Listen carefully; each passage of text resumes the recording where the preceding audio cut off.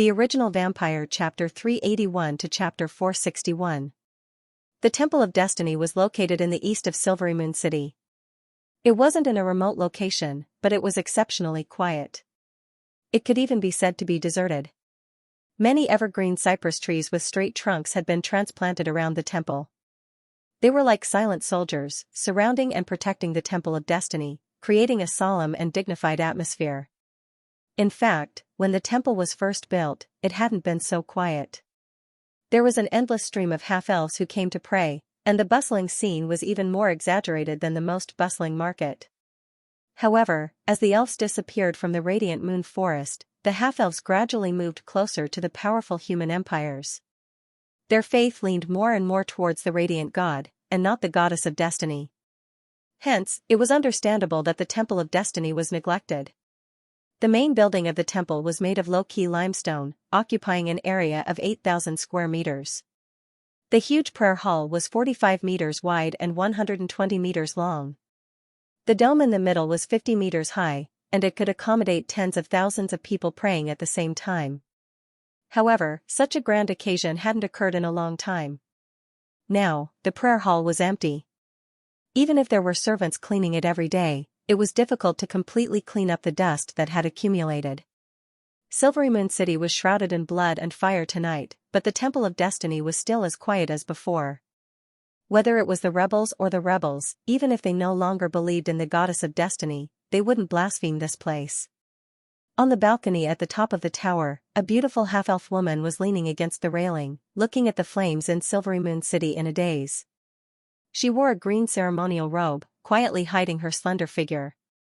Her exposed skin was white and lustrous, as if it was covered in a layer of bright silver moonlight. However, there was a lingering sadness and pity between her brows. The night breeze blew through her soft hair, creating a sad melody that sounded like she was weeping and complaining. "High Priestess Triceli, have you thought it through?" Marquis Vincent walked out from the shadows behind Triceli, his voice carrying some suppressed impatience and annoyance. Triceli didn't turn her head when she heard this. She was still staring at the flames not far away, as if she hadn't heard the question of the noble Marquis from the east. Marquis Vincent snorted and said angrily, "High Priestess, don't think that this ceremony has to be done by you. You may not know this, but in the past few days, several of your priests have approached me and are willing to help me complete this ritual." Hearing this, there was finally some fluctuation in Triceli's eyes. She slowly turned around and faced Marquis Vincent. She said calmly and confidently, "Lord Marquis, but you also know that the chances of success will be the highest if I personally preside over this ritual. But if you're not willing, the probability is always 0 to me. If that's the case, why don't I let someone else have a try?" Marquis Vincent took a step forward and said coldly. "However, Your Excellency High Priestess, you have to think this through. If someone else were to help me complete this ritual, then I'm afraid that you, the High Priestess of Silver Moon City, will have to abdicate your position." Triceli's expression was still indifferent, as if she didn't care about Marquis Vincent's threats. She reached out to tuck her messy hair behind her ears, revealing her swan-like slender neck. Marquis Vincent couldn't help but swallow his saliva, but he didn't act rashly. He remembered that before he left, his father had cautioned him that the only thing he had to be careful of in Silver Moon City was this mysterious high priestess of the goddess of destiny. "Lord Marquis." Triceli finally spoke, "It's not that I don't want to help you, but I find it hard to believe that you have the ability to fulfill the promises you made." A trace of anger flashed across Marquis Vincent's face. He said in a deep voice, "Your Excellency High Priestess, I represent the will of my father, the Duke of the Eastern Region. I won't go back on the promises I made to you." "Is that so?" Triceli was unmoved. She asked back, "Then what about your mother? Will the Archbishop of the Eastern Region of the Radiant Church really agree to let the Temple of Destiny lead the faith of the Half-Elven Kingdom?" "Of course my mother will agree. I've already asked for her opinion on this matter," Marquis Vincent said with certainty. Seeing that Triceli was still hesitant, Marquis Vincent spoke again. "Your Excellency High Priestess, perhaps in your eyes, the faith of more than 1,000,000 half-elves is very precious, but in the eyes of the Radiant Church, it isn't that important. Moreover, this is the promise of the House of Saint Prospero to you. This is also your only chance to save the Temple of Destiny and restore it to its former glory. If you miss this chance, you can only continue to bitterly wait in this place where no one cares about the hope of salvation. So, what are you still hesitating for? Tricely shook her head and said, if the House of Saint Prospero is really sincere, then please give me some more specific conditions. It shouldn't be an empty promise like let the Temple of Destiny lead the faith of the half-elves or something similar. Marquis Vincent took a deep breath and suppressed the impatience in his heart. He asked in a deep voice, then, Your Excellency High Priestess, what conditions do you want? Tricely gave a sweet smile. She raised her finger and said, first, the number of priests of the Radiance Church in the half-elven kingdom must be less than 100. Second, 10% of the tax revenue of the half-elven kingdom must be handed over to the Temple of Destiny. Third, the half-elven king or queen must convert to the Goddess of Destiny. Fourth. Hearing Tricely's harsh conditions, Marquis Vincent's expression didn't change. However, he was laughing in his heart. In his opinion, this high priestess of the Temple of Destiny was so naive that it was cute. When Tricely finished speaking, Marquis Vincent didn't even try to bargain. He immediately agreed, all right, I agree on behalf of the House of Saint Prospero. Tricely's amber eyes stared at Marquis Vincent, as if she really believed him. A smile finally appeared on her pretty face. All right then. I'll help you host the bloodline ceremony. However, I hope you understand that even I can't guarantee that the ceremony will succeed. I understand. Marquis Vincent was overjoyed. He nodded and said, however, I must remind you that the conditions you requested will only take effect if the ceremony succeeds. Of course. If the ceremony fails, then the House of Saint Prospero will no longer have the final say in Silvery Moon City. Marquis Vincent snorted when he heard this. He seemed to be unhappy about this. Tricely didn't care about Marquis Vincent's feelings at all. She asked in a crisp voice, all right, where's the Phoenix Soulstone fragment? Marquis Vincent hurriedly took out an exquisite small box from his bosom and slowly opened it. A gorgeous multicolored radiance spread out like flowing water, making everything on the balcony seem like a beautiful dream. Tricely's gaze was fixed on the Phoenix Soulstone fragment. Her expression instantly became very sincere. High Priestess, how about this Phoenix Soulstone fragment that the House of Saint Prospero collected? It should be able to help you complete the ceremony smoothly, right? Marquis Vincent proudly boasted. Tricely ignored Marquis Vincent's question. She walked with profound steps towards the Phoenix Soulstone fragment. She lowered her head and bowed, respectfully performing an ancient ceremony. Then, she gently held it with both hands. When she raised her head again, this beautiful high priestess of the Goddess of Destiny was already in tears. Half-elven palace. Duke Muller noticed that his sister's cries had suddenly stopped coming from the delivery room. He was puzzled and asked, why is there no sound? Has she already given birth? But after a while, he shook his head and muttered to himself, that can't be right. I didn't hear the baby crying either. Colin, who had been silent all this time, finally turned around. With a strange smile on his face, he said to Duke Muller, what did the Eastern region promise you? What? Duke Muller was shocked, his face full of astonishment. Colin didn't say anything. He just looked at Duke Muller, his eyes full of ridicule as if his prey had taken the bait. Duke Muller calmed down and pretended to be relaxed as he said, Your Excellency, should we go in and see what's going on inside? What do you think is going on inside? Colin asked with a smile. This? How would I know? If it's convenient, we should go in and take a look, then what do you want to see inside? Of course I want to see Aisha give birth to a healthy baby. Duke Muller tried to maintain a relaxed tone. But Colin still caught a hint of fear and panic in Duke Muller's eyes. Unfortunately, I'm afraid your expectations will be disappointed. Colin pretended to sigh, as if he really felt sorry for Duke Muller. Why? Because Her Majesty isn't going to give birth. Colin finished speaking and crossed his arms in front of his chest. He stared at Duke Muller with interest, waiting for his reaction. Duke Muller opened his mouth wide and laughed awkwardly, Your Excellency. You must be joking with me, I'm not joking with you. Colin stopped smiling and his tone became serious, this was originally a test that Her Majesty and I discussed. We wanted to see what kind of big fish we could catch. Haha, who would have thought that Duke Muller would be able to fish you out? Viscount, I don't quite understand what you mean. Duke Muller was still stubbornly resisting.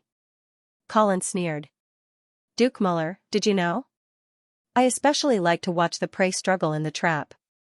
Every time they make a futile struggle for survival, it's so moving, yet so foolish and laughable. Duke Muller could no longer maintain his composure. Beads of cold sweat appeared on his forehead, and his body began to tremble uncontrollably. He opened his mouth, wanting to explain himself, but he didn't know what to say. Colin didn't seem to want to listen to Duke Muller's explanation. He continued, actually, from the very beginning, I've been very curious about the true killer move of the rebels in Silvermoon City. Those half-elf merchants obviously couldn't do it. Even if they had the courage to burn all their food, so what? At most, the northern frontier would be more difficult this winter, but they couldn't change the situation in Silvermoon City. As for the Silvermoon Guard, haha, with the Blood Cavalry in the city, what chance did they have to win? Even if they hid in the alleys and took advantage of the terrain to make the Blood Cavalry lose their biggest advantage, so what? Even if the Blood Cavalry got off their horses, they were still the best of the best. Maybe they couldn't win easily, but if the Silvermoon Guard thought that they could defeat the Blood Cavalry, they were too naive, so, I realized early that the rebels must have a true killer move. Otherwise, they wouldn't have dared to jump out and court death. So, what is this killer move? Speaking of this, Colin slowly approached Duke Muller. The latter couldn't bear his sharp eyes and extremely oppressive momentum and had to lower his head. In order to figure this out, Xianxia and I planned this scene together. She pretended to be in labor and let the rebels believe that she was at her weakest moment. At this time, I could see their trump card clearly. But I didn't expect that the trump card of the rebels was the Miller family. In the face of Colin's blunt accusation, Duke Muller lowered his head and kept silent, as if he had admitted it. Colin didn't care and continued with a smile, but to be honest, I wasn't too surprised about this. Since you could use Xianxia as a tool for marriage and forced her to marry an old king who had one foot in the grave, it meant that in your heart, you didn't treat her as a family member. So this time, you didn't hesitate to continue sacrificing Xianxia. If Xianxia gave birth to an accident, then Duke Muller, you should be able to smoothly inherit the half-elf throne, right? You think I'm doing this for the throne? Duke Muller finally raised his head and angrily glared at Colin as he roared in a low voice. Oh? What is it for? Colin asked with great interest. I'm doing this for the half-elf kingdom. Duke Muller said with a strong sense of righteousness. Colin couldn't help but laugh out loud. In the face of Colin's ridicule, Duke Muller clenched his fists and said firmly, Colin Angeli. Why don't you think about it? Why did this rebellion cause such a big commotion? Almost all the half-elf nobles, generals, soldiers, and merchants are rebelling? Because they know that Xianxia, that bitch, isn't worthy of being the half-elf king. She's just a puppet you use to control the half-elves. As long as she's on the throne, the interests of the half-elves will never be guaranteed. Is that so? Colin rubbed his chin and lightly asked, then tell me, how did we infringe on the interests of the half-elves?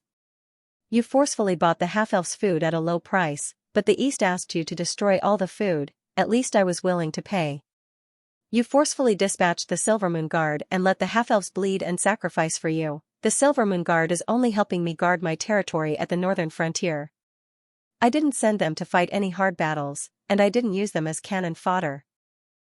No matter how you quibble, the half-elf kingdom is now a puppet in your hands. Then respected Duke Muller, if you ascend the throne, won't you become a puppet in the hands of the East? Duke Muller's face turned red, and he couldn't refute for a while. Colin coldly smiled and disdainfully said, what do you mean for the half-elf kingdom? That's just an excuse to appease your conscience.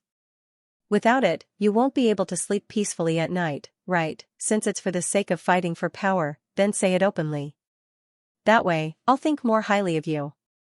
However, as long as you participate in this game of power, then when you lose, other than admitting it openly, any other excuses will only make you a joke. After saying this, Colin turned around and walked into the delivery room. At the same time, 2 armored men silently appeared behind Duke Muller and restrained him. Duke Muller struggled with all his might and at the same time begged Colin for mercy, Sir Count, Sir Count. I admit defeat, I admit defeat. You can't kill me, you can't kill me. I'm Aisha's brother, her brother. Chi, a cold light flashed, and Duke Muller's shouts came to an abrupt end. With a thud, a bloody head rolled to the ground. In the delivery room, Madame Sharon had already fainted, not knowing whether it was because of fear or shame. Seeing Colin walk in, Queen Aisha, who was leaning on the bed, revealed a bright smile. Just as she was about to say something, she suddenly saw the night sky outside the window suddenly light up. Colin also looked out in surprise. The dark night sky turned fiery red in an instant, as if the fire in the city had spread to the sky. But of course, Colin knew that the fire on the ground couldn't reach the sky. Just as he was about to walk out to take a closer look, the phantom of a golden phoenix suddenly rushed out of the heavenly fire. With the power to look down on the world, this phantom of a phoenix passed through the vast night sky before anyone could react.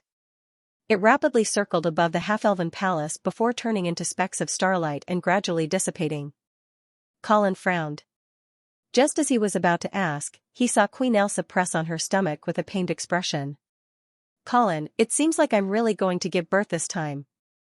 They had just experienced a maneuver, so when it came to the real thing this time, the people in the delivery room were not too nervous. They just habitually did their own jobs. Only Colin began to be anxious. Ah. Listening to the cry of Aisha from the delivery room and watching the maids coming in and out to deliver various things, Colin stood at the gate of the palace stupidly, but he felt that all this was a bit unreal. But this time, it was indeed real. The wonder in the night sky had disappeared, but the shadow of the phoenix was still lingering in Colin's mind, making him faintly uneasy. What a coincidence. The shadow of the phoenix appeared and disappeared in a flash over the palace, and then Aisha was about to give birth. Although the sequence of time did not necessarily mean the connection of cause and effect, Colin found it hard to believe that there was no relationship between the two. Could it be that this was the real killing move of the rebel forces? But Colin found that he could not understand the opponent's move at all. What was the shadow of the phoenix? What impact did it have on Aisha and the child in her belly? Without knowing these, Colin did not know how to deal with it. He could only pray that his worries were superfluous and Aisha could give birth smoothly. However, as time went by, Colin's heart kept sinking. The glimmer of dawn tore through the dark night and sprinkled the first ray of sunshine in the half-elven palace. The battle in the city had not yet stopped, but according to Knight Roger's report, the bloody cavalry was gradually gaining the upper hand, and it was believed that it would not be long before they could completely suppress the rebellion of the Silvermoon Guard. But Colin was not happy, because the child was still not born smoothly, and Aisha's voice was getting weaker and weaker. Finally, Colin could not bear it anymore and strode into the delivery room. It was reasonable to say that an outsider like Colin should not enter the delivery room of Queen Aisha, but in the current situation, no one dared to say anything. Moreover, everyone was well aware of the true relationship between Colin and Aisha. What's going on? Colin's heart ached when he saw Queen Aisha lying on the bed with a pale face and drenched in sweat. Count, His Majesty. His Majesty doesn't have any strength. The female doctor looked at the gloomy Colin and said carefully. Colin glared at him and said anxiously, "What do you mean by no strength? Didn't you use energy serums?" "Yes, His Majesty has already finished 3 bottles of energy potions," but Colin frowned as he realized that something was wrong. Theoretically, as a knight, Aisha should be much stronger than other pregnant women. How could she be so weak during labor? Moreover, Aisha's spirit and energy were still so weak after drinking so many energy elixirs. There was clearly something wrong with her. "Colin!" Queen Aisha shouted weakly. Colin quickly sat by the bed and held Aisha's hand, comforting her gently. "Don't worry, you'll be fine." Aisha shook her head slowly and said, "No, I'm afraid I won't be able to give birth to this child." "Don't be silly. Listen to me. I can feel, the child's aura is too strong." "What do you mean? Do you remember the phoenix illusion you saw last night?" "Yes, what is that?" "That's the totem of the High Elves." Colin knew about this. It was said that the blood of the legendary mythical beast, the phoenix, flowed in the High Elves' bodies. Therefore, their king was called the Phoenix King, and the palace they built in Imperial Dragon City was also called the Phoenix Palace. However, he did not understand why the phoenix illusion appeared in Silvermoon City, and what did it have to do with Aisha's labor. Before he could ask, Queen Aisha continued, "The phoenix bloodline is the symbol of the High Elf's royal family, and the child in my stomach is probably of the phoenix bloodline. I don't know how a half-elf like me could give birth to the phoenix bloodline that even the High Elf's royal family treasures, but such a strong bloodline is beyond my ability to bear. It's constantly absorbing my strength, and I can't give birth to it at all." Hearing this, Colin could already confirm that the phoenix illusion was the work of the rebel army. They had used some mysterious method to forcefully increase the bloodline of the child in Aisha's stomach. Originally, giving birth to a child with the phoenix bloodline was a joyous occasion. However, the problem was that Aisha herself was a half-elf, and such a bloodline that was extremely lowly for the high elves was not enough to naturally give birth to the phoenix bloodline. Hence, to her, the baby in her womb was a huge burden. If this went on, the child would suck all of Aisha's life force dry. Even if she was a blood descendant, she would not be spared. So this was the rebel army's real killer move. Thinking of this, Colin immediately made up his mind and said in a low voice, "Since it can't be born, we'll cut it out." Of course, Aisha understood what Colin meant. She knew about the cesarean section that Colin had prepared. At first, she thought that Colin's actions were superfluous, but she did not expect it to come in handy now. "No, don't." However, Aisha did not agree. She shook her head and begged, "If we do this, our child will die, don't be silly." "If you die, will the child live?" "We can wait a little longer. I can feel that his breath is stabilizing. Maybe I can hold on a little longer, but Aisha, why do we have to take this risk?" Colin gently kissed Aisha's smooth forehead. "As long as you're alive, we can still have another child. But the child we have in the future can't be said to be the old king's posthumous child. His identity, so what?" Colin said domineeringly. "Even if he's an illegitimate child, I can still help him ascend to the half-elf throne." But. Aisha believed in Colin, but as a mother, she could not bear to part with her child. However, Colin knew that he had to harden his heart and make this difficult choice for Aisha. He looked at the tearful Aisha and gritted his teeth. "Don't worry, Aisha. We will definitely take revenge for this." After saying that, he ordered the 3 female doctors who were standing at the end of the bed. "Do it. Cut the child out." Earl. The female doctor was so scared that her whole body trembled. "Hurry up." But Earl. None of the previous experiments have succeeded." Clang, Colin pulled out the sharp sword at his waist and pointed it at the female doctor. He growled, "Do as I say, or you will be the ones to die." The female doctor looked at the ferocious face of Colin and the sword that was almost at her throat. Finally, she gritted her teeth and took out the scalpel that she had prepared in advance.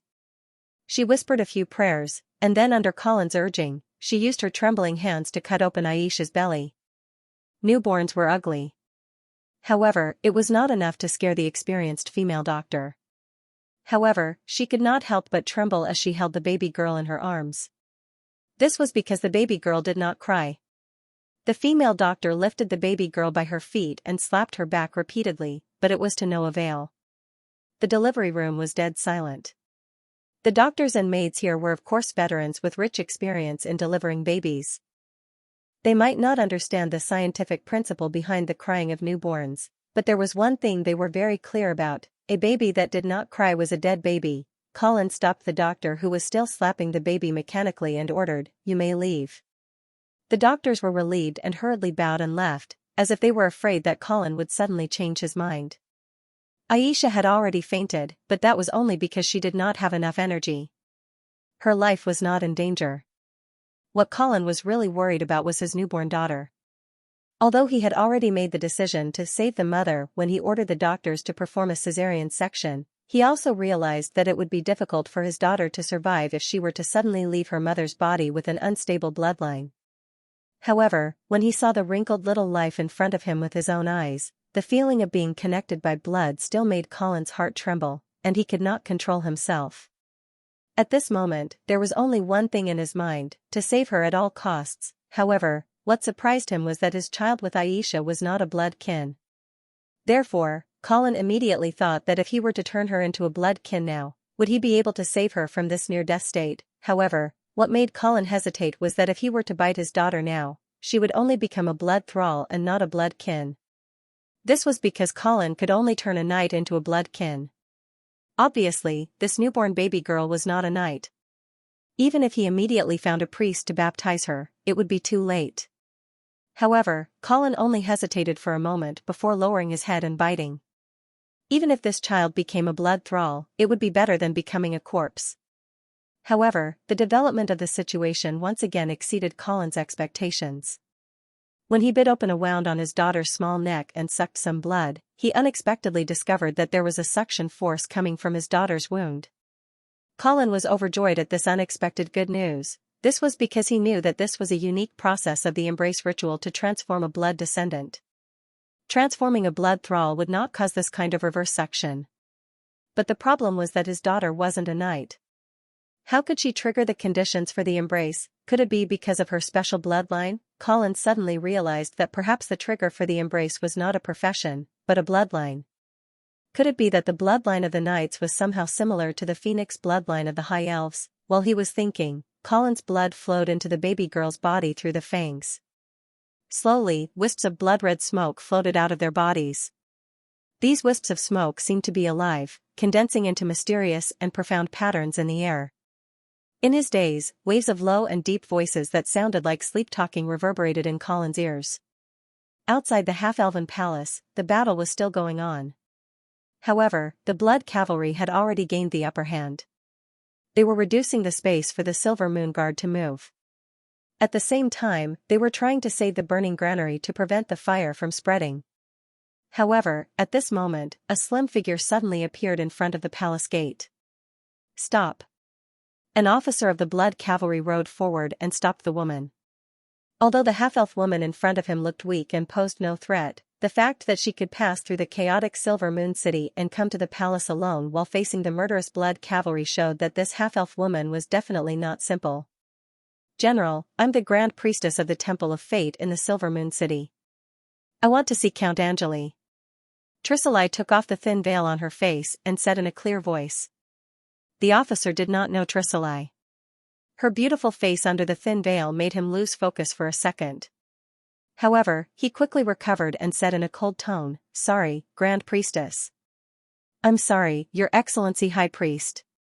The Count has ordered that no one is allowed to enter the half-elf palace."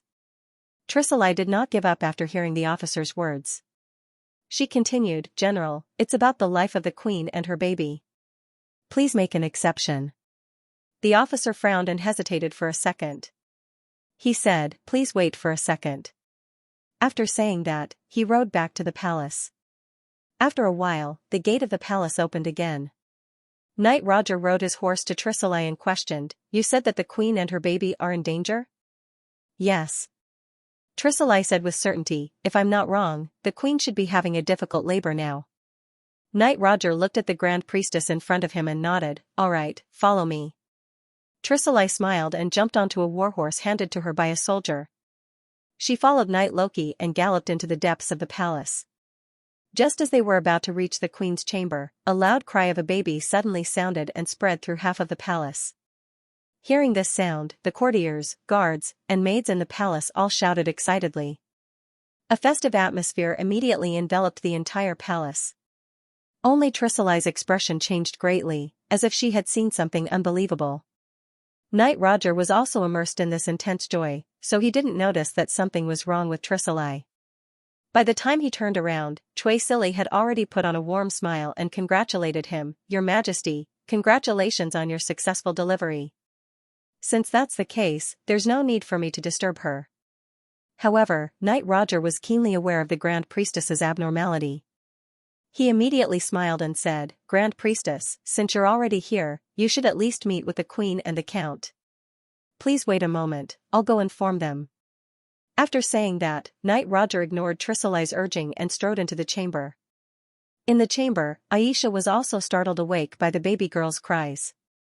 She struggled to get up and weakly called out, "Colin, where's our child? Don't worry, she's here." Colin gently picked up his daughter and placed her in Xianxia's arms. Xianxia took the baby girl who was still crying. Her face was instantly filled with tears of joy.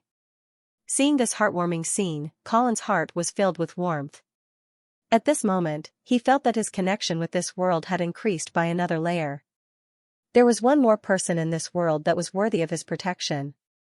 However, this heartwarming moment was interrupted by a series of footsteps. "Sir, there's a Grand Priestess of the Temple of Fate outside requesting an audience," Knight Roger loudly reported through the curtain. "No," Colin replied without turning his head. At this moment, he couldn't be bothered to pay attention to some Grand Priestess. Knight Roger did not leave and instead spoke again. "Sir, this Grand Priestess once said that the Queen's labor would be dangerous." "Oh?" Colin's interest was piqued. At the same time, he also thought that the Grand Priestess of the Goddess of Fate might be related to that Phoenix projection.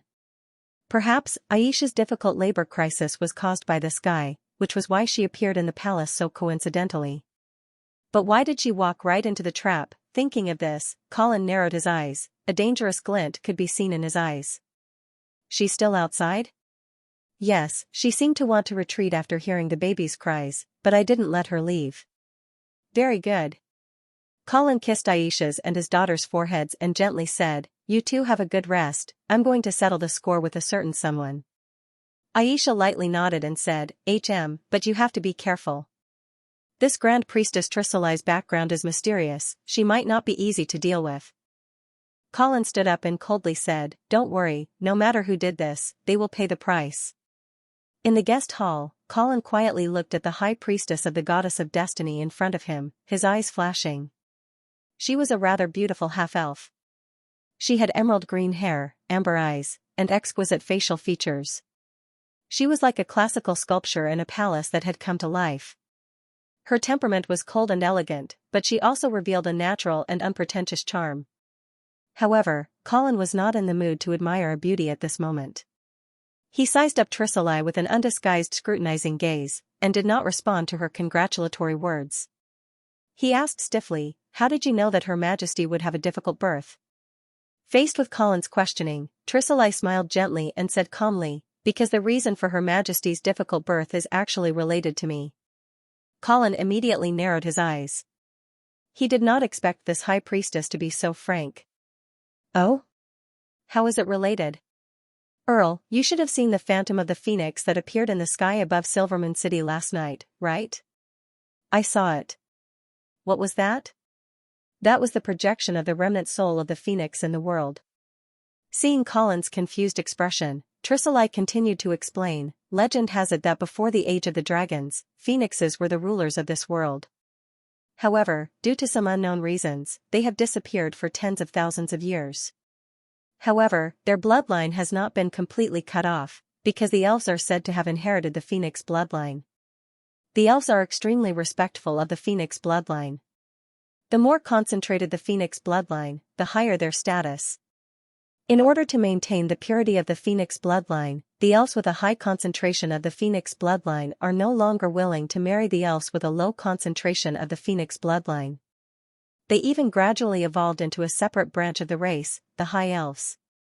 Among the High Elves, the ones with the highest concentration of the phoenix bloodline are the Royals. Their most distinctive features are their fiery red pupils and hair. Hearing this, Colin's expression changed. This was because his newborn daughter had fiery red pupils. As for her hair, although it was sparse, it was also fiery red. It seemed that his daughter did indeed have a high concentration of the phoenix bloodline that only the High Elves Royals would have. However, Aisha was a half-elf with a lowly bloodline, so it was obviously impossible for her to give birth to such a baby girl naturally. Someone must have done something. Colin suppressed his emotions and continued listening to Trisilli's story. With the passage of time, the bloodline of the High Elves will inevitably become thinner with each generation, to the point where you won't find a single red-eyed, red-haired descendant in the entire royal family. In order to purify the bloodline of their descendants, the High Elves created a ritual called blood blessing. This ritual required the consumption of a precious meteorite called the Phoenix Soul Stone Fragment, which had a certain probability of improving the bloodline of an unborn child. It could even allow ordinary elves to give birth to the red-eyed and red-haired phoenix bloodline that only the noblest high elf royalty could possess. However, the Phoenix Soul Stone that falls from the sky is too rare, and only one will fall every few hundred years. That's why the royal family of the High Elves inevitably declined even with this secret ritual to improve their bloodline. In the end, they couldn't even find a descendant who could become the Phoenix King. Colin wasn't interested in the decline of the High Elves, so he couldn't help but interrupt. So, the Phoenix Phantom that appeared in the sky above Silver Moon City last night was someone casting the blessing of blood in an attempt to raise the bloodline of Her Majesty's fetus? Yes. Then who was the one who performed this ritual? It's me. Tricely admitted it openly, without any hesitation. Colin snorted and laughed coldly. Haha, Tricely, you don't think that I'll thank you for this, do you? Of course not. Tricely shook her head lightly and said indifferently, as a half-elf, Her Majesty is unable to give birth to a high elf royalty. This ritual seems to be raising the fetus's bloodline, but in reality, it will take the lives of the mother and daughter. So, I'm very curious, how did Her Majesty give birth so smoothly? Colin obviously wouldn't tell Tricely how he saved Xianxia and her daughter. He stared coldly into her eyes and said angrily. So, you admit that you tried to murder Her Majesty? Yes. Why? Marquis Vincent of the Eastern region found me and promised that as long as I helped him perform this ritual and successfully caused an accident in Queen Xianxia's labor, he would let the Temple of Destiny control the faith of the half-elf kingdom. Colin wasn't too surprised by this answer. Whether it was the reappearance of his old rival, Marquis Vincent, or the betrayal of the Temple of Destiny, it was all within reason. What he really couldn't understand was the actions of this high priest. If that's the case, why are you appearing in front of me again? Do you really think that I don't dare to kill you? Count, the reason why I'm here is to make up for my mistakes, haha. Colin interrupted with a cold smile. You're not going to tell me that you've just performed the ritual and put Elsa and her mother in extreme danger, and then you've suddenly found your conscience and come to the palace in person to save them? In the face of Colin's doubts, Tricely still answered calmly. Yes, Count. Maybe it's hard for you to believe, but in fact, when I found out that my ritual was successful, the first thing I thought of was to save Her Majesty and the child in her belly. Do you know why? Colin sneered. Why? Because I found that the blessing of blood ritual was more successful than I thought. Tricely looked at Colin with bright eyes. If I'm not wrong, Her Majesty's baby girl should have red eyes and red hair, right? Seeing Colin nodding, Tricely's pious expression became more and more intense. Yes, Count.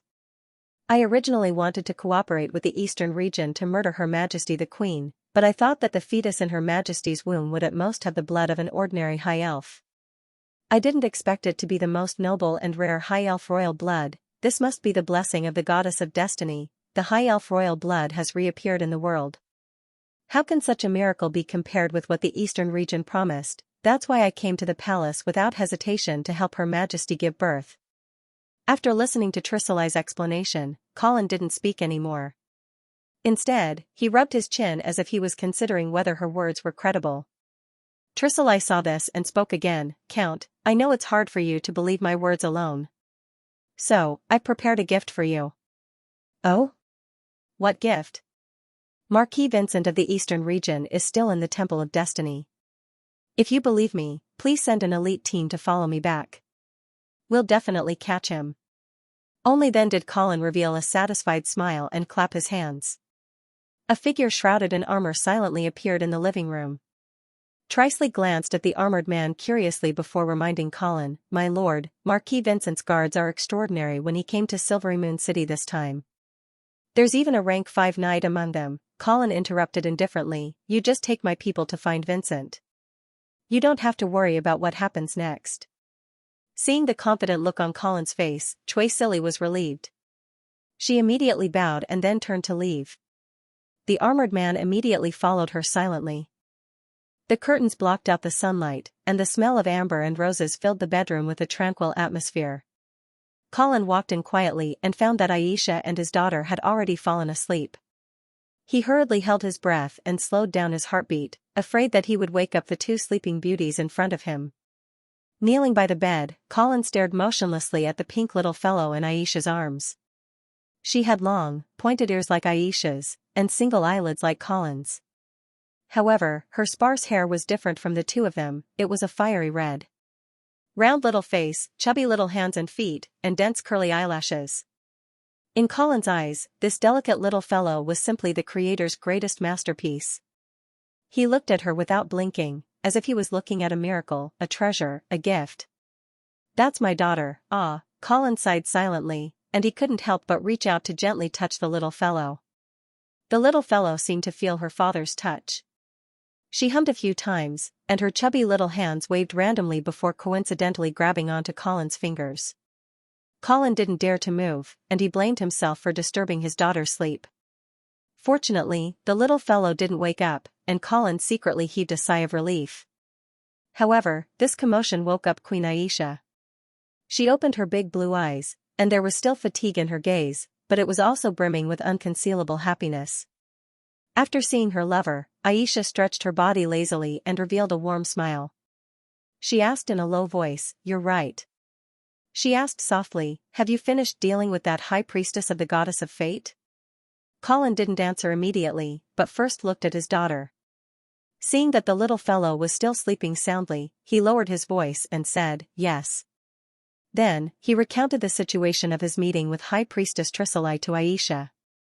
Xianxia listened quietly, pondered for a moment, and asked, "Do you believe what Trisolai said?"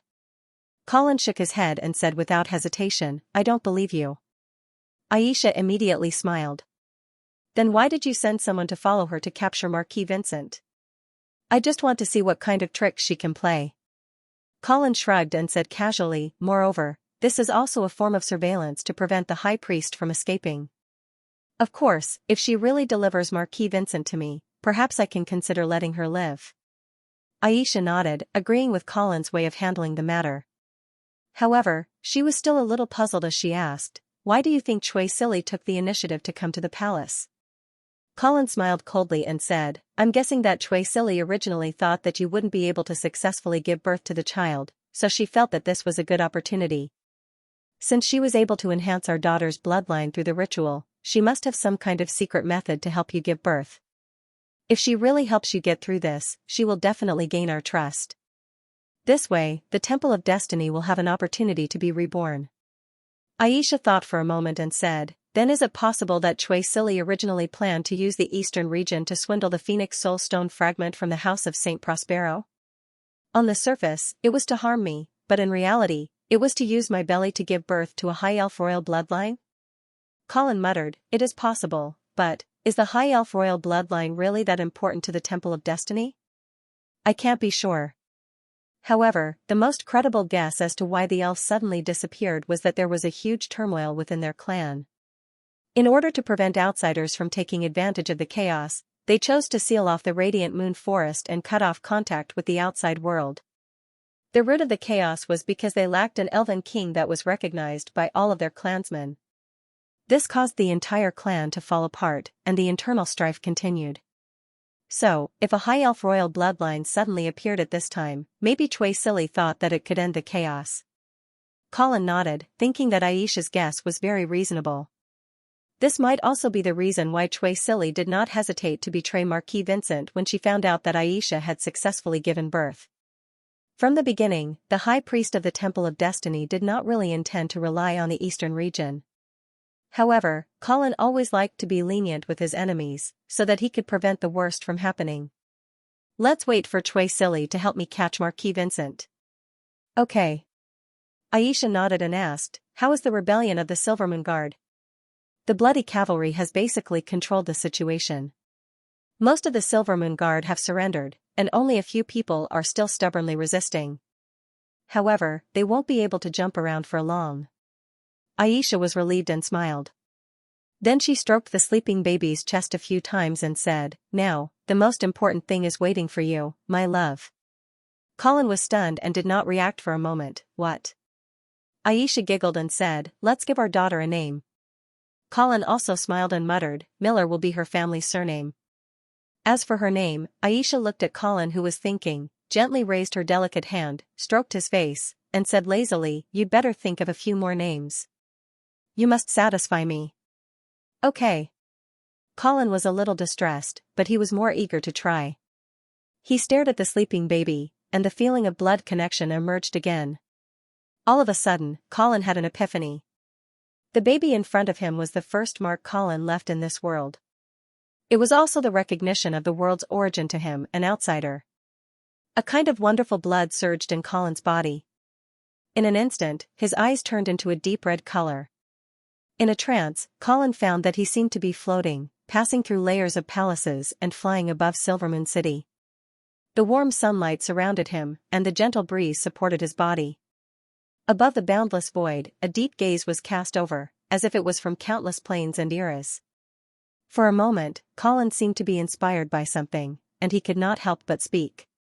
Her name is Sylph, the incarnation of fire, the queen of elves. At this moment, the whole Silvermoon City heard this voice. Sylph? In the luxurious villa in the center of the business district, a group of half-elves who were nervous looked up at the same time and saw the shock and confusion in each other's eyes. Sylph? In a certain alley in Silvermoon City, Duke Modwin, who was still resisting with all his might, was suddenly stunned. However, at this moment, he was shocked to find that the Silvermoon Guard who had fought with him until this moment had all put down their weapons. Sylph? In the Temple of Destiny, Marquis Vincent frowned and looked in the direction of the half-elven palace, his heart heavy. Sylph? The Queen of Elves? Outside the temple, High Priestess Trisilae suddenly knelt on the ground and kowtowed, chanting. Outside the Temple of Fate, High Priestess Trisilae slowly got up. The voice was still lingering in her ears. Trisilae's face was filled with a kind of piety as if she was on a pilgrimage. She stared at the direction of the half-elven palace. Sylph. Trisilae gently said the name, and then as if she had gained some kind of firm belief, she strode toward the Temple of Fate. Along the way, the priests in the temple gathered around and asked at once, Your Excellency, what was that just now? Was it the oracle of the goddess of fate? Did the blessing of blood you presided over succeed? Trisilae put down her hands and made a gesture to calm them down. She said, Everyone, now I have something more important to do. Please allow me to explain to you later. Only then did the priests realize that there was a silent armored man behind Trisilae. At the same time, there was a crisp sound of horse hoofs outside the temple. Obviously, this place had been surrounded by the blood cavalry. They suddenly realized something, and their faces turned pale. They didn't dare to say more and let Trisilae lead the armored man into the temple. After passing through the prayer hall and a quiet corridor, Trisilae led the armored man to a wooden door. Knock, knock. Trisilae gently knocked on the wooden door and asked, Marquis Vincent, are you inside? There was no response. Trisilae was about to knock again, but suddenly she found that her arm was grabbed by the armored man behind her, and then pulled back violently. You. Before Trisilae could ask the question, the wooden door in front of her suddenly exploded. Boom, countless fine wood chips flew around under the huge impact. Trisilae widened her eyes and looked in horror at a warhammer the size of a baby's head coming out from behind the door. Fortunately, the armored man blocked in time in front of Trisilae. The warhammer hit the armored man's chest hard, and suddenly a deep dent was made. But the armored man didn't seem to feel it at all. He didn't retreat but rushed into the wooden door with an indomitable momentum. Boom, the terrible power completely smashed the shaky wooden door, and large pieces of wood and dust filled the space. Trisilae was thrown out by the armored man. She staggered a few steps before she steadied herself against the railing. Raising her head, she saw Marquis Vincent sitting upright on a chair, swirling a glass of red wine in his hand. He looked at Trisilae coldly and said, High Priestess, I didn't expect you to bring me such a surprise. After the ceremony, Trisilae told Marquis Vincent that she wanted to personally confirm the results of the ceremony. Only then did she leave the temple and go to Half-Elven Palace. However, when Marquis Vincent heard that godlike name, he immediately guessed that he might have been betrayed. Trisilae smiled faintly and replied, Sir Marquis, Her Majesty the Queen has given birth to a daughter successfully. Shouldn't you go and congratulate her? Marquis Vincent sneered, Do you really think you've made a wise choice, Trisilae? But let me tell you, people like you who don't keep their promises and go back on their words won't be valued by anyone. Trisilae said expressionlessly, For the glory of the goddess to be able to shine on this land, sacrificing my reputation is nothing. The corner of Marquis Vincent's mouth twitched, but he didn't say anything. He could see that this high priestess of the goddess of fate was a crazy believer. She couldn't be judged by common sense. Tricely also didn't say anything, quietly watching the battle in front of her. Similar to the priests of the Church of Radiance, the priests of the Temple of Fate weren't a fighting profession. Tricely saw the situation in front of her and didn't have any thoughts of going forward to help. She only hoped that the mysterious armored man sent by Earl Angelo could smoothly subdue Marquis Vincent's guard. Bang! Bang! Bang! Under the powerful attacks of the armored man, Marquis Vincent's night guard had no choice but to retreat step by step. The aftermath of the battle spread out in the narrow space, causing the whole building to shake. Dust and gravel rustled down, as if the whole building would collapse in the next second. "Who are you?" Marquis Vincent couldn't help but ask. He knew that his guard was a 5th-grade knight. To be able to suppress him like this, it had to be a 6th-grade knight. But when did the half-elves have such an expert? As for the Angeli family, Marquis Vincent didn't think that they would have a fighter of this level. Even the House of St. Hilda might not be able to send such a 6th-grade expert to Silvermoon City. The armored man didn't pay attention to Marquis Vincent's question. The sword in his hand turned into a shadow, constantly stabbing at the vital points of the Eastern Knight's body. The Eastern Knight dodged left and right, barely dodging, but suddenly found a silver sword drawing a strange curve in front of his eyes, instantly chopping at his right hand. "Chi! Ah!" the Eastern Knight screamed. His entire right hand was cut off, and the warhammer in his hand fell to the ground. Marquis Vincent's expression changed. He got up without hesitation, threw the wine glass in his hand at the armored man, and then rushed to the window. Bang! Seeing Marquis Vincent break the window and escape, the armored man immediately chased after him. Boom! At this moment, the wooden cabinet by the window suddenly exploded, and a knight bathed in golden light rushed out. He was also wearing a heavy armor and holding a long spear.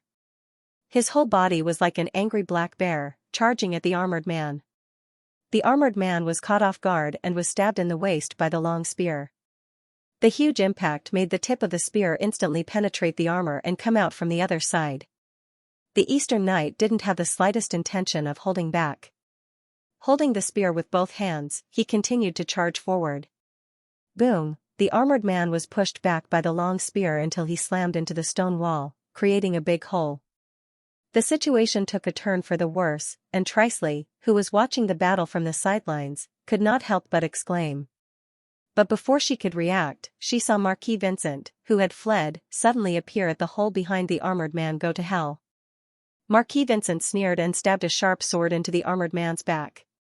But just when the Eastern Marquis thought the situation was settled, the armored man suddenly stretched out his hands and quickly reached forward. The Eastern Knight in front of him was careless and couldn't dodge. His steel-like fingers were inserted into his helmet. Snap! A drop of red blood dripped from the armored man's fingers and splashed on the ground. Ah ah ah! The Eastern Knight covered his bloody and empty eye sockets with both hands, raised his head and screamed. Before Marquis Vincent could react, he saw the armored man in front of him suddenly turn sideways. His right hand stretched out like a viper and instantly grabbed his throat.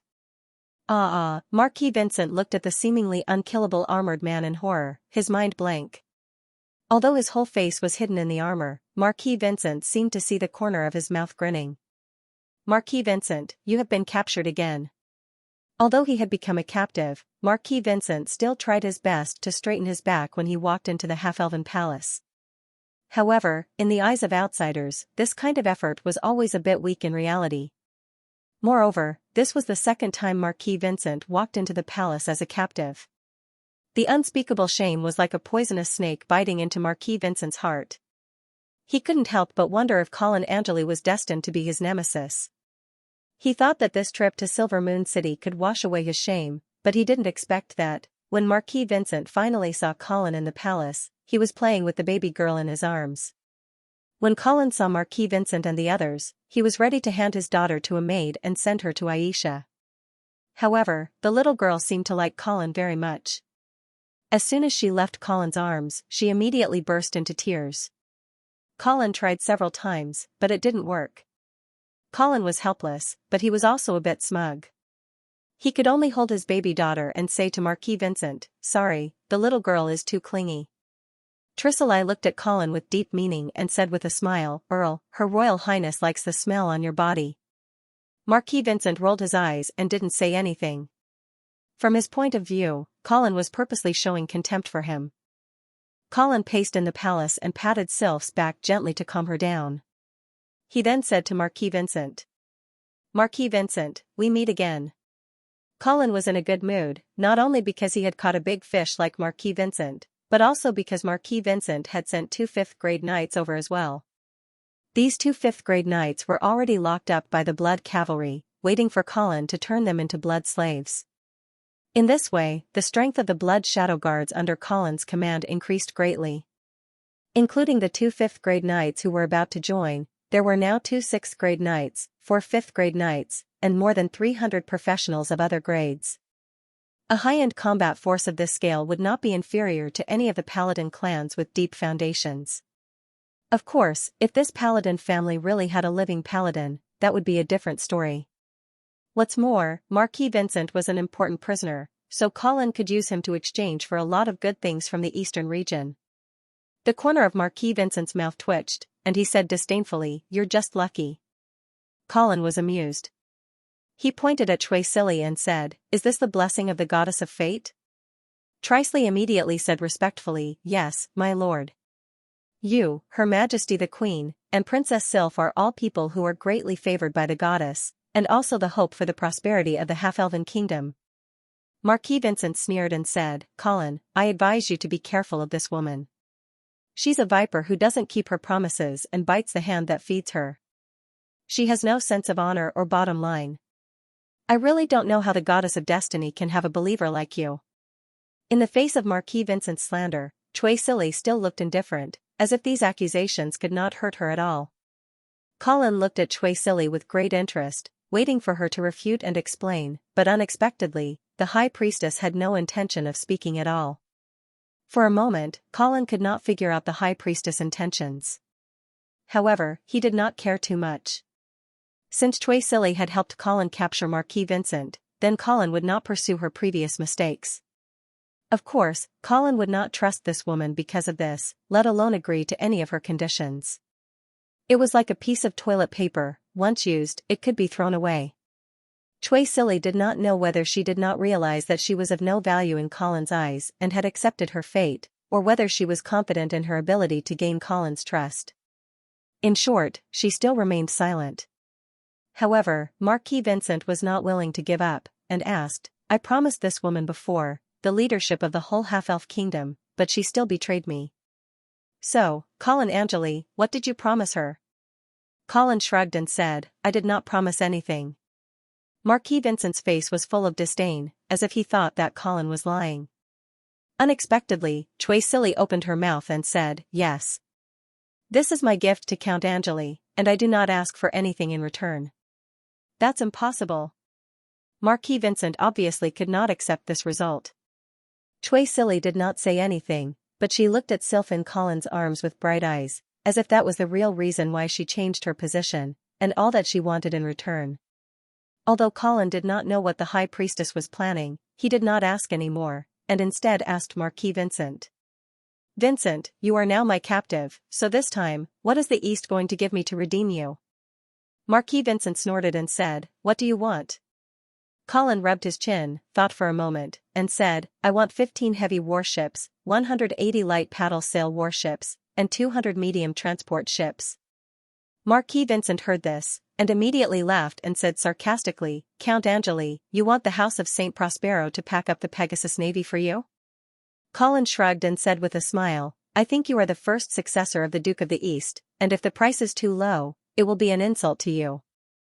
"Oh, my father has 3 children who can inherit the title, but the House of St. Prospero only has 1 navy." Marquis Vincent spoke in a cold tone, "Count Angeli, what do you think my father will do?" Colin thought for a moment, and seemed to think that Marquis Vincent's words were reasonable, so he suggested, "How about this, you write a letter back and ask the Duke of St. Prospero how many warships he is willing to give you. But I have to remind you, if you don't have enough warships, I won't let you go easily." "Okay." Marquis Vincent nodded stiffly. Colin saw this, and suddenly said again, "Oh, by the way, Marquis Vincent, I remember that your brother, the Earl of Avon, is now at the northern frontier.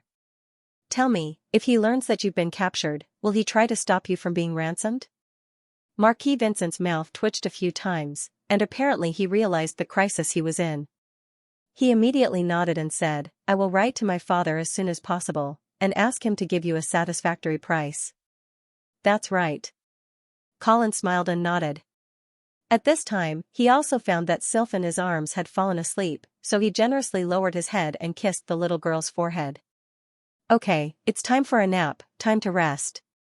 After saying this, Colin turned around and walked into the hall with Sylph in his arms, no longer paying attention to Marquis Vincent and Trisley.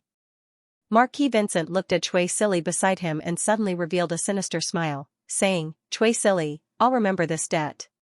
The House of St. Prospero won't let any traitor go easily. Trisley heard this, turned around calmly, and stared into Marquis Vincent's eyes without fear, and said calmly, You don't represent the House of St. Prospero. This sentence seemed to have hit Marquis Vincent's soft spot, and his face instantly became extremely terrifying. But fortunately, he knew his current situation, and didn't lose his temper. He only hid the hatred deep in his heart, and growled, Trisley, let's wait and see. Duke Modwin, are you willing to surrender? Knight Roger urged his horse forward and asked expressionlessly. Yes, we are willing to surrender. Before Duke Modwin could say anything, his son, Charlie, scrambled to Knight Roger and begged. At this time, the Silvermoon guards were already at the end of their rope. Other than surrendering, they had no other choice. Knight Roger glanced at Charlie but ignored him. He continued to look at Duke Modwin. Obviously, he felt that a child like Charlie could not make the decision. Duke Modwin was stunned. His eyes were dull and empty, as if he did not hear Knight Roger's question. Seeing this, Camés Modwin could only stand up and said in a trembling voice, I'm sorry, Sir Knight. Duke Modwin is grieving over the death of a large number of his soldiers. That's why. Before he could finish, he was stuck. Because a sharp sword had pierced through Camés's throat. Behind Camés, his nephew, Duke Modwin, who was immersed in grief, slowly pulled out his sword and let Camés's corpse fall to the ground. Then, Duke Modwin walked to Charlie who was standing there in a daze without any expression on his face. Before Charlie could react to what had happened, Duke Modwin slit his own son's throat with his sword. F.A. Father, Knight Roger looked at the tragic scene in front of him with interest and did not stop it. However, when he saw Duke Modwin raising his sword towards his throat again, Knight Roger urged his horse forward and knocked the sword out of Duke Modwin's hand. Duke Modwin, you can't die yet. The Count wants to see you.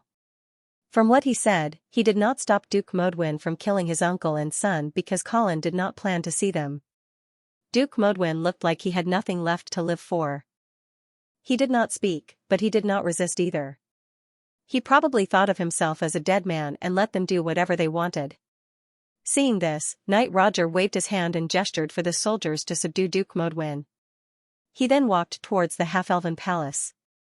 In the palace, Colin was changing into his formal attire with the help of the maids. The little fellow had sprayed some good stuff on his clothes just now, so he could only change them and wash them. Knight Roger led Duke Modwin into the hall and reported, My lord, the rebellion of the Silvermoon Guard has been completely quelled. The mastermind, Duke Modwin, has been escorted to you. Well done. Colin praised and waved his hand to signal the maid to leave. Then, he buttoned the last few buttons himself and walked up to Roger, asking, How are the casualties? It is roughly estimated that the casualties of the bloody cavalry are about 400. I need further verification for more detailed statistics. Colin nodded with satisfaction. The casualties were not large. It seemed that the bloody cavalry had a terrible fighting capacity even if they could not play the advantage of cavalry in the street battle, which made Colin very pleased. Alright, you can leave first. Maintain order in the city and find all the half-elves who participated in the rebellion.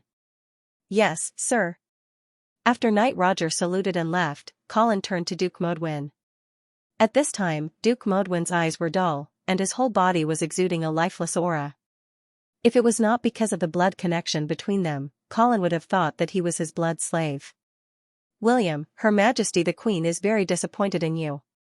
Duke Modwin did not respond. Colin waited for a moment. Seeing that he had no intention to speak, he continued. When Her Majesty the Queen was about to give birth, she deliberately handed over the military and political power of Silvermoon City to you. To be honest, even I can't understand this trust. Hearing this, Duke Modwin's eyeballs finally moved, but he still did not speak. Colin did not care about the rudeness of the other party and continued. I once advised her to give away part of the power to prevent some people with bad intentions from taking the opportunity to rebel. But Her Majesty the Queen firmly told me, my throne was given to me by William. If he wanted to take it back, he would not have given it away. Colin came to Duke Modwin's side and patted him on the shoulder. He said in a deep voice, Her Majesty really treats you like her own son. Duke Modwin's face finally showed some expression. He opened his mouth and stammered a few times before hissing, I have let Her Majesty down. Colin looked at Duke Modwin with bright eyes and asked seriously, William, when you gave away the right to inherit the throne, were you already unwilling? Duke Modwin shook his head and said, No, Count. Actually, I know that I am not talented. Even if I take the throne, I do not have the ability to lead the half-elven kingdom to prosperity. Therefore, when you asked me if I was willing to give the throne to my mother, I actually heaved a sigh of relief. I believe you. Colin said sincerely, and I also know that the reason you were involved in the rebellion was all because of your son, Charlie. Duke Modwin's eyes instantly turned red.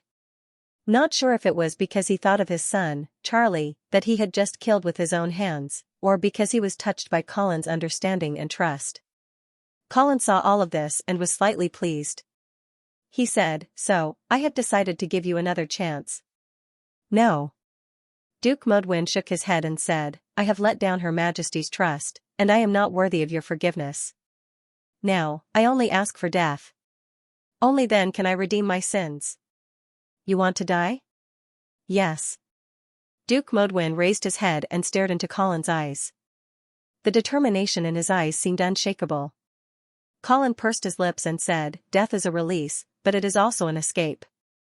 If you really want to repay Her Majesty's trust and redeem your sins, you have to survive first.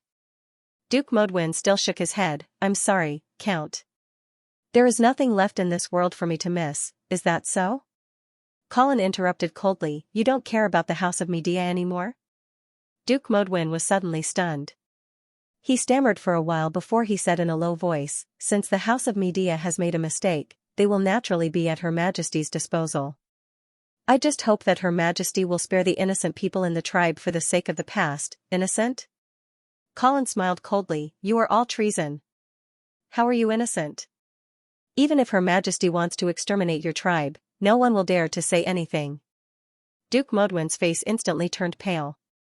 He trembled as he begged, Count, please advise Her Majesty not to do so. Otherwise, she will leave a tyrannical reputation and destroy her benevolent image in the hearts of the half-elves. Colin snorted and said, William, I just said that I can give you a chance to redeem yourself. Do you still want to die? Duke Modwin hurriedly said, Count, I am willing to accept this chance.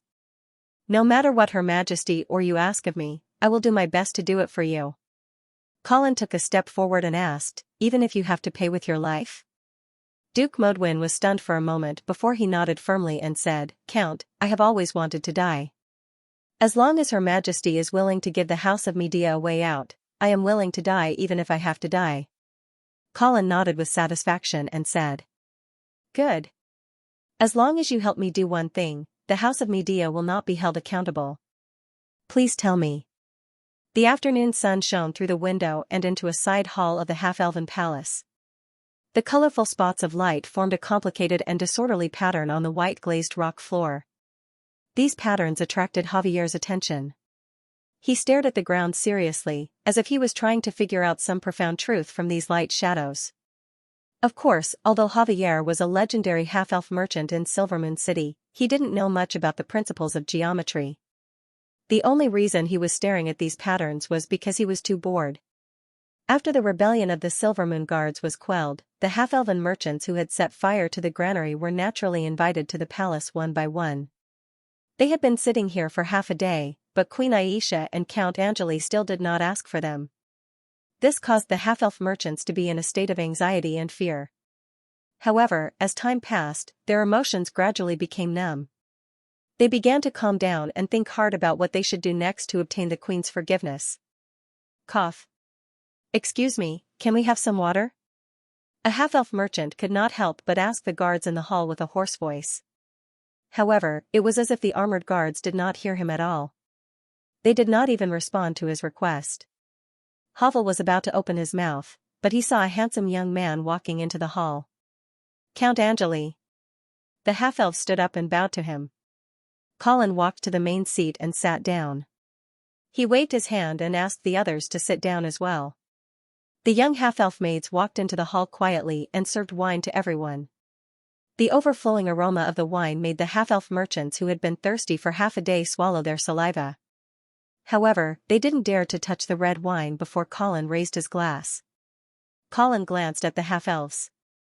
Perhaps they were feeling guilty, but none of the half-elves dared to look him in the eyes. Gentlemen, I invited you here because I want to ask you a question on behalf of the Queen.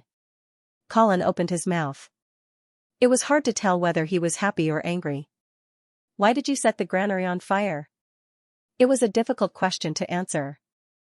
The hall fell into an awkward silence.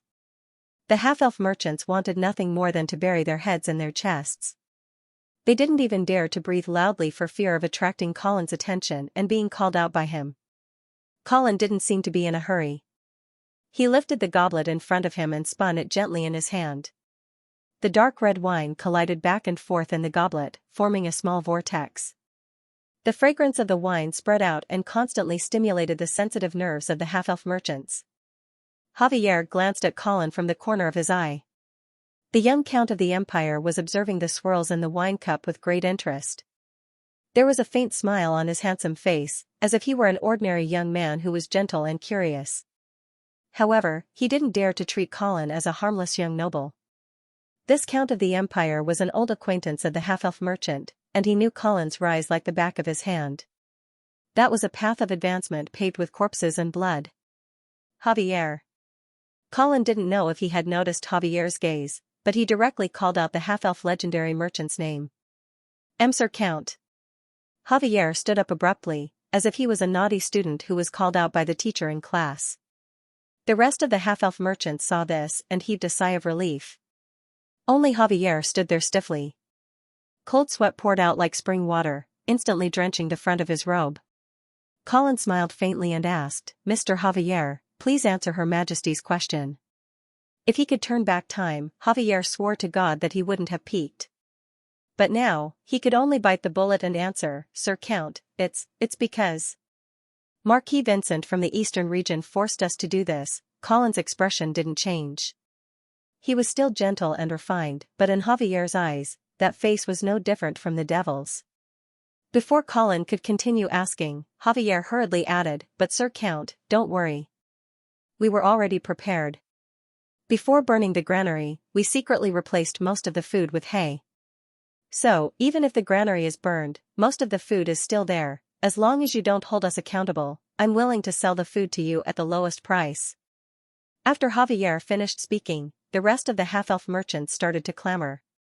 Yes, Sir Count, I also hid the food in advance. Me too, Sir Count, and I'm also willing to sell it to you at a low price. My Lord Count, me too. Colin heard this and instantly laughed. He didn't know if he was happy that there was still food in stock, or if he was laughing at how crafty these half-elf merchants were. Of course, this wasn't surprising. If these half-elf merchants really burned the food that they had painstakingly stored, it would be worse than killing them. Very good. Colin nodded in satisfaction, and the hall instantly quietened down. When the half-elf merchants saw the smile on Colin's face, the huge rock in their hearts finally fell. But just as they were rejoicing that they had escaped a calamity, Colin suddenly retracted his smile and coldly said, however, your actions are in fact treason. Sir Count, we were also forced. The merchants were still crying. Forced? Colin sneered. Then why didn't you report it? Instead, you chose to follow the orders of the rebel army? The half-elf merchants were instantly speechless. Javier hurriedly took the initiative to say, Sir Count, we were indeed muddle-headed and made a foolish choice. If you're willing to forgive our mistakes, I'm willing to give you all the food for free. As soon as this was said, the other half-elf merchants felt their hearts bleeding, but they had no choice but to quickly agree and express their willingness to give up their food for free. Colin's expression softened a little, and he said calmly, "That's not enough." Javier endured the pain in his heart and respectfully asked, "Sir Count, if you have any other orders, please feel free to speak." "Do you know the Northern Frontier Foreign Trade Company?" "Yes." Javier nodded. He already understood that Colin was preparing to forcefully integrate the half-elf business. Indeed, in the next moment, he heard Colin say, "Her Majesty and I have discussed for a long time, and we have decided to establish a half-elf foreign trade company." Hearing this, the half-elf merchants immediately felt anxious. They knew that what was coming would come in the end. But before they could say anything, they saw an attendant rush into the hall and report, "Sir Count, Marquis Vincent has been assassinated." "What?" Colin stood up with a whoosh. He no longer cared about these half-elf merchants and immediately walked out with large strides. Only when his figure disappeared outside the hall did the half-elf merchants react. At the same time, they were inexplicably shocked. Something big had happened. If the first successor to the House of Saint Prospero died in Silvery Moon City, the half-elf merchants looked at each other, using their eyes to communicate their thoughts. However, no one dared to break the oppressive silence. For a moment, they didn't know whether to rejoice in the misfortune of others or worry about the storm that was about to engulf Silvery Moon City. Although he had become a captive, Marquis Vincent's treatment was definitely different from other captives. He wouldn't be locked up in a prison or a captive camp. Instead, he would live in the side hall of the half-elven palace. The side hall was heavily guarded, not only to prevent outsiders from entering, but also to prevent those inside from escaping. Of course, he wouldn't be lacking in food and drink, and there were also young and beautiful half-elven maids serving him. If he deliberately forgot that he was a captive, Marquis Vincent would even feel like he was on vacation. Perhaps it was because this wasn't the first time he had been captured, but Marquis Vincent's ability to adjust his mental state had greatly improved. This time, he wasn't as pained and resentful as before. He even maintained a calm mind and planned a plan to redeem himself. He first wrote a letter to his father, the Duke of Saint Prospero, blaming his failure all on High Priestess Trisila's betrayal. He made it clear that if it weren't for this crazy woman's incomprehensible betrayal, he would have successfully caused Queen Aisha's death in childbirth, plunged Silvermoon City into endless chaos, and even forced Colin Angelo to leave the half-elven kingdom.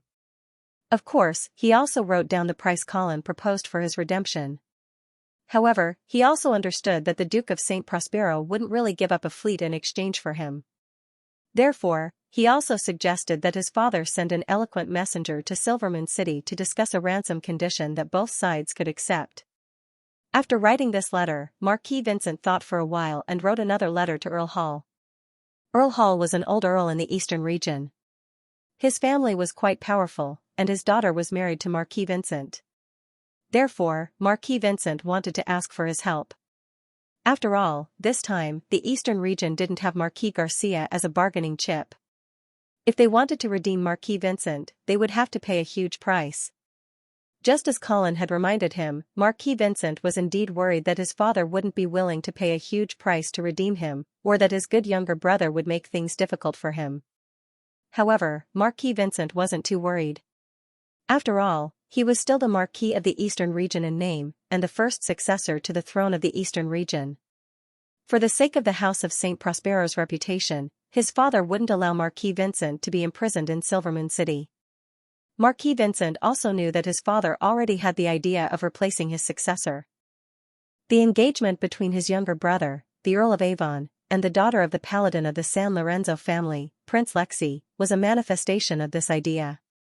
Unfortunately, things didn't go according to Marquis Vincent's wishes. Prince Lacy actually killed his own uncle, Consul Leadham. This made Prince Lacy turn from a respected paladin of the empire to an evil traitor who was despised by everyone overnight. This also caused the Earl of Avon's threat to Marquis Vincent to be greatly reduced. However, Marquis Vincent wouldn't let down his guard against his good younger brother, especially under such circumstances. His failure in Silvermoon City gave the Earl of Avon an excellent opportunity to turn things around. If the Earl of Avon used this opportunity to prevent him from returning to the eastern region, or if he persuaded the Duke of Saint Prospero to remove Vincent's identity as the successor to lower the price he had to pay, then it would be no different from the end of the world for Vincent. After writing the letter to Earl Hall, Marquis Vincent carefully considered it again before stuffing it into an envelope and sealing it with wax. Then, he got up and walked out of the study, preparing to hand the 2 letters to his attendants to send to the eastern region. At this moment, Marquis Vincent suddenly noticed an old acquaintance walking into the courtyard under the escort of his guards. Duke Modwin? Marquis Vincent smiled and greeted the other party. He guessed that the other party must have been captured and came here, and felt a sense of sympathy for him. Marquis Vincent. Duke Modwin bowed respectfully to Marquis Vincent and lowered his head, as if he wasn't too happy to see Marquis Vincent. Marquis Vincent knew the reason why Duke Modwin was a little cold. After all, Duke Modwin didn't intend to participate in this rebellion. It was only because his son Charlie was bewitched by someone that he had no choice but to join the rebellion. Now that he had fallen to such a state, Duke Modwin naturally wouldn't be nice to see the mastermind of this rebellion. After handing the 2 letters to his guards, Marquis Vincent pretended to be friendly and patted Duke Modwin's shoulder, smiling, "I didn't expect the 2 of us to become neighbors." Duke Modwin forced a smile and nodded, but didn't reply. "Why? Are you blaming me for dragging you into this?" "I wouldn't dare." Marquis Vincent could tell that Duke Modwin was insincere, but he didn't care. He smiled and invited him, come sit in my house. Things aren't as bad as you think." Duke Modwin didn't resist this time, and followed Marquis Vincent into the house. Marquis Vincent personally poured a cup of coffee for Duke Modwin. This polite gesture seemed to have finally moved Duke Modwin, and he asked sincerely, "Marquis Vincent, you just said that things aren't as bad as you think. Do you have any way to get the House of Media out of its current misfortune?" Marquis Vincent smiled faintly, and said in an extremely confident tone, "William, don't worry. Queen Xianxia wouldn't dare to kill you. Her throne was given to her by you. If she killed you, wouldn't she be known as an ungrateful person? The punishment for you this time is probably just a demotion in rank." Demotion in rank, only? When Duke Modwin heard this, for some reason, he thought of his son and uncle that he had killed with his own hands. While his heart was bleeding, he didn't show it on his face. He just picked up the coffee, took a sip, and asked, "Then do we still have a chance for revenge?" "Of course." Marquis Vincent laughed heartily, and seemed to be very satisfied with Duke Modwin's drive. This time, Xianxia and Colin have forcefully suppressed the rebellion in the country, but they haven't resolved the most fundamental conflict.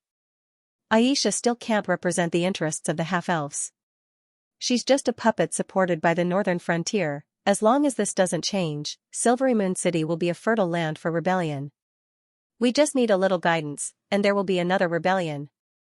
Seeing Duke Modwin's eyes flashing, Marquis Vincent thought that he had understood his thoughts. He came in front of him, put his hand on his shoulder, and confided in him. "William, in the eyes of the eastern region, only the House of Media is the legitimate half-elven royal family. That Xianxia Miller is just a puppet pushed up by the northern frontier. Believe me, when we make a comeback in the future, we'll definitely help you to the half-elven throne. Thank you for your trust." Duke Modwin was so emotional that his face was flushed red. He quickly got up and bowed to Marquis Vincent. Marquis Vincent laughed as he looked at Duke Modwin, who bowed to him. He was pleased with himself. Just as he was about to say a few more words of encouragement, he suddenly felt a pain in his waist. "You," Duke Modwin raised his head, and his face had already changed into a ferocious smile. "Do you Eastern region people think that you're the savior of the half-elves? Unfortunately, in my eyes, you're just a demon who completely destroyed our peaceful lives for your own selfish interests. Bastard!" Marquis Vincent kicked Duke Modwin away, and then covered the wound on his waist. He rushed out of the room and roared, "Someone come quickly. William Modwin has gone mad." However, before the guards outside the hall could arrive, Marquis Vincent felt that a strong aura had locked onto him. It seemed that if he made any strange movements, a thunderous attack would be launched. Save! Before Marquis Vincent's cry for help, Duke Modwin rushed from behind and stabbed the dagger into his chest once again. Seeing Marquis Vincent slowly fall to the ground, Duke Modwin raised the bloody dagger and laughed to the sky. He did not hide the joy of getting his revenge. "This is your retribution." The guards outside the hall quickly rushed over, but before they could, Duke Modwin slit his own throat without any hesitation. The guards looked at the tragic scene in front of them and were stunned for a moment. Until someone woke up from his dream and roared, "Quick! quickly inform the Earl. Why was Duke Modwin able to bring a dagger in? Colin asked with a gloomy face as he looked at the bloody assassination scene in front of him. The guards looked at each other and finally fixed their eyes on a warrior who was fully covered in armor. They knew that it was Count Angeli's personal guard who personally searched Duke Modwin's body, but they did not know if it was because of his carelessness or. Colin also noticed the gazes of the guards and raised his head to look at his personal guard. The personal guard's face was hidden behind the thick armor and no one could see his expression clearly. However, when he saw Colin looking at him, he immediately knelt down on one knee and raised his sword high above his head. Although he did not say anything, his attitude meant that he was guilty. Colin looked coldly at the personal guard. He hesitated for a moment, but perhaps he thought of the serious consequences of this matter. In the end, he steeled his heart and took the personal guard's sword, plunging it straight into his chest. The personal guard screamed in pain and his head tilted to the side. He was no longer breathing. Colin waved his hand dispiritedly and said, "All of you are dismissed. No one is allowed to speak of what happened here." Yes. When only Colin was left in the courtyard, the anger on his face disappeared. The personal guard who was killed stood up again and ignored the sword that pierced through his chest.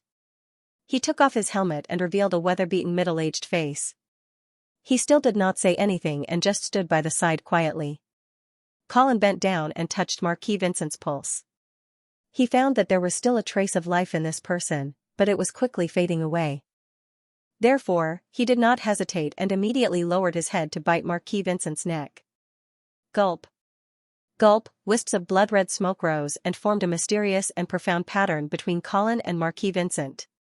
As the blood-red light flashed, an ancient and strange ritual was in progress. After a long time, Colin raised his head and let out a long breath. He then had the time to check on Duke Modwin and found that this person was completely dead. This former half-elf prince was truly an honest person. Even in death, he had died so thoroughly. Perhaps William Modwin had already decided to die. Colin lowered his head and observed a moment of silence for this person. Then, he saw Marquis Vincent's finger move slightly. Seeing this, he hurriedly turned his head and gave a look. The personal guard who had been standing at the side with a sword in his chest immediately fell to the ground and pretended to be a corpse. What's wrong with me? Marquis Vincent got up in a daze, as if he had not figured out what was going on. You're already dead, Colin said indifferently. Marquis Vincent was stunned. He looked at Colin and then at the corpse of Duke Modwin beside him. He finally came to his senses and said anxiously, "Count Angeli. This William Modwin wants to kill me." After a few quick breaths, Marquis Vincent discovered the two frightening wounds on his chest and waist. He was just about to ask Colin to find a doctor to treat him when he realized that these two wounds didn't seem to be too serious. There was no bleeding, no pain, as if the two wounds were just an illusion. What's wrong with me? Colin smiled and reminded him again, "Didn't I tell you that you're already dead?" Marquis Vincent's face stiffened, and he said embarrassedly, "Count Angeli, please don't joke about this." "I'm not joking," Colin said seriously, "you're already dead. I gave you a second life." Marquis Vincent opened his mouth, but did not say anything. If it was in the past, if someone dared to say such words to him, Marquis Vincent would have slapped them to wake them up. But now, in the face of Colin's arrogant words, Marquis Vincent fell into deep thought. This was because he realized that the Colin in front of him was emitting an inexplicable aura. It was an irresistible power and holiness, and he could not help but have the urge to worship him from the bottom of his heart. Although the bone-deep hatred for Colin was still there, it was firmly suppressed by an even stronger sense of reverence in the depths of his heart. Moreover, Marquis Vincent had an inexplicable premonition that his life was in the hands of Colin. He could easily let him live, and he could also easily let him die. The enemy of his life was now the master of his own fate. What did you do to me?" Marquis Vincent was suddenly plunged into endless fear. "I gave you a second life," Colin said in a grand enchanted tone. All of a sudden, Marquis Vincent seemed to have realized something. Following that, his expression changed completely. It was as if he had been inspired by the god of light. The fear and suspicion on his face gradually disappeared, and in its place was boundless reverence and devotion. You are the apostle of my Lord, the chosen one. That's right. Colin's face was full of sincerity, and he started to bluff. I came to the world under the orders of my Lord to investigate the matter of the transmission channel of faith being cut off. At the same time, I was ordered to clean up the corrupted upper echelons of the church. Now that Colin knew many secrets of the Church of Light, he naturally began to upgrade his brainwashing declaration. Normally, Marquis Vincent would definitely not believe such nonsense, but after experiencing the miracle of life and death and discovering that Count Angeli was emitting an irresistible holy light, Marquis Vincent had no choice but to believe it. Thus, the Marquis of the Eastern region immediately crawled on the ground, kissing Colin's toes, and said in an incomparably sincere tone, "The Almighty God of Light. You did not abandon the most pious and humble believer after all. May your glory reappear, illuminate all things in the world, and sweep away all evil." Colin blinked his eyes. He was clearly surprised that the effect of this speech was so good. Just as he was in a daze, Marquis Vincent raised his head and said in a clear voice, "Lord God's chosen one, what is my Lord's plan? Please tell me, I will do my best to help you complete it." Colin touched the tip of his nose and said indifferently, "I can't tell you my Lord's plan yet. If you are still loyal to your faith, then listen to my arrangements." "Yes, Lord God's chosen one." Marquis Vincent agreed without hesitation. This made Colin even suspect that this guy found out that his life was in his hands, and was worried that Colin would settle old scores with him, so he deliberately put on such a respectful appearance. However, Colin did not continue to probe. After all, he could easily kill Marquis Vincent through bloodline suppression, but he still could not test whether the other party's loyalty was reliable. Unless he turned Marquis Vincent into a blood slave without self-awareness. But that would be too wasteful. As for Marquis Vincent, Colin had great use for him. Thus, Colin changed the topic and asked, what was the assassination attempt from before? Marquis Vincent pointed to the corpse of Duke Modwin beside him and replied, "It was William Modwin, this guy, who suddenly took out a dagger and wanted to kill me like a madman." "Oh, right, it wasn't just him, I also felt another aura, at least rank 5. At this point, Marquis Vincent suddenly noticed that there was another corpse on the ground. He was the personal guard that Colin had killed with his own hands. But when Marquis Vincent saw the face of the personal guard, he was suddenly stunned. "Vincent, you know him, don't you?" "Yes. He is a knight of the House of St. Prospero. When I led the Pegasus Legion to Silvermoon City last year, he also went with the army." Marquis Vincent's face was a little dignified. "So, after that battle, he swore allegiance to you?" Colin nodded and said, "Yes. Although I announced to the public that all the prisoners of war of the Pegasus Legion had been killed, it was only to appease the Blood Cavalry and the half-elves. In fact, there were many high-grade professionals in the Pegasus Legion who were willing to surrender, but I secretly kept them." Marquis Vincent was not surprised by this. After all, it would be a waste to kill such a high-grade professional like an ordinary captive. If he were Colin, he would do the same. Although these Eastern Knights who had changed their allegiance would be too ashamed to return to their hometown, it was better than dying. "This time, I ordered this person to be your guard mainly because he was from the Eastern region. I thought he would be more attentive to you, but I didn't expect him to plot to assassinate you." Could it be that he blamed the defeat of the Pegasus Legion and his own capture on you? No, if that was the case, it wouldn't be enough for this person to take the risk to assassinate me. Marquis Vincent's eyes flashed, as if he had understood the real reason for the matter. Colin frowned and asked, "Oh? Listening to what you said, could there be other reasons?"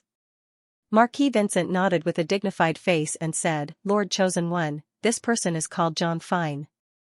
Although he is a knight of the House of St. Prospero, he is actually from the Fine family. However, because he was born in a branch of the Fine family, he could not inherit the title. After showing his knightly talent, he chose to be loyal to the House of St. Prospero and has been following me since. But this person is a member of the Fine family after all, and the Fine family. They have been jumping around in the Eastern region recently." "Fine?" Colin touched his chin and pretended to think for a while before asking, "If I remember correctly, the Viscounts who recently appeared in Alfalfa City seems to be from the Fine family." "That's right. That Viscount Finn is his cousin, And the operation against Alfalfa City has always been the responsibility of my good younger brother, the Earl of Avon. Colin seemed to have suddenly realized something and said, "Could it be that the Fine family is a supporter of your younger brother, the Earl of Avon?" "Yes. In fact, the Fine's family was originally a dutiful family. Although they weren't close to me, they didn't deliberately get close to Evan. But recently, they'd probably seen Evan getting engaged to Prince Lacy's daughter. That's why they're starting to support Evan as the successor of the Duke of the Eastern region," Marquis Vincent said through gritted teeth. "Hee, I didn't expect that they would actually dare to make a move on me. No, the Fines shouldn't have the guts.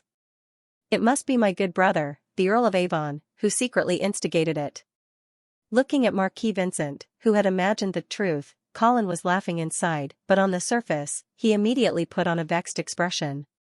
"It seems that I didn't understand the situation and appointed the wrong person, Sir God's chosen one. You don't have to blame yourself," Marquis Vincent hurriedly persuaded. "In fact, if it weren't for your arrangement and exposing this person, I wouldn't have known that Evan could be so ruthless to take such measures against me for the sake of the inheritance. It's funny that I used to think that Evan was soft-hearted. Although he also wanted to inherit the position of the Duke of the Eastern region, he might not really dare to use the most extreme means. Now it seems that my good younger brother is really a person who can do great things." Colin looked at the ferocious Marquis Vincent and said with a smile, "Don't worry, since you've become my apostle, no one can take away the position of the Duke of the Eastern region from you." Marquis Vincent's spirit was lifted, and he hurriedly expressed his loyalty. "Thank you for your support, Sir God's chosen one. Please rest assured, no matter what plan my lord has for sending you to the world, I will do my best to assist you in accomplishing it." Colin nodded with satisfaction and said, "Well then, you first make a list of the half-elves who participated in this rebellion." "Yes," Marquis Vincent answered without any hesitation. Then, he went to the desk, picked up a quill, and started writing. A moment later, Colin took the list of rebels from Marquis Vincent and looked at it carefully. In fact, Knight Roger had also given Colin a list of half-elves who participated in the rebellion, but Marquis Vincent's list was obviously more rich. This was understandable, after all, although many half-elven nobles originally agreed to participate in the rebellion, when it really came down to it, they might regret it, or they might be afraid, or they might want to wait for a while and let others go first. Then, when they saw that things weren't going well, they directly backed out. For example, the Savoy family. According to his maid Kathy's report, this half-elven royal family was actually inquiring about the doctor who delivered Aisha's baby. Obviously, they were up to no good, but during the rebellion, they didn't show up. Therefore, Knight Roger's list didn't include the Savoy family. However, Marquis Vincent's list included them. The Savoy family. "Are you sure they participated in the rebellion?" Colin asked. "Yes, Baron Savoy personally participated in the secret meeting I organized." Obviously, he also had ulterior motives. Then, what plans did the Savoy family have?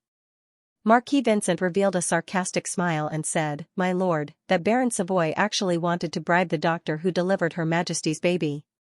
But in my opinion, this was obviously an extremely stupid move. The doctor who delivered Her Majesty's baby must have been carefully selected. How could he be so easily bribed? His plan would only alert the enemy. Therefore, I immediately rejected Baron Savoy's plan and only ordered him to follow the Silvermoon Guard." Colin nodded and said, "Obviously, he didn't do as you said." Marquis Vincent understood Colin's meaning and shrugged. "This isn't strange. There are always some self-righteous idiots in this world." "Indeed." Colin glanced at Marquis Vincent and laughed. "Your plan to let Duke Muller and Madame Sharon take action is much smarter." Marquis Vincent was stunned when he heard this. He hesitated for a moment before saying, "My lord, I don't understand what you mean." Colin looked at Marquis Vincent seriously and asked, "You didn't arrange for Duke Muller and Madame Sharon?" "No." Marquis Vincent shook his head. "Her Majesty Aisha is from the Miller family. Why would I take the risk to rope in Duke Muller and Madame Sharon to participate in the rebellion?" Colin frowned and hurriedly looked through the list of names that Marquis Vincent gave him. Indeed, he didn't find any members of the Miller family. He didn't think that Marquis Vincent was lying. After all, the rebellion had failed and there was no need to lie. Moreover, thinking about it carefully, Marquis Vincent had already persuaded the high priestess of the goddess of destiny to hold the blessing of blood ceremony to forcefully increase the bloodline of the fetus in Aisha's womb and cause a difficult birth. In that case, there was no need for Madame Sharon to poison Aisha with the energy potion. So, Madame Sharon and Duke Muller participated in the rebellion on their own accord. Colin thought about it and felt that it was possible. Although Duke Muller wasn't instigated by Marquis Vincent, he was probably planning to take advantage of this situation when he sensed the rebellion in Silvery Moon City. After all, if Aisha had an accident during the birth, Duke Muller would be the first in line to the throne. But then Colin recalled that when he exposed Duke Muller, the latter had admitted that he was bewitched by the Eastern region to participate in the rebellion. Under those circumstances, Duke Muller had no need to lie. Colin frowned and realized that there might be some hidden information that he had overlooked. Seeing that Colin was silent, Marquis Vincent quickly asked, "Sir, is there something wrong?" "Just a small problem." Colin smiled and shook his head. He didn't think too much about it and prepared to personally interrogate Madame Sharon later. He put away the list of rebels that Marquis Vincent had given him and said, "Next, I need you to cooperate with me." Marquis Vincent immediately lowered his head and placed his hand on his chest. "It's my greatest honor to be able to serve the chosen one." Cough cough, can we drink this wine now? In the hall of the palace, a half-elf merchant asked with a hoarse voice. They were invited here by Count Angeli, but Marquis Vincent was assassinated before they could finish their conversation. After Count Angeli left, the half-elf merchants looked at the red wine in front of them and couldn't hold back anymore. But even so, no one dared to touch the wine first. "Just take a sip and drink a little." "It shouldn't be a problem," someone suggested. Although the person suggested this, he didn't touch the wine himself. There was another awkward silence. Finally, Javier couldn't hold it in any longer. Under the surprised gazes of the bystanders, he downed the wine in front of him in one gulp. "Where's the maid? Please fill my glass." However, the awkward thing was that no maid came in at all. Havel snorted and stood up immediately. But just as he was about to leave, the armored guard standing by the side immediately stepped forward and stopped him. Javier didn't dare to break in, so he said politely, "I just want a maid to fill my glass." But the guards didn't say anything, they just stood in front of Javier. Javier couldn't hold back his anger anymore. He shouted, "We've been sitting here for half a day, can't we just have some wine to quench our thirst? Is this how the palace treats its guests?" As soon as he finished speaking, a cold voice came from outside the hall, "How the palace treats its guests? Mr. Javier, do you think you're a guest?" Javier heard this familiar voice and froze on the spot. The half-elf merchants looked at Colin striding into the hall. They were gloating about Javier's misfortune, but they were also worried about their own fate. At the same time, they were even more curious about whether the assassination attempt on Marquis Vincent had succeeded. If Marquis Vincent really died in Silver Moon City, the East region would definitely not let it go. Unfortunately, Colin's expression when he came in was the same as when he left. He was calm and indifferent, as if nothing had happened. The half-elf merchants couldn't find any clues from his expression. Earl. Colin walked past Javier without looking at him. He sat down on the main seat and interrupted the stammering Javier. "In my eyes, you are criminals who participated in the rebellion, not guests. Which one of you still doesn't understand your situation?" Colin glanced around, and when he saw that no one dared to look at him, he turned back to Javier. "Mr. Javier, do you have any comments on my previous proposal?" I think the Count's suggestion is very reasonable. Us half-elves need a unified foreign trade organization to avoid unnecessary internal disputes." Javier quickly praised Colin's suggestion, hoping to get rid of the bad impression that his rash behavior had left on Colin. He also understood that regardless of whether the half-elf merchants were willing or not, Colin would not allow them to escape his control. The establishment of the half-elf foreign trade company was unstoppable. So, since they couldn't resist, they should be more straightforward and take the initiative. Maybe they could win some impression points and even get a good position in the half-elf business circle that was about to usher in a big reshuffle. Sure enough, Colin was very satisfied with this tactful half-elf merchant. The indifference on his face eased a little. He glanced around the rest of the half-elf merchants and asked, what about the others? Do you have any comments? At this time, the rest of the half-elf merchants naturally didn't dare to speak out, and they all expressed their agreement. Good. Then it's decided. Colin clapped his hands, stood up, picked up the wine glass in front of him, and said loudly, "Let's toast together to celebrate the establishment of the Half-Elf Foreign Trade Company." Ding ding ding. In the crisp sound of glasses clinking, the half-elf merchants drank the red wine in the glass with a smile on their faces, but their hidden feelings were particularly complicated. After the chaos, Silvermoon City regained its peace. But the trauma left by the rebellion couldn't be removed in a short time.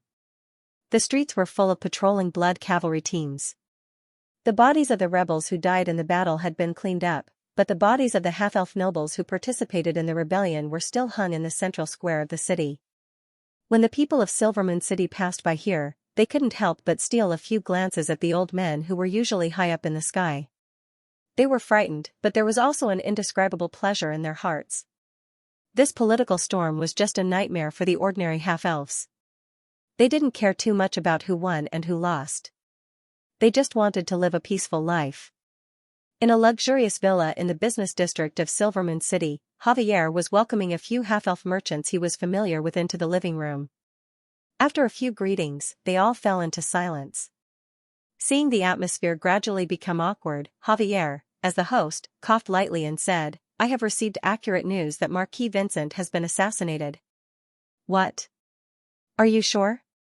"Yes." Javier nodded with a gloomy face. "He was killed by Duke Modwin." "Duke Modwin?" The other half-elf merchants looked at each other. They all found it hard to believe the news. Seeing this, Javier explained, "My guess is that Duke Modwin felt that Marquis Vincent had used some underhanded means to forcefully involve himself in the rebellion. Hence, with hatred in his heart, he took the opportunity when the two of them were locked up together to assassinate Marquis Vincent." "That's possible. Also, I sent someone to carefully observe Duke Modwin's body in the city square. His body was obviously more rotten than the other half-elf nobles' bodies. This means that Duke Modwin was already dead before he was executed.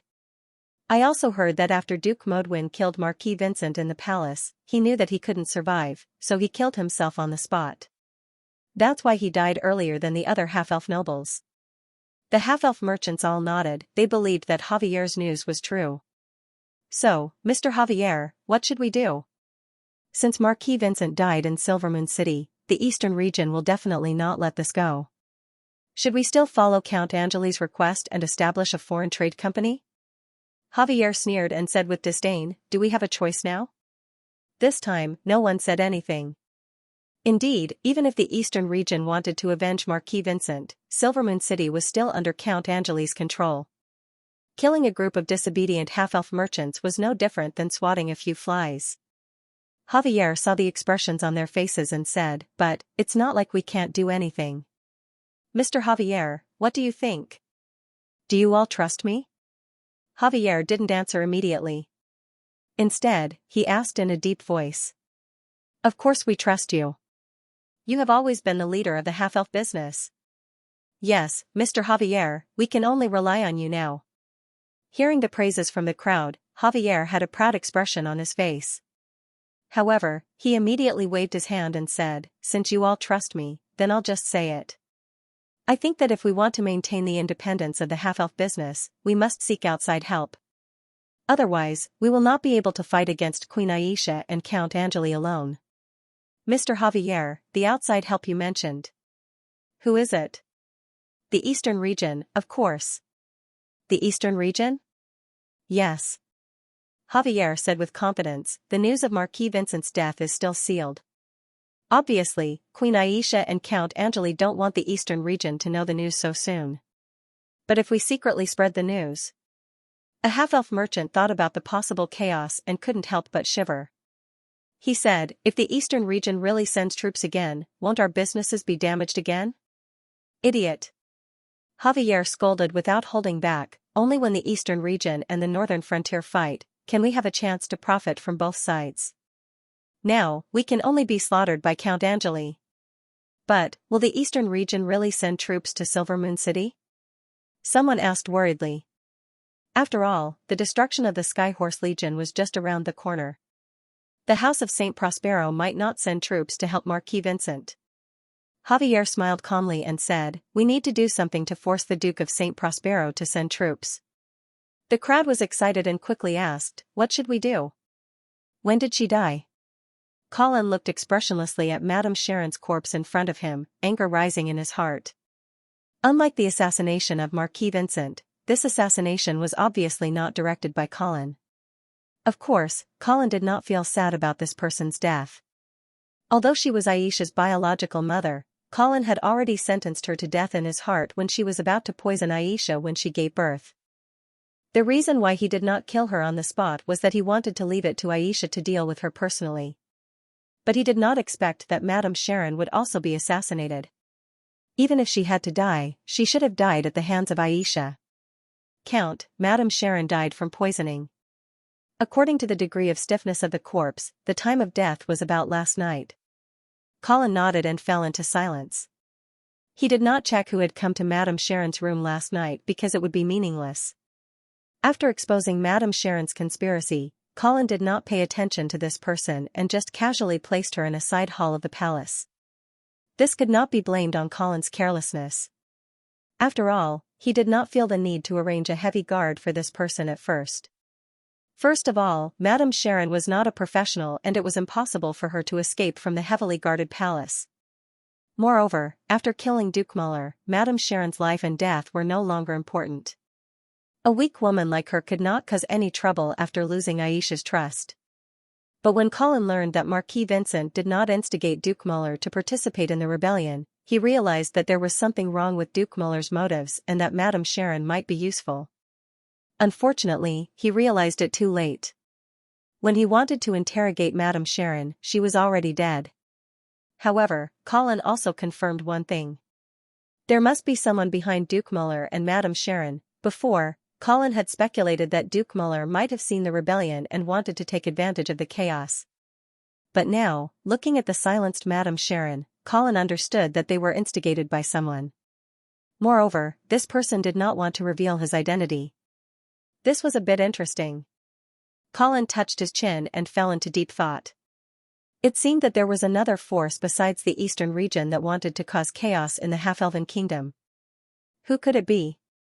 In the back garden of the palace, Queen Elsa was wearing a loose white robe. She was holding Sylph, who was still sleeping soundly, as she strolled on the green lawn. Her beautiful and charming face shone with the radiance of happiness. Her amber eyes were filled with tenderness and love as she stared at the baby girl in her arms. The soft autumn sun shone on the mother and daughter, as if they were rippling with a holy halo. Behind Aisha, there were two little tails, Prince Harrison and Princess Judy. The two followed behind Aisha, curiously looking at the little life in her arms. They whispered a few words from time to time, and then covered their mouths and laughed. No one knew what they were talking about. Hearing Colin's footsteps, Aisha stopped, turned back and smiled sweetly at her lover. Her voice was clear and soft. "You came at a bad time. The little one just fell asleep." Colin walked up, put his arm around Aisha's waist, and asked, "Why did you get out of bed? Didn't I tell you to rest for a while?" Aisha leaned her body into Colin's arms and said with a smile, "It's uncomfortable to lie down all the time, and I'm very healthy. It's no problem for me to get up and walk around." Colin also knew that Aisha's body was not comparable to that of an ordinary pregnant woman, so he didn't try to persuade her anymore. He lowered his head and kissed the delicate face of the little one in her arms. "Humph. Teacher, you're really not afraid that the whole world will know that Sylph is your illegitimate daughter?" Princess Judy couldn't help but grumble. Colin glanced at Judy with a smile and asked, "What about your father? Do you know how many illegitimate children he has?" Princess Judy suddenly stopped talking and puffed up her cheeks angrily. Even Colin, who was not familiar with the noble circle in the capital, knew that Emperor Reinhardt's illegitimate children were all over the capital. Some people even joked that Emperor Reinhardt didn't have to worry about the issue of an heir. If something happened to his children, he could choose one of the many illegitimate children to adopt. Colin sometimes couldn't help but wonder if this was the reason why Emperor Reinhardt was willing to send Harrison and Judy to him without worrying about anything happening to them. "Father has 9 illegitimate children and 7 illegitimate daughters," A young voice said weakly. Colin turned around in surprise and looked at Prince Harrison.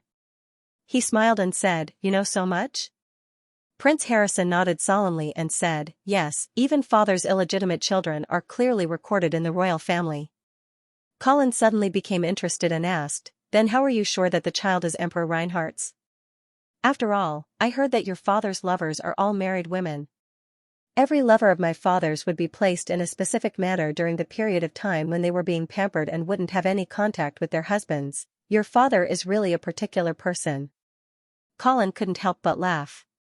But then, he immediately realized that Emperor Reinhardt was deliberately sowing his seeds. Such a strict and perfect security system, and the situation of every illegitimate child was recorded in detail. Was Emperor Reinhardt's behavior of having lovers all over the capital purely for pleasure, or did he have other motives? Thinking of the golden-tailed butterfly, the Morrison family, on the northern frontier, Colin suddenly felt that this Emperor Reinhardt wasn't secretly doing some kind of bloodline experiment under the guise of having lovers everywhere, was he? Thinking of this, Colin said to Prince Harrison, "Harrison, do you still remember the details of your father's illegitimate children?" Prince Harrison scratched his head and said awkwardly, "I only remember part of it." "Then please write down the information you remember. I want to take a look." "These shouldn't be confidential, right?" "Of course not. I'll write it down now and show it to you when I'm done." Prince Harrison nodded and then ran off as if he had received an important mission. "What about me? What about me? Do I have a mission?" Princess Judy felt that she had been left out and shouted unhappily. "You." Colin rolled his eyes and said with a smile, "Help me design an amusement park." "Amusement park?" "Yes, this is an amusement park for Sylph. Please help me design it. It will be based on the adventures of the heroes I told you before, combined with exploration, mazes, riddles, treasure hunting, and other elements, and create a few mini-games that can be used to clear the game. If your design is good, I can gather craftsmen to cooperate with you to build this amusement park." "Okay. Okay. I'll design it, I'll design it." Princess Judy was so excited that she clapped her hands and shouted loudly. It wasn't until the little girl in Aisha's arms woke up that she stuck out her cute tongue and ran off. Aisha patted Sylph's back gently and waited for her to fall asleep again before saying to Colin, "All right, that's enough. You sent the two of them away. Do you have anything to say to me?" Colin's smile faded as he held Aisha's soft, jade-like hand and said in a deep voice, "Madame Sharon has passed away." "Mother," a hint of sadness flashed in Aisha's eyes, but it quickly disappeared. However, Colin was still sharp enough to notice it. No matter how Madame Aisha treated Aisha before, even if she tried to murder her, she was still Aisha's biological mother. "How did mother die?" Aisha tried to keep her voice as calm as water, but it only showed that her heart was not calm. "She was poisoned to death." Colin sighed and said, "I have sent someone to investigate the people who may have been in your mother's room last night, but I'm afraid there may not be any results." Aisha nodded and understood what Colin meant. She also knew that the two of them did not pay much attention to Madame Sharon's security. After all, they did not expect that someone would come to kill Madame Sharon. At this time, Aisha also realized that something was wrong and asked, why would someone want to kill Mother? The rebellion planned by the Eastern region did not include Duke Muller and Madame Sharon. Colin only said one sentence, but Aisha understood the key point and immediately said, "Mother was killed." "So, other than the Eastern region, there is another force in Silvermoon City?" "Yes." Colin nodded and asked, "Have you been paying attention to the Miller family recently? Do you know which force they may have been in contact with?" Aisha thought for a moment and asked, "Colin, do you know Mother's background?" Seeing Colin shake his head, Aisha continued, "Actually, Mother's surname should be Saint Hilda." "What? Saint Hilda?" Colin was shocked. "Yes. Strictly speaking, Mother is the aunt of the Dukes of the North. Why have I never heard Vera mention it?" "Because her mother was an illegitimate daughter, and she was the offspring of the Duke of St. Hilda 2 generations ago and a half-elf of a different race. Therefore, his mother never dared to claim that she was a descendant of the House of St. Hilda, and the House of St. Hilda would never publicly acknowledge her existence. However, even if she is a lowly illegitimate daughter, her mother still has the noble bloodline of the Holy Knight family flowing in her body. Human nobles might look down on her, but in the eyes of us half-elves, she is still noble. That's why she married my father. Colin nodded as he suddenly realized something. No wonder the previous Duke of St. Hilda wanted to marry Vera to Prince Tup. At that time, the Miller family was so eager to facilitate this marriage. It turns out that there is such a relationship between the two families. Your Miller family has a close relationship with the House of St. Hilda. You can even be considered a branch of the House of St. Hilda. Yes. Aisha continued, at the end of last year, when Queen Medela came to Silverymoon to coronate me, she was also very affectionate with the Miller family, especially my mother. At that time, I didn't think much about it. I thought that their intimacy was only because of this bloodline connection. Queen Medela. When Colin heard this name, he immediately narrowed his eyes and fell into deep thought. Although Queen Medela had already formed an alliance with Colin in Imperial Dragon City and decided to fight against the forces of the Church together, Colin was not naive enough to think that Queen Medela would really think of her allies in all aspects and not hide anything. When Aisha was coronated last year, Queen Medela coveted the half-elf kingdom and tried to sow discord between Queen Aisha and Colin. Fortunately, the relationship between Aisha and Colin was not as simple as Queen Medela thought. But Queen Medela might not give up so easily. Now it seems that Duke Muller and Madame Sharon may be the spies she left behind. Aisha looked at Colin and asked, "You suspect Queen Medela?" "It's possible." Colin nodded and muttered, "She can't wait for me to fight to the death with the East, so she has enough motive. If Madame Sharon was not exposed and you had an accident, I would just put the blame on the East who started the rebellion. Maybe I would have sent my army to the East in a fit of anger." "That makes sense. Then should I send someone to interrogate the other members of the Miller family? Maybe I can get something out of them." "You can try, but even Madame Sharon has been killed. I presume that even if the Miller family still has contacts over there, they would have been eliminated. Well, I also want to take this opportunity to reorganize the Miller family. I can't let the same thing happen again." "Okay." Colin nodded, his eyes flashing with a cold light. "This time, don't be merciful. Clean up all the hidden dangers and suspicious people. We can't keep being distracted by the rebellion in the half-elf kingdom." "I understand." While talking, the two came to the artificial lake in the backyard of the palace. The lakeside was filled with red maple trees. When the late autumn wind blew gently, the flame-like maple leaves fell one by one, dancing lightly in the blue sky and green water until they could not resist the temptation of gravity and fell onto the surface of the lake. A white gull swept across the lake and picked up a white-bellied finned fish, causing the other birds to fight for the food. Colin naturally took Aisha into his arms and rested his chin on her head, smelling the fragrance of her hair. He was immersed in the picturesque scenery, enjoying the time alone with his lover and beloved daughter. At this moment, all the schemes had disappeared. Colin also did not think about the complicated conflicts of interest in Silvermoon City. Sometimes, Colin even wanted to leave everything behind and only bring the people he loved to a faraway place to live in seclusion. Of course, this thought only flashed through Colin's mind for a moment before it was tossed to the back of his mind. After all, Colin was not stupid. He knew that this was just an unrealistic thought. If he really lost his title, territory, and army, what awaited him would not be freedom, but imprisonment or even death. Strength was the foundation of his footing in this world. Unless he could learn from the elves and seal off the entire forest, completely cutting off all contact with the outside world. But even the elves would not be able to continue living in seclusion. The mysterious prophecy of the Savoy family, the strange actions of High Priestess Trisley, and the appearance of the Phoenix bloodline in Sylph seemed to indicate that the elves were not far from reappearing in the world. Once the seal of the Radiant Moon Forest was opened, Colin was not sure what kind of impact it would have on the current situation of this world. But he knew that he was destined to be involved.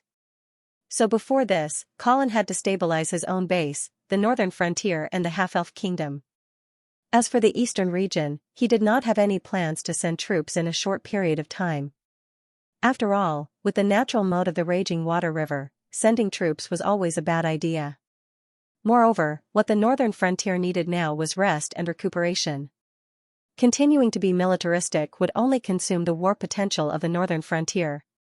In the end, both sides would suffer losses in the battle with the eastern region, which would benefit the royal family. But not sending troops did not mean that Colin could not do anything to the eastern region.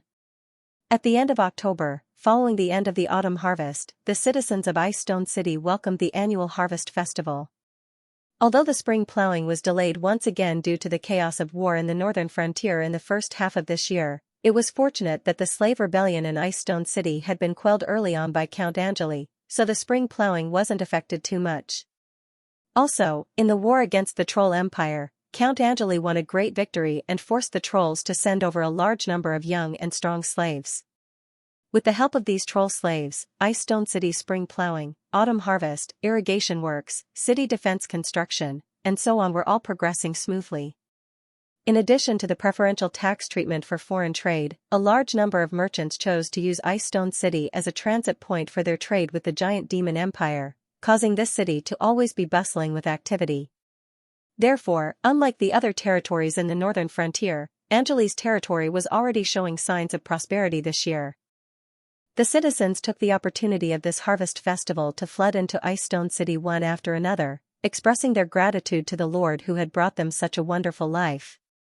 Although Count Angeli wasn't in the territory, this still didn't dampen the enthusiasm of the citizens.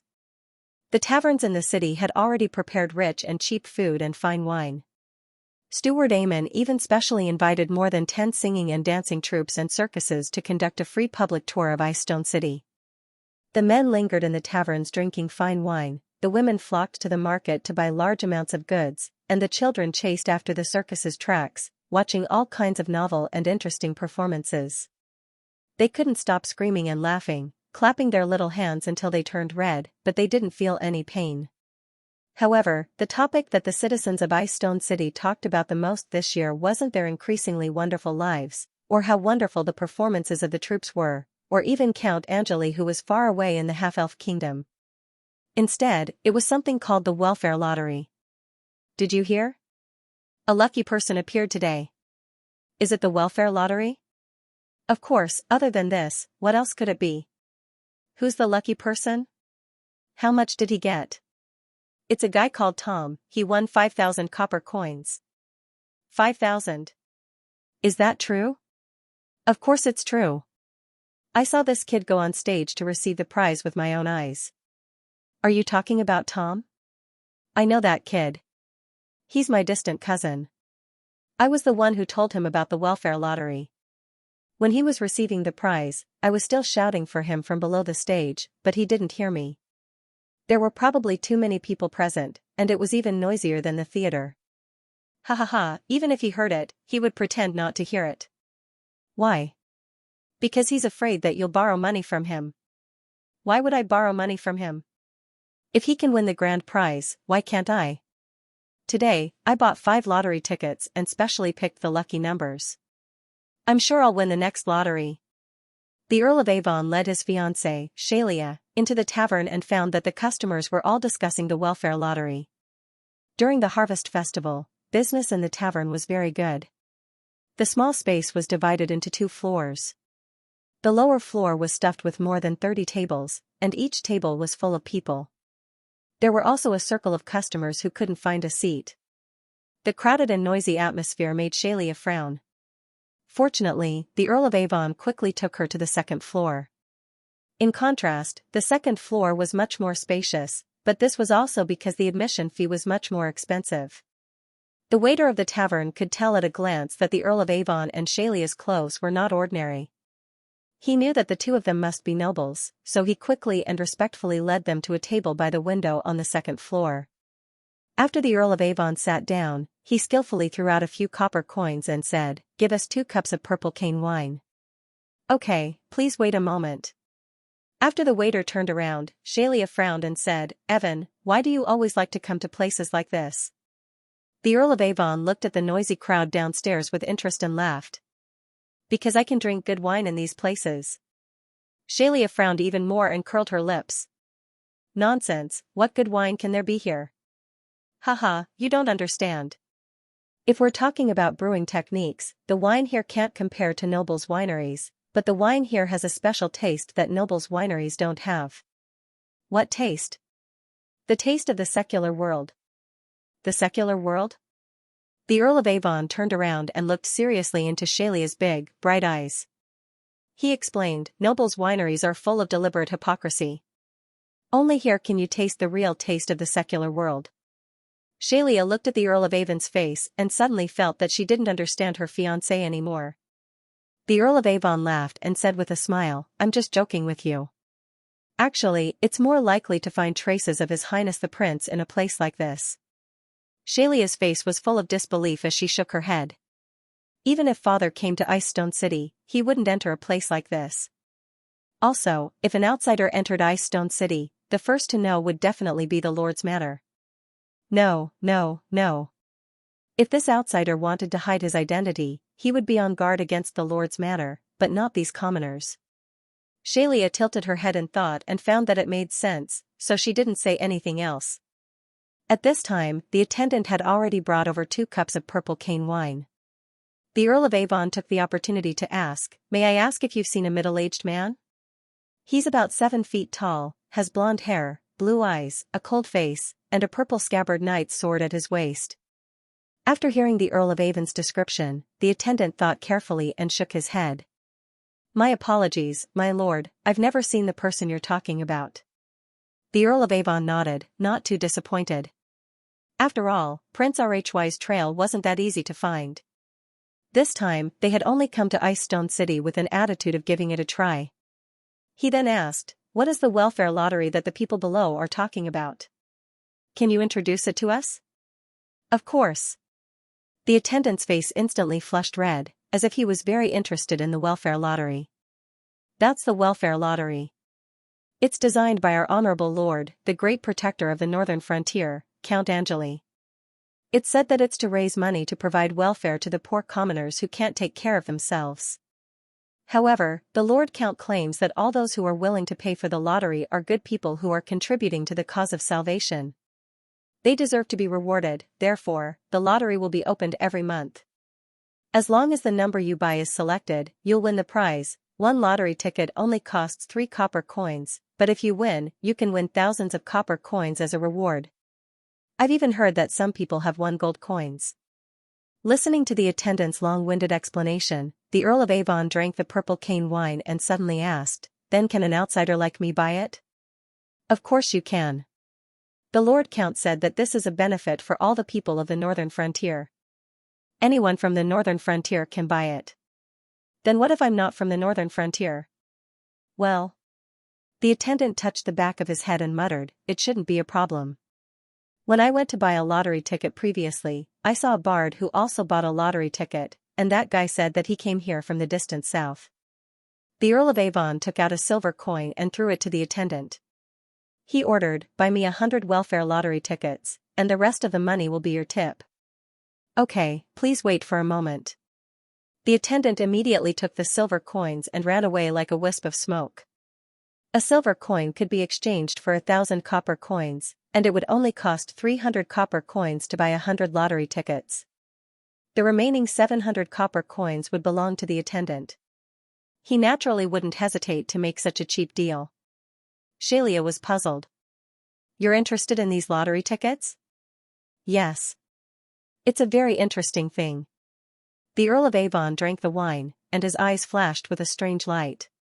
Not long after, the waiter placed a large stack of black papers in front of the Earl of Avon. The Earl of Avon smiled and nodded at the waiter. The waiter bowed and left. Is this the welfare lottery? Xianxia took out a piece of black paper and looked at the white numbers on it. She asked curiously. The Earl of Avon also took out a piece and looked at it carefully. Then, he took out a candle and lit it. The black paper produced an orange flame, and when it burned the white numbers, it produced an indigo flame. At the same time, a unique burnt smell quickly spread. The Earl of Avon threw away the almost burnt lottery ticket and said, This is the same paper as the bonds, but the dye is different. So? When the bonds were released, I guessed that Earl Angeli had mastered a more advanced paper-making process. Now, it seems that it's true. This means that whether it's the lottery ticket or the bonds, they can't be forged. What is Earl Angeli planning to do by issuing this lottery ticket? What do you think he's planning? Xianxia played with the welfare lottery ticket in her hand and said seriously, I won't lie to you. To tell you the truth, looking at the welfare lottery tickets in front of me, I can't help but want to know if they have won or not. Although I also know that even if they have won, the reward is only a few thousand copper coins, I still can't help but think about it. It's as if they have a magical power. For a prince's daughter like me to have such a temptation, it shows how attractive these welfare lottery tickets are to the commoners. Yes. The Earl of Avon pointed at the drinkers who were still discussing the welfare lottery ticket downstairs and said with emotion, Earl Angeli is so young, but he has such an accurate grasp of people's hearts. It's terrifying. Xianxia stared at the Earl of Avon with her big sparkling eyes and said with a smile, this is the first time I've heard you praise someone so highly. The Earl of Avon shrugged and said with a bitter smile, as a peer, Earl Angeli's power is far beyond mine. How can I not be convinced? What's more, he comes from an inconspicuous baron family, but I'm a descendant of the paladin family. Haha, sometimes I even feel that I'm not worthy of the paladin bloodline. Xianxia pursed her seductive red lips and said, Earl Angeli is not that powerful. The reason why he has his current status is because of the house of St. Hilda. If he didn't marry Vera St. Hilda, how could he have been so successful? The Earl of Avon shook his head seriously and said, no, it's not because of the house of St. Hilda. It's the house of St. Hilda that relies on him. Seeing his fiancée's disapproving face, the Earl of Avon sighed and said, if you seriously study the past two rebellions in the northern frontier, you will understand that without Earl Angeli, the current lord of the northern frontier would have changed his surname to St. Theon. Xianxia seemed to be a little unconvinced and said, even so, Earl Angeli spent his intelligence and wisdom on the inferior people and issued these welfare lottery tickets just to earn some money. It's really unbecoming of a noble. No, this is not a small amount of money. The Earl of Avon shook his head again and again. I don't know the specific probability of winning the lottery ticket. Even if it's 1 in 1,000, many of the prizes are small prizes of 10 copper coins or 100 copper coins. The probability of winning the big prize is estimated to be 1 in 10,000 at most. If we calculate it this way, compared to the income from selling the lottery tickets, those prizes are not even worth mentioning. Look at the sales of the lottery tickets in Ice Stone City right now. I assume that each of the 300,000 citizens here only buys one lottery ticket every month. That's close to 900,000 copper coins. That's not a lot, it's only 900 gold coins. If I remember correctly, the royal family's annual tax income is more than 9 million gold coins. The Earl of Avon rolled his eyes and secretly sighed that his fiancée was of noble birth and didn't know the hardships of the world. She actually used the royal family's tax income as a comparison. Thus, he could only patiently explain, don't forget, this 900 gold coins is only for a month, and it's only for Ice Stone City. If the lottery tickets slowly spread throughout the northern frontier and affect tens of millions of people, do you still think this income is a small amount? Xianxia was instantly speechless. After a while, she suddenly realized something and said, Evan, tell me, isn't this a different kind of tax? Smart. The Earl of Avon snapped his fingers and praised, if you can think of this, then you finally understand a part of Count Angeli's ingenious plan. A part? Does the lottery ticket have other uses? Of course. If you think that Count Angeli only wants to use this lottery ticket to amass wealth, then you're looking down on this genius. Then what other plans does Count Angeli have? Xianxia's beautiful eyes moved as she asked seriously. The Earl of Avon raised his wine cup and took a sip, leisurely saying, think about it, what is the original intention of this lottery ticket? Xianxia thought back to the tavern waiter's explanation and said somewhat uncertainly, is it really to help the poor? Isn't this a dignified excuse that Count Angeli came up with? Ha ha ha, Xianxia, you're underestimating Count Angeli's magnanimity and scheme. Does he really plan to use the lottery ticket income to help the poor? Yes. The Earl of Avon nodded affirmatively, then shook his head. But he's not doing this out of kindness, at least not completely. Then what is it for? The Earl of Avon's eyes flashed and asked rhetorically, think about it again, which organization is responsible for helping the poor in the Empire of Light? It's the church. Then why are they doing this? Why? Xianxia was a little dazed. Isn't it the church's duty to help the poor? The Earl of Avon laughed and asked again, so the church really doesn't ask for anything in return for helping the poor? What are you trying to say? The Earl of Avon lowered his voice and said, the poor are more devout than the rich, the old are more devout than the young, the sick are more devout than the healthy. Xianxia, these poor people at the bottom of society are actually the church's most firm supporters.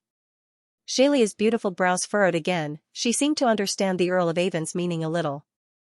The Earl of Avon drank the wine in his cup and said leisurely, salvation is a kind of responsibility, but it's also a kind of authority, and Count Angeli wants to steal the church's authority. Xianxia was shocked, her beautiful eyes widening as she looked at her fiancé in disbelief. The Earl of Avon slowly put down the wine cup and said with a smile, all right, the commoner's wine is finished, we should go and try the noble's wine. Xianxia still hadn't recovered from her shock and said after a while, you mean the Red Castle? Yes. Coming to Ice Stone City, it would be rude if we didn't pay a visit to the owner. The Earl of Avon had a matter-of-fact expression. Xianxia blinked her beautiful big eyes and said hesitantly, but Count Angeli isn't in the Red Castle right now. Isn't that even better? The Earl of Avon smiled faintly and threw a few copper coins on the table as a tip. Then, he stood up and walked out. Xianxia was stunned for a moment before she hurriedly followed him. Red Castle, Guest Hall. The Earl of Avon observed the decorations in the hall as he smiled and said, it's fine. I know that Count Angeli isn't at the northern frontier.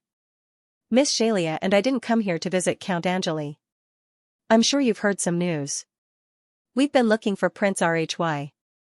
Aemon had a polite smile on his face as he said, I'm sorry, Your Excellency Earl of Avon, Miss Xianxia. As far as I know, Prince Rhy hasn't appeared in Ice Stone City. The Earl of Avon seemed a little disappointed as he said regretfully, all right, thank you very much for the information. I wonder if we can stay in the Red Castle for a while and rest up. Of course. You and Miss Xianxia are both honored guests of the Angeli family and should be treated with the warmest hospitality. Also, if there's news of Prince Rhy, I'll definitely inform the two of you. Thank you very much. The Earl of Avon and Xianxia stood up to thank him, then they were led to the guest room by the maid. After a simple tidying up, the Earl of Avon left the room. When he knocked on Xianxia's door, he was told by the maid that she was bathing. Thus, the Earl of Avon wandered around the castle alone. This Red Castle was inherited from the Suduo family. At the beginning, because the Angeli family was financially strapped, Colin only painted the castle's outer walls with a layer of red paint and didn't touch the things inside. However, as Colin's power and status rose rapidly, this castle that was originally built for viscounts seemed a little cramped and didn't match up to Colin's status. Thus, recently, with Colin's approval, Aemon began to upgrade the castle in all aspects. Along the way, the Earl of Avon could see a large number of troll slaves working hard. What surprised him was that these troll slaves were very motivated. Even if the supervisors around them didn't wave their whips to urge them, they didn't slack off at all. This was very different from the image of slaves in the Earl of Avon's mind. Curious, the Earl of Avon went forward to talk to the supervisors. The supervisors didn't know the identity of the Earl of Avon, but they still recognized the Earl of Avon's formal attire because it was the same style of formal attire in the Empire. Their own lord, Count Angeli, wore this formal attire. Therefore, the supervisors didn't dare to hide anything from Count Elvin's inquiry. Work points? Count Elvin nodded inwardly as he savored the new system created by Colin. He realized that this was indeed an excellent method to motivate the slaves. Then if a troll slave obtains enough work points and regains his commoner status, can he immediately leave Ice Stone City and return to the Troll Empire? Yes, Lord Count. Not only that, the merciful Lord also promised that if the troll slaves don't want to travel thousands of miles back to the Troll Empire, they can still stay in Ice Stone City. The Earl of Avon immediately furrowed his brows. He suddenly realized that after entering Ice Stone City, he had indeed noticed that there were a lot of trolls in the city. At the time, he didn't pay much attention to it. He thought that most of these trolls were probably merchants who came to the northern frontier, but he didn't expect that many of them were troll slaves who had their identities restored. If they stay in Ice Stone City, won't these trolls be afraid of being bullied by humans? Of course not. Lord of Avon His Highness specially issued a decree stating that trolls and humans have the same rights and duties in Angeli's territory. They can't be discriminated against or bullied by anyone. You don't have any objections to this? Of course not, the supervisor said without hesitation. This is Lord of Avon's order. Moreover, these troll slaves have already atoned for their sins through hard work. I don't think there's a need to continue punishing them. Of course, if they don't behave here, then the city guards won't be polite to them. The Earl of Avon sized up the troll slaves who were sweating profusely and asked, then approximately how many troll slaves have already settled down in Icestone City through this method? There are probably over 100 of them. That many? The Earl of Avon was a bit surprised. Those trolls who have their freedom restored are all willing to stay? In the beginning, there weren't many trolls who were willing to stay, but after they discovered that the citizens of Icestone City didn't bully the trolls who stayed, more and more trolls were willing to stay. After all, compared to the harsh conditions of the Sky Ice Plains, the climate here is comfortable and life is rich. As long as the trolls aren't stupid, they know what to choose. Also, I know that after some of the trolls on the Ice Plains learned about this, they came to Icestone City in droves, attempting to become Lord Count Angeli's subjects. However, as for these trolls who were smuggled in, the Lord Count captured them and put them into the slave army. He also promised that if they could earn enough work points through their hard work, then he would allow them to settle down in Icestone City. Not only did this not frighten the trolls who were smuggled in, but it also attracted even more trolls to Icestone City. This caused the troll slave army in the city to grow larger and larger. Perhaps in the near future, we will see even more trolls settling down in the city. Hearing the supervisor's explanation, the Earl of Avon was even more surprised. He suddenly realized that Colin was pushing for the trolls to integrate into Icestone City. The benefits of this were obvious. Icestone City would be able to obtain a large amount of free labor in a short period of time, greatly promoting the development of Angeli's territory. However, the downside was the differences and conflicts between races couldn't be eliminated with a simple lord's order. Right now, there weren't many trolls in the city, so the conflicts hadn't become obvious. However, as more and more trolls regained their freedom and settled down in the city, would they really be able to live in peace with humans? If war broke out between the northern frontier and the Troll Empire in the future, what would happen to the trolls in Icestone City? To be honest, the Earl of Avon felt that Colin's actions were a bit too rash. If a large number of trolls appeared in Icestone City, perhaps even the royal family and the church would have objections. However, the Earl of Avon didn't dare to come to a conclusion. This was because Colin had already made too many decisions that seemed unreasonable but were actually quite successful. Regarding the trolls, the Earl of Avon really wanted to know what Colin's complete plan was. While he was deep in thought, the Earl of Avon suddenly felt the surroundings suddenly become quiet. He raised his head in confusion and saw that the supervisors were all looking behind him. Turning around, the Earl of Avon saw his fiancée standing there. Xianxia had changed into a long gown with golden embroidery. She wore a pair of exquisitely crafted bright gold high heels. Her waist swayed gently, and her steps were light and graceful. The girdle of the gown outlined the beautiful curves of a young girl. Her pure green eyes were deep and ethereal. It was no wonder that the supervisors were dumbfounded by the appearance of such a beautiful and elegant noble girl. Seeing the Earl of Avon turn around, Xianxia smiled sweetly and said, "Evan, what are you doing here?" "Nothing, just strolling around." "Then let's go to the dining hall. Steward Eamon just sent someone to inform me that the banquet is ready." "All right." Hundreds of candles illuminated the dining hall of the Red Castle as bright as day. When the Earl of Avon and Xianxia walked in, the butler Eamon immediately greeted them and led them to the long table in the center of the dining hall. Although the Earl of Avon's status was the most honorable, he was still a guest and could only sit on the left side of the main seat. Xianxia sat next to the Earl of Avon. On the main seat, there was a thin, hale and hearty old man. The Earl of Avon knew that this man was called Xianxia Angelo, and he was the uncle of Count Angelo. At this time, Count Angelo was not in the Red Castle. Although the real person in charge here was the butler Eamon, after all, his surname was not Angelo, so he could not sit on the main seat. Therefore, Xianxia, who had the highest seniority, became the nominal master. But Xianxia obviously had not experienced such a big scene before. Facing an earl of the eastern region and the daughter of a paladin prince, his words were a bit shaky. This was the result of the family's lack of background. Except for Colin, there was no one in the Angeli family who could hold the fort. The Earl of Avon did not seem to care about this. He had a warm smile on his face and skillfully used all kinds of communication skills to maintain the enthusiasm of the scene. At the same time, he did not seem to overshadow the host. Gradually, Xianxia also found that the honorable guest did not seem to be difficult to get along with, so he also relaxed. Earl, when Colin was in the Kingdom of Grey Castle, his martial arts teacher was Baron Raymond. In addition, the Knight of Rigo often taught Colin. I see.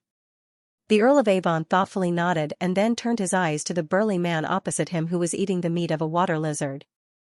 You are the Knight of Rigo, right? Rigo reluctantly put down the meat in his hand, bowed his head, and then said in a low voice, Yes, Earl. When Count Angelo was learning martial arts from you, he must have shown great talent very early on, right? Of course. Without even thinking, Leg began to brag for Colin at the top of his voice. The Count's talent in martial arts is extremely high. He finished learning all the skills I know in a few days. Now, I don't even dare to spar with the Count. The Earl of Avon smiled and questioned, but I heard that Angeli was stuck as an apprentice for 3 years. Hearing this, Steward Aemon looked up and gave Count Elvin a deep look. Xianxia also frowned slightly, as if she felt that her fiancé was being a little rude. Leg didn't mind. He rubbed his big bald head, laughed, and answered mysteriously, Actually, the Count has been hiding his strength all this time. His martial skills are not below mine. I see. The Earl of Avon looked seriously at the Knight of Rigo and found that the other party was smiling at him honestly, as if he was not hiding anything. The Earl of Avon didn't ask further. Instead, he turned to Xianxia and said, Mr. Xianxia, I have always had a question, but I don't know if I should ask. Xianxia's old face suddenly smiled like a chrysanthemum, and he said respectfully, Earl, please ask. As long as I know, I will tell you the truth. The Earl of Avon took a sip of the red wine in his glass and then asked, In the history of the Angeli family, what was the rank of the strongest knight that appeared? This? Xianxia hesitated for a moment. It was unknown whether he couldn't remember clearly or was unwilling to answer. His eyes drifted to Aemon. Aemon coughed and said, Earl, the strongest knight recorded in the history of the Angeli family was the 4th rank. However, the bloodline of the Angeli family can be traced back to before the founding of the Radiant Empire. The historical records of that period have been lost. Therefore, no one knows what kind of powerful knights were born in the Angeli family before that. I see. The Earl of Avon seemed to believe Aemon's words. But just as he was about to ask more questions, Aemon beat him to it and spoke first. Lord Earl, I just received news from the half-elf kingdom. Would you like to hear it? The Earl of Avon smiled and invited, Of course, please go ahead. A smile also appeared on Aemon's old-fashioned face, and he said, Queen Xianxia successfully gave birth to a baby girl. This is a joyous occasion. Count Elvin immediately raised his wine cup and said with a sincere smile. Everyone also raised their glasses to celebrate this good news. Putting down his glass, Aemon immediately continued, However, during the period when Queen Xianxia was giving birth, a rebellion broke out in Silvermoon City. Fortunately, it has been suppressed by the Old Master's army. Haha, with Earl Angeli, there is naturally no need to worry about a rebellion. The Earl of Avon said with a smile. It seemed like he had great confidence in Colin. Aemon looked deeply at the Earl of Avon and said, The mastermind of the rebellion has also been arrested. Earl, do you know who this mastermind is? The smile on the Earl of Avon's face disappeared and he sighed, If I'm not wrong, it should be my brother, Marquis Vincent? Aemon nodded expressionlessly and didn't say anything else. For a moment, the scene was silent and the atmosphere gradually became awkward. The Earl of Avon raised his glass and stood up. He said with a sincere attitude, Everyone, I can assure you that I know nothing about the rebellion in Silvermoon City. But please believe that Vincent alone cannot represent the House of St. Prospero, nor can he represent the attitude of the Eastern region. I have good intentions towards the Angeli family, towards the northern frontier, and towards the half-elven kingdom. Since this regrettable matter has already happened, I can only express my sincerest apologies. After saying that, the Earl of Avon drank the wine in his glass in one gulp. He then placed his hand on his chest and bowed deeply to everyone present. The current solemn atmosphere made Xianxia somewhat at a loss. He opened his mouth, as if wanting to say something to ease the atmosphere, but under the deep gaze of Aemon, he immediately shut his mouth. After expressing his apology, the Earl of Avon turned his gaze to Aemon. Seeing that the other party didn't respond for a long time, he sighed again and said, "If that's the case, then this unwelcome guest won't disturb you any further." After saying that, he strode out in large strides. Xianxia also smiled apologetically. She stood up and was about to chase after him. At this moment, Aemon finally spoke, "Miss Xianxia, this matter has nothing to do with you. You are still a welcome guest in the Red Castle." "I understand." Xianxia nodded, but still chased after him. After exiting the door, Xianxia saw the Earl of Avon waiting for her outside. "I'm not welcome here. I'm afraid we have to leave," the Earl of Avon said somewhat helplessly. Xianxia shook her head and said, "No, this place just doesn't welcome you. If you want to return to the eastern region, I won't go with you." The Earl of Avon frowned and said, "Xianxia, since your father entrusted you to me, then I won't leave you alone. No, I don't need to be entrusted to anyone." Xianxia's tone was firm. "Moreover, from the beginning, your goal was Count Angeli. Helping me find my father was just something you did along the way," the Earl of Avon hurriedly explained. "Xianxia, you misunderstood me." But Xianxia immediately interrupted, "Evan, if you continue to argue, it will only make me look down on you. I know that in your heart, the eastern region will always be the first, and I will at most be the second.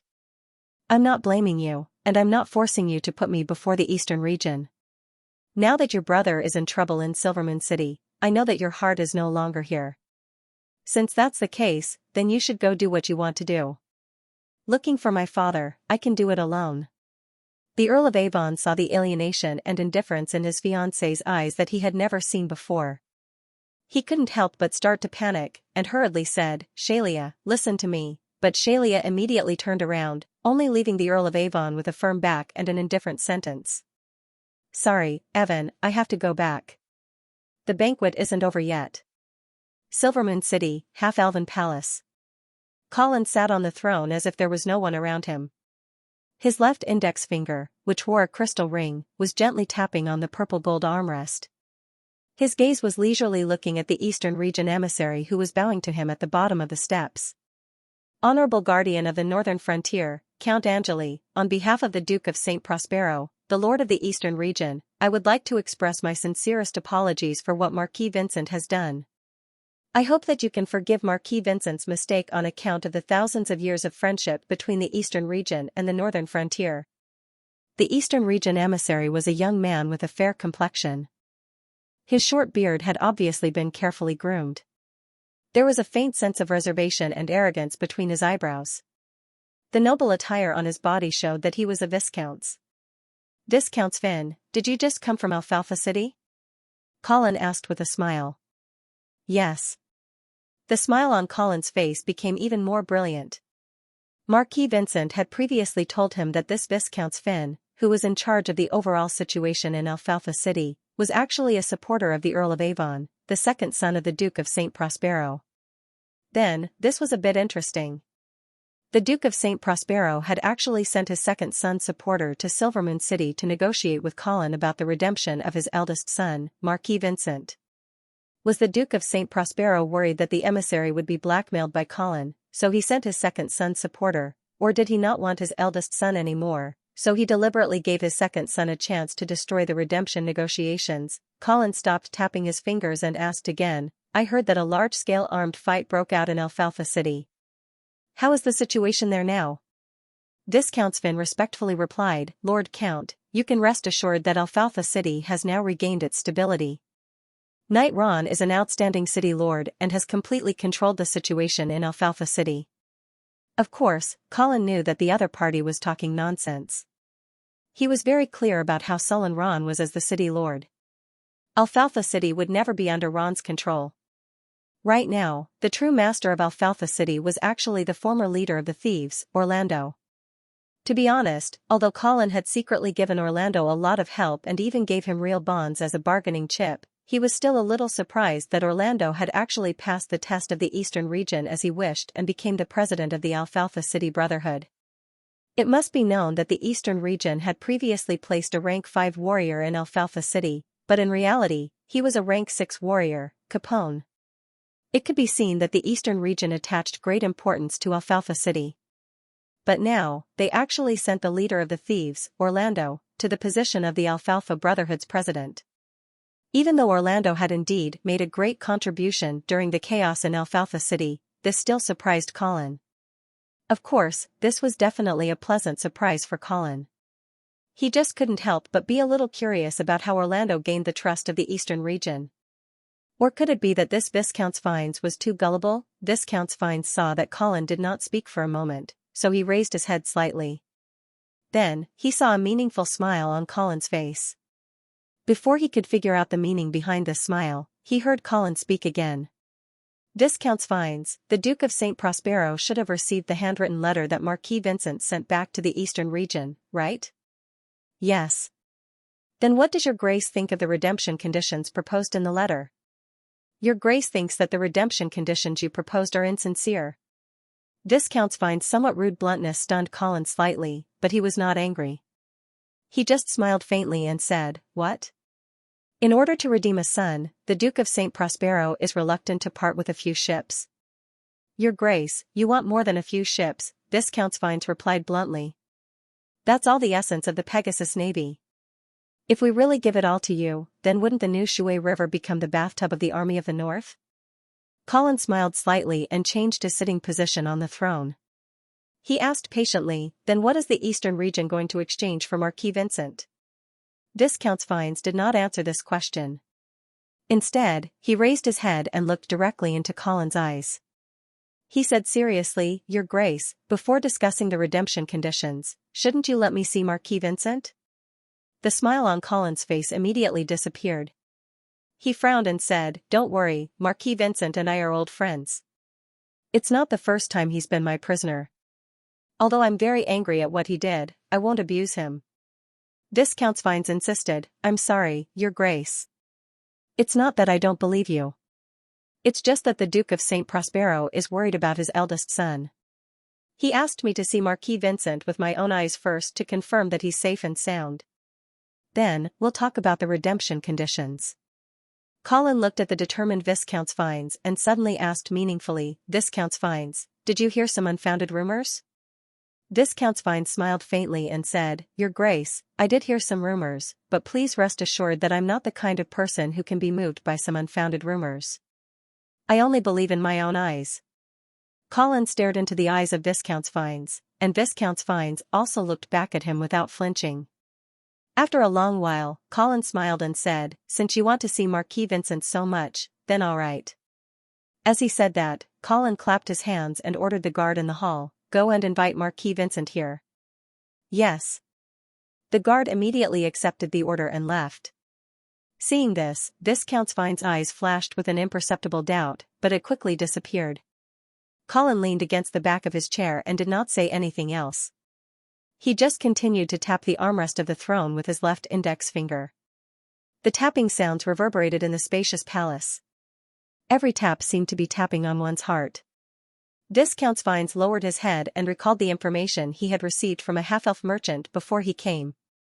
His original confidence began to slowly diminish. After a short but extremely long wait, the guard finally returned. However, when he returned, he was still alone. Your Grace, Marquis Vincent said that he does not want to see the emissary of the Eastern region. I see. Colin stopped tapping, spread out his hands, and said regretfully, Viscount Fines, there's nothing I can do about that. Viscount Fines lowered his head and the corners of his mouth curled up slightly, as if he had finally seen through Colin's background. His confidence that had just dissipated was restored again. He raised his head, and his face had already changed into a puzzled and aggrieved expression. He asked the guard, Did the Marquis say why he doesn't want to see me? The guard glanced at Colin, then shook his head and said, No. Perhaps Marquis Vincent is still ashamed of what he has done, so he doesn't want to see you, Colin explained.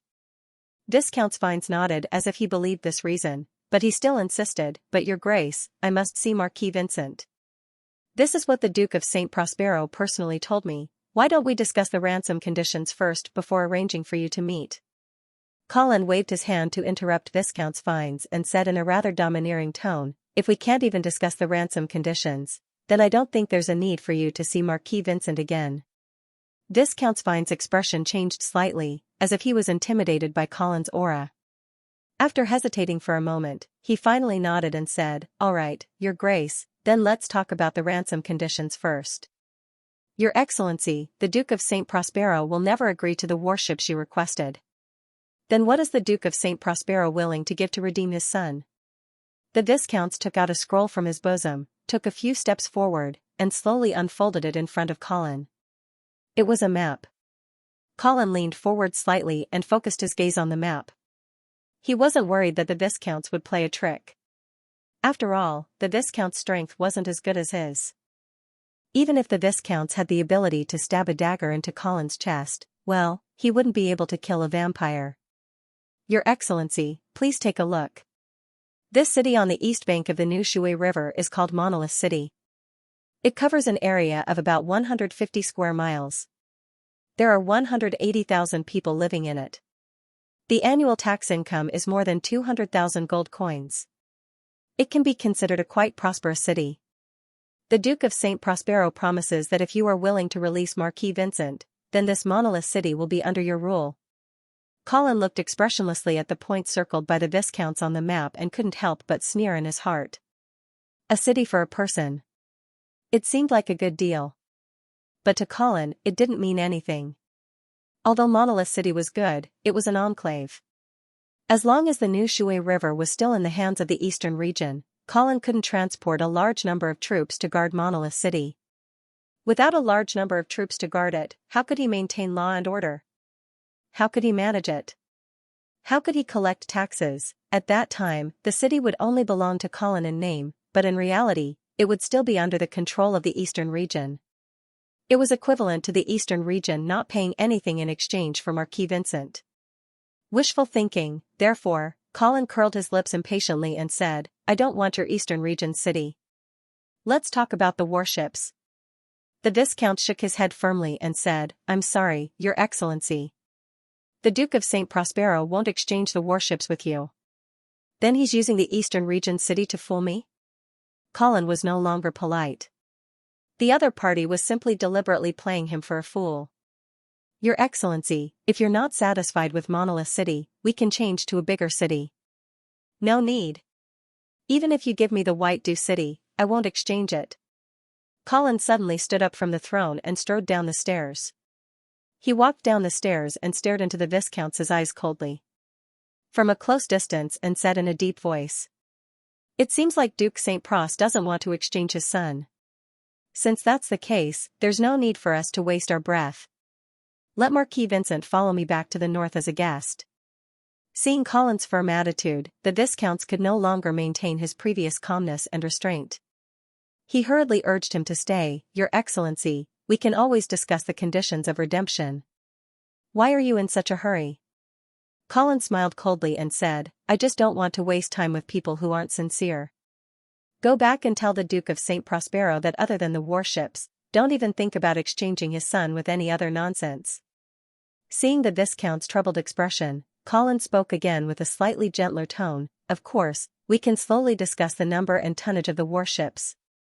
Seeing this, the Viscounts could only nod and say, yes, Your Excellency. I will definitely convey your intentions to the Duke of St. Prospero.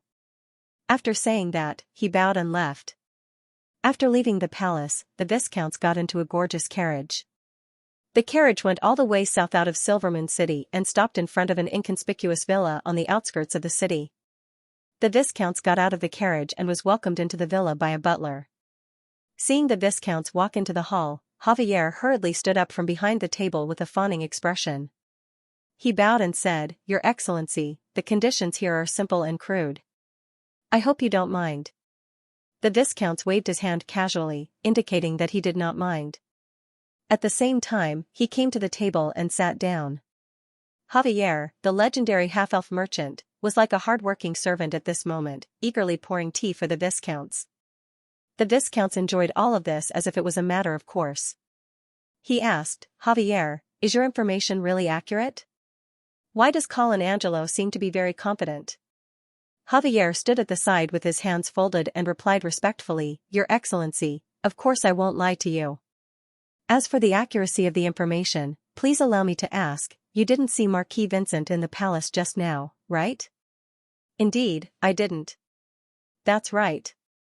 Javier clapped his hands and said, If Marquis Vincent is really safe and sound, why wouldn't Colin Angelo agree to let you see him?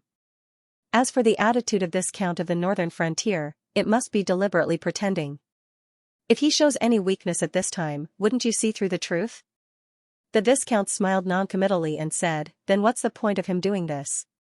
Even if we have negotiated the terms of redemption, if we don't see Marquis Vincent safe and sound, it's impossible for us to give anything to Colin Angelo. Javier thought for a moment and said thoughtfully, Maybe he wants to stall for time. After all, if the Duke of St. Prospero knows that his eldest son died in the half-elven palace, I'm afraid that the warships of the Pegasus Navy would have already sailed along the Crystal River to Silvermoon City. And Silvermoon City has just experienced a great chaos. The Silvermoon Guard has suffered heavy casualties. Even the Blood Cavalry of the Northern Frontier has suffered heavy losses. Colin Angelo definitely doesn't want to face the army of the Eastern Frontier at this time. That's why he blocked the news and deliberately showed his toughness in front of you. He put forward extremely harsh redemption terms to stall for time as much as possible.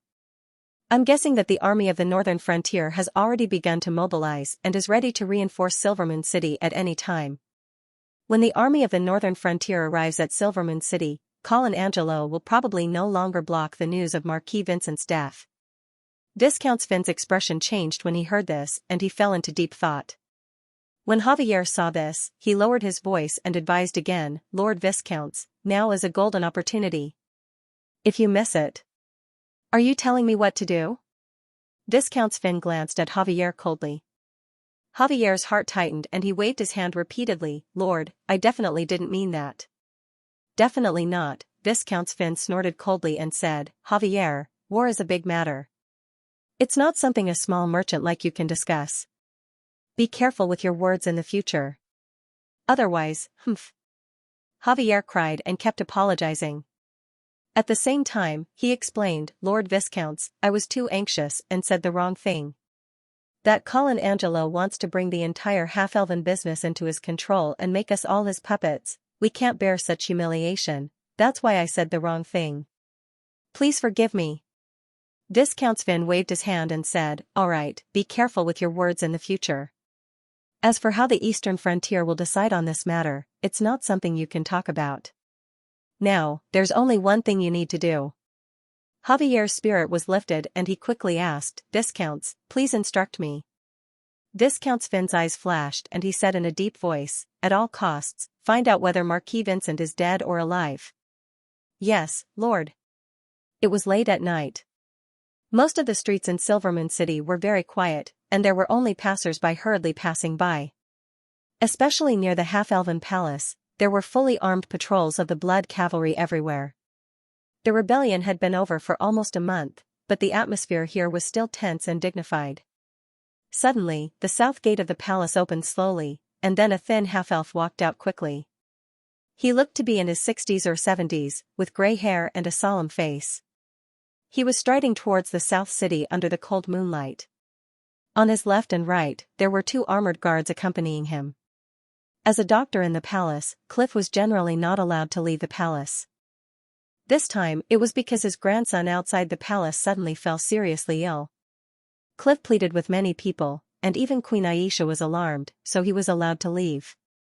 But because of his special profession, even if he left the palace, he couldn't walk around freely. He had to be accompanied by special guards, who were both for protection and monitoring. Cliff was worried about his grandson's illness, so he walked in a hurry without stopping. But just as he passed by a tavern, the wooden door suddenly opened without any warning. A drunkard staggered out, his mouth shouting nonsense, and was about to bump into Cliff who was passing by. Get out of the way, get out of the way.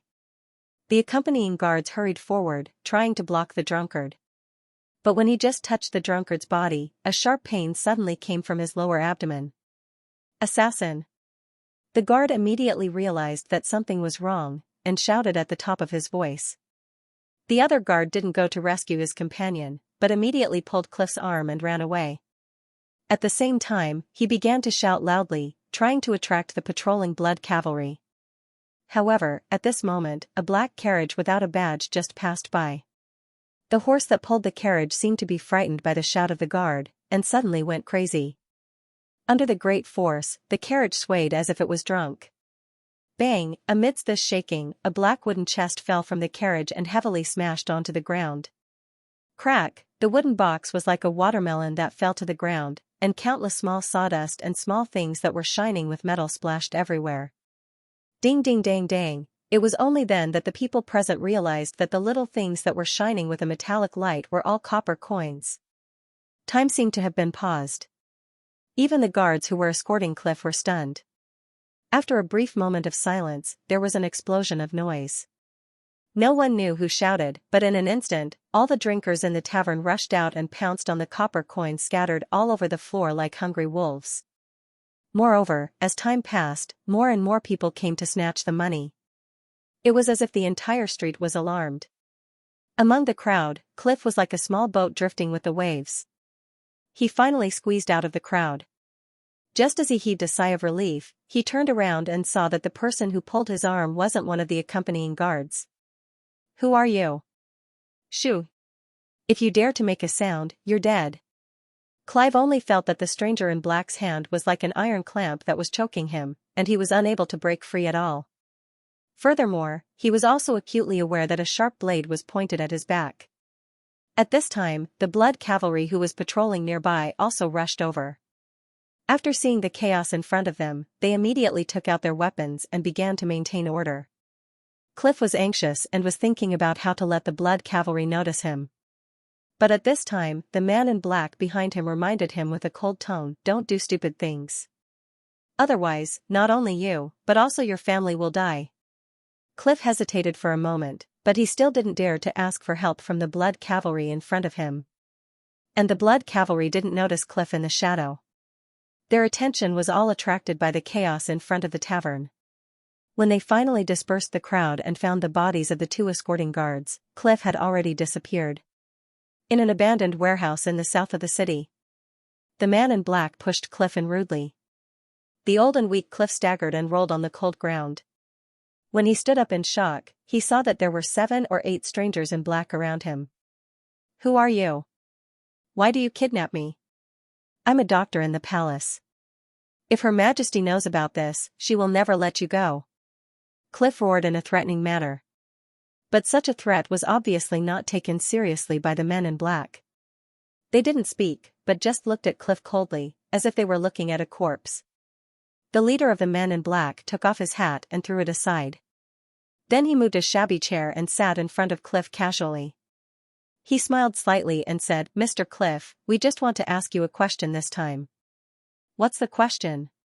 Cliff had realized that something was wrong. The eyes of the man in black were like a poisonous snake, drilling into his heart. "After Marquis Vincent in the eastern region was assassinated, did you go to check the situation?" "Sure enough." Cliff's face suddenly changed and became as pale as a dead fish. "You deceived me to go out of the palace, right? My grandson is not sick at all, right?" The leader of the men in black smiled and took out a knife from the upper pocket of his clothes. He played with it casually in his hand and said slowly, "Mr. Cliff, have you forgotten about your situation? Here, it's not your turn to ask questions. We will ask, you will answer." Cliff's face turned green and white. His eyes were also erratic. One moment he was scared, the next he was excited. Finally, his face turned gray and he said in a pleading tone, "Everyone, it's not that I don't want to answer your questions, but once I answer, I will definitely die." The man in black calmly said, "Don't worry, as long as you cooperate, we will definitely protect you to leave Silvermoon City safely.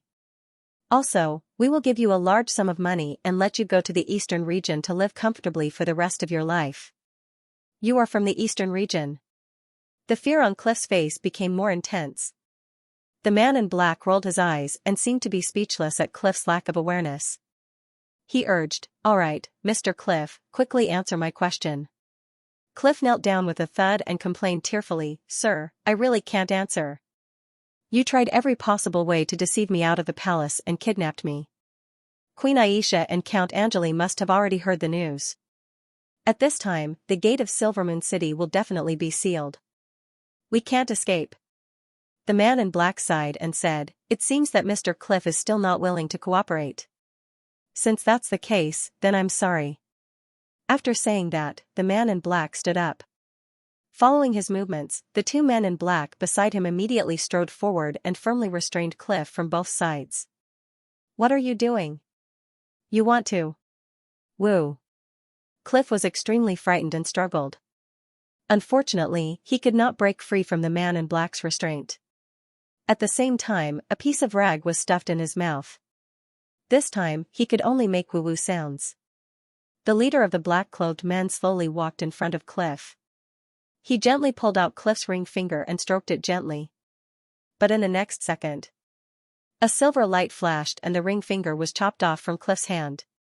Woo-woo-woo, his fingers were connected to his heart. Under the intense pain, Cliff was like a fish that was about to suffocate as his body kept shaking. Blood splattered all over the surrounding men in black, but they didn't move at all. They didn't even bother to wipe off the blood that fell on their faces, as if they were already used to such a scene. When Cliff had slightly recovered his breath, the leader of the men in black tore off the rag in his mouth and asked again, "Mr. Cliff, are you willing to cooperate now?" Cliff looked at his broken wound. Blood was gushing out like a spring, and soon, it formed a small pool on the ground. He said weakly, "I beg you, just kill me with one slash." The man in black picked up the ring finger that fell on the ground and held it in his palm. He placed it in front of Cliff and sighed helplessly. "Mr. Cliff, your medical skills are so good. Do you have a way to reattach your severed finger?" Cliff smiled bitterly and shook his head. The man in black threw away the severed finger with a look of regret and persuaded again, "Yes, Mr. Cliff, severed fingers can't be reattached. If you are still unwilling to cooperate, then," Cliff still shook his head miserably and said, "Sir, I really can't say. Otherwise, I will definitely die. Not only me, but my whole family will also die." The man in black said impatiently, "I said, as long as you are willing to cooperate, we can guarantee the safety of your family." However, Cliff obviously didn't believe the man in black. After all, the people of the eastern region had tried to cause trouble in Silvermoon City twice but failed. This made many half-elves lose confidence in them. Seeing this, the man in black became angry and immediately reached out to grab Cliff's finger. Cliff screamed in fright, desperately trying to cover his hand. But how could an old doctor like him be a match for the people of the eastern region? This kind of futile struggle only added a little bit of trouble to the black-clothed men. Soon, the cold blade touched Cliff's right middle finger again. Cliff was shocked and blurted out, wait a minute. I'll cooperate, I'm willing to cooperate." The man in black smiled and stopped the movement of his hand. He patted Cliff's shoulder and said with a smile, "That's right. All right, answer my question. After Marquis Vincent was assassinated, were you the one who went to check on him?" Cliff opened his mouth but didn't say anything. He was actually hesitating again. The man in black sneered and stepped forward without any explanation. He grabbed Cliff's middle finger and broke it with a crack. Ah! With his fingers broken, Cliff was in so much pain that he broke free from the two men in black beside him. He fell to the ground and rolled around. The intense pain made his whole body twitch as if he would faint at any time. The leader of the men in black sighed sympathetically and said, "Cliff, you're a half-elf. Why do you have to risk your life for the northern frontier? To tell you the truth, we have a lot of ways to torture people. This is just the appetizer." How could Cliff have the strength to speak? He could only desperately cover his fingers. But no matter how he covered, the blood was still flowing out. He didn't doubt that if this continued, he would faint or even die from the lack of blood. Facing the man in black's threat, Cliff could only groan continuously, "I beg you, kill me, kill me." The man in black sneered and said eerily, "Mr. Cliff, we have to do things according to the rules. Even if you don't want to cooperate, we have to cut off all of your fingers one by one. Then, we have to cut off your arms, thighs, eyes, ears, nose, tongue. We have to take turns. So, you have to be more considerate and don't die so quickly." After saying that, he stretched out his hand to break Cliff's third finger. Cliff finally couldn't take it anymore and broke down completely. He cried and said, I'll say it all. Really? The man in black looked at Cliff with suspicion, as if he was worried that he would change his mind again. Cliff nodded continuously and said intermittently, really, this time it's real. But, I want to see your leader. I want to tell him personally. The man in black suddenly frowned and looked like he was in a difficult position. But at this moment, a young voice suddenly sounded in the dark warehouse, I'm here, Mr. Cliff. You can tell me anything. Following this voice, the man in black quickly bowed and retreated. Cliff raised his head with difficulty and saw a young man with a fair face appear in front of him. In the dim environment, he couldn't see his face clearly, but Cliff could tell from his expression and posture that he was obviously a noble. May I know who you are? I'm Viscount Xianxia. I'm under the orders of the Duke of St. Prospero to be in charge of the negotiation of the redemption of Marquis Vincent. Cliff hesitated, but still asked, Sir Viscounts, if I tell you everything, can you guarantee my safety? Of course we will guarantee your safety. Viscount Xianxia nodded seriously and said, you will leave Silvermoon City with me. As long as I'm here, you will be fine. Then what about my family? Viscount Xianxia hesitated, but still told the truth, I'm sorry, I can only guarantee your safety. Cliff lowered his head in disappointment. Seeing this, Viscount Xianxia opened his mouth again and said coldly, although we can't guarantee their safety, if we want to send them to hell, it's a piece of cake. Hearing this, Cliff's whole body began to tremble. After a while, he seemed to have finally figured it out. He raised his head and said seriously, yes, after Marquis Vincent was assassinated, I was pulled to the scene to check the situation. Viscount Xianxia's eyes lit up and immediately asked, what was the situation at that time? Who was the assassin? Is Marquis Vincent dead? When I rushed to the scene, I saw Marquis Vincent and Duke Modwin both lying in a pool of blood. Among them, Marquis Vincent was stabbed in the lower abdomen and the back of his heart. Although there was still a weak breath at that time, his heart was already broken and he couldn't be saved. As for Duke Modwin, his throat was cut. Judging from the shape of the wound, he must have cut it himself. When I arrived, he was already dead. Viscount Xianxia raised his eyebrows when he heard this. He immediately squatted in front of Cliff and stared into his eyes. He asked again, are you sure that Marquis Vincent can't be saved? Cliff nodded heavily and said, based on my 50 years of medical experience, Marquis Vincent's situation at that time, unless a miracle descends, he definitely can't be saved. Hearing such bad news, Viscount Xianxia revealed an excited expression. But soon, he realized that something was wrong. He immediately put on a sad and angry expression and said, cunning and hateful people from the northern frontier.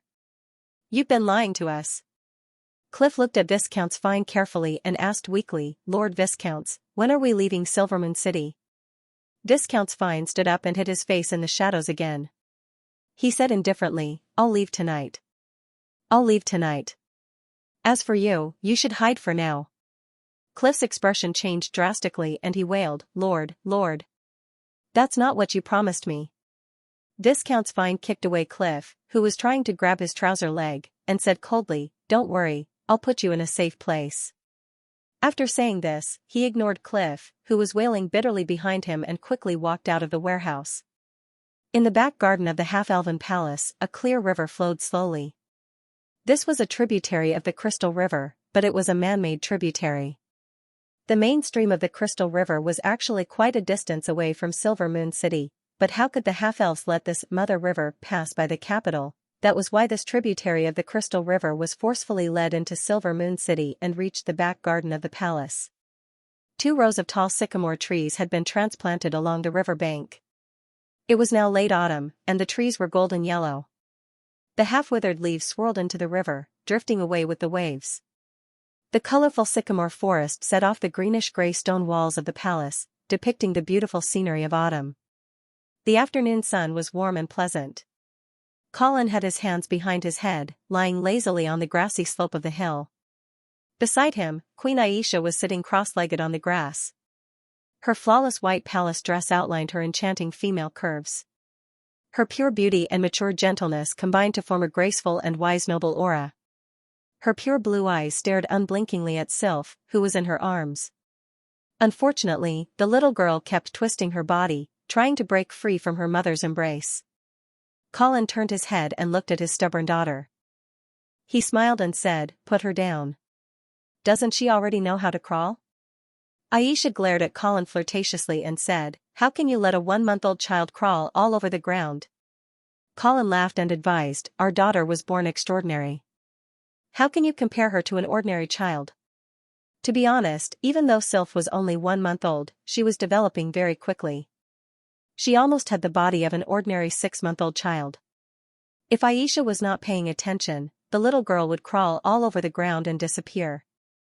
Seeing that Aisha was still unwilling to let go, Colin smiled and took his daughter. He placed her on his stomach and formed a circle with his hands, letting the little girl crawl on his upper body. He, the little girl got what she wanted. She opened her toothless mouth and laughed happily. Looking at Sylph's big, ruby-like eyes, and feeling the touch of her delicate little hands and feet crawling all over his body, Colin only felt that the worries and troubles in his heart had disappeared without a trace at this moment. Unfortunately, this peace was quickly interrupted by a series of hurried footsteps. Teacher. Quick, come and see the amusement park I designed for Sylph."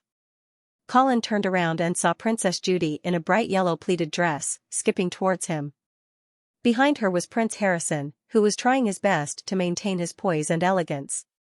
"You've designed it?" "Of course." "Quick, look." Princess Judy unfolded a roll of parchment and showed her amusement park design plan to the teacher. Sylph seemed to have discovered a new toy. She was babbling as she tried to climb onto the design. Colin hugged the naughty little girl, sat up, and looked at Princess Judy's masterpiece with great interest. Prince Harrison also walked over. He first greeted Colin and Aisha, and then sat down on the woolen blanket that had been laid out. The half-elf maid, Cathy Savoy, quickly brought 2 cups of scented tea and placed them in front of Princess Judy and Prince Harrison. Prince Harrison did not seem to be interested in the amusement park design that his sister had painstakingly made. Instead, he started chatting with Cathy. On the other side, Princess Judy was excitedly introducing her design concept to Colin. According to her, for a genius child like Sylph who had awakened the noble phoenix bloodline at birth, of course, she could not be compared to ordinary children. Ordinary rides like slides, merry-go-rounds, trampolines, swings, and so on were too simple and childish for Sylph. Therefore, Princess Judy claimed that she had designed an adventure-themed amusement park. Based on famous heroic adventure stories, she had combined exploration, mazes, reasoning, treasure hunting, trapping, and other elements to create a wonderful game to clear the game. In the beginning, Colin was listening with great interest. But as Princess Judy talked, his face became darker and darker. Because he found that the difficulty of this amusement park was a little too high. For example, in one section, Princess Judy actually asked the game participants to shoot a brown bear in order to pass the level. Colin could not help but put his hand on his forehead and lamented. Was this really an amusement park for children? It was simply a different world's version of the Squid Game. If he did not know that Princess Judy had always been a little unreliable, Colin would have suspected that she had designed this amusement park with evil intentions. Therefore, Colin did not hesitate to completely reject Princess Judy's design. No matter how coquettishly Princess Judy begged, it was useless. In the end, Princess Judy could only succumb to her teacher's abuse of power and dejectedly went back to redesign. Prince Harrison did not leave with his sister. Instead, he continued to sit on the woolen blanket and whispered to the half-elf maid, Cathy. Seeing this, Colin's heart skipped a beat. He suddenly asked, Harrison, Cathy, what are you talking about? Harrison hurriedly sat up straight and turned to face Colin. He replied, Teacher, I was explaining to Miss Cathy why my sister wanted to put a brown bear in the amusement park. Oh? Why? Colin's interest was also piqued. Because just 3 days ago, Judy heard that the half-elven palace was going to hold a hunting party, and that there would be brown bears at the party. She was so excited that she wanted to hunt a brown bear with her own hands. Colin could not help but laugh. With her skinny arms and legs, she wants to hunt a brown bear? Prince Harrison was also a little embarrassed. He touched his nose and felt a little helpless about his sister's bold words. Seeing this, Kathy said, His Highness just told me that he wanted to hunt a brown bear for his sister. That's right. Prince Harrison immediately straightened his back and nodded. Queen Aisha reminded with a smile, Your Highness Harrison, then you must be careful. Brown bears are ferocious beasts that dominate the mountains. Also, before the hunting party, the head of the royal hunting party will purposely reduce their food. A hungry brown bear will become even more ferocious. Your Majesty, please do not worry. I will definitely be able to deal with it. Prince Harrison said confidently. Colin knew that Prince Harrison was now an apprentice knight. With his strength, it would be difficult for him to deal with a brown bear alone. However, he would not worry for his student. There would naturally be official knights guarding Prince Harrison at the hunting party. It was just a brown bear. There would be no accidents. Seeing Colin smiling without saying anything, Prince Harrison suddenly felt a little guilty. He could not help but ask the half-elf maid, Miss Kathy, do you believe that I have the ability to hunt a brown bear? Your Highness, of course you can. I just hope that the brown bear will not be so frightened by your Highness that its legs go weak. Otherwise, the hunting party will be too boring. Kathy smiled. Her delicate little face was like a blooming flower. The young prince could not take his eyes off her. Prince Harrison stared at Kathy in a daze without even blinking. Kathy couldn't help but lower her head shyly under his intense gaze. Ahem. Colin's light cough brought Prince Harrison back to reality. He also realized that he had lost his composure. He did not dare to look into his teacher's eyes. He quickly lowered his head and said respectfully, Teacher, I'll go check on Judy's amusement park design. With that, he ran off as if he was escaping. After Prince Harrison left, Kathy put away the used teacup as if nothing had happened. However, her reddened ears still revealed that she was not as calm as she appeared to be. After putting away the teacup, Kathy stood up and saw Colin's scrutinizing gaze. The half-elf maid's heart trembled, and she asked guiltily, My lord, do you have any orders? Colin asked meaningfully, Kathy, what do you think of Prince Harrison? Kathy lowered her head, not daring to look Colin in the eyes. She answered carefully, My lord, His Highness is smart and polite. He's an excellent noble. Yes, but he's a human noble, and the future emperor of the human race, Colin said in a deep voice. Do you understand what I mean? I understand. Kathy could of course hear the warning in Colin's words. She hurriedly explained, My lord, I only have respect for Prince Harrison. I don't dare to have any other thoughts. That's good.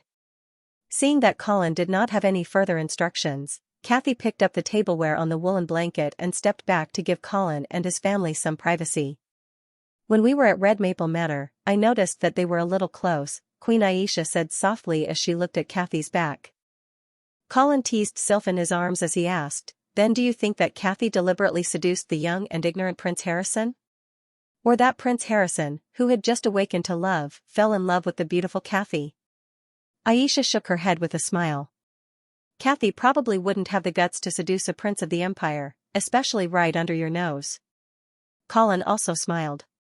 Kathy indeed wouldn't have the guts. However, after noticing Harrison's feelings for her, Kathy might have gone with the flow, or even added fuel to the fire. Although as the first heir to the throne, Harrison can't marry Kathy, but if Kathy could become Harrison's lover, she could borrow his power and even get pregnant with the blood of the San Lorenzo family. Even if she gave birth to an illegitimate child, it would still be a chance for the Savoy family to rise again. Colin could not help but think of Aisha's mother, Madame Sharon. She successfully married into the Miller family because of the blood of the House of St. Hilda. Aisha held her smooth chin, and asked seriously, Why don't you think that Kathy might be sincere? Sincere? That's right. Not all feelings have political motives behind them. Colin subconsciously snorted, but when he turned around, he saw Aisha's bright and beautiful eyes, looking at him with a strange gaze. He touched the tip of his nose, coughed, and said, Forget it, let them be. This should be the problem for Emperor Reinhardt and Empress Medela. Aisha did not plan to let Colin go so easily. She slightly pouted her seductive red lips, moved to her lover's ear, and said, Well then, Honorable Count Angeli, do you think that my feelings for you are sincere? Or do I want to borrow your power to control the half-elf kingdom? Colin's heart skipped a beat. Xianxia revealed a rare feminine side, and her soft and sweet voice made Colin's body melt. In his impression, Queen Elsa was the perfect example of a mature, graceful, and charming lady. She was also a determined, brave, and decisive knight with outstanding talent. Xianxia was forced by her family to marry into the half-elf royal family, but she did not feel sorry for herself. Instead, she secretly planned and seized the perfect opportunity to avenge her former lover. After she was turned into a blood descendant by Colin, she had been doing her best to take care of everything in the half-elf kingdom for Colin. When he needed help, she did not hesitate to send the Silver Moon Guard to the northern frontier. She even gave birth to a cute baby girl for him. However, Colin had been deliberately avoiding a question. Did Xianxia's feelings for him come from her heart, or did she covet his power, or was it because of the suppression of her bloodline? Correspondingly, did he really like Xianxia? Or did he want to use her to control the half-elf kingdom? In fact, Colin had always been very suspicious, and he always liked to make bad guesses about people's motives. This allowed him to smoothly reach his current position, and not be schemed against by people with ulterior motives. But for Xianxia, Colin was immersed in his own thoughts when he suddenly saw a beautiful face suddenly appear in front of him. Then, his mouth was blocked by a pair of soft and warm red lips. Since he hadn't closed his eyes yet, Colin could clearly see that Elsa's beautiful face was dyed with a layer of blush. The delicate rouge-like color extended all the way to the tip of her slender ears. Her slender and fine eyelashes were constantly trembling, and there seemed to be a sparkling and translucent tear glistening in her half-closed eyes. At this moment, Xianxia took off the proud veil of a queen, and revealed the image of a delicate and charming half-elf noble lady in front of Colin. In his previous life, Colin had heard a saying, "You can tell a girl's feelings for you from a kiss." Back then, the straight man did not think much of it. But now, Colin realized that he could truly feel Xianxia's strong love for him. A strong emotion burst out from the depths of his heart, and finally, he clearly understood that his feelings for Xianxia could not be hidden. When the love was strong, all that was left was a desperate possessiveness. Colin closed his eyes, lifted Xianxia's sharp chin, and kissed her moist red lips. Her lover's passionate response made Xianxia understand Colin's feelings. At this moment, she seemed to be wrapped in great happiness, and tears of joy fell uncontrollably. Yeah. Sylph, who was ignored, suddenly waved her hands and pulled the two out of the net of love. Colin patted the little girl's butt gently in annoyance, blaming her for ruining his good deed.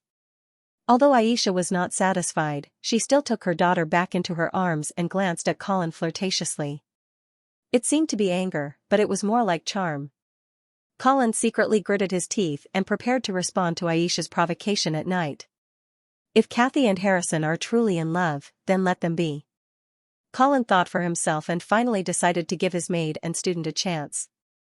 Xianxia nodded with a smile and did not dwell on this topic. She changed the topic and said, "The palace doctor, Cliff, was kidnapped on his way home last night." Colin did not show any surprise when he heard that. Instead, he smiled and said, "I already know.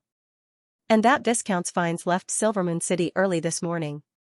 It seems that he has successfully obtained the information he wanted. This is not surprising. Cliff is an ordinary doctor. He can't withstand torture. Well, I don't mean to blame Cliff. On the contrary, this doctor suffered because of my plan this time. When this is over, I can make it up to him. I'll remember that. However, for the other half-elves who participated in this kidnapping, I didn't expect that there would be fish that escaped the net after the last settlement." Hearing Colin's murderous words, Xianxia just said lightly, "As long as the eastern region is still there, some half-elves will have fantasies." Colin smiled coldly and said, "Eastern region, it's time to settle the score with them." Eastern region, White Dew City. The House of St. Prospero's White Dew Castle was located in the center of White Dew City. Surrounding it was the noble district of White Dew City. Commoners had to have a pass to enter and exit the city. Outside the noble district was the commercial district. This was where rich merchants gathered. Although the location was good and the buildings were not that shabby compared to the noble district, no nobles were willing to live here. After all, no matter how rich a merchant was, he was still a commoner. There was an essential difference between him and the nobles. However, there was one family that was an exception, the Hall family. The Hall family lived outside the noble district of White City. It was not because they were poor or had a low title. On the contrary, the Hall family was famous for their wealth in the eastern region. As for their title, they were a proper hereditary count family of the empire. They lived in the commercial district because the ancestors of the Hall family were merchants. Titles could not be bought with money. However, if you had enough money, you could buy a noble lady with noble blood and a very precious baptism quota for commoners. Thus, the Hall family obtained the noble's admission ticket. As for how they climbed step by step from a wild knight family to a count of the empire, it was all thanks to the mages of Yule. If they had not used a forbidden spell to destroy the original White City, causing a large number of families in the eastern region to lose their inheritance, the Hall family would not have had the opportunity to take advantage of the situation. Moreover, during the most difficult and dangerous period of the eastern region, the Hall family saw the opportunity to help the House of Saint Prospero rebuild White City. Only then did they officially enter the noble class of the empire. In addition, the descendants of the Hall family were also quite capable. Although they were descendants of merchants, they were full of martial virtues and made many military achievements. Gradually, the Hall family's title was promoted to count, and they became one of the most influential families in the eastern region. However, in terms of martial strength and knight rank, the members of the Hall family were somewhat inferior. After all, their ancestors were commoners, and their bloodline was mixed. Even if the family's bloodline was improved through marriage, they could not be compared to the old nobles who had thousands of years of inheritance in a short time. However, the ancestors of the Hall family were indeed very smart. They knew the principle of playing to their strengths and avoiding their weaknesses. When the members of this family joined the army, without exception, they all joined the navy and would never join the army. The reason was very simple. Compared to the army's head-on clashes on land, naval warfare relied more on warships and teamwork. The requirements for individual strength were much lower. Moreover, the strength of the Eastern Territories Navy was unmatched on the New Shui River. Earl Hall was in his 50s. He was tall and burly, and his hair was thick. His skin was a healthy bronze color, and he had a roughness that seemed to have been tempered by wind and rain. He was clearly different from the generally pampered nobles of the eastern region.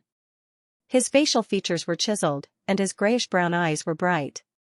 His broad forehead was wrapped in a glossy reindeer skin bandage, and his long blonde hair and beard were tied into small braids with a fishbone hairband.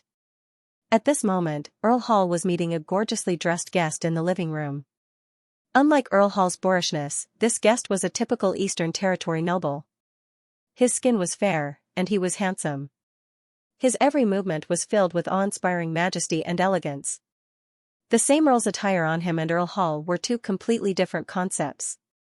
This person was Earl Bergen, a veteran Eastern Territory noble. The two earls of the Eastern region had completely different styles, but they had one thing in common: they were both supporters of Marquis Vincent. Especially Earl Hall, who had even married his precious daughter to Marquis Vincent. Now that Marquis Vincent was trapped in Silvermoon City, the two earls were naturally anxious. "Earl Bergen, what news did you get? Why are you in such a hurry to see me?" Earl Hall's loud voice echoed in the living room. Earl Bergen pointed to his ear with a look of disdain. "This isn't your warship. Lower your voice, my ears can't stand it." Earl Hall snorted softly. He was very disdainful of Earl Bergen's pretentiousness, but he also lowered his voice slightly. In fact, Earl Bergen also despised this lowly and fishy Earl Hall from the bottom of his heart. If it weren't for the critical situation at this time, where the Bergen family had to unite with the Hall family, he wouldn't have been willing to come to this mansion in the business district. Discounts Finn has already returned. Calculating the time, he should arrive in White City tomorrow. Oh? What news did this kid bring back? What conditions did the people of the northern frontier propose to redeem him? The people of the northern frontier are unwilling to accept the proposal of exchanging the city for Marquis Vincent. They insist on the warship, in your dreams. Before Count Bruggon could finish, Count Hall roared at the top of his lungs. His loud voice shook the crystal chandelier on the ceiling, causing it to shake non-stop. Earl Bergen only felt as if he was being blown by a strong wind and wave. He hurriedly held his breath, frowned, and pressed his hands down. Okay. I know those warships are your precious treasures, but if we can really exchange them for Marquis Vincent, would you still disagree? Earl Hall panted heavily and didn't say anything for a long time. It was obvious that he agreed tacitly. But then, he realized that there was something wrong with Earl Bergen's words. He asked doubtfully, why does it sound like the warships can't be exchanged for Marquis Vincent? Only then did Earl Bergen sigh and say, I've received news that Marquis Vincent might have met with an accident. What? Earl Hall stood up abruptly and stared at Earl Bergen with his bell-sized eyes. What do you mean by an accident? Earl Hall's shock made Earl Bergen very irritated. The more he thought about it, the more he realized that this silly Earl in front of him might not be able to be of help to him. Marquis Vincent was assassinated after he was captured. Although the people of the northern frontier have always claimed that the Marquis is fine, it is said that Viscount Fine has already found out that the Marquis has actually been assassinated. Bam! Earl Hall smashed the armrest of his chair into pieces with a slap and shouted. How can you believe the words of that kid Fine? He's one of Evan's men. He can't wait for Marquis Vincent to die in Silvermoon City. I'm sure that he deliberately made up such a lie because he didn't want Marquis Vincent to return to the eastern region safely. It was rare for Earl Bergen to agree with Earl Hall's opinion. He nodded and said, I think so too. When Viscount Fine arrives in White Dew City tomorrow, you and I will go and meet the Duke together. We can't let Fine mislead the Duke's judgment. All right.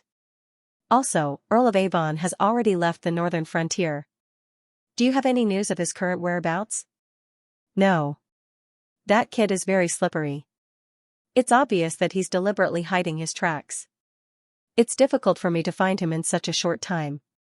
Earl Bergen furrowed his brows and asked in a deep voice, why do you think the Earl of Avon is deliberately hiding his tracks? How would I know? Earl Hall shouted in a rough voice. Hasn't that kid always been like this? He's so mysterious. I don't know what he's up to. Seeing that he couldn't get anything of value out of this silly fellow, Earl Bergen sighed inwardly. He made an appointment with Earl Hall to meet the Duke of St. Prospero the next day and then got up to leave. The guest hall of White Dew Castle was decorated extremely luxuriously. The arched dome was made of century-old mahogany from the radiant moon forest. It was pasted with gold foil, inlaid with gems, and hung with crystal candlesticks and chandeliers. The painters skillfully used these expensive decorations and the changes in light and shadow to depict the magnificent epic of the first generation of paladins of the House of St. Prospero. While luxurious, it was also full of artistic aura. It was vigorous and heroic, but not vulgar. The beautiful maids of the Duke's mansion, who had been carefully groomed by the Duke's mansion, entered the room in a single file. They presented the three guests with all kinds of fruits, pastries, and silver wine jugs. They filled each guest's wine cup with transparent wine, and an elegant, mellow, and exotic wine aroma filled the room. Count Hall raised his glass and downed the wine in it in one gulp. Then, he glanced at the silent Count Bergen beside him, then stared at Viscount Finn, who was sitting upright and still opposite him. He couldn't help but ask, what's wrong? Viscount Finn, how was the trip to Silvermoon City this time? Viscount Finn came back to his senses. Just as he was about to speak, he saw a dignified figure stride into the hall. Your Grace. The three of them immediately stood up and bowed to the Duke of St. Prospero. The Duke of St. Prospero sat down on the main seat of the sofa in the living room. He raised his arm and said, have a seat.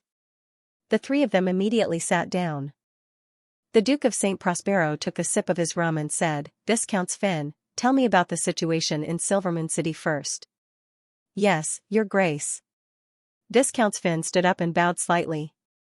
Then, he said, I met Count Angeli on this trip to Silvermoon City and discussed the redemption of Marquis Vincent with him. However, this person firmly disagreed with your proposal of exchanging Monolith City for Marquis Vincent. He said that he was only willing to accept warships as the price for Marquis Vincent's redemption. At this point, Viscount Finn bowed slightly again, indicating that he was done. Count Hall blinked and turned to look at Count Bergen. He saw that the other party was also confused. Because in their opinion, the Viscounts had missed the most important piece of information, was Marquis Vincent dead or alive? Logically speaking, as a supporter of the Earl of Avon, Viscount Finn would definitely report to the Duke of St. Prospero as soon as he found out that Marquis Vincent had been assassinated. Then, he would persuade the other party to re-establish the heir to the title. But now, Viscount Xian did not mention Marquis Vincent's situation. He did not even mention the confirmed news that the other party had been assassinated in Half-Elven Palace. Count Hall's heart skipped a beat. He suddenly realized that this meant that Viscount Xian himself was not sure whether Marquis Vincent was alive or dead, so he did not dare to spout nonsense in front of the Duke of St. Prospero. Thinking of this, his eyes were suddenly filled with unconcealable joy. But what puzzled him was that Count Brugen, who was beside him, seemed even more worried. After listening to Viscount Xian's report, the Duke of St. Prospero nodded expressionlessly. Then, he looked at Count Hall and Count Brugen and said, "Since the two of you are here, why don't you share your thoughts? Should we use the warship in exchange for Vincent?" Count Brugen was the first to speak. "Your Grace, I think this matter must be considered carefully. The New Shui River is the most important barrier for us to resist the cavalry of the northern frontier, and the Pegasus Navy is the key to whether we can control the New Shui River. Therefore, even if we want to use the warship in exchange for Marquis Vincent, we must carefully control the number and tonnage of the warship. We must not let the northern frontier take this opportunity to build a navy that can compete with us." The Duke of St. Prospero put down his wine glass and looked at Count Hall, obviously wanting to hear his opinion. The Hall family had a huge influence in the Pegasus Navy. A large number of mid-level and high-level officers were from the Hall family. Even the supreme commander of the Navy was Count Hall himself. It could even be said that half of the Pegasus Navy was the private army of the Hall family. Therefore, if they wanted to use the warship in exchange for Marquis Vincent, Count Hall's opinion was crucial. Seeing that the Duke of St. Prospero was looking at him, Count Hall said, "Your Grace, I agree with Count Brugen's opinion. Previously, Count Angeli's conditions were too harsh. He almost wanted to destroy all the warships of our navy. We definitely can't agree to this. In my opinion, we can give the northern frontier at most 3 heavy warships. The limit of the paddle warships can be relaxed, but it can't exceed 50. As for the transport ships, we can give more depending on the situation. This way, we can ensure that the Pegasus Navy still has an absolute advantage in terms of strength. Even if the northern frontier obtains those warships, they won't be able to build a fleet that can compete with us in a short period of time. However, we can't let our guard down because of this. After successfully redeeming Marquis Vincent, we can find a suitable time and excuse to send the Pegasus Navy against the current and find the northern frontier's navy to fight a battle. We can nip the danger in the bud."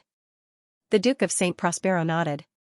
He was very satisfied with Count Hall's suggestion and immediately said in a clear voice, "All right, if that's the case, Viscount Xian, make another trip to Silvermoon City and renegotiate the conditions of Vincent's redemption with Count Angeli.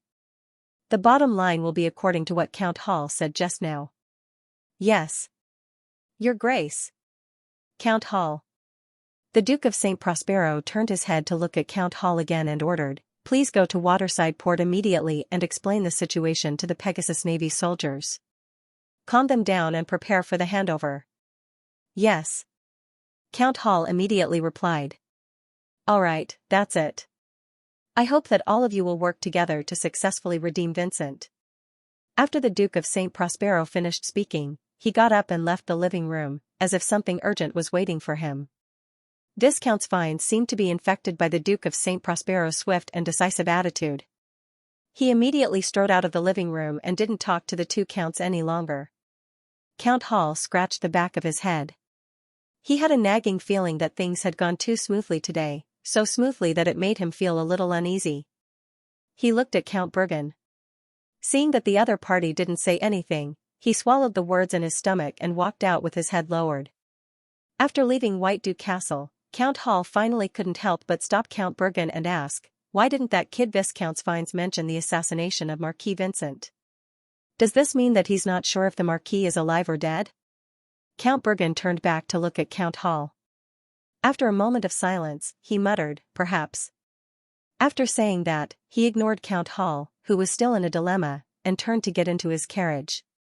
In fact, the abnormality of Viscount Xian's today didn't eliminate Count Brugen's worries.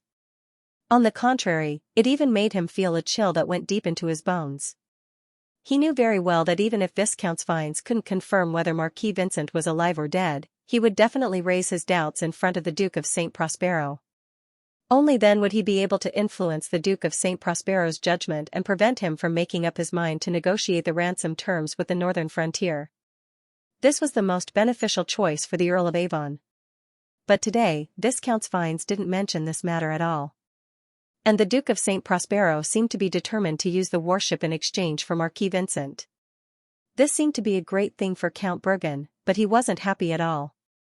Such an abnormality made him unable to help but have a terrifying thought: could it be that Marquis Vincent was really dead, and the actions of the Duke of St. Prospero and Viscount Fines were just using the ransom as an excuse for another scheme? The more Count Bergen thought about it, the more he felt that this was the truth of the matter, and this truth made his heart bleed.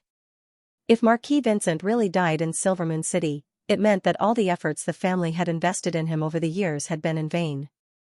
In the future, when the Earl of Avon inherited the position of Duke of the Eastern Region, would he neglect the Bergen family because of this, or even liquidate them? Just like that, he returned home in a daze.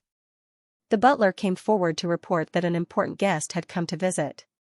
Count Bergen even forgot to ask who the important guest was, and followed the butler to the parlor. "Long time no see, Count." A familiar voice rang in Count Bergen's ears. He suddenly raised his head and saw the Earl of Avon standing in the parlor, looking at him with a smile. Earl of Avon, Count Bergen's voice was trembling. He finally understood why the Earl of Avon had been hiding his whereabouts. It turned out that he had already secretly returned to White Dew City from the northern frontier and had probably reached an agreement with the Duke of St. Prospero. That was why Viscount Finn didn't even mention the possibility of Marquis Vincent's assassination during the meeting at White Dew Castle just now. The Duke of St. Prospero's decisiveness and swiftness could only mean one thing: he had confirmed the death of his eldest son, Marquis Vincent, and was determined to support his second son, the Earl of Avon, as the heir to the title. After realizing this, Count Bergen's face paled visibly, and despair slowly appeared in his eyes. After a moment of silence, he opened his mouth and said bitterly, "Earl of Avon, are you here to laugh at us?" The Earl of Avon shook his head slowly and said in a low voice, "No. I just want to avoid making the Eastern region a joke." Count Bergen frowned and looked at the Earl of Avon with a puzzled expression. He obviously didn't understand what he meant. The Earl of Avon sat down in his seat and took a sip of the coffee in front of him. Then he smiled and said, "Count Bergen, you're so smart. I'm sure you've already guessed the truth of the matter." Count Bergen nodded bitterly and said, "Marquis Vincent should have died in Silvermoon City, right?" The Earl of Avon nodded and said, "Yes. My poor brother. He probably couldn't believe that he had died in the hands of a crazy half-elf." Count Bergen wanted to ask how Marquis Vincent had died, but he suddenly felt an indescribable sense of helplessness when the words were about to come out of his mouth. So he shut his mouth with flagging interest. What was the use of dwelling on these things now? With Marquis Vincent's death, the Earl of Avon's succession as the Duke of the Eastern Region was set in stone. The Bergen family's many years of hard work had been completely destroyed. The Earl of Avon looked at the silent Count Bergen and took the initiative to comfort him. "Count Bergen, as I said just now, I'm not here to laugh at you. On the contrary, I want to prevent the Eastern region from becoming a joke." Count Bergen took a deep breath and pulled himself together again. He asked, "I don't quite understand what you mean." The Earl of Avon stopped beating around the bush and said bluntly, "I know that many nobles in the Eastern region are actually supporters of my brother, including you. But whether you believe it or not, I have never resented you from beginning to end, and will not retaliate in the future." Count Bergen looked at the Earl of Avon expressionlessly and said nothing. In fact, there was a reason why most of the nobles in the Eastern region supported Marquis Vincent. Marquis Vincent was a full 10 years older than the Earl of Avon. For a full 10 years before the Earl of Avon was born, the Duke of St. Prospero only had one legitimate son. Under such circumstances, the Duke of St. Prospero had long since appointed Vincent as the Marquis of the Eastern Region, officially confirming his status as the first heir. At that time, almost all of the nobles in the Eastern Region believed that Vincent would become the future Duke of the Eastern Region, so as long as they weren't stupid, they began to invest in him in advance. For example, Earl Hall rushed to marry his daughter to Marquis Vincent. Another example was the Bergen family. Almost all of the outstanding children in the family followed Marquis Vincent. The Duke of St. Prospero didn't interfere too much in this situation. After all, he really only had one son at that time. In fact, even after Evan was born later, the Duke of St. Prospero didn't have any intention of changing his heir. Even though as time passed, he found that his second son was actually smarter.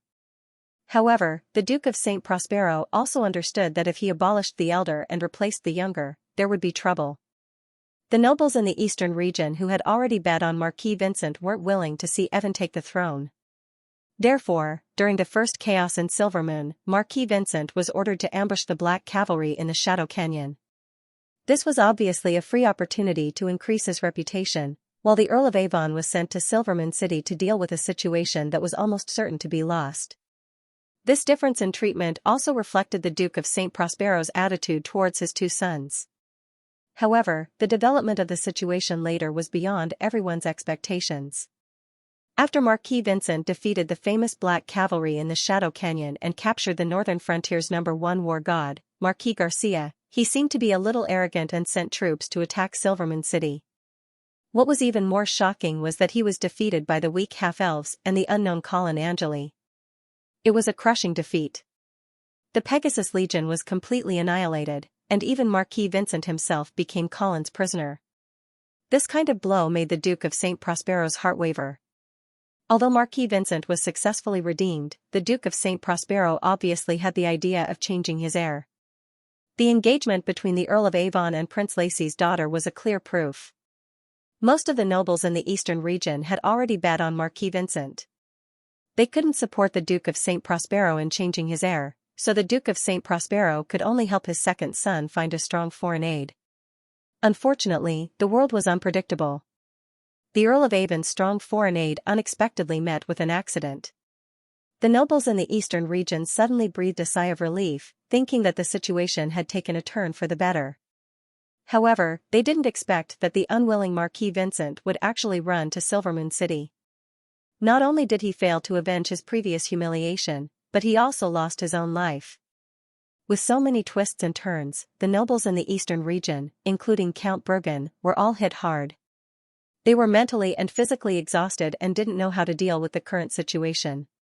Even if the Earl of Avon personally promised that he wouldn't retaliate, Count Bergen didn't dare to believe him so easily.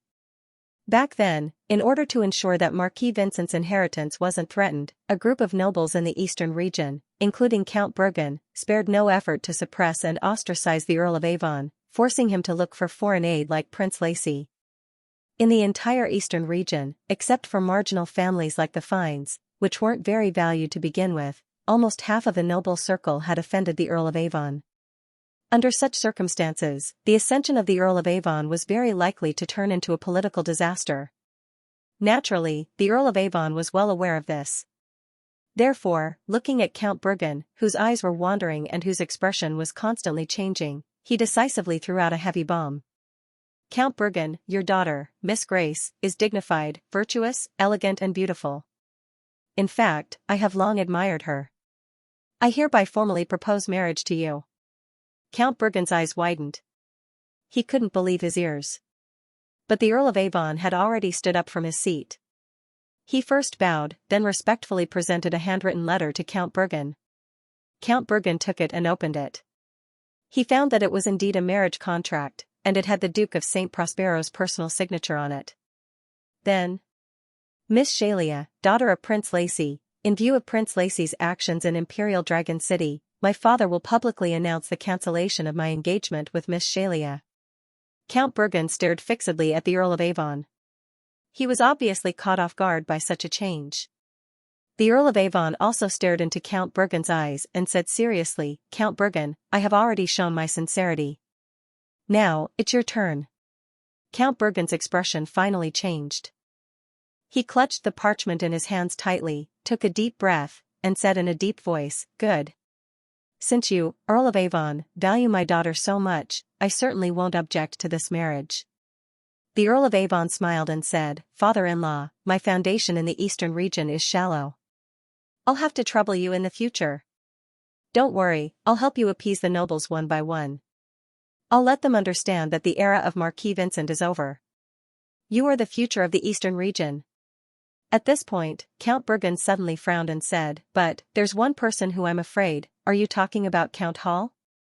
The Earl of Avon immediately interrupted. "That's right. After all, his daughter is married to Vincent." The Earl of Avon smiled confidently and said calmly, "Don't worry about that. You don't have to worry about that. I have already made arrangements for the Hall family." Silver Moon City. Crystal River. Hundreds of tents, stables, and carriages turned the vast grassland into a huge camp. Other than the half-elf nobles and their squires, there were also tens of thousands of civilians who came to watch the hunting party. Nobles dressed in splendid attire, soldiers in shining armor, fine horses adorned with gold and silver, excited people, children running all over the place, bards in strange clothes, acrobats working hard, mercenaries with rude manners, hawkers shouting loudly, and countless flags fluttering in the wind, formed a vivid and wonderful picture. The annual hunting party was a large festival only held by the half-elves. It was also a rare entertainment. Of course, a high-rank knight like Colin would not participate in the hunting party. After all, no matter how fierce the beasts were, they were not qualified to be his prey. The main participants of the hunting party were the low-rank professionals and apprentices. After the hunting party, there was a martial arts competition. The hunting party was just an appetizer. The martial arts competition was the main course. In the martial arts competition, the real high-rank professionals would participate. They would show their strength and courage in front of the queen and win their own honor. Every year, the winner of the martial arts competition would be personally rewarded by the half-elf queen. Swords, armors, horses, and even titles would be given out.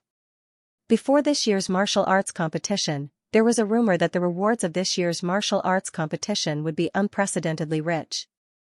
There would even be titles as rewards. The half-elves believed in this rumor.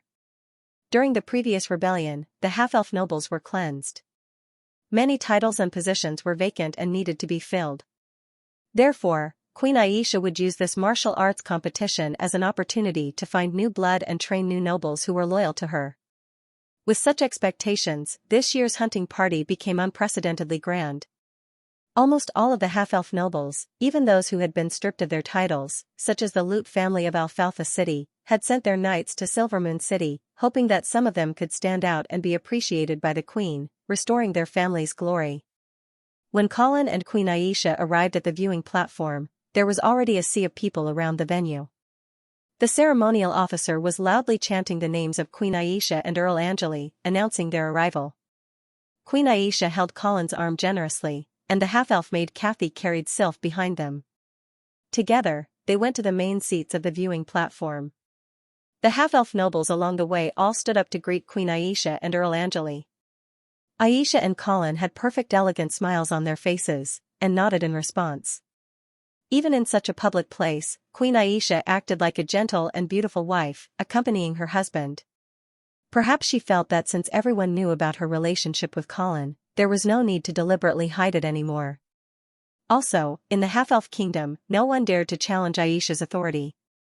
Also, with the purity of Sylph's phoenix bloodline, even if she was an illegitimate daughter, no one would say that she was not qualified to be the half-elf queen.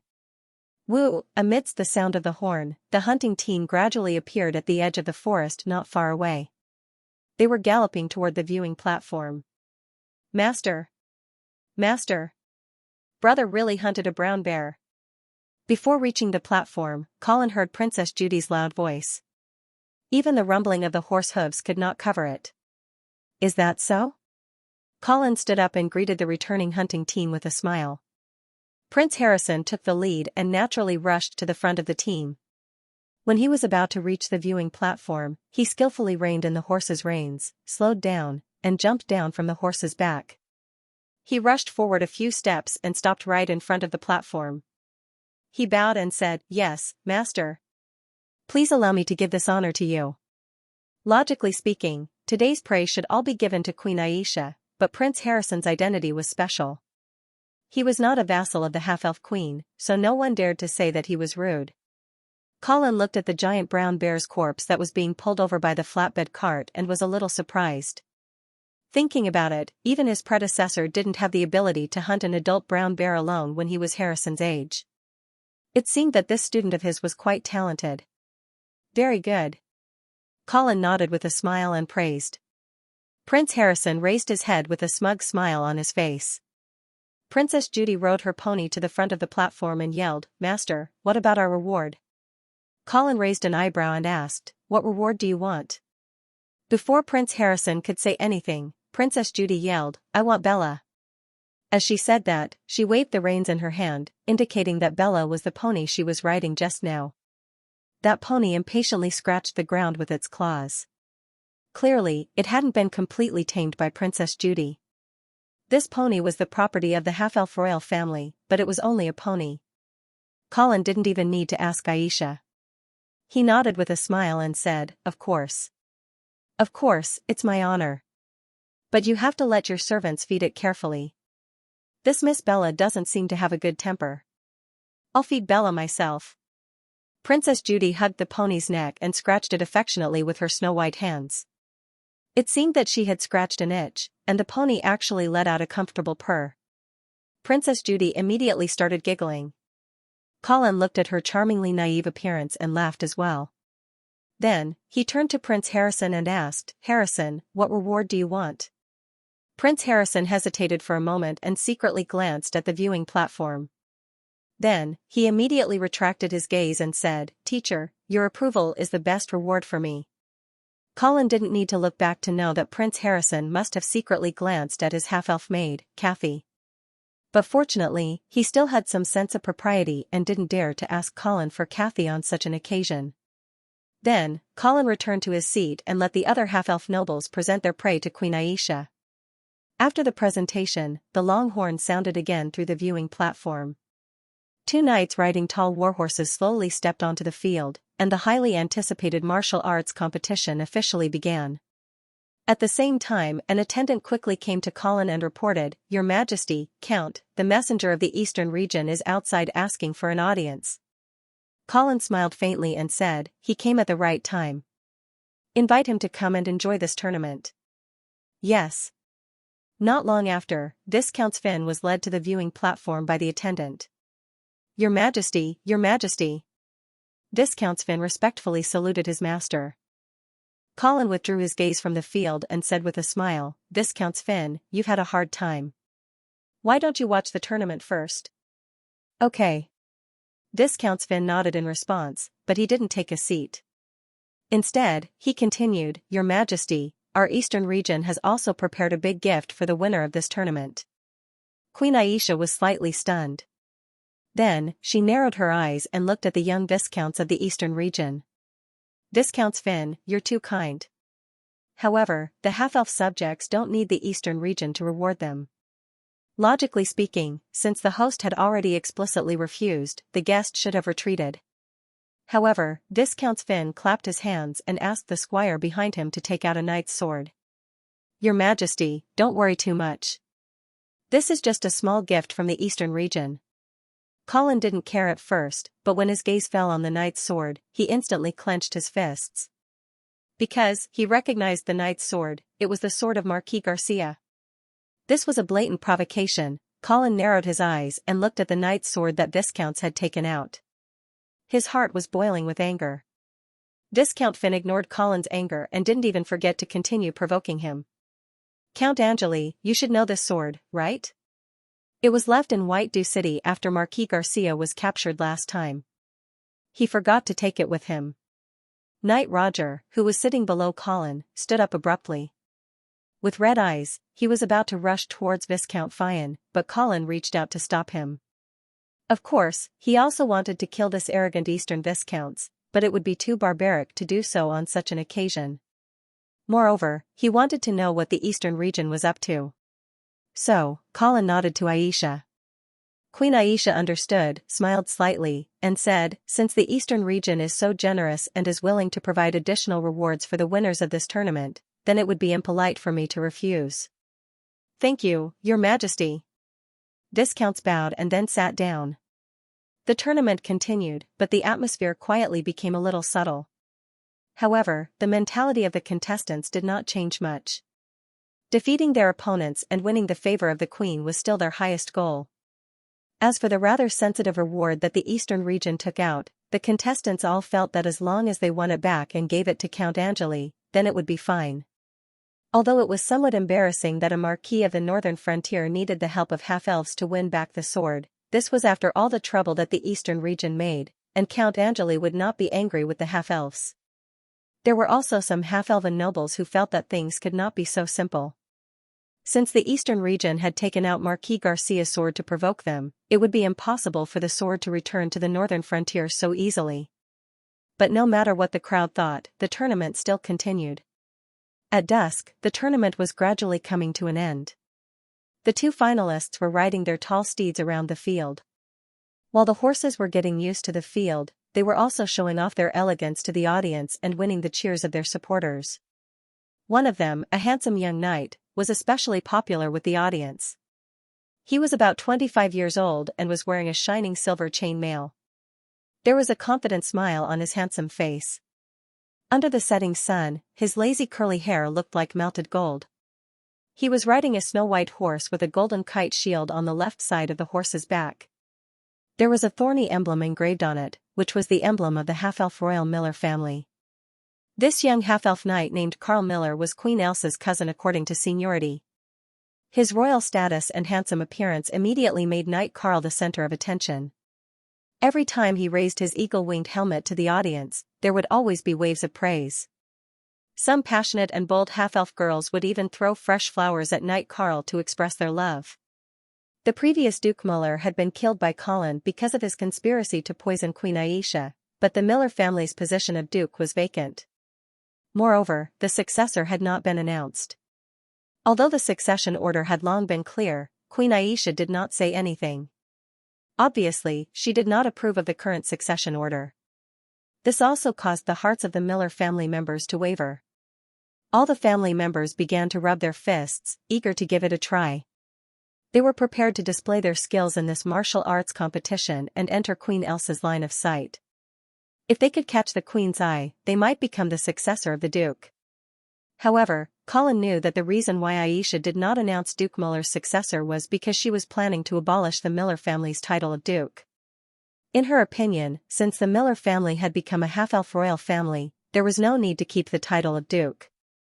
Moreover, after experiencing the betrayal of her mother and brother, Queen Xianxia also began to feel that keeping the title of Duke would only cause division in the Miller family. Some people would have thoughts that they should not have. Of course, these thoughts had not been made public.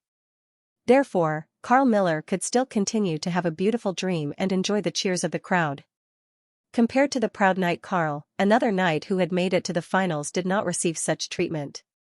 It was a knight in his early 40s. His short gray hair stood up, and there were traces of wind and sun on his bronze face. His tightly pursed lips and light brown eyes outlined a determined expression, just like the red bronze armor he was wearing. The style of the armor was old and polished. There was no noble coat of arms on it, so it was obvious that this was a wandering knight in dire straits. His mount was a common date red horse. It was strong but not eye-catching. There were no fancy steps, and it just carried its master slowly. Compared to the brilliant Karl Miller, this wandering knight was too shabby. Moreover, when he signed up for the tournament, the name he filled in was Joseph. Yes, only a name, no surname. However, he was also a knight, which meant that this person was most likely an illegitimate son of some family. Moreover, he did not have the recognition of his family, so he did not dare to use his family's surname. After circling around the arena, the two knights came to the viewing platform at the same time.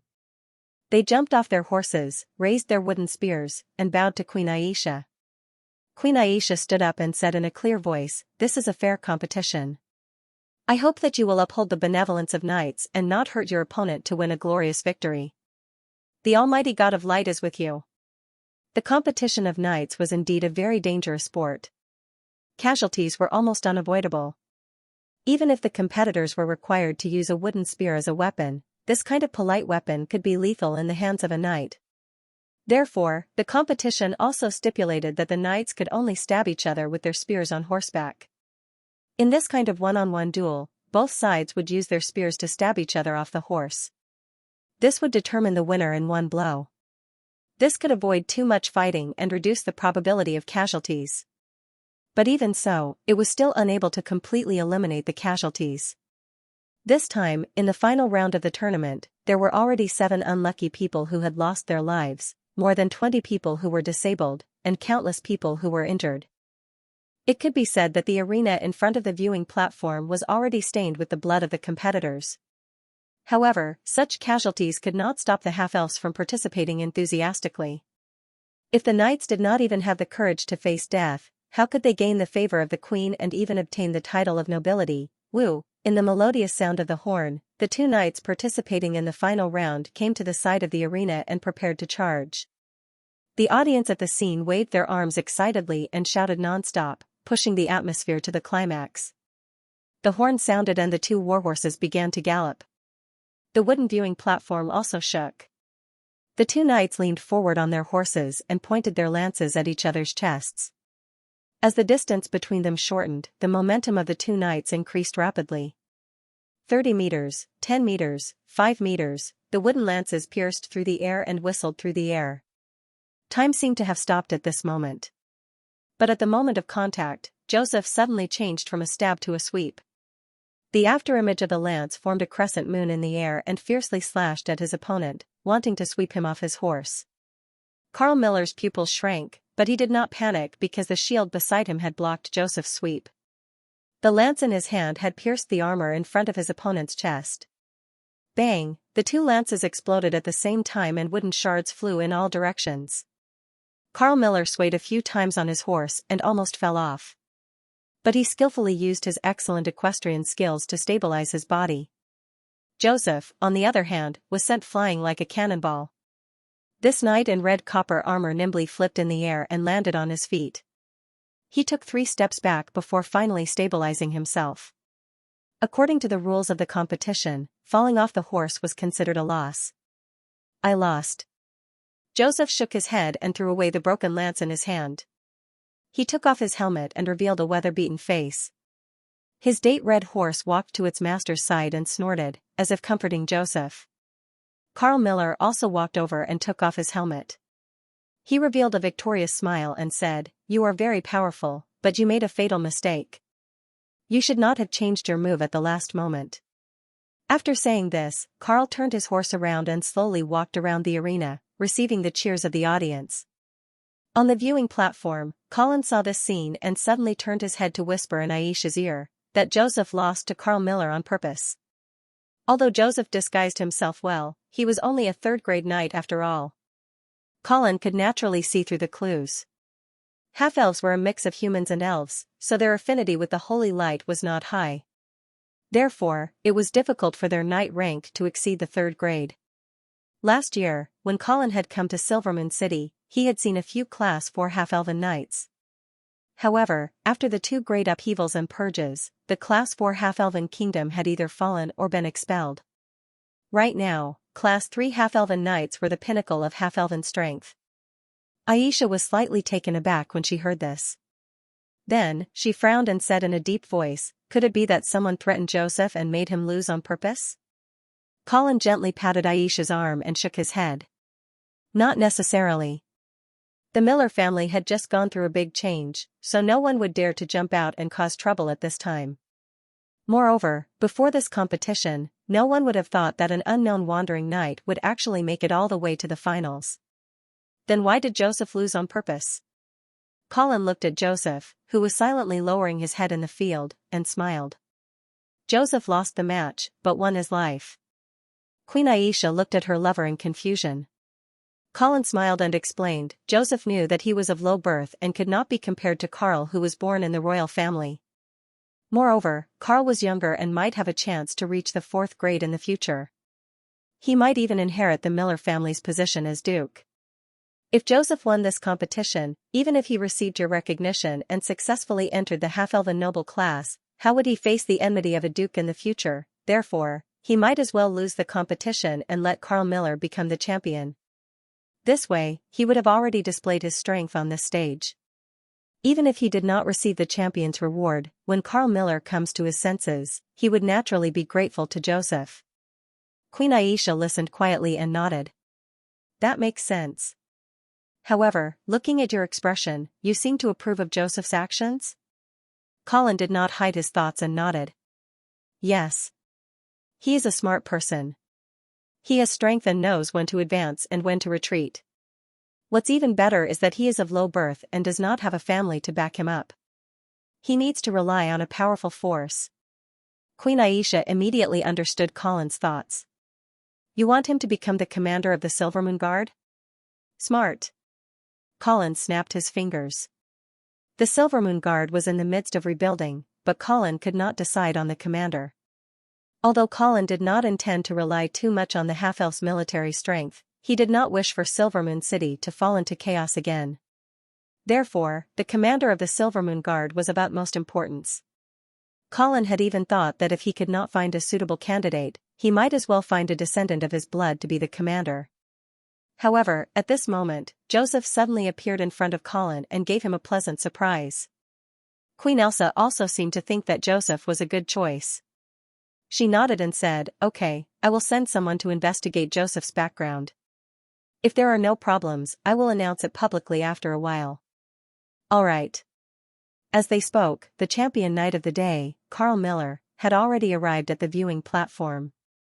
He took the flowers from his squire and looked around.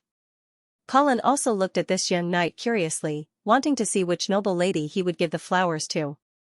Who would have thought that the champion knight would go straight to the viewing platform? Then, under the shocked gazes of the crowd, he gave the flowers to Kathy, who was behind Colin. The half-elf maid was caught off guard and froze on the spot. She looked at Colin, not knowing what to do, as if she was asking for her master's help. Colin had no intention of helping at all.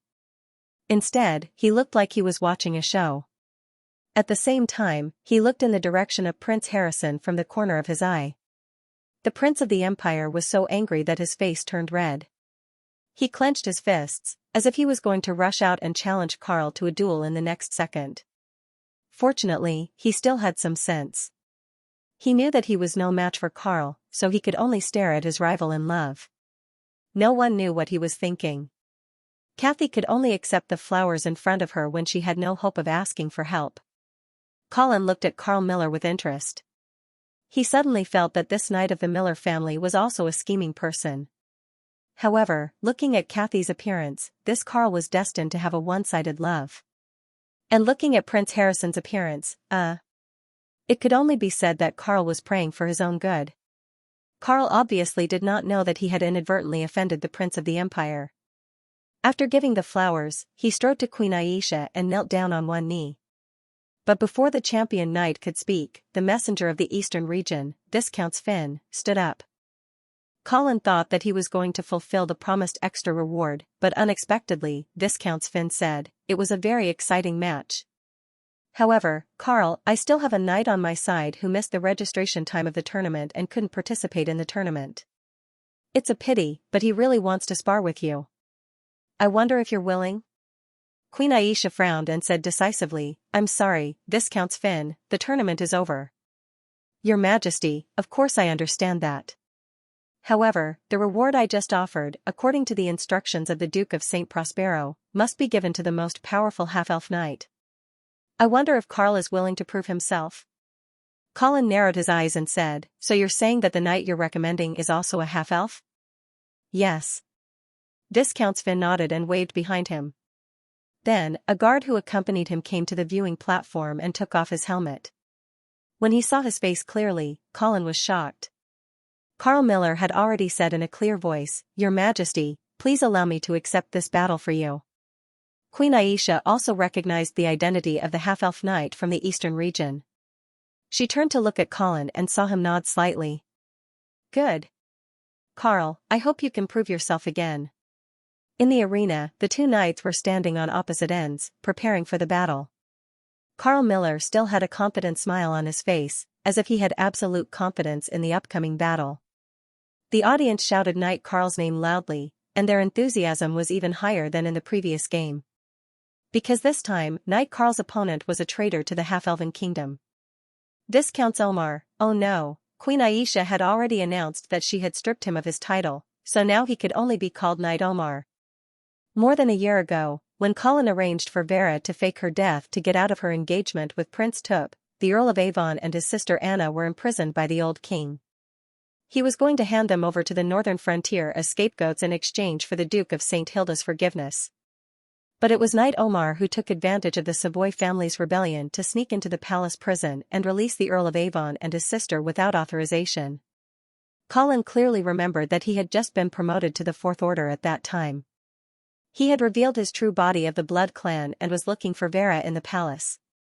However, he had bumped into Knight Omar and his two companions outside the back garden. At that time, he had also fought with the Earl of Avon and his sister, as well as Knight Omar.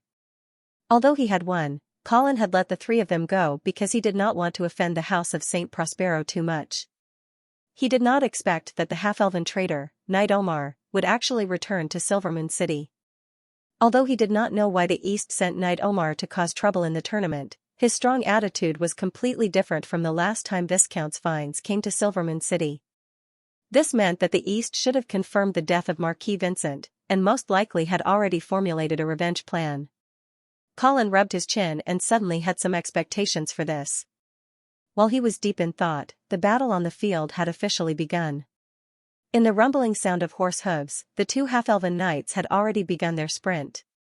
Colin's attention returned to the front, but when he saw the strong holy light emitted from Omar, his heart suddenly thumped. Omar was a knight of the fourth step. Colin clearly remembered that the other party was still a rank 3 knight when he fought with him a year ago. He didn't expect that the other party would advance in just a year.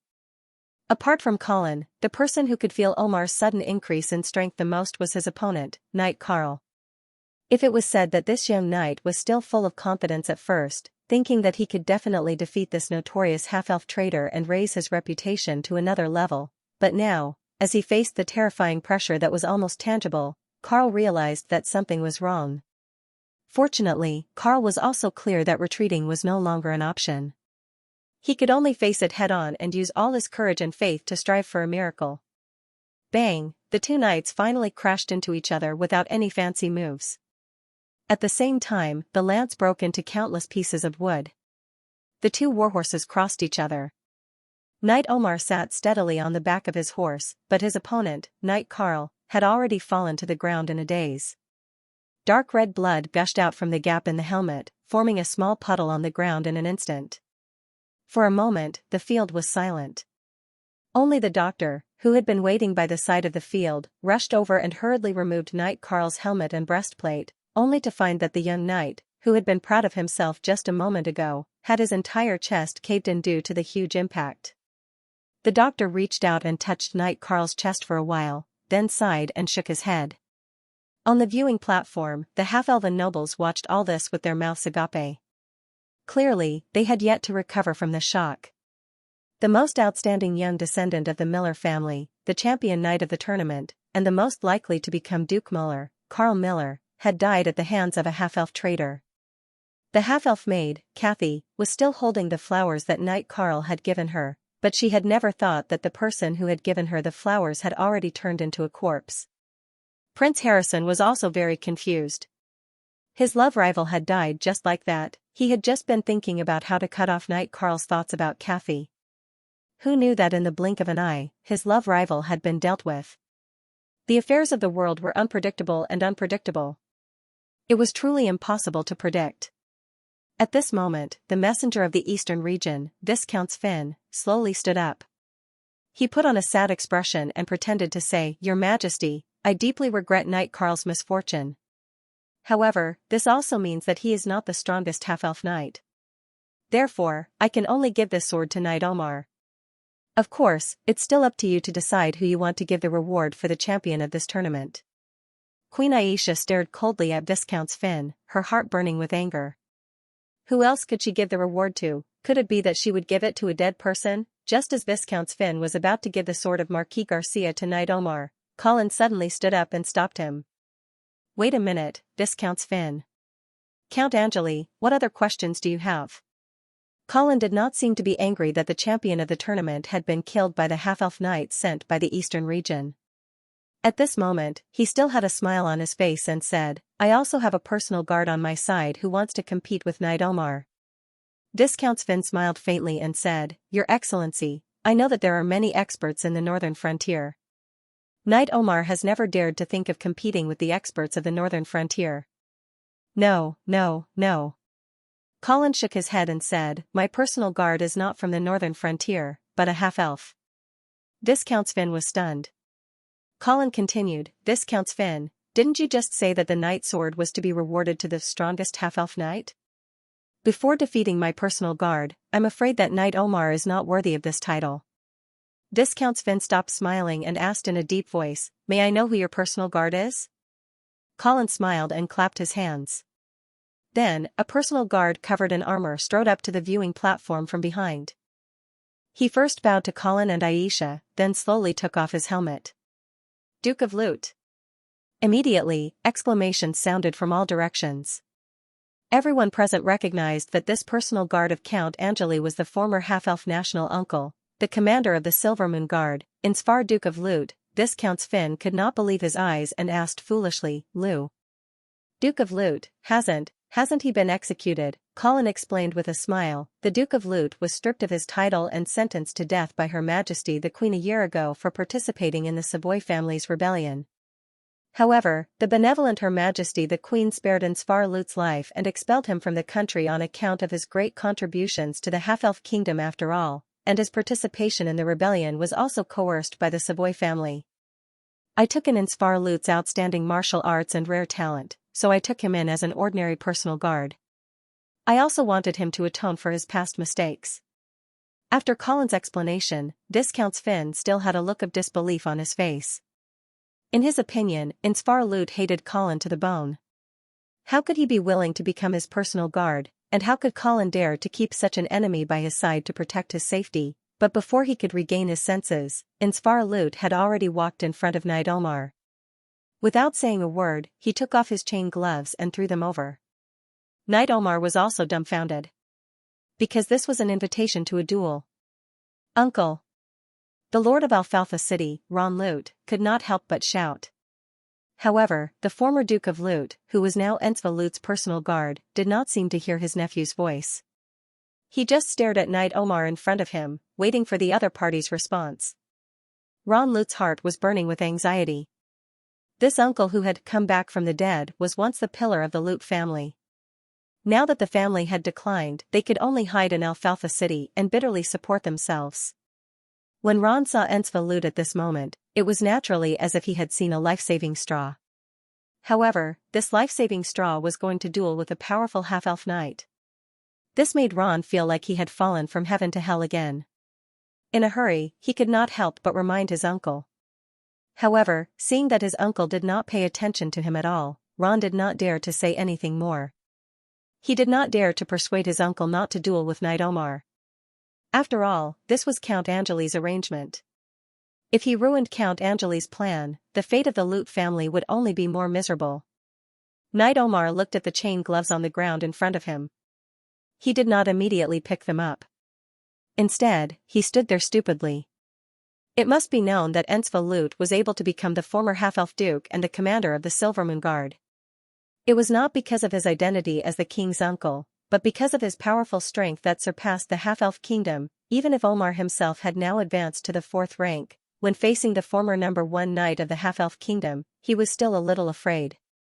What's more, this was a duel to the death. Omar looked at Ensva Lute's cold eyes in front of him and had already thought of retreating. He had actually fought with Knight Ensva before and knew how powerful he was.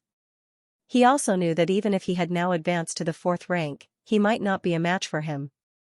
However, at this time, even if he did not want to fight, Colin would not let him leave so easily. Knight Omar, don't you want to prove that you are the strongest half-elf knight? What? You don't dare to accept Knight Ensva's challenge? Omar was still hesitating, but then he saw the cold eyes of Viscount Sven's. At this time, he finally realized that he had no way out. As a traitor to the half-elves, if Omar lost the support of the eastern region, then the best ending for him would be to become a fugitive. So, Omar took a deep breath and bent down to pick up the gloves on the ground. Raising his head again, Knight Omar could clearly see a hint of mockery in Knight Ensfar's eyes. It was as if he was mocking him, but also as if he was looking down on him. Omar only felt a surge of anger rush to his head. At this moment, he finally let go of the cowardice and hesitation in his heart. He only wanted to wash away the shame of the past. Come on. Ensvaruda. Let me see if you've improved in the past 2 years. Unlike Knight Omar's violence, Knight Enzi was as calm as a pool of stagnant water, as if he didn't realize that he was about to engage in a duel to the death. However, when the duel officially began, Knight Ensvar suddenly went from extreme stillness to extreme movement. Boom, the moment Knight Ensvar stepped on the ground suddenly exploded. Under the explosive force, Ensvar, who was more than 2 meters tall, charged towards the opponent like a giant tank. Knight Omar felt a strong threat, and a sense of danger that made his whole body tremble welled up in his heart. In an instant, Knight Omar didn't dare to hold back. Without hesitation, he activated his strongest state. Holy light spread out from his chest like flowing water, and even the heavy sword in his hand lit up with holy light. Die!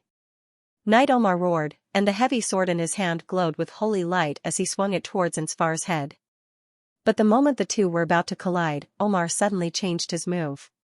His body twisted a few times like a fish, and not only did he avoid Ensvar's fatal blow, he also stabbed his longsword towards Ensvar's right hand, the hand without the chain glove. Poochie, blood splattered everywhere, and 2 fingers fell to the ground. Although Knight Omar was also knocked to the ground, and his chest was burning with pain, he was ecstatic because Ensvar could no longer hold his weapon after his fingers were cut off. Thus, he lowered his head and flipped to the side, circling behind Ensvar.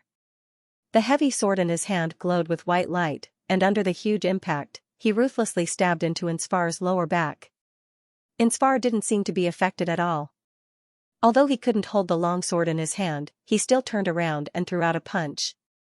The huge fist, accompanied by the spikes on the vambrace, swept down like a stone pillar. This attack was extremely fast, and Knight Omar was still thinking about stabbing the heavy sword deeper. He was caught off guard and could only let go of the hilt to take it head-on. Bang! The armor on Knight Omar's arm immediately caved in under the huge impact, and sparks flew everywhere. He maintained a defensive posture and slid a few meters away, leaving 2 black scorch marks under his feet. Without waiting for him to catch his breath, Ensvar's second punch came down. Boom! Knight Omar half knelt on the ground, and blood spurted out from his knees. His arms were in front of him, blocking the huge blood-red fist in front of him. Ah! Omar roared and rolled to the side to avoid the fist. He then got up and flew past Knight Enzi's waist, grabbing the hilt of the heavy sword that had pierced into his waist in midair. Whoosh! Ensvar threw another punch at him, which was blocked by Knight Omar's half of the heavy sword. Bang! The huge force crashed into the heavy sword like a flood, and the heavy sword ruthlessly cut open Ensvar's armor with a crash, opening a hideous wound at his waist. Although Omar was also sent flying and spat out blood again, he couldn't help but laugh wildly. This was because he realized that although Ensvar's strength was still unrivaled, his technique had deteriorated greatly, and he seemed to be mentally unstable. How could a normal person continue to punch when they saw the heavy sword at their waist? This was clearly killing 800 enemies and injuring 1,000 oneself. But the next second, Knight Omar's smile froze on his face. This was because Ensvar, whose waist was almost cut in half, didn't seem to care about the fatal injuries on his body, and charged forward again as if nothing had happened. Bang! The ear-piercing sound of metal twisting was accompanied by the chilling sound of bones cracking. Knight Omar let out a painful howl because he was shocked to find that his arm had been smashed off. Ensvar didn't seem to have any intention of stopping. He didn't care about the terrifying injury at his waist and used all his strength, smashing fist after fist into Knight Omar's chest. Bang! Bang! Bang! Every punch would cause blood to spurt out, and at the same time, the sound of bones cracking could be heard. Knight Omar was still begging for mercy at first, but gradually, he couldn't make a sound anymore. Bang! Bang! Ensvar was still punching downwards, the blood and flesh splattering all over his armor, making him look like a demon that had crawled out of hell. Knight Omar was now a bloody mess, but Ensvar didn't seem to have any intention of stopping. The scene was completely silent. This extremely tragic duel scene made everyone dumbfounded. Until Colin raised his hand slightly and said softly, "It's done." Only then did Ensvar stop smashing. He slowly got up and walked towards the viewing platform. The strong smell of blood filled the air, causing the half-elven nobles on the stage to shrink back uncontrollably. Viscount Fines tried his best to remain calm, but when he saw Xianxia walking towards him step by step, he couldn't help but tremble slightly. Finally, this terrifying knight covered in blood stopped in front of Viscount Fines and directly took away the sword of Marquis Garcia. Throughout the entire process, Viscount Fines stood there stiffly, not daring to move. The night of the tournament was destined to be a night of revelry. Hundreds of bonfires were set up by the Crystal River. Skinned cattle and sheep were slowly rotating on the barbecue rack. Drops of grease splashed into the bonfire, causing clusters of flames to jump up. Spices and salt were applied, and an alluring aroma instantly filled the surrounding air. Long tables were set up around the bonfires, and vegetables, fruits, and bread were piled on top of them. Tens of thousands of half-elves sat around the bonfires, enjoying the free food and wine provided by Queen Xianxia while discussing the events that happened during the day. Some were sighing for Carl Miller, some were cursing the half-elven traitor Omar, saying that he deserved it, and some were arguing about who the champion of the tournament would be, but no one was talking about Xianxia Lute. This former Duke Lute's performance in killing Knight Omar in the martial arts competition today was very satisfying, but it made the half-elves shiver when they thought about it. That kind of indifference to the lives of others, and even to their own, was no different from the devil. The current lively atmosphere was not suitable for talking about such creepy things. They should eat roasted meat, drink wine, and enjoy the happy time of the hunting festival. The half-elven nobles would of course not crowd with the commoners at the picnic. Their own banquet was held in the half-elven palace. Hundreds of fish oil candles lit up the elegant and gorgeous banquet hall as bright as day. Hundreds of half-elven nobles and guests gathered in the hall, quietly waiting for the banquet to begin. The wine and food had been prepared, and the enticing aroma floated in the air. But the nobles and guests present stood with their hands by their sides, looking at the center of the hall. There, Queen Xianxia was wearing a gorgeous palace dress, revealing her white jade-like right shoulder and a pair of well-proportioned and moist arms. A purple belt accentuated her slender waist, and she did not look like a mother who had just given birth. Her green hair was woven into a complicated and gorgeous style, decorated with sparkling diamonds and silver hairpins. Under the illumination of the candlelight, it emitted an enchanting glow. At this moment, she was holding a knight's sword, resting it on the shoulder of Knight Joseph, who was half kneeling in front of her. "Joseph Polone, are you willing to pledge your loyalty to me?" Knight Joseph, the runner-up of the tournament, could no longer maintain his calm demeanor. He raised his head and looked at the dazzling Queen Xianxia. "I, Joseph Perrin, offer my unparalleled loyalty to the great blood-stained thorn, Her Majesty Xianxia Miller. As long as I live, your will be my goal, and your instructions will be my belief. I swear in the name of the ancestors of the Perrin family that I will be loyal to you forever." The Perron family wasn't a prominent family in the half-elf kingdom. They had even fallen to the point where they had lost their noble title. However, the illegitimate son of such a fallen family, Joseph Polone, actually became the champion of the martial arts tournament. The half-elf nobles watching the ceremony were extremely envious of Joseph's good luck.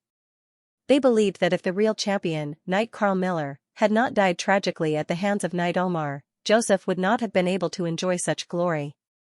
However, only a few people knew that Joseph's strength was not below Carl Miller's. Looking at this scene, Colin suddenly thought that if Joseph had not chosen to give the championship to Carl Miller at the last moment, perhaps the one who died at the hands of Knight Omar would have been himself. It seemed that this Knight Joseph was really a good person will be rewarded. I, the ruler of the half-elf kingdom, Xianxia Miller, in the name of the Queen, confer Joseph Polone the title of Viscounts of the half-elf kingdom. From today onwards, the Polone family will be the hereditary Viscounts of the half-elf kingdom. After saying this, Queen Xianxia returned the sword to Viscounts Polone. At the same time, she took out a seal from a tray held by a servant and said, "Viscounts Joseph Polone, in the name of the half-elf queen, I appoint you as the commander of the Silver Moon Guard. I hope that you will shoulder the responsibility of protecting the half-elf kingdom under the gaze of the Supreme Lord."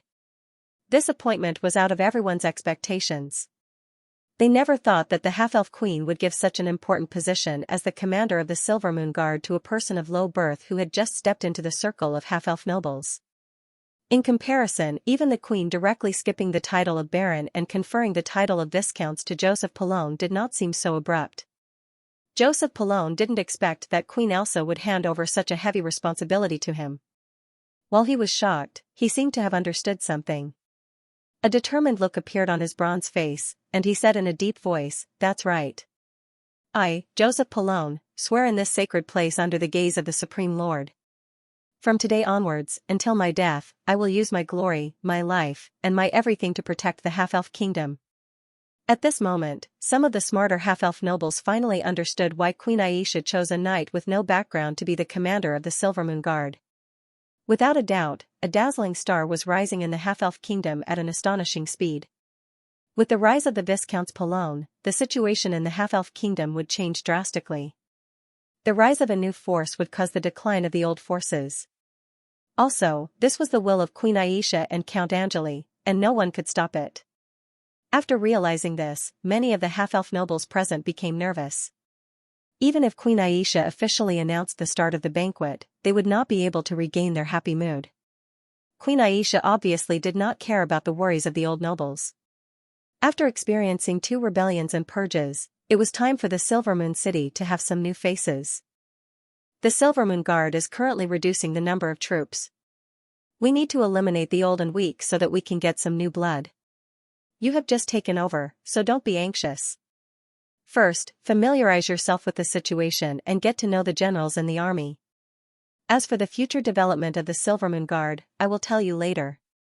Queen Xianxia briefly explained the relevant matters of the Silvermoon Guard to the Viscounts Polone. Then, she walked elegantly to Colin's side and grabbed his arm. The Viscounts Polone, who was talking to Colin, paused for a moment, but he immediately looked away and pretended not to see it. He continued, "Your Majesty, Count Angeli, I reported your intentions to the Duke of St. Prospero when I returned last time. After some consideration, the Duke has decided to agree to your plan of using the warships to redeem Marquis Vincent. However, the number and tonnage of the warships still need to be further discussed." Colin looked at the Viscounts Polone with a smile on his face and said casually, "All right. All right, since that's the case, let's discuss it slowly." The Viscounts Polone still wanted to speak, but Colin had already turned his head to whisper to Queen Xianxia.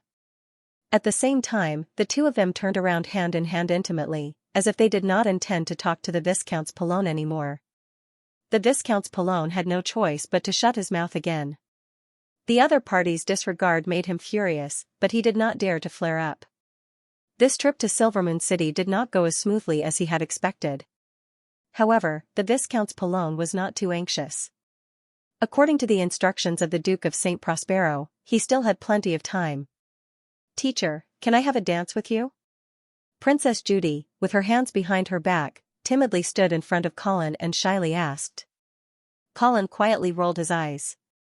Of course, he knew that this strange princess was deliberately pretending to be shy, but he didn't know what she was planning this time. At this time, the meal time had passed and the attendants had already cleaned up the table. The band had also changed to a melodious dance music, waiting for the host of the night to lead the first dance. Colin originally wanted to have the first dance with Xianxia, but now that Princess Judy had taken the initiative to invite him, as a gentleman, of course he couldn't refuse. And Queen Xianxia wasn't angry with Princess Judy. She even smiled and handed Colin's hand to Judy. Colin took Princess Judy's hand and looked at the little girl wearing a white princess dress. He suddenly discovered that she already had the appearance of a young lady. Her skin was as white as snow, her facial features were delicate, and her golden hair was draped over her white shoulders. The silk dress outlined her exquisite body, and her slender jade-like legs were exposed outside the dress, glowing with a moist luster and full of vitality. 2 shallow dimples appeared on her bright and beautiful face, and her pair of beautiful eyes were filled with smiles.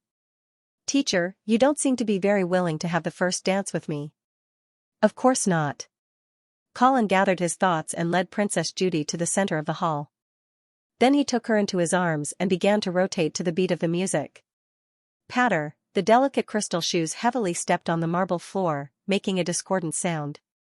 Colin, who had just dodged the step, shook his head and said, "You won't step on me, dance properly." Princess Judy pouted unconvinced, but she also knew that it was impossible for her to step on a high-order knight. She rolled her big bright eyes and suddenly whispered, "Don't worry. Teacher, I discovered a secret of my brother, do you want to hear it?" Colin looked down at the little girl in front of him and said with a smile, "You didn't discover the matter between him and Kathy, did you?" Huh? Teacher, you already knew. Yes. Princess Judy was silent for a moment before asking, then how could the teacher allow this to happen? Big Brother is the first successor of the royal family, but Kathy is a half-elf, and a maid at that. What's the hurry? It's not like your brother is going to marry Kathy. Let him experience the taste of love. But, what if they have a baby? What are we going to do? He's just an illegitimate child. Doesn't your father have a bunch of illegitimate children? But father's lovers are all human nobles. Princess Judy said anxiously, Teacher, you don't know, but the blood of the royal family can't flow to outsiders. Is there such a rule? Colin asked doubtfully. Yes. Princess Judy nodded seriously. The first emperor, His Majesty Xianxia, made the rule himself, the bloodline of San Lorenzo must not be passed to outsiders. Why? How would I know? Colin frowned and fell into deep thought. This was actually a strange rule. After all, other paladin families could intermarry with outsiders. For example, the House of St. Hilda had married their daughters to trolls many times, and even Vera almost married the half-elf prince. So why was the San Lorenzo family not allowed to intermarry with outsiders, and they couldn't even have illegitimate children? Bloodline, wasn't the bloodline of the San Lorenzo family also the bloodline of the paladins? Seeing that Colin didn't speak, Princess Judy was a little anxious, and she shouted, Teacher. Colin came back to his senses, but he still didn't care too much. He casually said, What's the hurry? Just let them take contraceptive measures. In fact, in this era, there were already contraceptive measures, such as the intestines of some animals, and some special drugs. In short, if he didn't want Prince Harrison and Kathy to have a crystallization of love, it was not a difficult thing to do. Really? There are contraceptive measures? Princess Judy blinked her big shining eyes and asked curiously.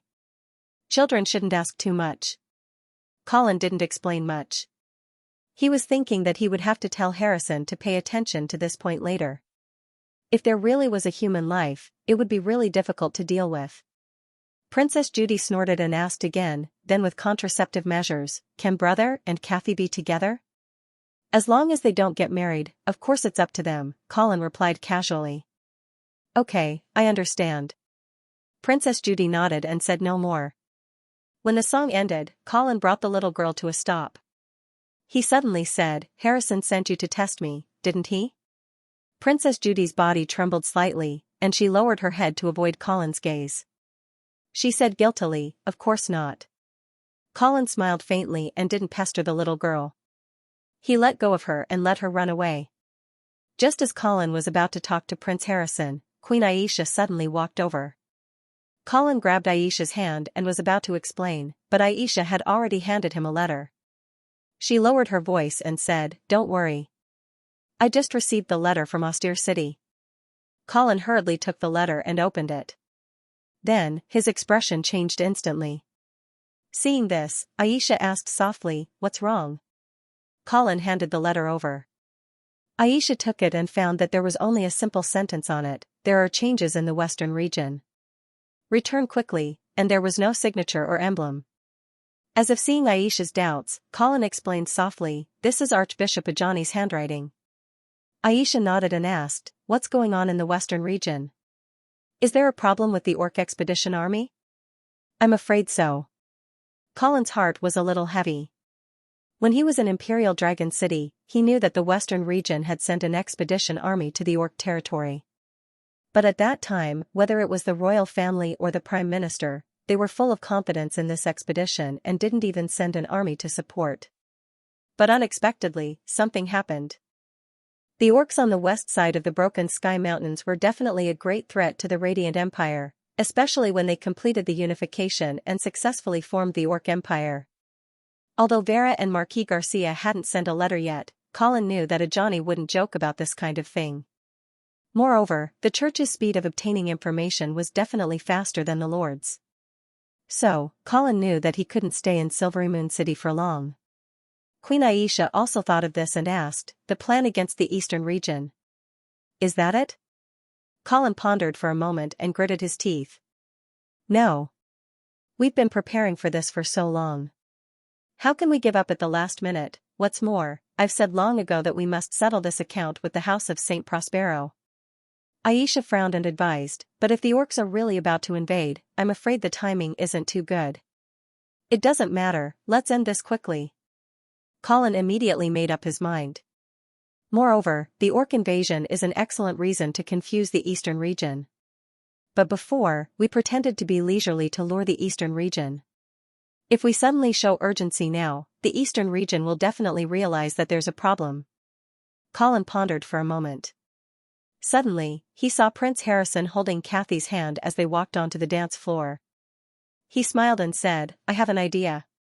It was already late at night, and the hunting festival banquet finally came to an end. The guests left one after another. Discounts Finn also bid farewell to Queen Aisha. Just as he was about to leave, he was stopped by an attendant. Discounts, His Highness Prince Harrison invites you to attend the tea party later.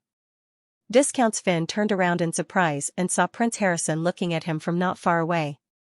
He hurriedly nodded his head in greeting and then said to the attendant, Okay, it's my honor. Then, Discounts Finn was led to a reception room by the attendant. The interior of the hall was luxuriously decorated with a distinctive style. There were 3 crystal candlesticks hanging from the ceiling. The candlelight was refracted through the pure crystal and became dazzling, filling every corner of the reception room. Before Prince Harrison arrived, Discounts Finn walked around the hall casually, admiring the specimens of the ferocious beasts' heads and the unique decorative weapons hanging on the wall with great interest. This kind of bold and luxurious style was obviously not in line with the temperament of a half-elf noble. It seemed that it had been specially modified for Prince Harrison. Thinking about how this prince of the empire had just personally hunted a brown bear at the hunting party, it meant that although this young prince looked quiet on the outside, he had a martial heart. While he was thinking, Discounts Finn heard footsteps approaching. He quickly turned around and saw Prince Harrison walking in. Your Highness. Count Angeli? Discounts Finn thought that Prince Harrison had invited him alone, but he did not expect that Colin Angeli would also be there. However, he was not too surprised. After all, Colin was Prince Harrison's teacher. He reckoned that this private meeting was not Prince Harrison who wanted to see him, but Colin. Discounts Finn had a few thoughts in his mind in an instant, but on the surface, he bowed and greeted the 2 people who came in elegantly and indifferently. Prince Harrison sat down on the main seat. Then, the half-elf maids quickly walked in and served the 3 of them flower tea and honey. Discounts Finn tasted the flower tea in his hand. From time to time, he would peek at Colin from the corner of his eye, trying to see some clues from his face. Unfortunately, he didn't find anything. Prince Harrison put down his teacup, cleared his throat, and said in a slightly immature voice, I'm sorry. Count Angeli, Discounts Fine, I invited you here to tell you some bad news. Discounts Finn's heart skipped a beat. He quickly looked at Colin and saw that he was also puzzled. He continued to listen to Prince Harrison. I just received a letter from Imperial Dragon City. The expeditionary force sent by the western region to the west of the Broken Sky mountain range met with an accident. The Radiant Empire is likely to face the threat of the orcs again. What? Discounts Fines was obviously shocked by this news and could not help but exclaim. At this moment, he no longer cared about the conflict with the northern frontier. He immediately asked, Your Highness, has the Orc Empire been unified again? Colin also had a shocked expression on his face as he asked in a deep voice, How many casualties did the Western Expeditionary Army suffer? What about the Duke of Sangre?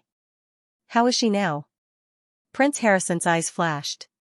He coughed lightly and said, I'm not sure about the specific situation right now, but my father has asked me to return to Imperial Dragon City immediately.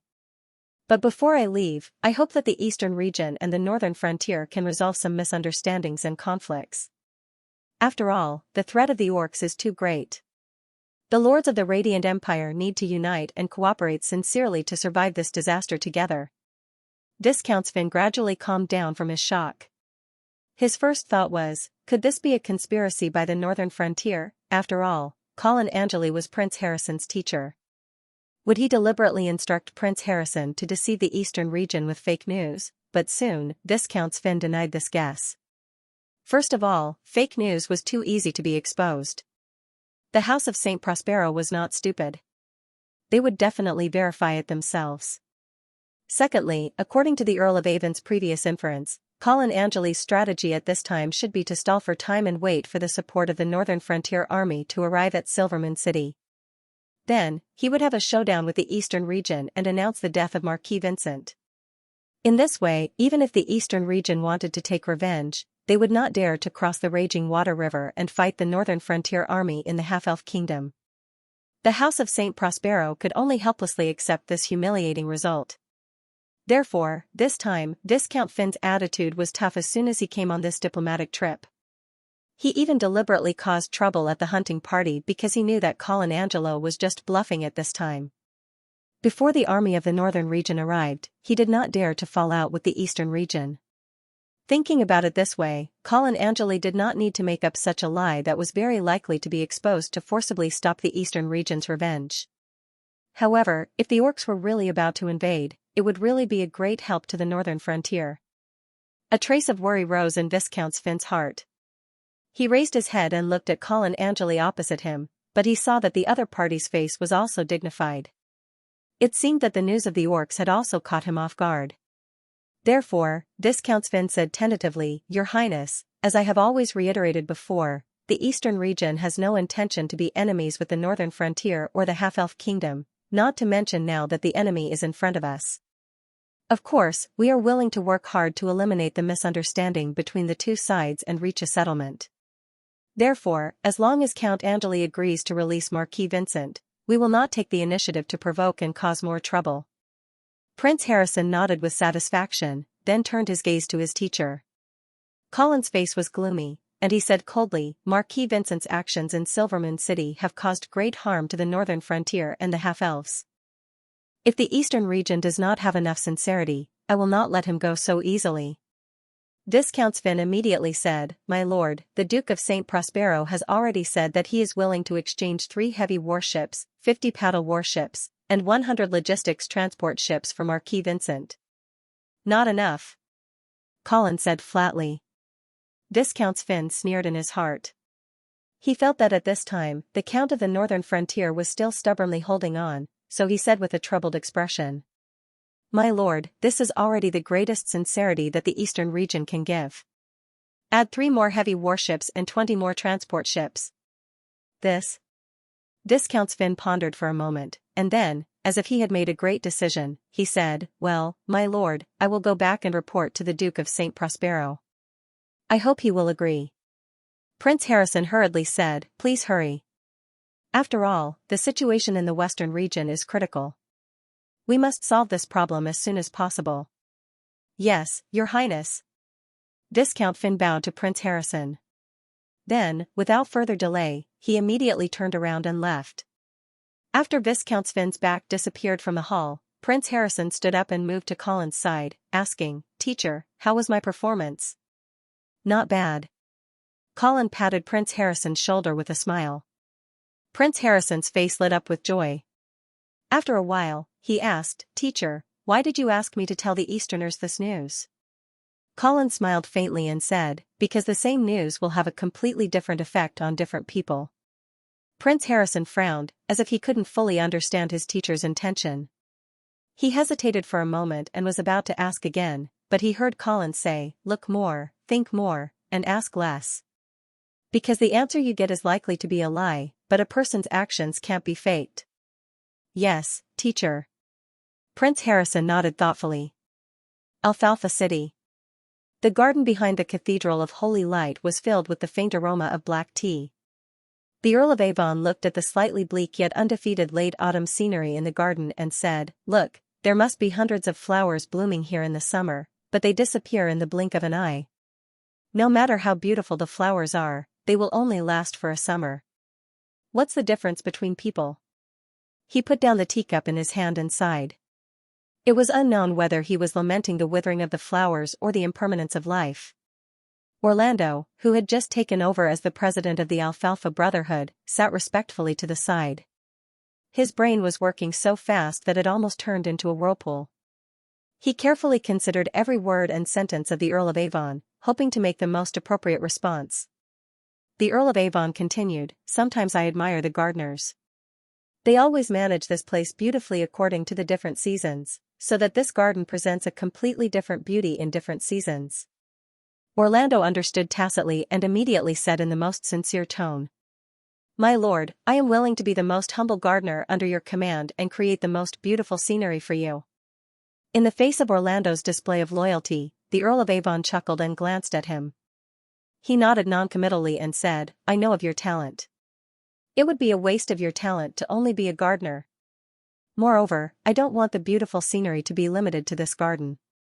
Orlando blinked and asked tentatively, "My lord, you mean, the whole Alfalfa City?"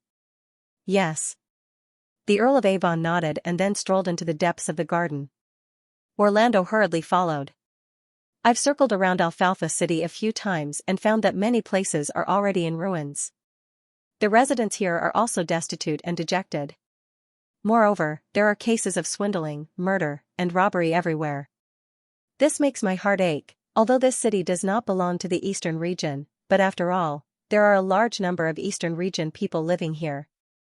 I hope that they can live a decent life, and I also hope that this city will no longer be a rotten sore on this land."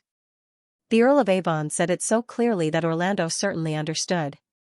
But what he didn't understand was why the Eastern region suddenly wanted to regulate Alfalfa City. Even if there were many people from the Eastern region living here, Alfalfa City was still the territory of the half-elf kingdom. Unless, Orlando's heart quivered, and he immediately reacted. Could it be that the Eastern region already had the confidence to occupy Alfalfa City? He knew that Count Angeli was trying to get Marquis Vincent back, but he was not Count Angeli's henchman, so he did not know the details of the plan. However, there was no time for Orlando to think about it.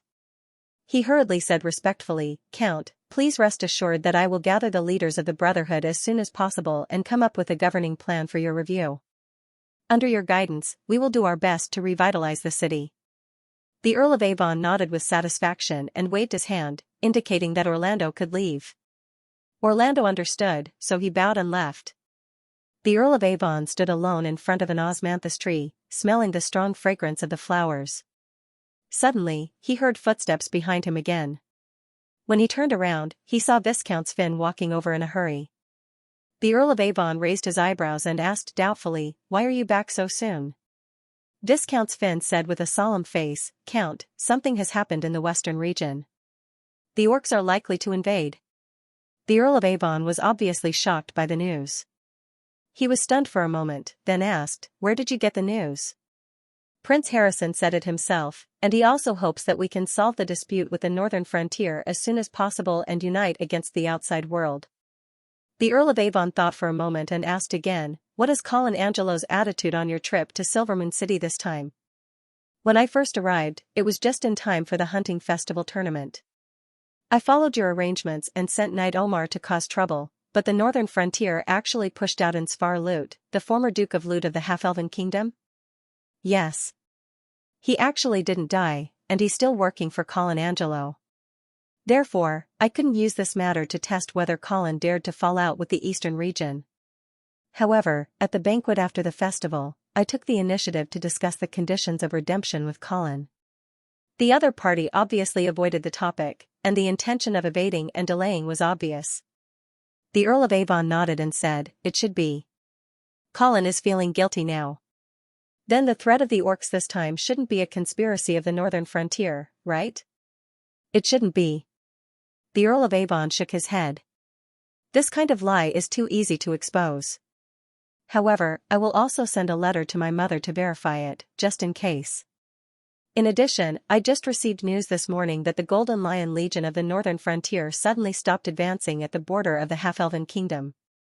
I was wondering what the hell they were doing, but now it seems that they must have received news from the western region."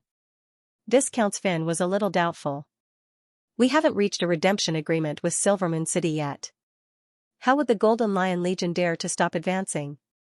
It should be Marquis Garcia's order." "Marquis Garcia?" "Yes." The Earl of Avon said confidently. "If you carefully understand Marquis Garcia's past, you will understand that he is a staunch externalist who opposes all forms of human civil war. It is precisely because of this that the relationship between the two brothers was tense when the previous Duke of St. Hilda was alive. Marquis Garcia vigorously developed the cavalry and constantly intensified the conflict with the trolls. He also forcibly consumed the power of the northern frontier in the north to prevent the Duke of St. Hilda from having the idea of moving east. Therefore, when the threat of the orcs appeared this time, Marquis Garcia would definitely stop Colin Angelo from mobilizing the Golden Lion Legion to move east at the first opportunity.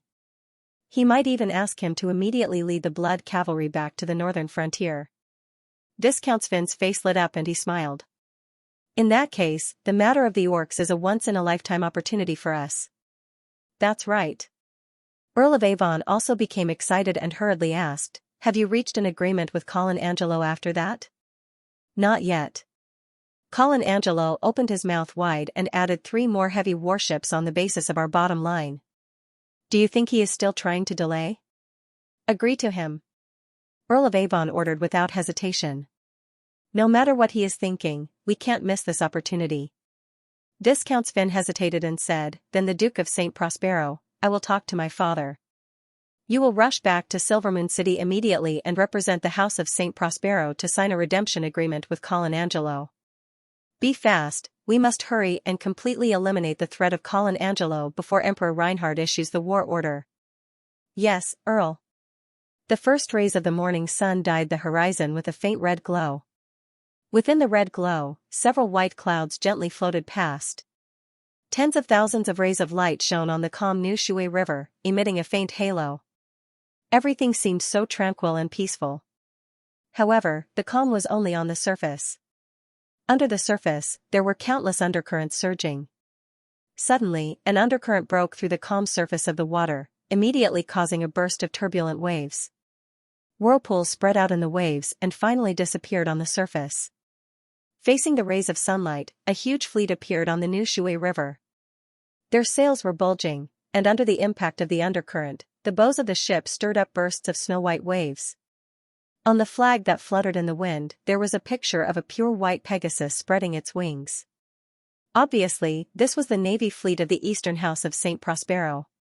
Although the weakness of the Eastern Army was well known in the Empire of Radiance, no one dared to underestimate the navy fleet of the Eastern Army. This huge fleet consisted of 15 heavy warships, 180 paddle sail warships, 50 light dhow sailboats, and 300 logistics transport ships. It was definitely the most terrifying naval force of the Empire of Radiance. It was also because of this almost invincible fleet and the natural mode of the New Shui River that the Eastern Army had not been invaded for hundreds of years. Even the powerful northern frontier, which had pressed the giant demon empire to the ground, could not cross the New Shui River under the threat of this fleet. At this moment, the flagship White Dew was sailing at the forefront of the fleet. This legendary heavy warship named after the House of St. Prospero was the pride of the Eastern Army. It was also a miracle in the era of wooden warships with sails. This water giant was 80 meters long, 20 meters wide, with a 66-meter keel and a full displacement of 3,000 tons. The ship had 3 floors, and each floor was built with a protective wall that could allow thousands of archers to shoot at the same time. There were 8 huge battering poles on both sides of the ship, and a ferocious bow ram was installed at the bow. In the era of cold weapons, the White Dew could definitely be called an invincible warship that would never sink. At this time, in the captain's room of the White Dew, almost all the senior officers of the Pegasus Navy fleet were present. The supreme commander of the fleet, Earl Hall, swept his dignified gaze across everyone's faces. Then, he coughed lightly and said loudly, "Everyone, I'm sure you all know the reason why we're heading north this time." That's right, it was to go to Silvermoon City and redeem Marquis Vincent, and the price of redemption. At this point, the corners of Earl Hall's mouth twitched a few times as though he couldn't hide the humiliation and anger in his heart. Thankfully, he quickly calmed down and continued. Let the Earl of Avon explain the price of redemption in person. Earl of Avon, who was standing behind Earl Hall, smiled and took a step forward. He first nodded at the fleet's officers before opening a goatskin scroll in his hand and reading from it. Ladies and gentlemen, according to the agreement between the Duke of St. Prospero and Count Angeli, we will use 6 heavy warships, 50 paddle warships, and 120 transport ships to ransom Marquis Vincent. Hearing this, even the Navy officers who had always been disciplined couldn't help but whisper to each other. Clearly, such a price was difficult for everyone to accept. They all cast their gazes at Earl Hall, but the supreme commander of the fleet lowered his head and remained silent. However, Earl Hall's tightly clenched fists still showed that his heart wasn't as calm as he appeared on the surface. Earl of Avon slowly swept his calm but firm gaze across the faces of the officers. Only when the scene quieted down again did he continue reading. According to the request of the Duke of St. Prospero, the following warships will be handed over to the northern frontier: Braveheart, Victory, Raging Waves, Giant Wave, Windchime, White Dew. These 6 heavy warships will. Earl of Avon. Upon hearing this, Earl Hall finally couldn't help but exclaim. He took a step forward and stood in front of the Earl of Avon. His heavy breathing almost hit the young Duke's second son's face. Earl of Avon looked expressionlessly at Earl Hall, who was like an enraged bull, and asked indifferently, "Earl Hall, do you have any questions?" "Earl of Avon, it's not that I can't bear to part with a few warships. In fact, everyone knows that I want to see Marquis Vincent return safely to the eastern region more than anyone else. My daughter looks forward to her husband day and night, and my grandson can't leave his father, but what I want to know is, why are the warships chosen from the Hall family?" "The Hall family's warships?" Earl of Avon sneered and asked without backing down, "Earl Hall, when did the Pegasus Navy become the Hall family's private army?" Of course, the Pegasus Navy isn't the Hall family's private army, but you can't deny the Hall family's contribution to this fleet. Most of our family's income is used to maintain the fleet. The best members of the Hall family, the strongest citizens, all serve in this fleet. Earl of Avon, to say something disrespectful, without the Hall family, the Pegasus Navy's combat power will be reduced by at least half. Earl Hall had already thrown caution to the wind. Earl Evan's actions had already exceeded the bottom line he could bear. If he really handed over these 6 heavy battleships, the Hall family's military strength would be completely finished. Earl of Avon snorted and said unyieldingly, "Earl Hall, I admit the Hall family's contribution to the Pegasus Navy, but ask yourself honestly, when has the House of St. Prospero ever let you do anything for nothing? Have you forgotten that your ancestors were just lowly commoners and rich merchants? Who raised your family's title step by step to that of an earl? Who made you one of the top families in the eastern region? You even let your daughter marry the heir of the Duke of the Eastern region. The House of St. Prospero has never mistreated the Hall family. Now that we need you, Earl Hall, are you beginning to forget your oath and the grace of the House of St. Prospero? The Hall family has never forgotten our oath. And we will never betray the House of St. Prospero." Earl Hall said loudly and forcefully, but then he changed the topic and said in a deep voice, "But we are also unwilling to be deliberately targeted." Earl of Avon unfolded the parchment in his hand and let Earl Hall see the words on it and the signature of the Duke of St. Prospero. "Look carefully, Earl Hall. This is the order of the Duke of St. Prospero. Are you prepared to disobey it?" Earl Hall stared intently at the parchment and didn't say a word. However, this silence was already a silent protest. Just as Earl of Avon was about to speak again, he suddenly saw a high-ranking officer take a few steps forward and stand behind Earl Hall. This seemed to be a signal. Right on the heels of that, one officer after another from the Hall family came behind Earl Hall. They also lowered their heads in silence, expressing their silent protest to Earl of Avon. The phrase, "the Hall family owns half of the Pegasus Navy," was perfectly interpreted in this scene. However, it was only half. There was another half present. When the officers of the House of St. Prospero saw this, they all stood behind Earl of Avon. The 2 groups of people faced each other silently. Some of the hot-tempered officers even touched the swords at their waists with their right hands. The air in the cabin became more and more stagnant, gradually becoming suffocating. The situation seemed to have become a string that had been stretched to its limits. It was as if it would completely snap in the next second. Count Elvin looked at Count Hall and the officers behind him expressionlessly. His expression was still calm and composed, as if he didn't realize that a civil war was about to break out in the Pegasus Navy. He asked calmly, "What do you think?" He asked calmly, "Earl Hall, do you wish to betray the House of St. Prospero?" Earl Hall took a deep breath as though he was forcefully suppressing his anger and impulsiveness. He said in a deep voice, "Earl of Avon, I wish to speak to you alone." "Sure." With the departure of the officers, only Earl Hall and Earl of Avon were left in the cabin.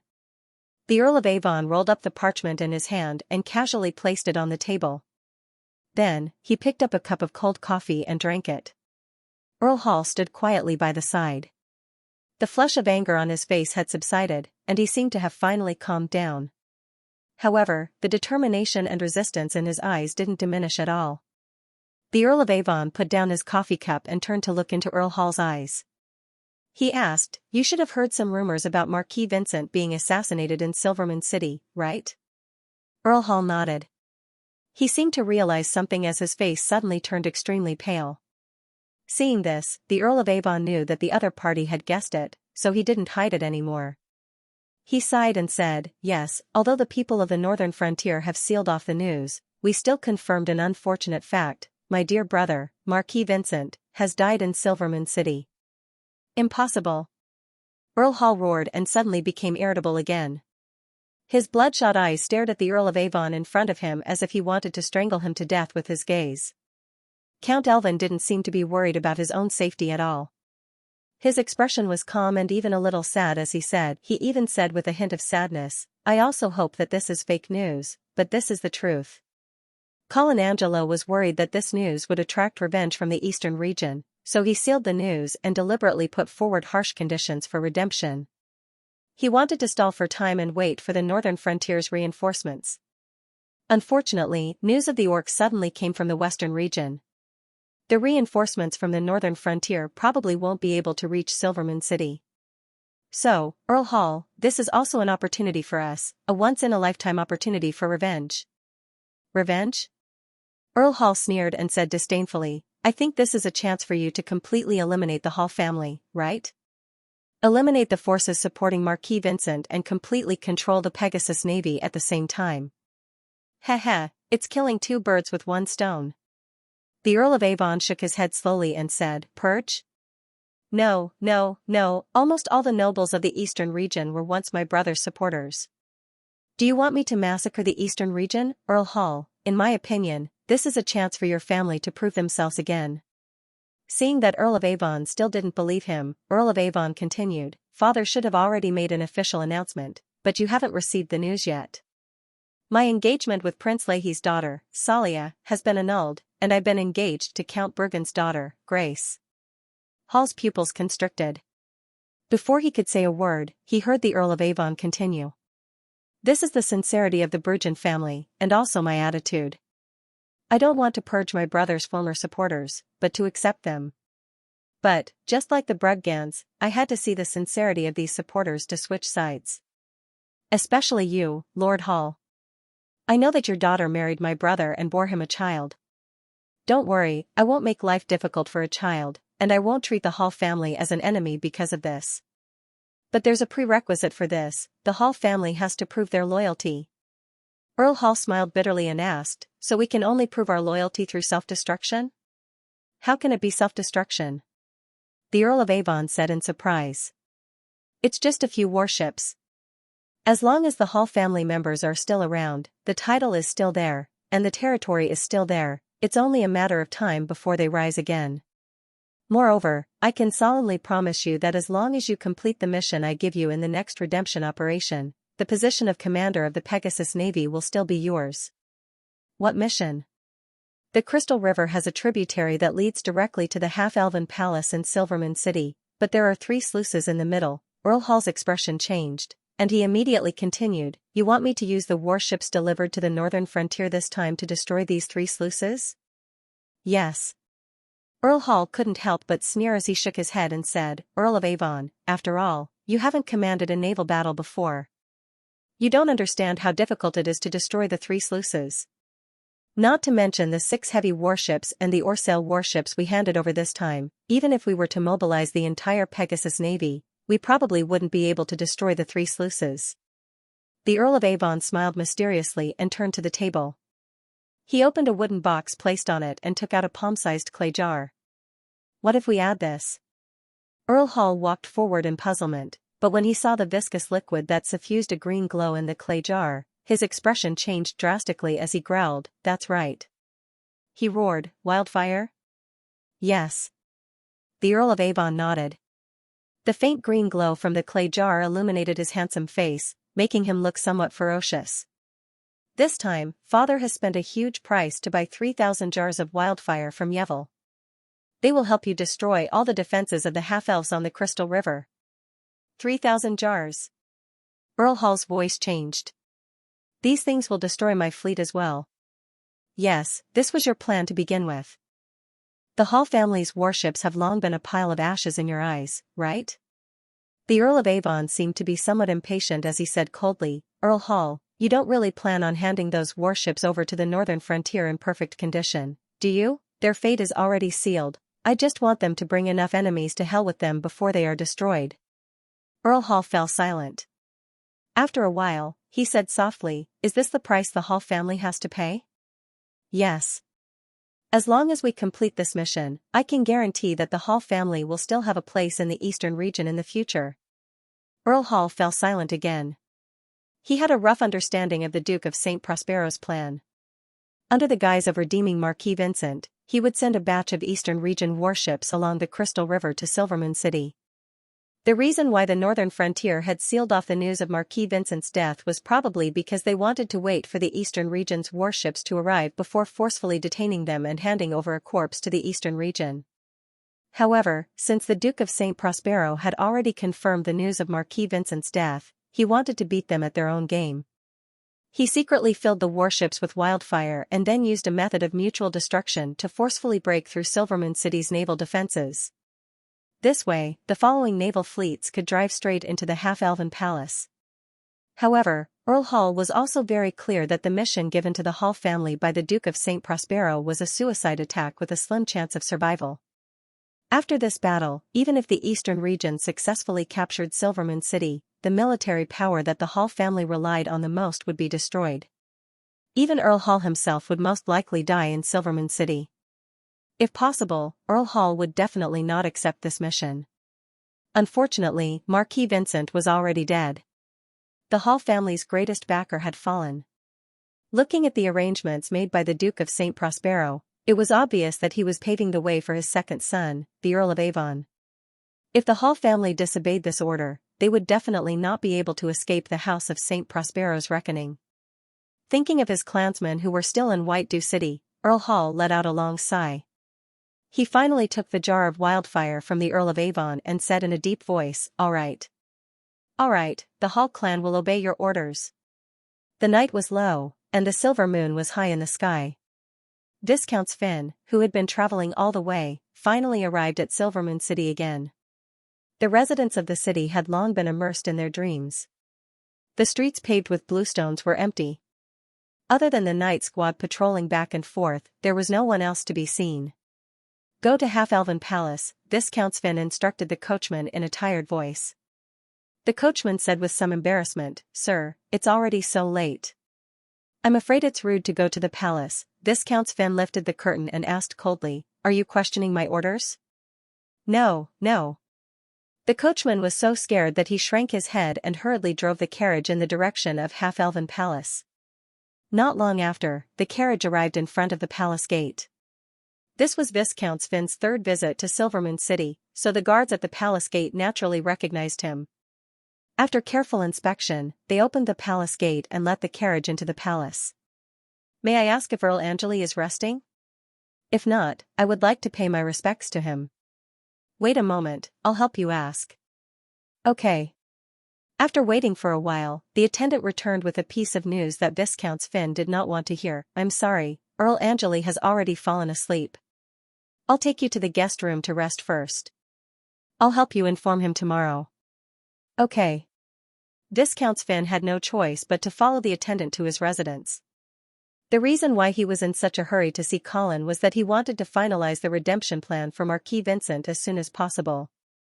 This way, the Earl of Avon's plan could be implemented as soon as possible. Otherwise, once Emperor Reinhardt's war order reached the eastern region, they would never be able to use force against Silvermoon City again. Otherwise, they would become the public enemy of the nobles of the empire. Therefore, the eastern region was in a race against time. Sir Viscounts, you can rest here tonight. Okay. Viscount Finn sent the attendant away, threw his luggage on the coffee table, took off his coat, and lay on the bed. Although Viscount Fines was already exhausted on the way to Silvermoon City, he was not sleepy at all at this moment. After tossing and turning several times, he still couldn't fall asleep. He simply got up and walked to the window, staring at the shadowy courtyard, lost in thought. The pale, cold moonlight enveloped the half-elven palace. As the night wind blew, the shadows and the flowers swayed incessantly, like ghosts baring their fangs and brandishing their claws. For some reason, Viscount Fines felt a little uneasy. As a trusted aide of the Earl of Avon, he certainly knew the contents of the Eastern Region's revenge plan. In his opinion, the plan made by the Earl of Avon was perfect, and it would definitely surprise the half-elves and Count Angeli. However, at this moment, fiendish Viscount suddenly felt that he seemed to have overlooked some important information. With his hands on the beautifully carved window frame and staring at the dark and quiet night, Viscount Finn felt as if he was in an uninhabited wilderness shrouded in fog. He could not see the direction he was going, but there were shadows closing in on him step by step. Anxiety and hesitation surged in his heart uncontrollably. Viscount Finn shook his head and told himself not to think too much. The Earl of Avon's plan would not go wrong. What he needed to do now was to see Colin Angeli as soon as possible and set a redemption plan.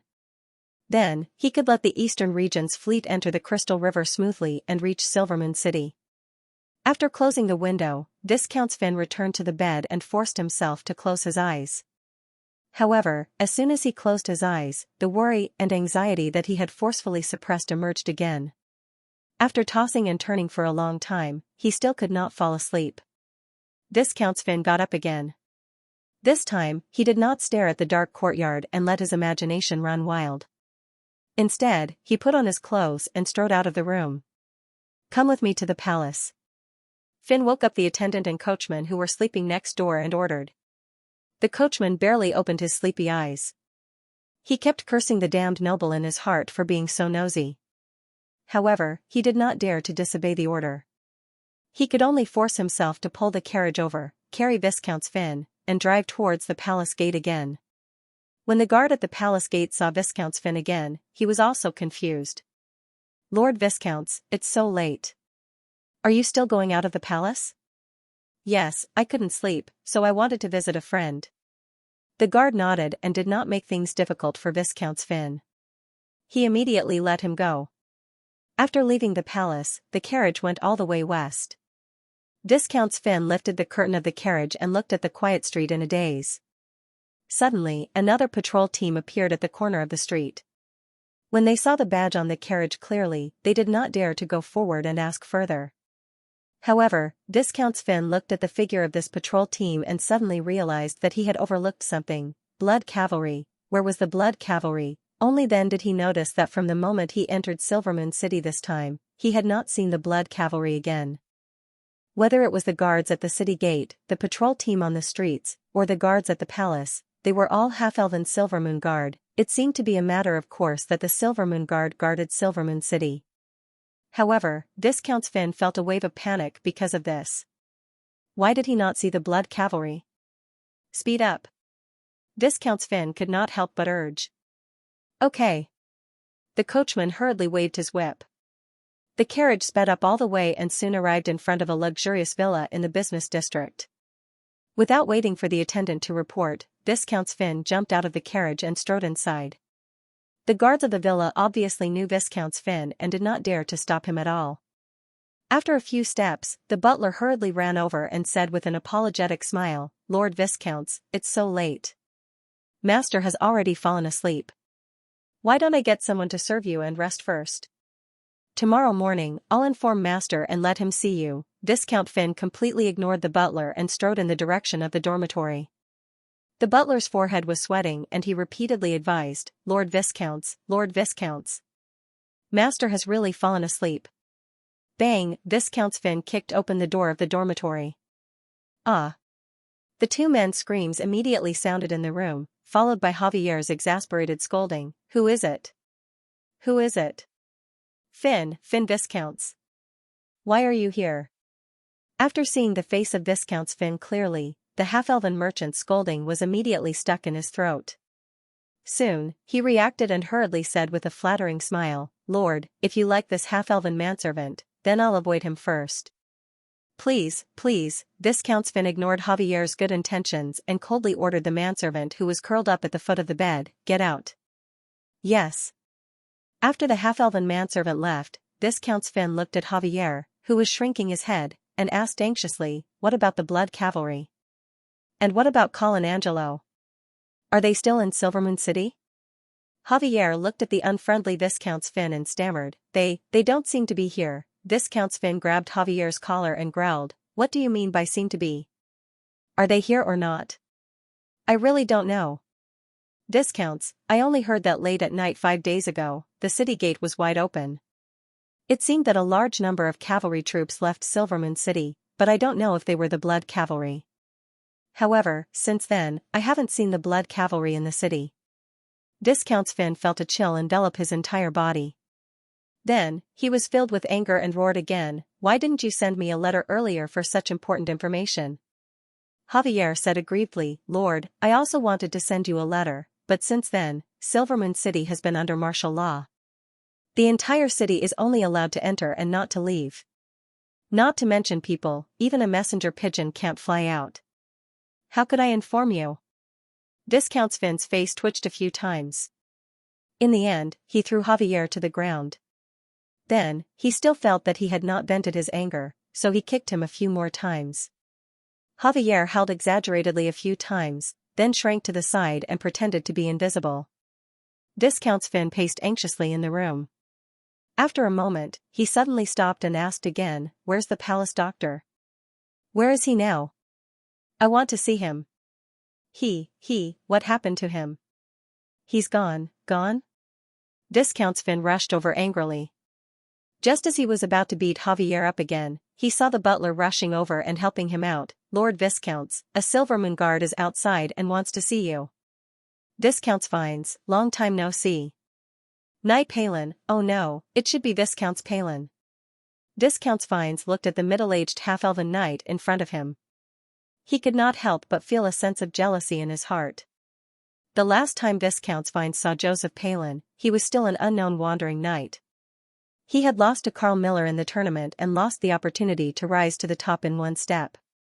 But who would have thought that, under all kinds of coincidences, he would actually rise to the top in one step? An illegitimate child who did not even dare to report his surname, a wandering knight, had risen to become Viscounts of the Half-Elven Kingdom and the commander of the Silvermoon Guard.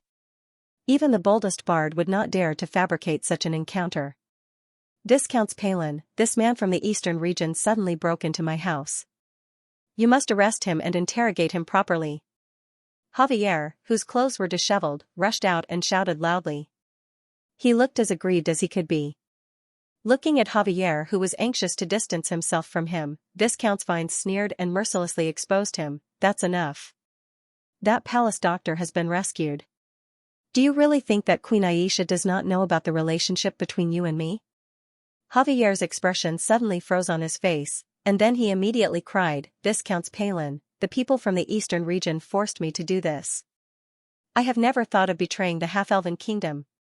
You must. Shut up. Viscount Palin scolded in annoyance.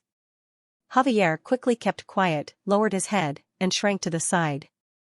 Viscount Palin did not pay attention to the famous half-elven merchant in Silvermoon City.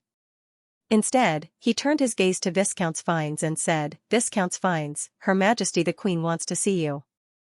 Viscount Fines smiled faintly and said, I thought Her Majesty the Queen had already fallen asleep. Viscount Palin also smiled and said, She was already asleep, but she was woken up by Princess Sylph. Viscount Fines rolled his eyes, but he could only obediently follow Viscount Palin back to Half-Elven Palace.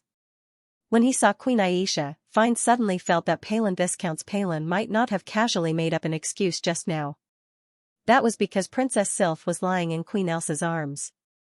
Her big, sparkling eyes were staring at Viscount Fien with bright eyes. Your Majesty the Queen, on behalf of the Duke of St. Prospero, I would like to extend my sincerest greetings. Queen Elsa patted Princess Sylph's back and asked, Viscount Finn, it's so late. You're still awake? At this time, Viscount Finn had also regained his composure. At least on the surface, he put on the demeanor that an emissary of the eastern region should have. Your Majesty, I've never slept well. I've made you worry. Queen Xianxia smiled gently and said, Is that so? It seems that you're the same as Sylph. You're so energetic at night that I can't sleep well. Normally, Viscount Fines would definitely retort when he heard such humiliating words. But now, he could only pretend that he did not hear the offense in the Queen's words and asked, "Your Majesty, I wonder if Count Angeli has fallen asleep?" Queen Aisha did not answer this question.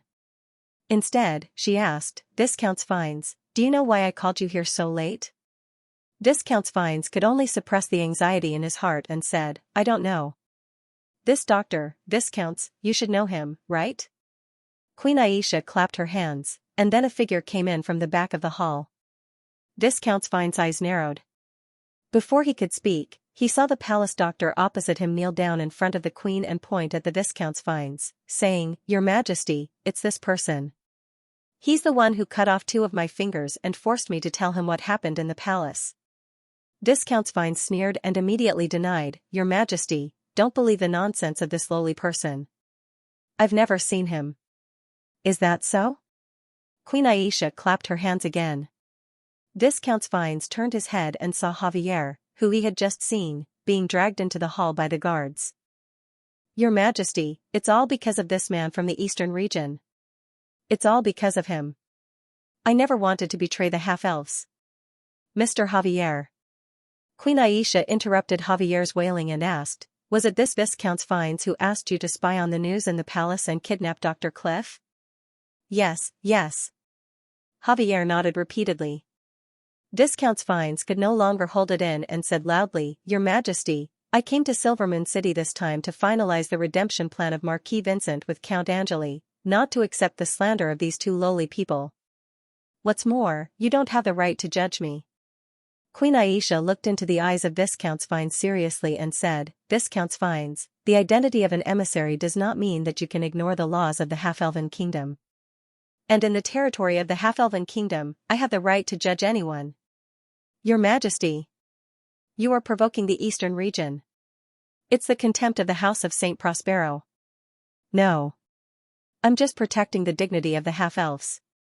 Queen Aisha stood up from the throne and announced loudly, "Viscount Fines, you have harmed the half-elves and spied on the secrets of the palace. In the name of the half-elven queen, I sentence you to 10 years in prison, Your Majesty." Viscount Fines immediately interrupted, "Are you deliberately trying to destroy the friendship between the half-elves and the eastern region? Where is Count Angeli? Why didn't he come out to see me? Has he already run away?" Queen Aisha looked at Viscount Fines coldly and said, "The friendship between the half-elven kingdom and the eastern region is not up to a small viscount like you to decide. As for Count Angeli, he has already set off for Alfalfa City." "Alfalfa City?" Viscount Fines was confused. "Yes. After all, the orcs are about to invade. Count Angeli did not want to wait in Silvermoon City for the safety of the Empire. Instead, he took the initiative to go to Alfalfa City and directly contact the Earl of Avon to resolve the dispute with the eastern region as soon as possible." Viscount Fines had an ominous premonition in his heart. At this time, he finally could not help but ask, how does he want to resolve the dispute with the eastern region? Queen Aisha looked at Viscount Fines and revealed a meaningful smile, "If you do something wrong, you have to pay the price. Viscount Fines, just like you have to pay the price of 10 years in prison for what you have done, those from the eastern region who instigated the half-elves rebellion and tried to murder me and Sylph naturally have to pay the corresponding price for this." Viscount Fines retorted sarcastically, "Your Majesty, then what price should you pay for your failure to protect Marquis Vincent and let him be assassinated in the palace?" "Marquis Vincent? Dead?" Queen Aisha looked confused. "Viscount Fines, where did you hear the news?" Viscount Fines immediately looked at Javier and Cliff, who were kneeling on the side, but then he suddenly burst into laughter. Ha ha ha, he laughed so exaggeratedly, so wantonly, as if he had seen the most ridiculous thing in the world. He laughed until he was out of breath, until tears and snot flowed out of his eyes, until he laughed crazily, until he was in despair. So. From the beginning to the end, this was a trap, set up for us. Is it? Colin Angelo, what a good trick. What a good trick. As if worried that Viscount Fines would scare Princess Sylph, Queen Aisha looked at him in disgust. As she walked out with her daughter in her arms, she coldly said, "Viscount Fines, you should reflect on yourself in the half-elven prison. Viscount Vines was still shouting, "Aisha Miller, what are you trying to do? What are you trying to do?" Queen Aisha said without turning her head. "Of course, it's to make some people in the eastern region pay the price for what they have done." The port of Alfalfa City had been abandoned for many years, but after some simple repairs, it was reopened today. Facing the afterglow of the setting sun, the huge fleet of the Pegasus Navy slowly sailed into the shabby port. Orlando, the president of the Alfalfa Brotherhood, was standing respectfully at the dock with a group of subordinates, welcoming the Navy officers and soldiers who were getting off the ship to rest. The Ragewater River and the Crystal River intersected in Alfalfa City, so if the Pegasus Navy wanted to hand over their warships to Silvermoon City in exchange for Marquis Vincent, they had to pass through here. However, Alfalfa City was the territory of the Half-Elven Kingdom after all. It was reasonable to say that the Pegasus Navy could not dock here without the consent of the Half-Elven Kingdom. But at this time, the mayor of Alfalfa City looked at the densely packed warships in the port and did not dare to say anything. In fact, Ron Lute could not be blamed for not being dutiful because the Half-Elven Kingdom did not have a naval force that could compete with the Pegasus Navy. Of course, they could only watch the people of the eastern region come and go as they pleased. Even the Crystal River, the mother river of the half-elves, was often visited by the Pegasus Navy's warships. If it were not for the sluice, the fleet of the eastern region could even directly enter the Half-Elven Palace along the Crystal River. At this time, the Pegasus Navy only docked in Alfalfa City. In fact, they were already giving face to the northern frontier. After all, they still had to ransom Marquis Vincent, so they could not be too rude. More than 30,000 Navy officers and soldiers poured into Alfalfa City at once, immediately making it very lively.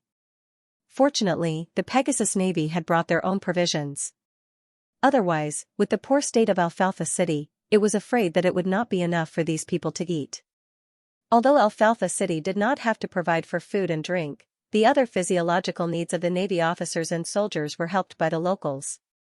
Looking at the scene of wanton indulgence of the soldiers, the Earl of Avon did not restrain them. After all, a war was imminent. Letting the soldiers relax was also good for boosting morale.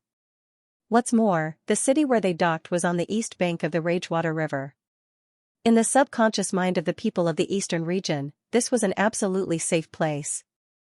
The fleet's commander, Earl Hall, naturally wouldn't restrain his subordinates. At this moment, he was immersed in a tragic and despairing mood, unable to extricate himself.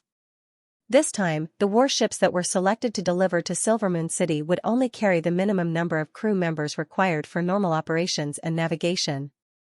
After all, he didn't want to bury all of these Navy elites in Silvermoon City. Therefore, Earl Hall was in a dilemma over who to leave on the battleship. Earl Hall looked at the name list placed in front of him and hesitated for a long time. However, he didn't choose a single person. Without a doubt, the people who stayed behind to carry out the mission in Silvermoon City would most likely die. Earl Hall felt that this was probably the most difficult decision he had ever made in his life. Dong dong. Come in. Earl Hall looked up and saw his adjutant, Knight Holmes, walk in and close the cabin door behind him. Your Excellency, aren't you going to have your meal? I'm not hungry yet. Earl Hall replied casually. Seeing that Knight Holmes was still standing at the same spot, he asked, Is there anything else? Knight Holmes hesitated for a moment, but he still gritted his teeth and said in a deep voice, Your Excellency, are we really going to follow the Earl of Avon's orders and hand over the family's battleship to the northern frontier? At this moment, the soldiers under Earl Hall still didn't know that they were heading to Silvermoon City not to hand over the battleship, but to blast open Silvermoon City's water defenses. Earl Hall understood that if he were to tell his subordinates the truth now, there would definitely be a large number of deserters or even mutiny. Only when they drove the battleship to Silvermoon City and had nowhere to retreat, could he use Marquis Vincent's death to agitate them or threaten them with the safety of their families to force them to carry out the mission that was no different from suicide. Only then could he carry out the mission assigned by the Earl of Avon and fight for the slim chance of survival for the Hall family. Therefore, when he saw that Knight Holmes was still reluctant to part with the family's battleship, Earl Hall suddenly felt pity and heartache. This is the Duke's order. We have to carry it out. Knight Holmes stiffened his neck and still looked unwilling. Your Excellency, the Duke of St. Prospero is obviously trying to weaken Marquis Vincent's support. If we allow them to hand over these battleships, it's hard to say who will inherit the position of the Duke of the Eastern region in the future.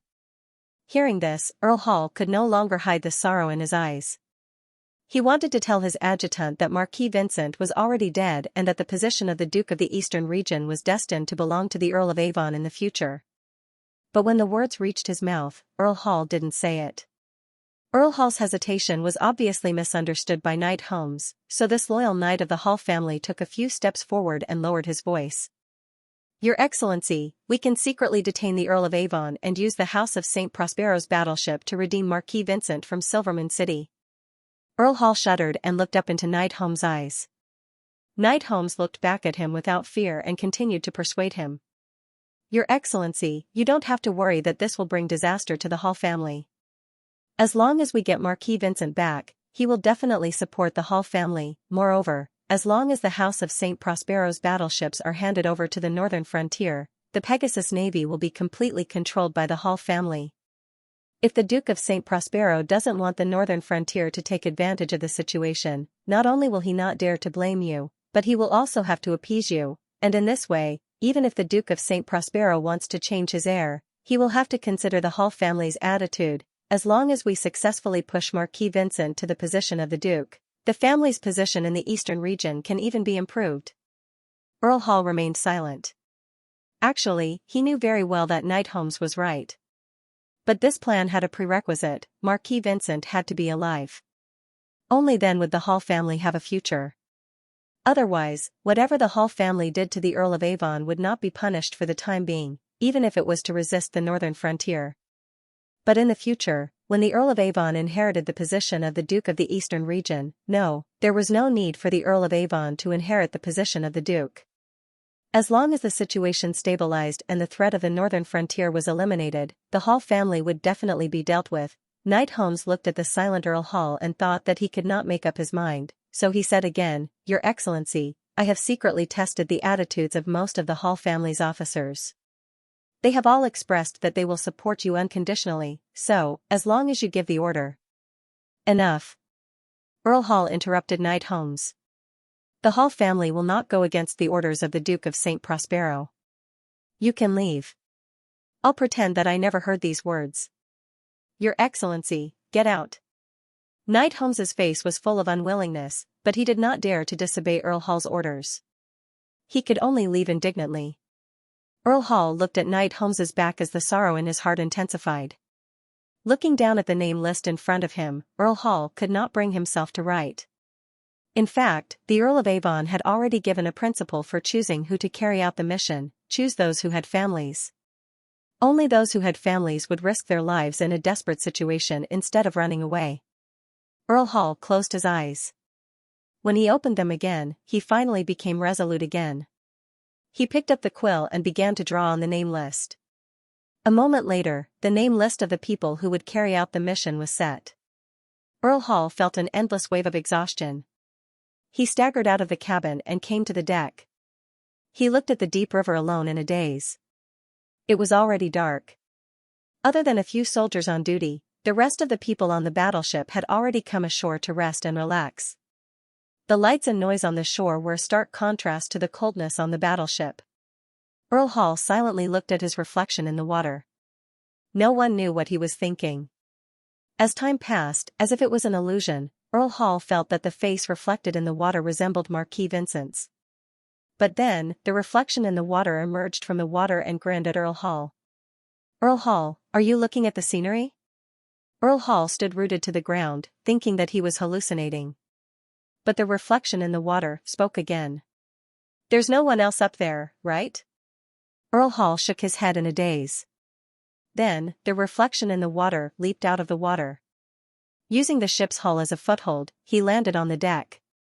At this moment, Earl Hall snapped back to his senses and realized that the person standing in front of him was the real Marquis Vincent.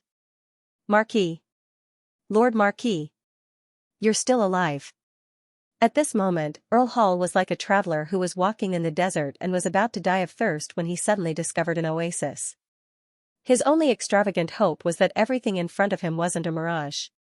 Of course I'm alive, Marquis Vincent said with a chuckle. Seeing that Earl Hall was still in a daze, he pointed at his wet clothes and said, "Do you have clean clothes? It's quite cold at night in late autumn." "Yes, yes, of course." Earl Hall nodded repeatedly. Only then did he suppress the ecstasy and excitement in his heart. He carefully led Marquis Vincent to avoid the soldiers on duty on the ship and arrived at his room. After Marquis Vincent changed his clothes, Earl Hall finally couldn't suppress the excitement and puzzlement in his heart. He asked anxiously, "Lord Marquis, what's going on? Earl of Avon told me that you were assassinated in Silvermoon City." Marquis Vincent sneered and said, "I was indeed assassinated, but thanks to my lord's mercy, I survived. However, it was also because of this assassination that I finally saw the true colors of my good brother." Earl Hall's expression changed as he immediately reacted and said, "Could it be that the assassination you encountered was planned by Earl of Avon?" "That's right. Although the one who did it was Duke Modwin, the one who assisted in the assassination was Knight Thomas Fine." "Knight Thomas? Didn't he already, during the Battle of Silvermoon City last year?" "No, he only violated his knight's oath and surrendered to the northern frontier." Apparently, Evan used some method to contact him again. Earl of Avon nodded and said matter-of-factly, "After all, he's a knight of the Fiennes family. I'm not surprised at all that he was encouraged by Earl of Avon. He has paid the price for his stupidity." Marquis Vincent sneered and then said, "Okay, let's not talk about him.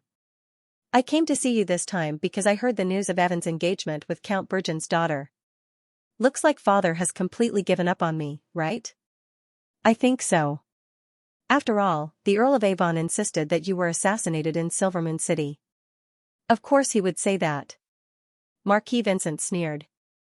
"If not, why would my father be so determined to help him purge the forces that support me?" At this point, Marquis Vincent looked at Earl Hall seriously, and asked in a deep voice, "The Bergen family should have been subdued by Evan, then what about the Hall family? As the family closest to me, my father and Evan wouldn't let you go so easily, would they?" "Of course not." Earl Hall finally found an outlet to vent the anger that had been suppressed in his chest for a long time. "All the warships that were chosen to redeem you are the Hall family's warships. Furthermore, Evan had no intention of handing these warships over to the northern frontier. Instead, he was prepared to use them to blast open the 3 sluice gates in Silvermoon City." "How is that possible?" "If they collide with the sluice gates of Silvermoon City, only the warships will be destroyed." "But what if the warships are filled with wildfire?" "Wildfire?" Marquis Vincent was shocked. "That's right. Lord Marquis, to be honest, there are hundreds of cans of wildfire hidden under your feet. If we're not careful, we'll be smashed to pieces."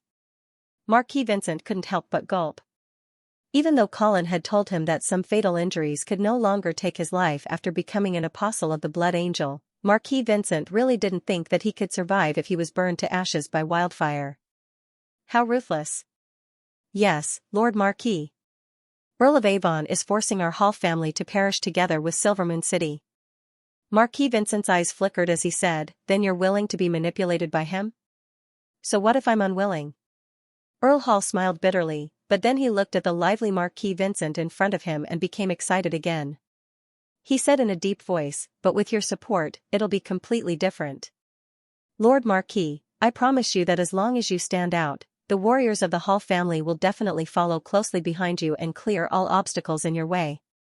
Marquis Vincent stared into Earl Hall's eyes and asked seriously, "Are you sure that the soldiers of the Hall family are still willing to fight for me?" "Of course," Earl Hall said without hesitation.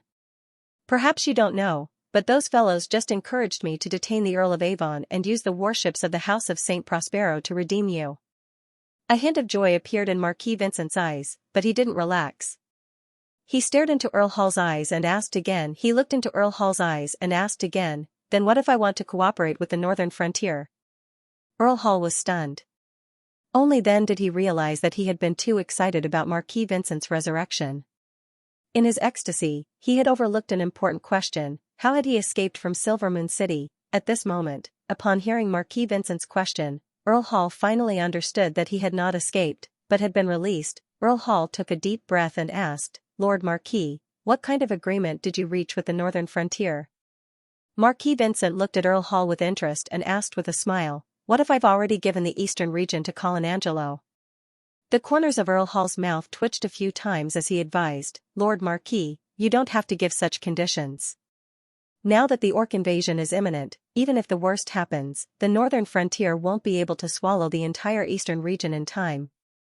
Marquis Vincent laughed and patted Earl Hall on the shoulder, comforting him, all right, I won't joke with you. Earl Angelo doesn't have such a big appetite, and I'm not that stupid. Then what are his conditions? Marquis Vincent paused and said in a deep voice, the eastern region, changed to a duke. What? Earl Hall opened his mouth wide, his face full of shock. Marquis Vincent's eyes flashed with a strange light as he said coldly, the northern frontier needs a friendly duke of the eastern region, and father is old and muddle-headed. It's time for him to give up his position. Otherwise, his wrong decision will only intensify the conflict between the eastern and northern frontier, until an inevitable war. But Earl Hall's heart was in turmoil, but when he looked at the sullen Marquis Vincent, he realized that there was no way out for him. The Duke of St. Prospero and the Earl of Avon clearly wanted to exterminate them, so why couldn't the Hall family resist? Originally, he didn't dare to resist because resistance was a dead end, but if he obeyed, at least the Hall family would have a chance of survival. But now, with Marquis Vincent, the Hall family immediately had the confidence to resist. With this in mind, Earl Hall's heart gradually calmed down. His eyes turned resolute again as he said in a deep voice, good. Lord Marquis. The Hall family will always stand behind you. Marquis Vincent revealed a satisfied smile and said, Earl Hall, you've made the right choice. The night sky of Alfalfa City was very dim, and there was no moonlight at all. On the New Shui River, it was also pitch black. Only the warships of the Pegasus Navy emitted a little light. However, Alfalfa City was brightly lit and bustling, especially in the eastern district where the port of the Pegasus Navy was. Tens of thousands of Navy officers and soldiers poured into the city at once. They opened their money bags, ate, drank, and indulged themselves. It was a grand carnival. The Earl of Avon did not indulge himself. He declined the 2 beauties sent by the Alfalfa Brotherhood and buried himself in writing in the quiet study. Not long after, his personal attendant, Adam, walked in quietly and handed a sheepskin scroll to Count Evan while reporting at the same time, Lord Evan, you're still alive. He then reported, Sir, this is the list of personnel that Earl Hall has confirmed to carry out the mission. Please take a look. The Earl of Avon took the list and scanned it briefly. He then put it aside and asked, what is Earl Hall doing now? Earl Hall is gathering the officers on the list. He should be preparing to explain the matters of this trip to Silvermoon City. I understand. The Earl of Avon nodded and said, when they are done with their discussion, have Earl Hall come to see me. Yes, sir. The Earl of Avon was about to lower his head and continue writing when he saw that Adam had not left. He asked, is there anything else? The attendant immediately reported, Sir, Orlando has also gathered the leaders of the Alfalfa Brotherhood, but I don't know what they are doing. The Earl of Avon frowned but did not care too much. He casually ordered, go and ask them what they are doing. Have Orlando come to see me while you are at it. Yes, sir. Adam then bowed and left. In an abandoned church not far from the port of Alfalfa City, more than 100 leaders of the Alfalfa Brotherhood gathered. Seeing that everyone was basically present, President Orlando cleared his throat to attract everyone's attention. The scene slowly quieted down. In fact, compared to the former President Capone, Orlando's prestige in the Alfalfa Brotherhood wasn't that high. After all, he didn't have Capone's extraordinary strength, and was able to subdue those unruly small leaders. Fortunately, Orlando had the support of the Earl of Avon, so even if everyone was not convinced by the new president, they would not challenge his authority, especially now that the Eastern Navy fleet was docked in Alfalfa City. I know you've been having a hard time recently. Orlando's first sentence made all the gang leaders secretly nod their heads. Since the Earl of Avon had already regarded Alfalfa City as his property, he was prepared to control the underground forces here and restore the city to normal order. However, this would obviously make the gang members who were used to swindling and robbing feel uncomfortable and even dissatisfied. But under the deterrence of the Eastern Army, even if they were dissatisfied, they could only hide this dissatisfaction in their hearts. Now that Orlando had pointed it out, everyone immediately began to whisper to each other and talk about it. Orlando raised his hand and gestured, saying again, to tell you the truth, I'm also not used to this kind of life of being controlled. This sentence made Orlando gain a lot of approval, and a few straightforward fools even applauded.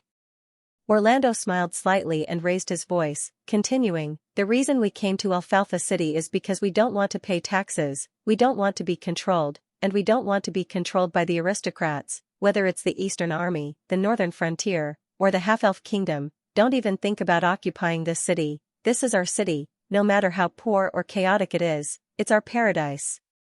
Good. Well said. Aristocrats, get out of Alfalfa City. A few of the instigated fools suddenly clamored loudly. But more people just looked on coldly. When the fools saw that no one responded, they immediately became embarrassed. Then, they realized what kind of consequences Orlando had just said would lead to. The Eastern Army's fleet was still in Alfalfa City's port. If these words were to reach the ears of the Earl of Avon, then Alfalfa City would definitely be set off a reign of terror, and the new president of the Alfalfa Brotherhood would certainly meet a miserable end. So, the scene quieted down again. Orlando didn't care about it at all, as if he didn't realize the consequences of what he had just said. Some of the gang leaders who were already dissatisfied with Orlando began to sneer inwardly. They planned to inform Count Evan of this matter after they got out of this place. When the time came, the Alfalfa Brotherhood would definitely have a new president. Moreover, if they could get the appreciation of the Earl of Avon, then the position of the new president might fall on their heads. There should be a lot of people who are already preparing to report me, right? Orlando clearly saw through the minds of some people and bluntly exposed them. However, these words didn't cause too much of a stir. Most of the gang leaders looked at Orlando as if they were looking at a dead man. Although they didn't want to see Alfalfa City return to normal order, they wouldn't jump out and provoke the Eastern Army at this time. Orlando's behavior was a fool in their eyes. "I'm not afraid of you reporting me." Orlando smiled and said calmly, "Because the Earl of Avon can't even protect himself." Looking at the confident face of Orlando, the complexion of the gang leaders changed a little. Someone couldn't help but ask, "Sir Orlando, what news did you get?" Before Orlando could speak, he saw a figure appear at the door. He frowned and was just about to scold the guard for letting someone in, but when he saw the other party's face, he immediately put on a smile and said, "I'm sorry, but I'm sorry." "Mr. Adam, why are you here?" As the personal attendant of the Earl of Avon, Adam was certainly a character who couldn't be offended in the eyes of the Alfalfa Brotherhood. So, everyone present stood up and greeted Adam. "Since it's so lively here, the Earl sent me to see what's going on." Adam smiled and nodded to the crowd. The gang leaders suddenly showed a look of schadenfreude. Just as they were thinking about whether to expose Orlando's disloyalty to Adam, they heard Orlando speak first. "Mr. Adam, we're discussing a problem." "Oh? What problem?" Orlando slowly approached Adam with a flattering smile on his face and said, "We're discussing who the master of Alfalfa City is." Adam thought that the other party was going to flatter the Earl of Avon again, so he felt a little proud and disdainful. "Then, have you come to a conclusion?" "Of course." Orlando walked to Adam and said, "This Alfalfa City doesn't belong to anyone." Whoosh, a silver light flashed. Adam was still shocked by Orlando's words when he suddenly felt a sharp pain in his throat. Seeing Adam fall down holding his throat, everyone present realized the seriousness of the matter. "Orlando, are you crazy?" Orlando casually wiped the dagger in his hand on his clothes and said indifferently, "I've said it before, it's not the Earl of Avon's turn to give orders to Alfalfa City." Just when everyone thought that Orlando had really gone crazy, a loud noise suddenly came from outside. Boom, the powerful shock wave shook the chandelier on the ceiling violently, and fine dust rustled down. Is it an earthquake?" someone asked in bewilderment. Orlando pointed to the port outside the window that was ablaze and said with a smile, "Gentlemen, chaos has begun. This is the battlefield you're most familiar with. The pay, swords, armor, and money of the Pegasus Navy are all beckoning to you. What are you waiting for?" After saying that, he laughed and left, leaving behind a group of gang leaders who looked at each other in bewilderment. Boom, the Earl of Avon, who was in the study, was startled by the earth-shaking explosion. He was stunned for a full 3 seconds before he hurriedly rushed to the window. Then, he saw a scene that he would never forget for the rest of his life. There was a heavy warship docked at the port, half of which was already shrouded in green flames. A large amount of river water poured in, causing the bow of the warship to lose its balance. Everything on the deck involuntarily slid to the stern. Even though he was thousands of meters away, the Earl of Avon could hear the screams of the Navy soldiers who were swallowed by the green flames flying in the air. Finally, under the Earl of Avon's sluggish gaze, the bow of the warship was almost perpendicular to the surface of the river. It then slowly sank into the cold river water, leaving a huge whirlpool on the surface of the water. This whirlpool also caused the warships docked at both sides to be attracted closer. The commander of the warship shouted loudly, wanting to lift the anchor and sail away. However, it was impossible to complete the operation in such a short time. In the end, they could only collide with the warships nearby. The huge collision caused serious damage to the side of the warship, and perhaps because of the collision, one of the warships exploded again.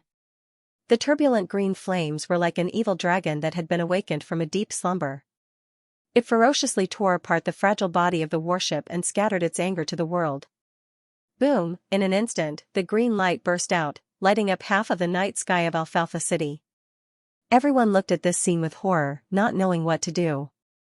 The Earl of Avon was the first to react. He immediately shouted, "Adam! Adam! My lord, Mr. Adam went to the Alfalfa Brotherhood and hasn't returned yet." A middle-aged knight pushed the door open and explained. The Earl of Avon looked at the captain of his personal guard and calmed down a little. He hurriedly said, "Fletcher, immediately send someone to the port and see what's going on there." "Yes." Knight Fletcher immediately responded. However, before he could turn around to arrange it, he saw the Earl of Avon hurriedly walking to the door. He said, "Forget it, I'll go myself." "My lord. I'm afraid the port isn't very safe right now. Let me send someone over." However, the Earl of Avon didn't seem to have heard Knight Fletcher's dissuasion and rushed out without looking back. Knight Fletcher had no choice but to quickly follow. Bang! A Navy officer violently kicked open the tightly shut door. Ignoring the disheveled woman inside, he roared at his subordinates, "What are you doing? Hans! Your vacation is over. Return to the warship immediately." The soldier named Hans scrambled up from his bed. His face was full of shock. It was obvious that he had been frightened by the huge commotion outside. Just as he was about to ask his commanding officer what had happened, he turned around and saw that his commanding officer had already disappeared. Hans put on his clothes as fast as he could. Just as he was about to leave, he was stopped by the woman on the bed. Of course, he didn't think that the other party had already developed feelings for him and couldn't bear to let him go. Instead, he realized that he hadn't paid yet. After casually tossing out a few copper coins, the woman finally let go of his hand with a smile. Hans rushed out of the door and saw that the street was in a mess. There were frightened people everywhere. Hans looked around but still didn't see the figure of his commanding officer. However, he saw a person who was also wearing the Pegasus Navy uniform. He didn't think much and immediately walked over. "Brother! What the hell is going on?" "I don't know." The man glanced back at Hans but didn't stop. "Let's return to the warship first." Hans quickly followed and continued to ask, "Did the people from the northern frontier attack us?" The man sneered and said, "How did the people from the northern frontier attack us? Do they have a ship?" Hans scratched his head and felt that it made sense. Just as he was about to ask again, he saw a woman with disheveled hair rushing towards him. "Help! Help!" Hans saw the two big men chasing after the woman. He thought that he understood what had happened. Just as he was about to scold them, he suddenly felt a sharp pain in his waist. He looked down and saw that the pitiful and weak woman had stabbed a dagger into his waist with a ferocious expression. Hans roared and kicked the woman away. However, the sharp pain in his waist made him involuntarily take a few steps back and fall to the ground. Before he could warn his companions to be careful, a few more people rushed out from the shadows of the alley and surrounded his companions. The two big men who were chasing the woman quickly rushed in front of Hans and began to search his body. Seeing that they took away his money pouch, military uniform, and even the silver medal that he regarded as a treasure, Hans finally couldn't help but growl. "Do you want to die? You actually dare to rob the Pegasus Navy?" The big man grinned and said disdainfully, "You Pegasus Navy can't even protect yourselves. Do you really think that you are the master of Alfalfa City?" The woman also got up from the ground and ruthlessly kicked Hans a few times in retaliation. Then, she arrogantly said, "Let me tell you, brat. This is the real Alfalfa City. A place where scoundrels and scum gather. You nobles' lackeys shouldn't even think about occupying this place." Hans endured the sharp pain in his body and the humiliation in his heart. An absurd thought emerged in his mind. Could this be a conspiracy of the Alfalfa Brotherhood? How could those dregs put the Pegasus Navy into such a sorry state? Of course it's not the Alfalfa Brotherhood. The Earl of Avon quickly moved towards the port while speaking to the attendant who came to report. "The Alfalfa Brotherhood doesn't have this ability. But Sir Earl, Orlando really killed Mr. Adam in front of everyone. He also said that our Pegasus Navy is facing an imminent disaster." The Earl of Avon didn't bother to pay attention to his attendant this time. He just kept his head down and strode forward. In his opinion, the Alfalfa Brotherhood was just a group of scum who couldn't do anything right. He could let them take advantage of the chaos and fish in troubled waters, but to let them plan such an attack on the Pegasus Navy was really overestimating them. The crux of the problem now was the port. As long as the explosion at the port stopped, as long as the Navy calmed down, the Alfalfa Brotherhood who was taking advantage of the situation would immediately shrink into the shadows and tremble. So, what exactly happened at the port? Others might not know what the explosion and the green fire were, but the Earl of Avon knew very well. At this time, he only hoped that this was an accident and not. Soon, the group arrived at the port. The Earl of Avon immediately grabbed a flustered officer and questioned, "Where's Earl Hall? Let him come and see." Boom. Suddenly, a huge fireball exploded in front of the Earl of Avon. The huge blast caused everyone to be blown away. Only the Knight Fletcher didn't fall down because of his strong physique. However, the unprepared Earl of Avon fell flat on his face. With the help of the guards, the Earl of Avon finally got up. He looked at the port that had become a sea of fire in front of him almost numbly. His heart kept sinking. This can't be an accident. "My lord, we must leave immediately. It's too dangerous here." Knight Fletcher tried to persuade the Earl of Avon to leave, but the Earl of Avon stood still. He looked at the warship in front of him that was engulfed in a sea of fire. Knight Fletcher looked back and recognized the warship engulfed in green flames. It was the flagship of the Pegasus Navy, the White Dew, the symbol of the House of St. Prospero, the invincible existence on the raging water river, the pride of millions of people in the eastern region, the core support and spiritual sustenance of the Pegasus Navy. It slowly turned into ashes in front of him. Such a terrible scene was simply an unreal nightmare for all the people in the eastern region. "The Hall family has rebelled. The Hall family has rebelled." A mournful voice pulled the Earl of Avon back to reality. He looked in the direction of the voice and saw a soldier covered in green flames struggling to climb out of the water. He screamed and rolled on the ground, trying to put out the flames on his body, but it was in vain. This kind of terrifying green flame could not be extinguished even by water. The slightest touch from the flame would almost certainly lead to the end of being burned to ashes. A large number of Navy officers and soldiers who had returned from the city had gathered near the port. They stared blankly at the port that was like a fiery hell, completely at a loss. When they heard that the Hall family had rebelled, many people turned their eyes to the Earl of Avon, wanting to confirm the authenticity of the news. The Earl of Avon looked coldly at the sea of fire in front of him. There was no longer any hope in his heart. He found that all the warships that had burned down belonged to the House of St. Prospero. The Hall family's warships had already weighed anchor and deliberately distanced themselves from the burning warships to avoid being affected. If this was not premeditated, then it was a ghost. Obviously, the Hall family had rebelled. They had used the wildfire, which was supposed to be used to deal with the sluice gate of Silvermoon City, on the House of St. Prospero's warships. But how could the Hall family be so bold? Did they not want to have a foothold in the eastern region? The Earl of Avon had no time to think about the reason for the Hall family's rebellion. A surge of anger exploded in his chest, almost drowning his reason. In his fury, the Earl of Avon opened his scarlet eyes and roared in a hoarse voice. "The Hall family betrayed the eastern region, they should be punished." This sentence was very domineering, but it did not help the current situation. At this time, the heavy warships of the House of Saint Prospero were all swallowed by the terrible green flames. Although many light warships had survived, it was impossible for them alone to defeat the Hall family's fleet. As long as the soldiers of the eastern region had some sense, they would understand that at this time, the Hall family had the final say on the new Shui River. Then, what could Count Elvin use to kill the rebels of the Hall family? Of course, if the Earl of Avon was talking about the old, weak, women, and children that the Hall family had left in White Dew City, then there would be no problem. But doing so would only be venting his anger. It would not only not be beneficial to the situation, but it would also be harmful. Perhaps the Hall family would simply seek refuge with the northern frontier in a fit of anger. If the northern frontier were to gain control of the raging water river. This thought flashed through everyone's minds, but it was enough to make them tremble in fear. The Earl of Avon obviously understood the seriousness of the matter, and immediately roared again.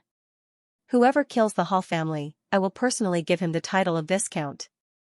These words immediately caused a commotion.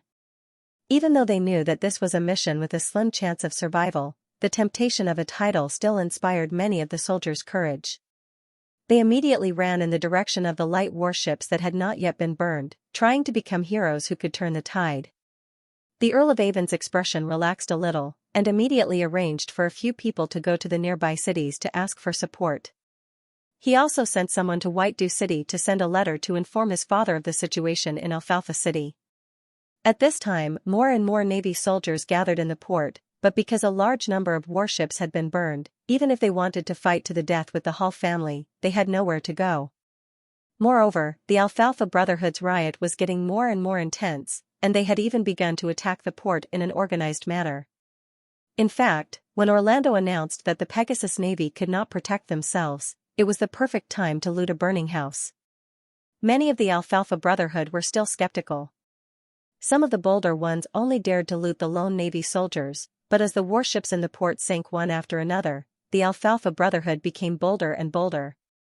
At this time, they finally confirmed that the Pegasus Navy could not protect themselves, so they completely let go of their hands and feet and prepared to loot wantonly.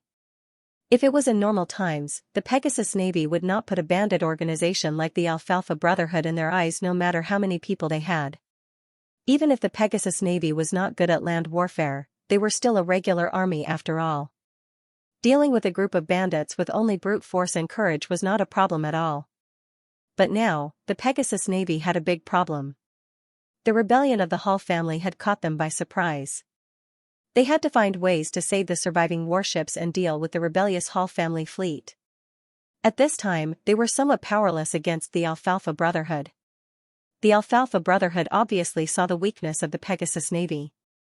They were the kind of people who liked to bully the weak and fight battles with the wind.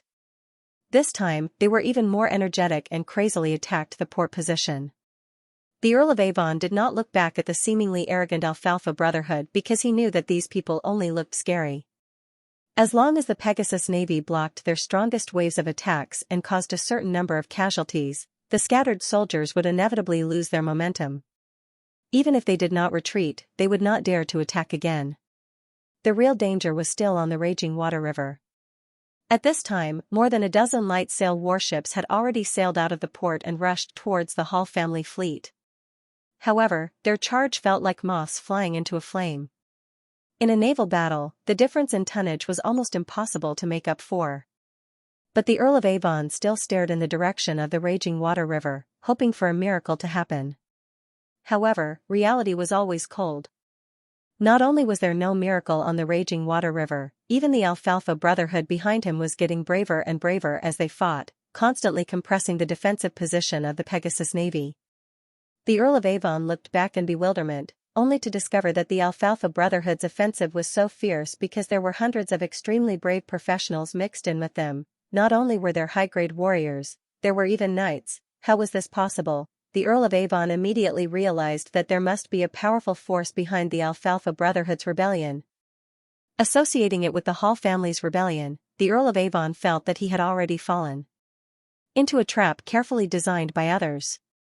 He felt as if the world was spinning around him, and then his vision went black as he fell backward. "My lord!" Knight Fletcher hurriedly caught the Earl of Avon, but he looked around and knew that the situation was hopeless. He clenched his teeth and supported the Earl of Avon, hiding in the darkness. After they left, a voice suddenly sounded, "Saint Prospero Evan has run away." Count Avon woke up slowly after a series of shaking. He looked at the dark alley and instinctively wanted to scream, but he heard Knight Fletcher's familiar voice, "Sir Earl, you're awake?" Only then did Count Elvin relax a little, and he hurriedly asked, "Where are you taking me? What about the Pegasus Navy? Has Earl Hall's rebellion been quelled?" Knight Fletcher opened his mouth and sighed, "Alfalfa City is too dangerous now, I will escort you away." Knight Fletcher did not answer the last two questions, but his lack of answer had already hinted at the answer. The Earl of Avon struggled to break free from Knight Fletcher and was about to go back. "No. I can't abandon the Pegasus Navy." "Sir Earl," bang, in an instant, a loud noise suddenly exploded behind them. A huge grey figure crashed through the wooden wall and rushed towards the Earl of Avon with a huge kite shield in his hand. Knight Fletcher turned his head abruptly and saw a tall armored man dashing toward him like a violent bear. His huge figure shrouded both Count Elvin and himself in it. "Get out of the way." Sensing the terrifying power of the enemy's charge, Knight Fletcher didn't dare to take it head-on. He quickly pulled Count Elvin and rolled forward. Boom, the stone ground burst open and a large amount of gravel sputtered like bullets. The Earl of Avon was smashed and cried out. Countless bruises appeared on his body. Knight Fletcher quickly stood in front of the Earl of Avon and stabbed his knight's sword towards the gap in the armored man's neck. Clang, the armored man raised his shield and swept it across. The sword in Knight Fletcher's hand was broken and a large number of fragments flew in all directions. Knight Fletcher was sent flying by the huge force of the shield attack and slammed into the wall on the side of the alley. Knight Fletcher spat out a mouthful of blood and could not hide the horror in his heart. The opponent was actually a 6th-grade warrior. "Sir Earl, you must leave." Knight Fletcher knew that he was no match for him, so he immediately cried out in pain. The Earl of Avon was also frightened by the scene. He knew that in the face of such absolute power, he would only be a burden even if he stayed. Without hesitation, he got up and ran away without saying a word. Seeing that his main target had escaped, the armored man was about to chase after him when he heard the sound of the wind behind him. He suddenly turned around and saw Knight Fletcher rushing towards him again. But just as the armored man raised his shield to smash Knight Fletcher suddenly turned sideways and crashed into the wall, causing the armored man to miss. "Come on!" Knight Fletcher taunted. The armored man was stunned. It seemed that he was really angered by Knight Fletcher's behavior. He no longer chased after the Earl of Avon. Instead, he raised his shield and chased into the house. Knight Fletcher's heart relaxed, but he also knew that he was no match for the armored man behind him, so he kept running forward. The armored man behind him was not slow either. He held a giant kite shield in his hand and rampaged. Even if it was a solid stone wall, it would be like tofu when he casually bumped into it. It was easy to break a hole in it. That aura was simply capable of killing anyone who stood in his way, even gods who stood in his way. Knight Fletcher saw that the armored man behind him was getting closer and closer. He knew that he would not be spared. He was about to turn around and fight with all his might, but when he broke through the wooden door in front of him and rushed to the opposite street, he unexpectedly encountered more than a dozen soldiers wearing the uniform of the Pegasus Navy. Knight Fletcher was overjoyed and shouted, "Help me stop the armored man behind me." However, these soldiers did not move. They looked at Knight Fletcher as if he was an idiot. Knight Fletcher thought that they did not recognize him. Just as he was about to speak again, he suddenly felt a piercing sound behind his head. He did not have time to think and quickly rolled on the ground. Crack, the sound of bones cracking could be heard as Knight Fletcher's entire arm was broken. He screamed miserably as he rolled on the ground a few times. However, he saw the armored man slowly walking over. Enduring the severe pain, Knight Fletcher once again shouted to the soldiers, "Help me! I am the guardian knight of the Earl of Avon."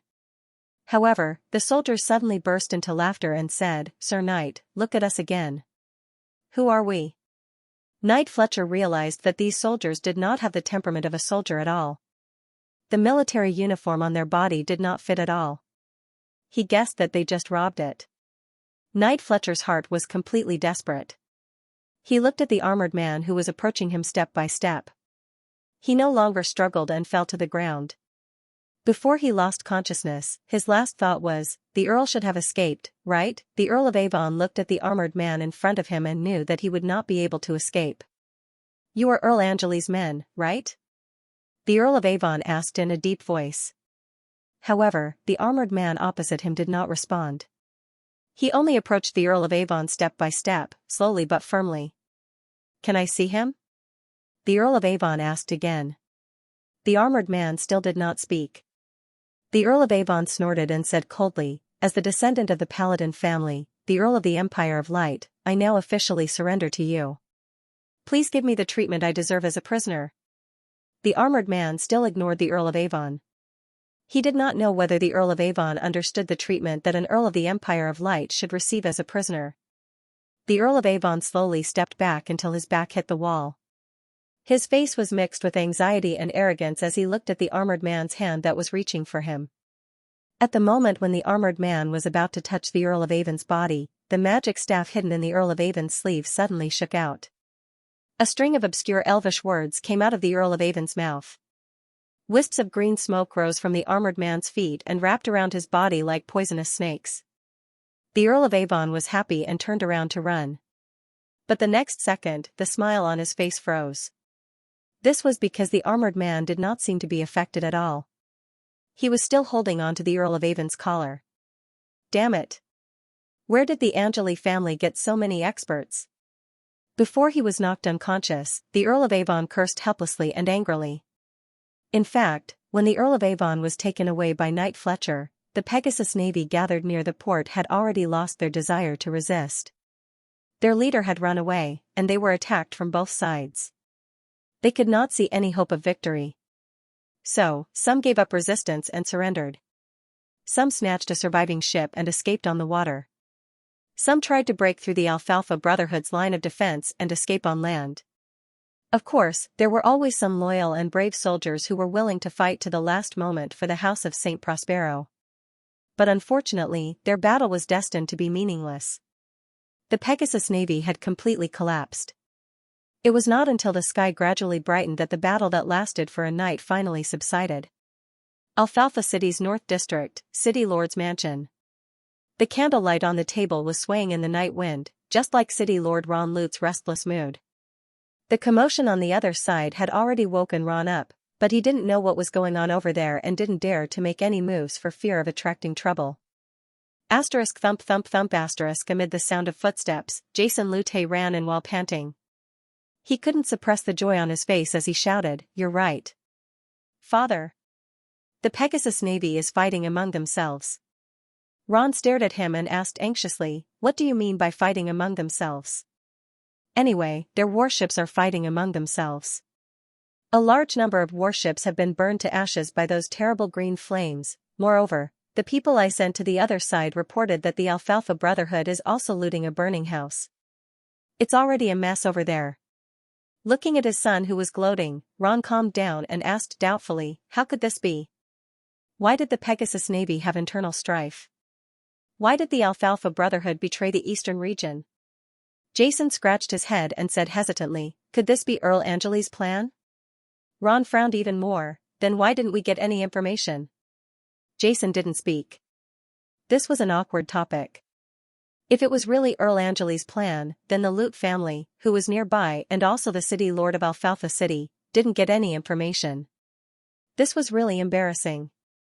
The room was silent for a long time. Jason couldn't help but break the silence and suggested, "Father, why don't we also send people to the other side? Maybe we can even get a share of the credit." Ron rolled his eyes and interrupted angrily, "Who should we send?" "You?" Jason shrunk his head and didn't dare to speak. Ron glared at his son in disappointment, but he didn't make things difficult for him.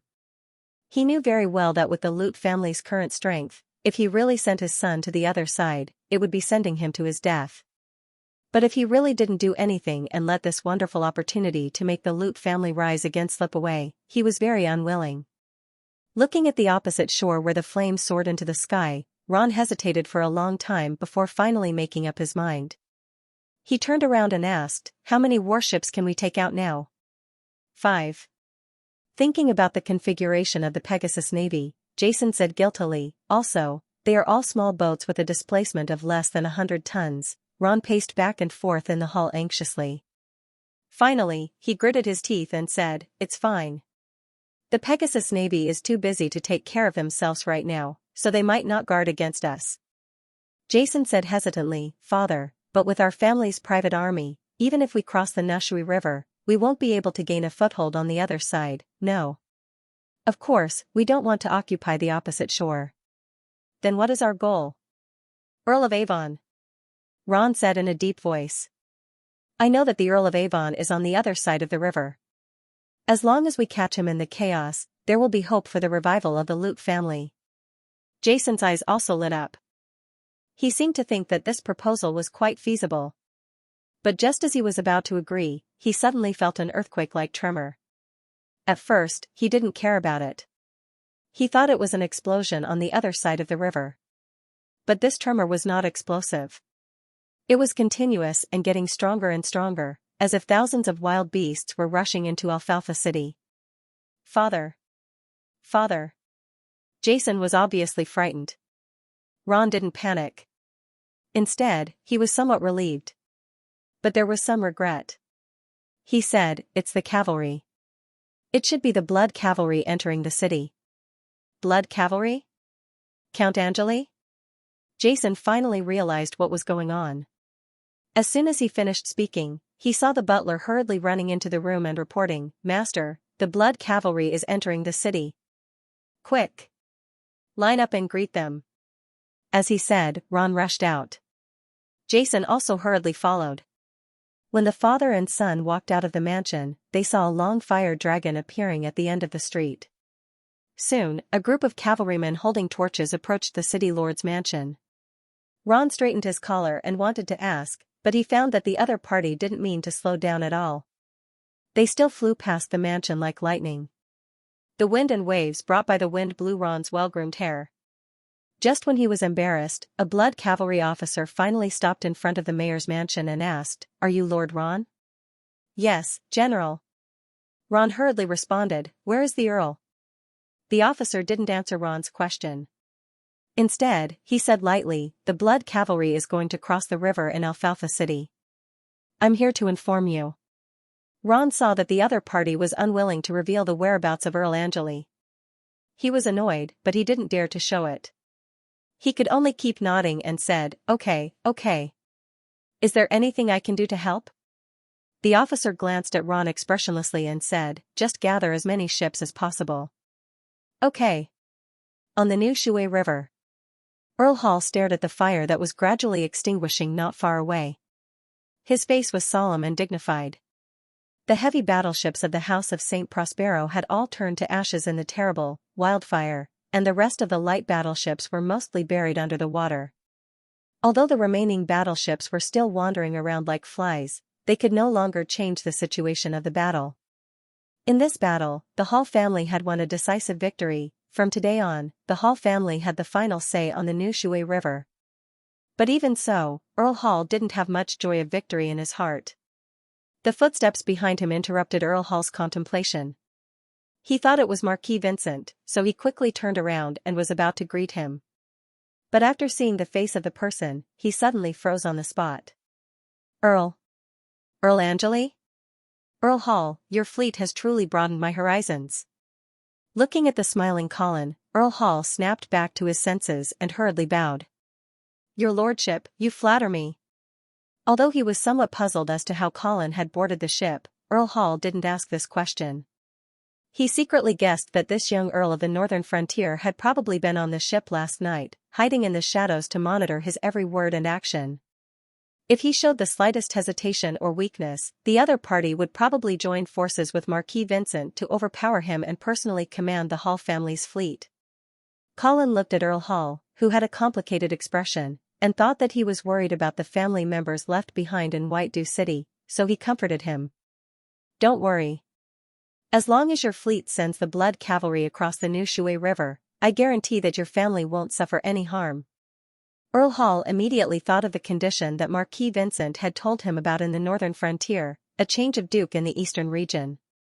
For a moment, the old Earl's emotions were extremely complicated. But he also understood that it was impossible for him to retreat. "Yes, your lordship. The Hall family's fleet is very happy to serve you." When the first glimmer of dawn sprinkled on the surface of the raging water river, Colin finally set foot on the land of the eastern region. This was the first time he came to the east of the raging water river. Looking at the broken city and the mess left behind after the battle, Colin curled his lips and felt a little bored. Walking down the trestle and stepping on the wet and soft ground of the port, traces of blood seeped out with every step. It seemed that the soldiers of the Pegasus Navy who were unwilling to die were stubbornly cursing Colin, the demon who destroyed the biggest barrier of the eastern region. "Sir Count." Orlando, who had been waiting on the shore for a long time, quickly greeted Colin and saluted him. Colin nodded with a smile and said, "Mr. Orlando, you've worked hard." "It's my honor to serve Sir Count." Colin looked at the president of the Alfalfa Brotherhood with a flattering face and couldn't help but begin to think about how to arrange this person. After the betrayal of the Hall family, the raging water river was no longer a natural moat for the northern frontier. Therefore, Alfalfa City naturally became Colin's possession. Of course, he couldn't let the dregs of the Alfalfa Brotherhood wantonly trample on it. Forget about the rest of the Alfalfa Brotherhood, but Orlando was indeed quite capable. Colin intended to incorporate him and use him elsewhere. However, this matter wasn't urgent. Colin's primary goal now was White Dew City. "Earl Hall, how long will it take to transport all the blood cavalry across the river?" "Sir, if we follow your request and don't bring logistical supplies, we can probably complete the transport before sunset tomorrow." "Tomorrow?" Colin frowned and said with dissatisfaction, "That's too slow." Earl Hall thought for a moment and suggested, "Sir, if we can build a pontoon bridge over the river, the speed can be much faster, but what?" "The pontoon bridge uses transport ships as piers, connected by ropes, and planks on top of them. However, if we want to ensure the efficiency of the pontoon bridge, especially for cavalry, we need a large number of planks to reinforce it." "I'm afraid that we won't be able to find so many planks in a short period of time." Colin stroked his chin. He wanted to suggest dismantling the decks of a few battleships, but he realized that the decks were probably not that easy to dismantle. "Sir, we can demolish the houses." Colin glanced at the other party and did not hesitate. He immediately ordered, "All right. Orlando, you will be in charge of this matter. Tell the residents in the city that I will help them rebuild the demolished houses later. If they are willing to take the initiative to help, I will also reward them." "Yes, sir." After telling the blood cavalry about the river crossing, Colin came to a red-walled building near the port alone. The two armored men guarding the door immediately bowed to Colin when they saw him. Pushing open the door, Colin saw the Earl of Avon standing by the window, staring in the direction of the new Shui River in a daze.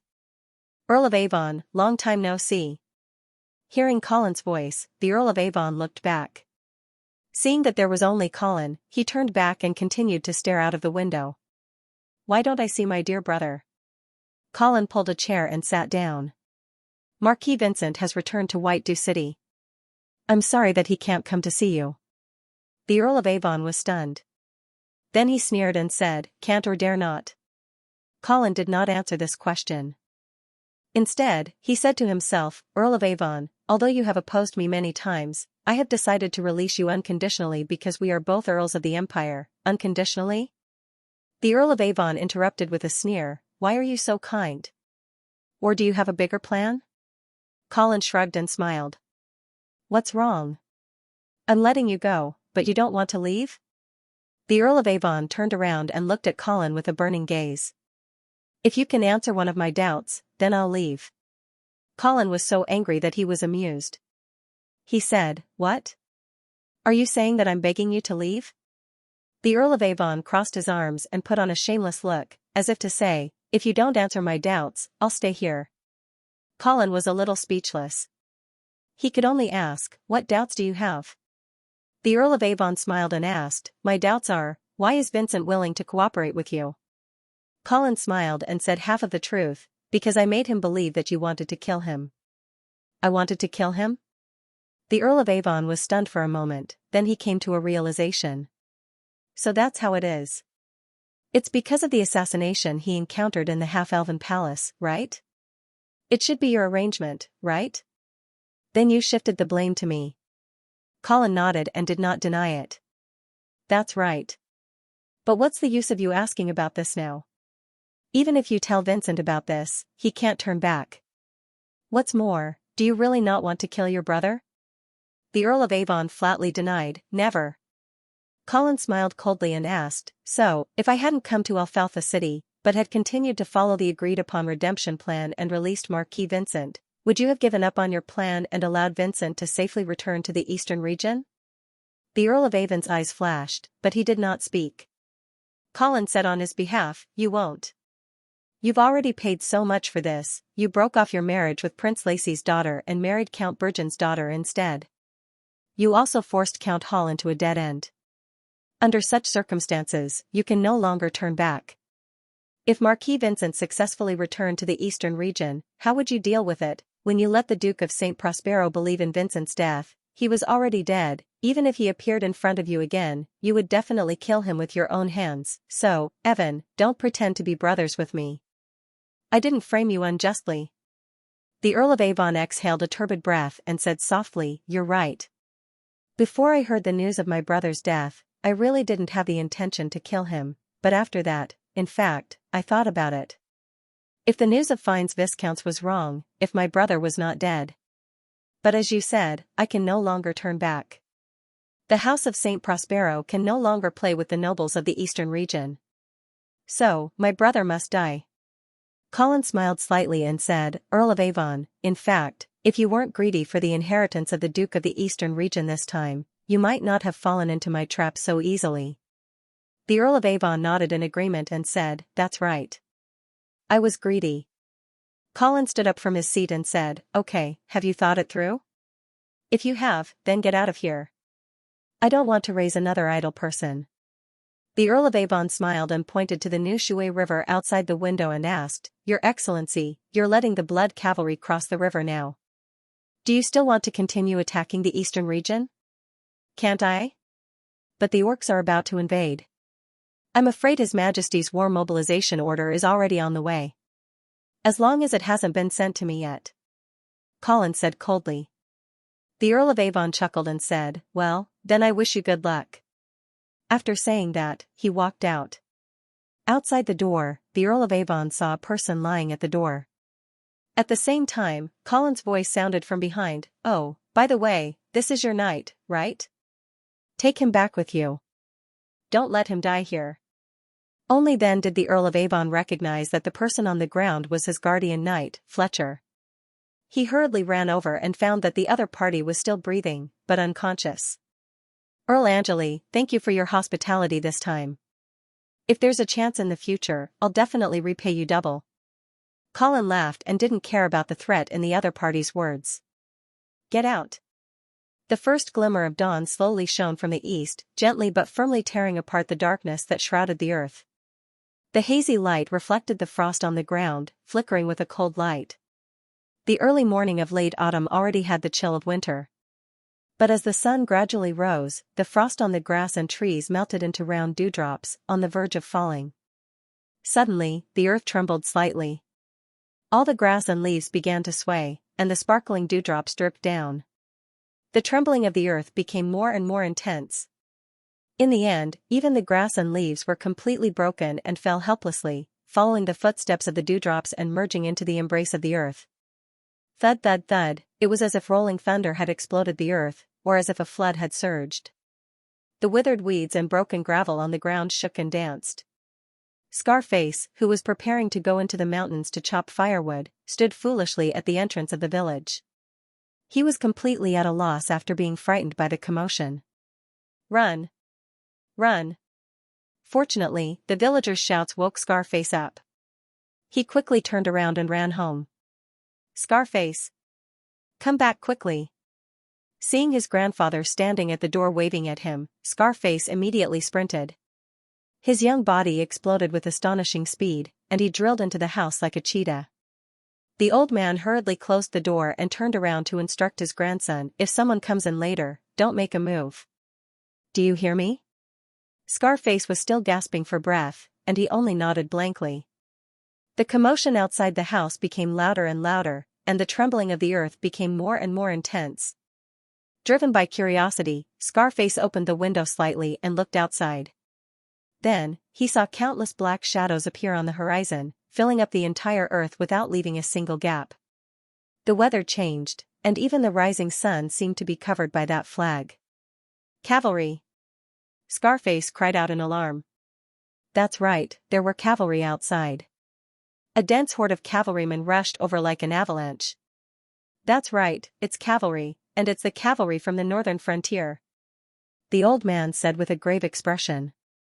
Scarface scratched his head, and his simple and honest ugly face was full of confusion. He asked, "Grandfather, why would the cavalry from the northern frontier appear here? Didn't a few deserters from Alfalfa City come to the village yesterday? I heard that Count Angeli had already led the Blood Cavalry to cross the river in the northern frontier. I didn't believe it at first, but now it seems that the news should be true. Where is the Heavenly Horse Navy of our eastern region? Why would they let people from the northern frontier cross the river? It seems that there was a rebellion within the Pegasus Navy, which gave the northern frontier an opportunity. Then what should we do?" The old man sighed and the wrinkles on his face were all squeezed together. He said helplessly, "What else can we do? Accept your fate. I only hope that the people of the northern frontier won't go too far considering that we're all citizens of the empire." Looking at his disgruntled grandson, the old man reminded him again, "Remember, if someone comes in later, let them take whatever they want. Don't stop them. Do you understand?" "Understood," Scarface replied in a muffled voice. The sound of horse hooves outside the house was getting closer and closer. Scarface was lying on the windowsill. Through the gap in the window, he could clearly see the tall horses rushing into the village, as well as the armored soldiers on the backs of the horses. In addition to fear, Scarface's eyes also revealed an uncontrollable look of envy. Because of his tall and strong body, the villagers said that Scarface was a natural warrior. Scarface himself also had the idea of joining the army a long time ago, but unfortunately, his grandfather didn't allow him to join the army. This was because his son, Scarface's father, was a member of the Heavenly Horse Army. However, last year, he followed Marquis Vincent on an expedition to the Half-Elf Kingdom and died in Silvermoon City. One must know that Scarface's father was the pride of this small village when he was alive. He was a rank 3 warrior and a member of the House of St. Prospero's army. In such a small village, he was definitely a dragon among men. But even so, he died just like that. The cruelty of war made the old man's heart tremble. No matter what, he didn't want to send his grandson to the battlefield. Bang, the wooden door was violently kicked open, and 2 fierce-looking soldiers walked in. Scarface hurriedly shielded his grandfather behind him and looked at the soldiers warily. "Where is the food hidden?" Scarface clenched his fists, but he felt his grandfather pulling on his clothes tightly.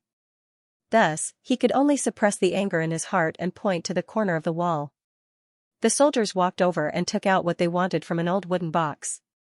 They didn't make things difficult for the grandfather and grandson and immediately walked out. After they left, Scarface rushed to the corner and rummaged through the wooden box. His gloomy face immediately showed some surprise.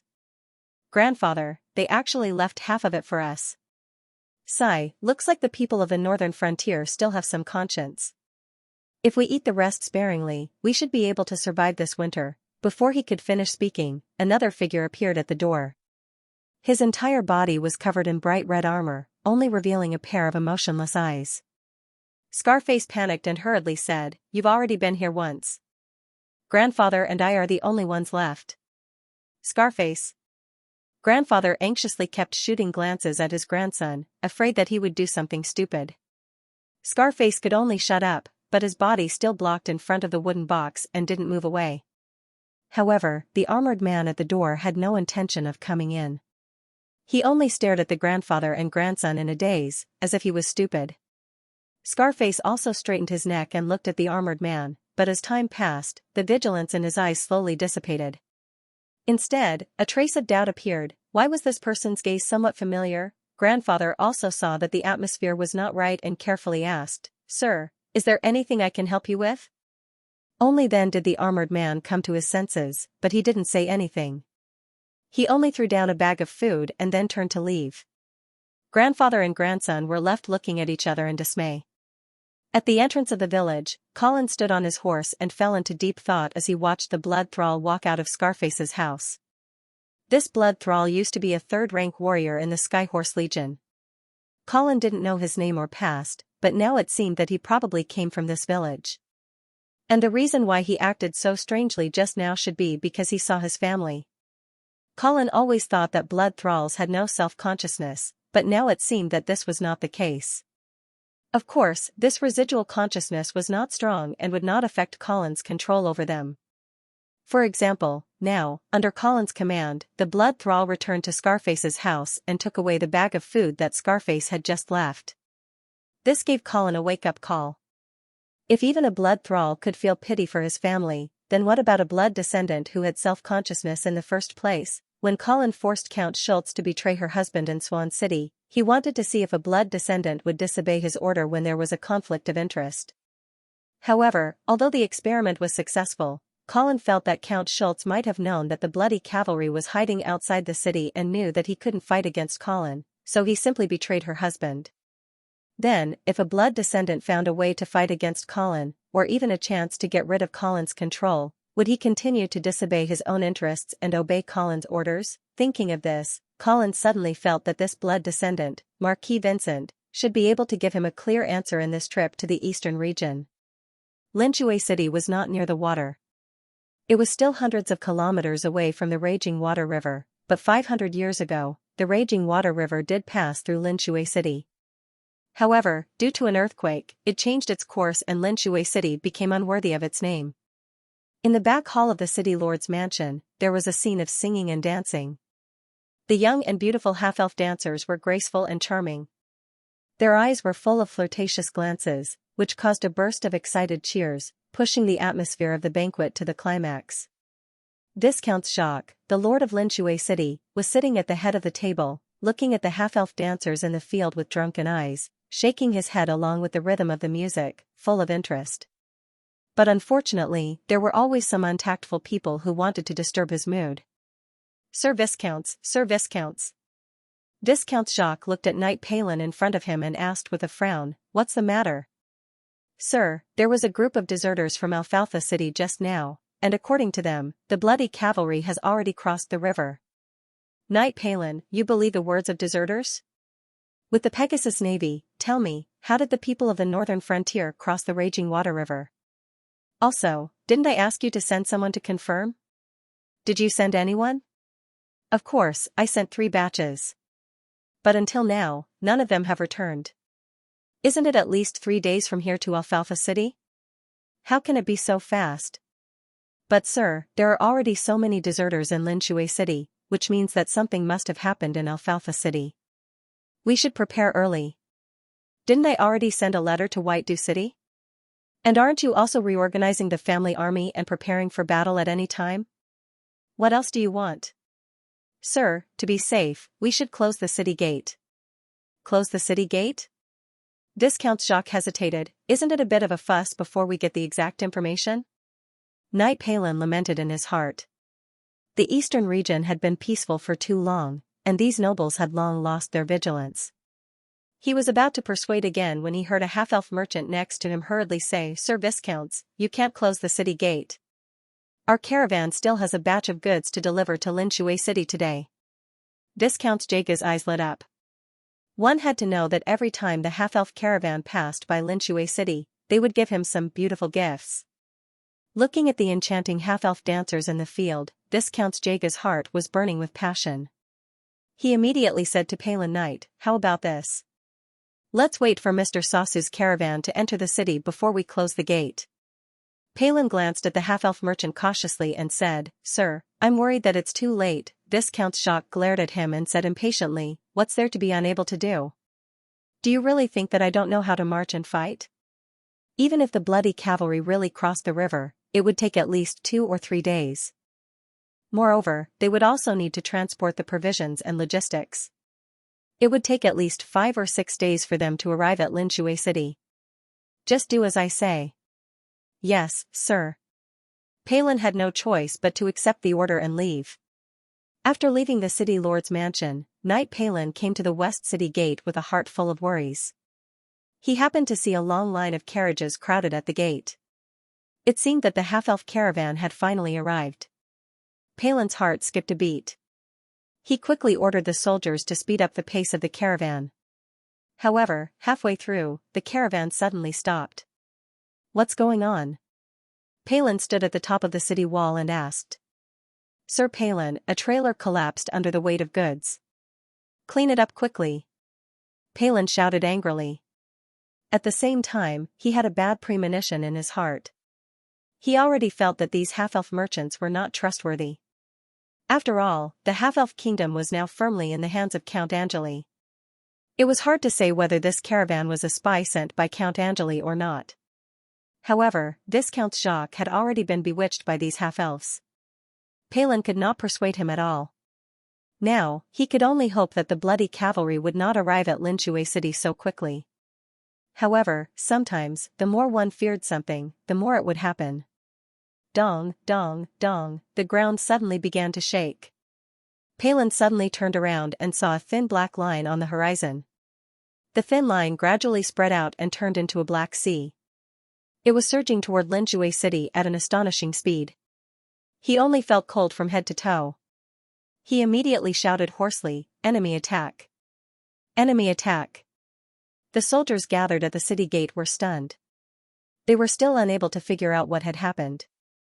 Those soldiers who were helping to clean up the goods scattered at the city gate were still stupidly carrying the goods on their shoulders. They were dazed as they looked at the cavalry that appeared in the distance. It was not until Palin jumped down from the top of the city wall and kicked several soldiers that they finally regained their senses. Quickly close the city gate." Several soldiers rolled and crawled to the suspension cable. However, at this time, the city gate was blocked by the caravan. They could not close it even if they wanted to. Palin had already confirmed that this half-elf caravan was a spy from the northern frontier, therefore, he did not show any mercy. He immediately led the soldiers to forcefully drive the caravan away. If the other party hesitated, he would pull out his sword and kill. When they saw blood, the half-elves in the caravan immediately dispersed. However, they left the caravan of goods at the city gate. Palin had no choice but to let the soldiers move the goods away. As for himself, he gathered the guards at the city gate and lined up outside the city, trying to block the blood cavalry. In fact, at this time, there were 1,000 or 2,000 guards at the city gate. Palin felt that with so many people, they should be able to block the blood cavalry and buy some time. As long as the city gate was successfully closed, the northern frontier might not be able to take down Linshui City. Cavalry was not good at sieging cities. This was military common sense. Unfortunately, Knight Palin had overestimated his subordinates. The eastern region was too comfortable. The new Shui River firmly blocked the northern frontier outside. The elves hid in the Radiant Moon Forest and there was no trace of them. The army of the eastern region only bullied the bandits and did not fight a few serious wars. Many soldiers did not even practice. Perhaps they were more proficient in using hoes than swords. Therefore, when the vanguard of the blood cavalry arrived at the city gate with an unparalleled momentum, the guards led by Palin directly collapsed. They saw the red blood, the ferocious faces, and the ruthless eyes. Then, they were scared to death. They threw down the swords in their hands and ignored Palin's shout. They instinctively turned around and fled into the city. Palin looked at this scene and his heart was completely desperate. However, he looked down at the knight's sword in his hand. The oath that he once swore once again appeared in his mind. Then, this eastern region knight stood alone in front of Linshui City, facing the surging bloody cavalry alone, and roared loudly, "My lord, I'm going to kill you. Come on. Northern frontier barbarians." Chi, a silver light flashed, and a head flew against the wind. While tumbling in the air, the eyes on the head were still staring at the city gate that was still not closed. Snap, the head fell to the ground. Palin Knight's consciousness finally began to slacken, and the last thought lingering in his mind was, Linshui City was finished. The Eastern Region Knight paid the price of his life, but he only delayed the blood cavalry for less than a second. The surging cavalry passed over his body and swept toward the open city gate. Inside the city gate, the guards had already fled, and no one dared to stop the fierce cavalry. Colin stopped in front of Palin Knight's body, with admiration and some regret in his eyes. If his head was not broken, Colin would try to turn this brave Eastern region knight into a blood slave, but now, it was certainly impossible. The blood race was not a zombie, and they could not come back from the dead. However, he did not leave the body here to be trampled on, but ordered the soldiers to collect it and bury it in the city's cemetery later. This was a real knight, and he deserved such treatment. Later, Colin followed the large army into the city. Even if he had expected the weakness of the Eastern Region army, the situation in the city still surprised Colin. The city's defenders could not organize a decent resistance at all. They were chased around the city by the blood cavalry like sheep. Even if there were some sporadic resistance, it was easily suppressed. One had to know that Linshui City was already considered one of the largest cities in this region, yet the city's garrison was actually like this. Moreover, Alfalfa City was too chaotic that night, and many Pegasus Navy escaped. They should have spread the news that the blood cavalry had crossed the river, but there was still no preparation here. It was said that the Eastern region had been peaceful for too long, and the military equipment was slack, but Colin did not expect it to be slack to this extent. Sure enough, the invincible foreign patient, Guahing, died. Colin did not encounter any organized resistance all the way to the gate of the city lord's mansion. Looking up at the luxurious city lord's mansion, Colin sneered and ordered, "Break the door." This castellan mansion was actually the castle of the Yaka clan. Although it couldn't be compared with the city wall of Linshui City, it still had some defensive capabilities. More than 10 bloody cavalry soldiers couldn't break open the castle gate in a short time. Colin raised an eyebrow and had the soldiers retreat for the time being. Then, he summoned the blood slave Lucian. This tier 6 warrior was covered in armor, holding a huge white shield that was almost as tall as him. Facing the castle gate, he did not hesitate at all. His feet left a deep pit in the ground, boom, propelled by the powerful reaction force. He was like a cannonball that had been shot out of the barrel as he charged towards the castle gate. Bang, the earth quaked and the mountain swayed. The door collapsed. Without Colin's order, the soldiers of the bloody cavalry immediately filed in. Suddenly, there was a burst of wailing and howling inside. Some of the Eastern soldiers wanted to pick up their weapons and fight, but soon they were cut down by the braver and fiercer blood cavalry. As for the Eastern soldiers, they chose to kneel on the ground and surrender.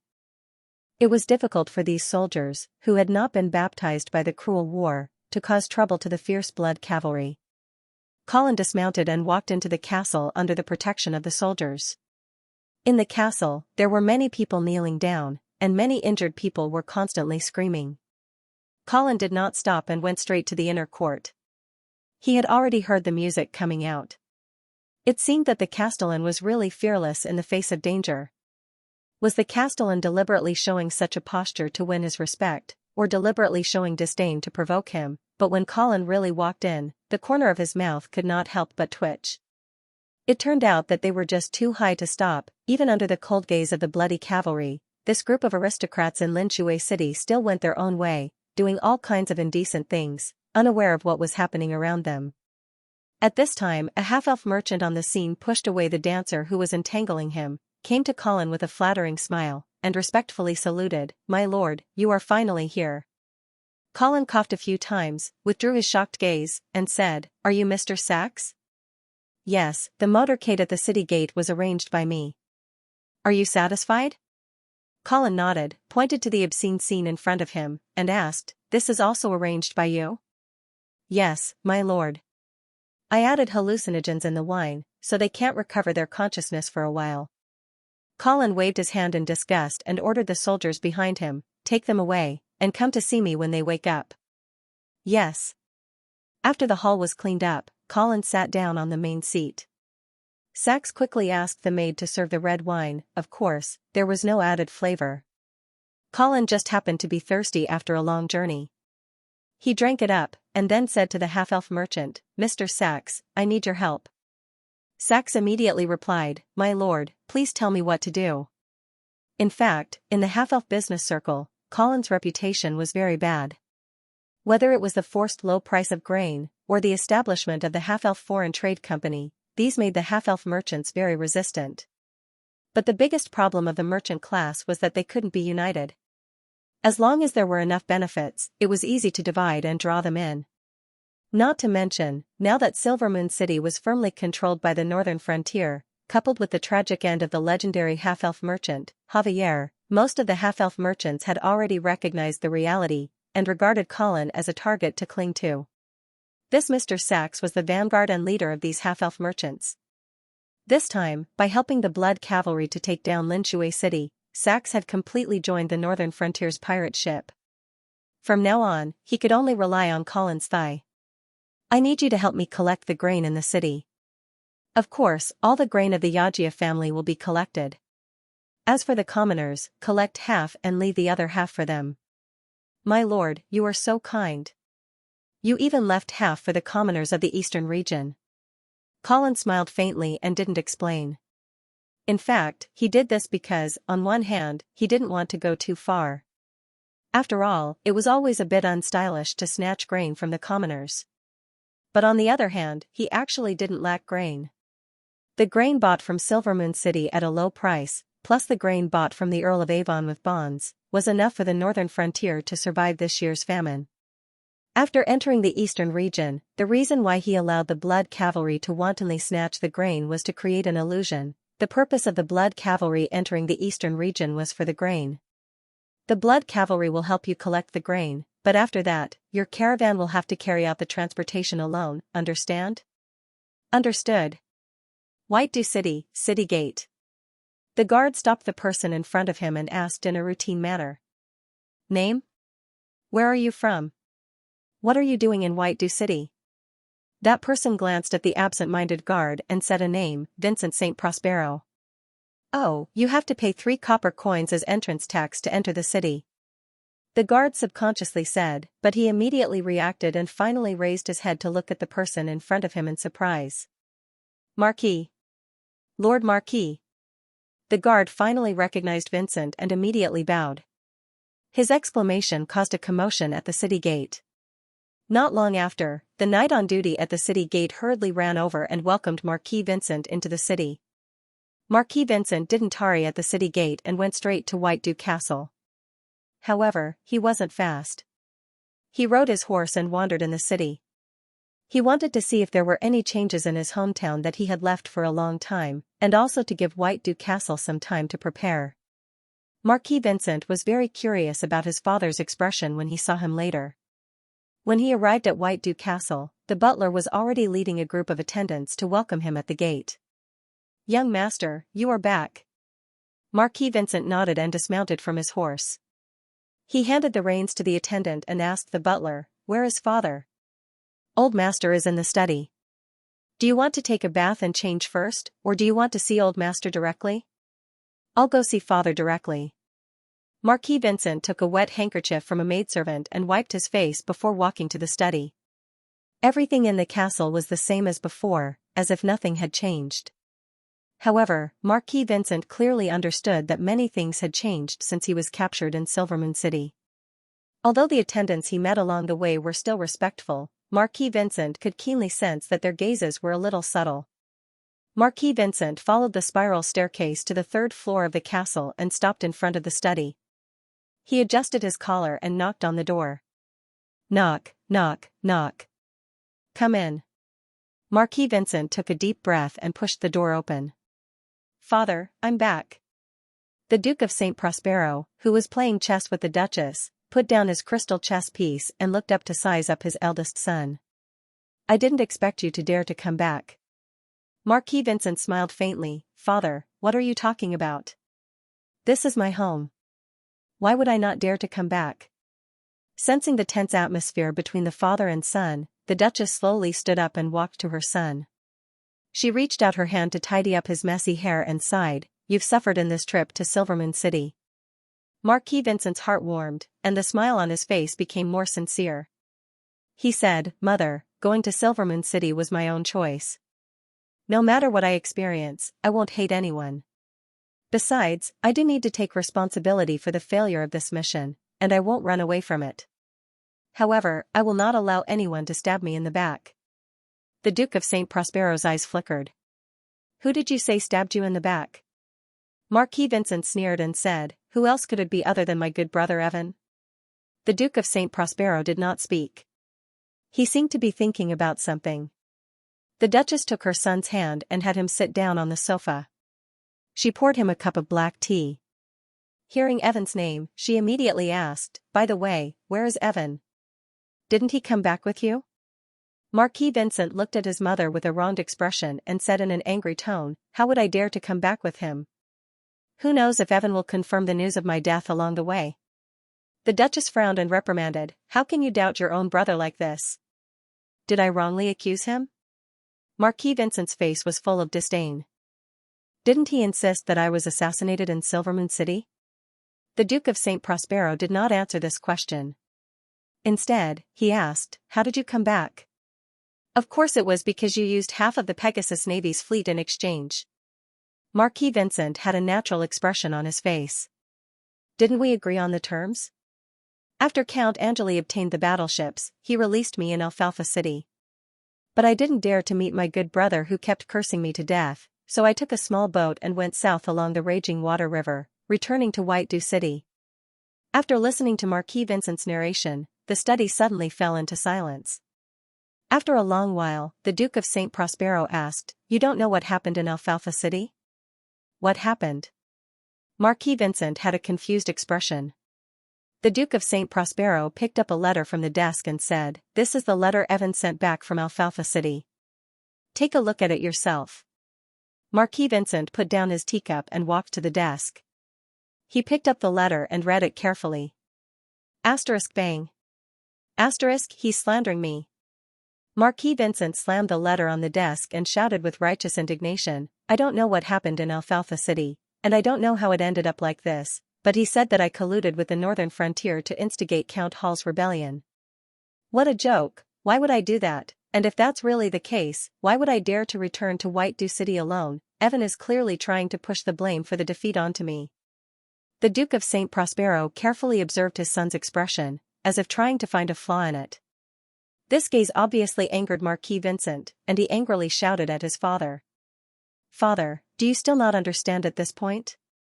This was a conspiracy planned by Evan from the beginning to the end, but he screwed it up because he tried to be clever. First, he made Viscount Sven lie, saying that I had been assassinated in Silvermoon City, so that you would be determined to support him as the successor of the Duke of the Eastern Region. Then, he used the excuse of avenging me as an excuse to take revenge on the Eastern Region, but in reality, he was wiping out the forces that supported me and paving the way for his future succession. What did he mean by I colluded with the northern frontier to instigate Count Hall's rebellion? He was clearly the one who forced Count Hall to rebel in order to eliminate his dissidents. Father, such a person who would do anything to ascend the throne, framed his own brother, forced Count Hall to rebel, and destroyed the biggest barrier in the Eastern Region. Do you still want to continue to believe his nonsense?" The Duke of St. Prospero did not speak. He just looked at his son silently, unsure if he believed what Marquis Vincent said. After a long while, the Duchess broke the silence. "All right, Vincent, you must be tired after rushing all the way back. Go back and rest first. Your father and I will definitely find out what happened in Alfalfa City." "All right." Marquis Vincent nodded and then left the study.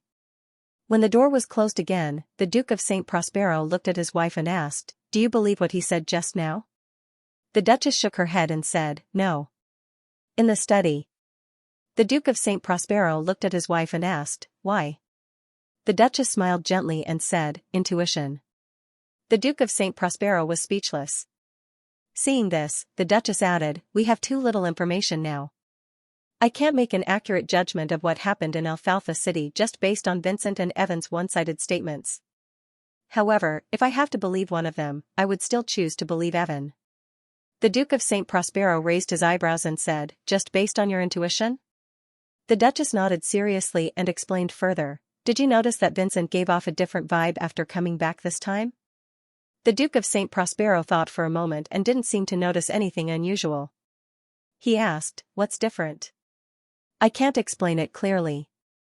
I feel like he's a different person." The Duchess frowned and said, "But he didn't dare to confront you like this before. That attitude doesn't seem like something a captive who has just been redeemed after suffering a crushing defeat should have. I treated him like that before. He must have some resentment against me." No, it's not resentment. The Duchess shook her head. It's confidence. Confidence? Yes, as if he knows we can't do anything to him. The Duke of St. Prospero laughed self-deprecatingly and said, we really can't do anything to him. Now that Earl Hall has been forced to betray the Pegasus Navy, only Vincent has hope of pulling him back. If we don't want to lose the barrier on the New Shui River, we have to rely on Vincent. The Duchess deliberated and said, but I feel that his confidence doesn't come from Earl Hall. Oh? What else could it be? Don't forget that before this trip to Silvermoon City, not only did Vincent have the support of Earl Hall, but most of the nobles in the eastern region, such as Earl Brugan and Viscount Orston, were also on his side. After Prince Lacy was banished, Evan had almost completely lost the chance to compete with him for the right of inheritance. Under such circumstances, Vincent doesn't have as much confidence as he does today. The Duke of St. Prospero rubbed his chin and seemed to understand what his wife meant. You mean the northern frontier? The Duchess nodded and said in a deep voice, that's right. I don't know what kind of agreement Vincent made with Count Angeli, and what Count Angeli did to convince Vincent to cooperate with him. However, this was the most reasonable guess. After all, the news of Vincent's assassination was not made up by Evan. Viscount Fines had indeed found quite reliable evidence, and I had also confirmed this news in Silvermoon City through the Church of Glory's network. That's why we made up our mind to help Evan take over the throne, and we came up with a plan to take revenge on the northern frontier. But now, it seems that this whole thing was a trap set up by the northern frontier from the beginning to the end, and I'm afraid Vincent is also involved. The Duke of St. Prospero frowned. After thinking for a while, he asked doubtfully, but why would Vincent cooperate with the northern frontier under such circumstances? Although he failed again in Silvermoon City, Evan couldn't threaten his right to the throne because of Prince Rhy. He just had to wait patiently for us to redeem him. Why would he take the risk to cooperate with the northern frontier? Didn't he know that cooperating with the northern frontier would only make him a puppet in the hands of the House of St. Hilda in the future? The Duchess sighed and said, this is also what I don't understand. That's why I said that I just intuitively feel that Vincent's words can't be trusted. The Duke of St. Prospero also had a headache and pressed the space between his eyebrows. He said, we still know too little now. If only Evan or Viscount Fines came back. The Duchess walked behind the Duke of St. Prospero and slowly pressed his shoulder with her slender hand. The Duke of St. Prospero let out a long breath and seemed to be more comfortable. After a while, he said, now we have 3 things to deal with urgently. First, find Evan and hope that he hasn't been captured by that damn Colin Angeli. Second, find a way to contact Earl Hall and find out the reason for his rebellion and his current position. See if there's any hope of appeasing him and pulling him back. Third, find out the movements of the Blood Cavalry. The Duchess listened quietly and said, do you think that the Blood Cavalry will cross the river at this time? But hasn't the Senate already passed the war order issued by Emperor Reinhardt? But it will take some time for the war order to be sent to White Dew City. The Duke of St. Prospero's eyes flashed. I don't think that young Earl of the Northern Frontier will be willing to hide in Alfalfa City. But the Blood Cavalry only has 20,000 people.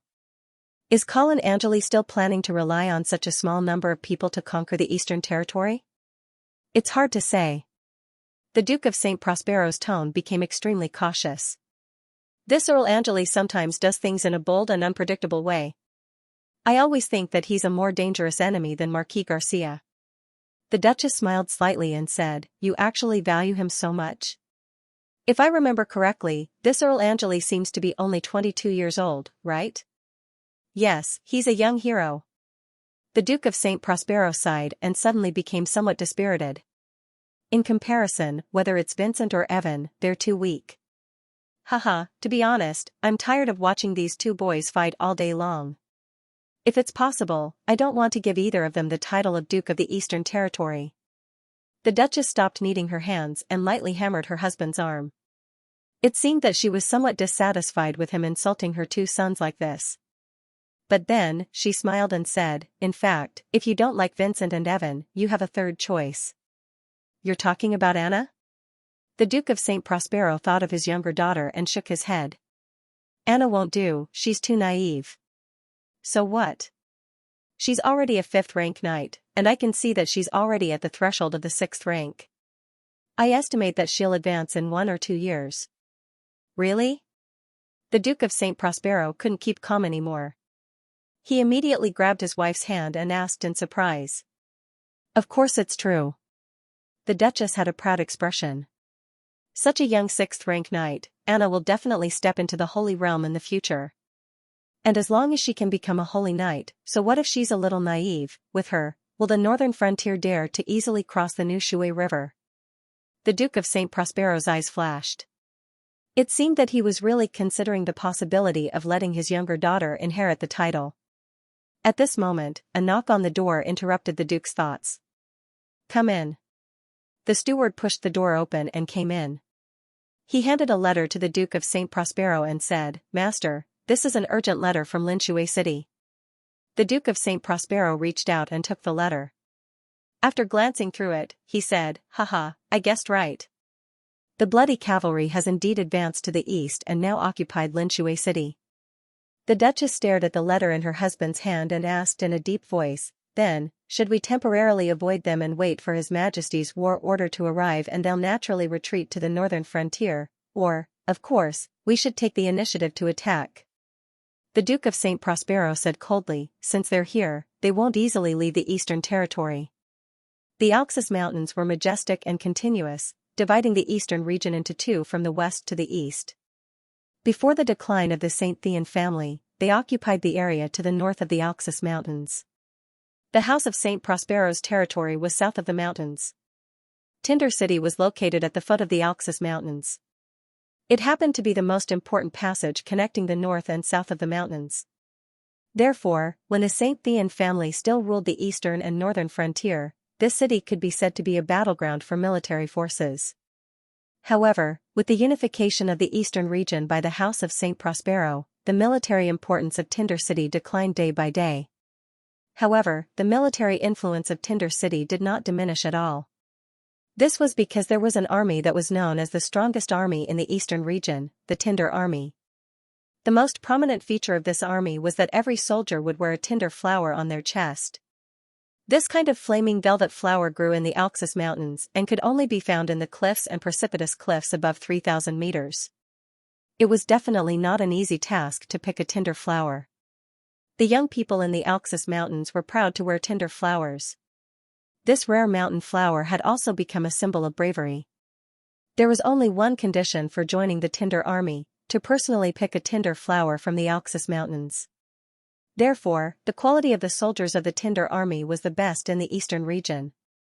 Although there were only 50,000 of them, they were a military force that no one dared to ignore in the eastern region. Especially after Marquis Vincent buried the Pegasus Army in Silvermoon City, the importance and status of the Tinder Army became even more prominent. However, this army was not the direct army of the House of St. Prospero, but the private army of the Brugan family. Therefore, when the Duke of St. Prospero learned of the death of his eldest son and was determined to promote his second son, the Earl of Avon, the first thing he did was to let the Earl of Avon be engaged to the daughter of Count Brugan. After the Earl of Avon fled from Alfalfa City, he rushed to Tinder City as soon as possible. Father-in-law, I think Colin Angeli is just putting on an act for us. In the study, the Earl of Avon and Count Brugan sat opposite each other, with the news from the front lines in front of them. Count Brugan took a sip of his coffee and asked, Why do you say that? The Earl of Avon had a serious expression on his face as he asked, What do you think Colin Angeli wants to achieve the most when he enters the eastern region? Count Brugan pondered for a moment and said, According to the news from Imperial Dragon City, the Senate has already approved His Majesty's declaration of war. Although it will take some time for this declaration of war to reach White Dew City, it won't take too long. In such a short period of time, Colin Angeli didn't have enough time to mobilize the Northern Frontier Army to invade. With only the Blood Cavalry, the most he could do is plunder. But looking at what he is doing in Linshui City, it seems that he wants to plunder as much food as possible to alleviate the famine in the Northern Frontier. The Earl of Avon shook his head slowly and said, No. As far as I know, the problem of famine in the Northern Frontier has been more or less solved. Moreover, if the Blood Cavalry really wants to plunder food, why would they leave half of the rations for the civilians in Linshui City? So I think that this is actually Colin deliberately acting for us to see. He wants us to underestimate his purpose of entering the eastern region. Then what do you think his real purpose is? The Earl of Avon picked up a piece of information from the table and said in a deep voice, "It's the Hall family." The Hall family? Yes. The Earl of Avon said with certainty, the raging water river is the biggest obstacle to the Northern Frontier Army's eastward advance. This time, Earl Hall led his army to rebel, and the Northern Frontier finally has a wonderful opportunity to control the raging water river. But if the Northern Frontier wants to truly control the raging water river, they must completely subdue the Hall family. And to do this, Colin Angeli must rescue the members of the Hall family in White Dew City. Generally, the members of the Lord's family of the eastern region lived in their own territories and only had a temporary residence in White Dew City. But the Hall family was not like this. They started out as merchants in White Dew City. Later, even if they succeeded in entering the noble class, they did not move their family to the territory. Instead, they stayed in White Dew City. It was because of this reason that the House of St. Prospero was very assured of this family that settled the whole family under its nose. It was also because of this that the Hall family became the most trusted vassal of the House of St. Prospero. This played a decisive role in their rapid development later. Therefore, the Hall family could smoothly control half of the Pegasus Navy and not be suspected by the House of St. Prospero. But now, these old, weak, women, and children who stayed in White Dew City became the bargaining chips that the House of St. Prospero used to manipulate Earl Hall. Count Bruggon had obviously thought this through as well. For the northern frontier, the raging water river was definitely the key to their conquest of the eastern region. As long as they completely controlled the raging water river, even if they were unable to enter the eastern region this time because of Emperor Reinhardt's war order, it would be easy for them to come back in the future. Without the raging water river as a barrier, the eastern region was simply a defenseless and delicate girl in front of the northern frontier army. Earl Bruggon frowned and asked again, "Then what method do you think Colin Angeli will use to rescue the members of the Hall family from White Dew City?" The Earl of Avon smiled faintly and said, "Father will definitely understand the importance of the Hall family. He will definitely keep a close watch on the members of the Hall family in White Dew City. If the northern frontier wants to rescue people from White Dew City, there is only one way, to conquer White Dew City." Earl Bruggon was suddenly enlightened and said, "I understand. So Colin Angeli's wanton plundering of food in Linshui City is actually to attract our attention and make us misjudge his true purpose, thus neglecting the safety of White Dew City."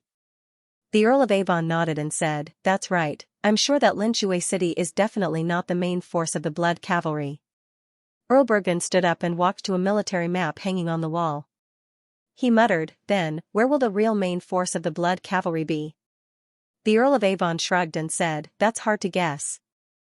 The Alsace Mountains lie between Alfalfa City and White Dew City. If the Blood Cavalry wants to enter White Dew City by land, they must pass through Tinder City. But don't forget that the raging water river is now in the hands of Earl Hall. If he is willing to help the northern frontier, he can completely let the Blood Cavalry bypass the Alsace Mountains by water." Earl Bruggon's gaze swept across the ports along the raging water river, thinking about the possible landing places of the Blood Cavalry. But the Earl of Avon shook his head and said, "Actually, we don't need to figure out where the main force of the Blood Cavalry will land." "Oh? Why?" Earl Bruggon turned back and asked in confusion. The Earl of Avon's eyes were cold and said in a deep voice, "Because our best target is actually Colin Angeli in Linshui City." Count Bruggon was stunned for a moment before he somewhat understood what the Earl of Avon meant. When he came back to his senses, he said in disbelief, "You mean, we don't have to care about the main force of the Blood Cavalry? Even if they can break through White Dew City?" The Earl of Avon smiled and pressed his hand down, indicating that Count Bruggon didn't need to be so agitated. Then he patiently explained, "It's not that we don't care at all. We can send a letter to White Dew City to remind Father to be careful of the Blood Cavalry that may arrive. Although the Blood Cavalry is invincible in the field, they won't be able to easily take down White Dew City if we are prepared. That's why I said that we don't have to worry about the main force of the Blood Cavalry. Our real target should actually be Colin Angelo in Linshui City. He used himself as bait to deceive our attention, but what if we can swallow this bait in one bite?" After hearing the Earl of Avon's words, Count Bruggon also became excited and excitedly paced back and forth in the study. He also realized that this was indeed an excellent opportunity. Count Bergen certainly understood how important Colin Angelo was to the northern frontier. The husband of the Duke of St. Hilda, the guardian of the northern frontier, the commander of the Blood Cavalry. It could even be said that the order of the northern frontier was almost entirely maintained by Colin Angelo alone. And the half-elven kingdom, which was also Colin Angelo's back garden. Once this person became a captive of the eastern region, the crisis facing the eastern region would immediately be resolved. Count Bergen stopped and seemed to have made up his mind. He looked back at the Earl of Avon with bright eyes and asked, "What's your plan?" The Earl of Avon smiled confidently and said, "Since the main force of the Blood Cavalry has gone to attack White Dew City, Colin Angelo definitely won't have many Blood Cavalry around him. However, he must be prepared to escape immediately if the situation is not right. The cavalry comes and goes like the wind. If he really wants to leave, it will be difficult to stop him. Therefore, if we want to catch this person, the most important thing is not to act rashly and alert the enemy. We must block all his escape routes and then launch a fatal blow to keep him in the eastern region." Count Bergen came to the map again and looked at the position facing Waterside City. He frowned and said, "But Waterside City's position isn't deep enough. It's only 2 or 3 days away from Alfalfa City.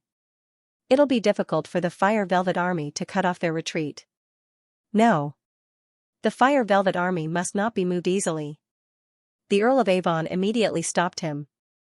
"Father-in-law, the Fire Velvet Army is famous, the people of the northern frontier will definitely pay attention to it.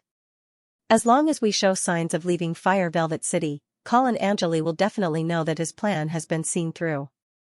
If he retreats immediately, we won't be able to catch up with him even if we want to. What do you think we should do then? We need to gather all the lords around Linshui City and discuss a time to send troops together. Only by doing so can we form an airtight encirclement around Linshui City and trap Colin Angelo within." Count Bergen's frown deepened. "It's not easy to get the surrounding lords to send troops together. They're not my vassals. I'll personally write a letter to persuade them one by one." The Earl of Avon immediately said, his tone full of determination and confidence. Count Bergen took a deep look at the Earl of Avon and nodded. "All right, then I'll wait for your good news." The Earl of Avon nodded and left the room swiftly without delay. Count Bergen watched his back disappear outside the door and fell into deep thought. "Father, do you think the Earl of Avon will succeed?" Suddenly, a cold and delicate female voice sounded in the study. Immediately after, a young woman came out from behind the bookshelf with a book in her hands. She was wearing a light green corset dress and her lustrous black hair was casually draped over her shoulders. She had a petite and exquisite figure, but her curves were graceful and well-coordinated. Her facial features were delicate but slightly tender. Coupled with her fair and moist skin, she was clearly a 16 or 17-year-old girl. She was young and immature, but already had a budding feeling.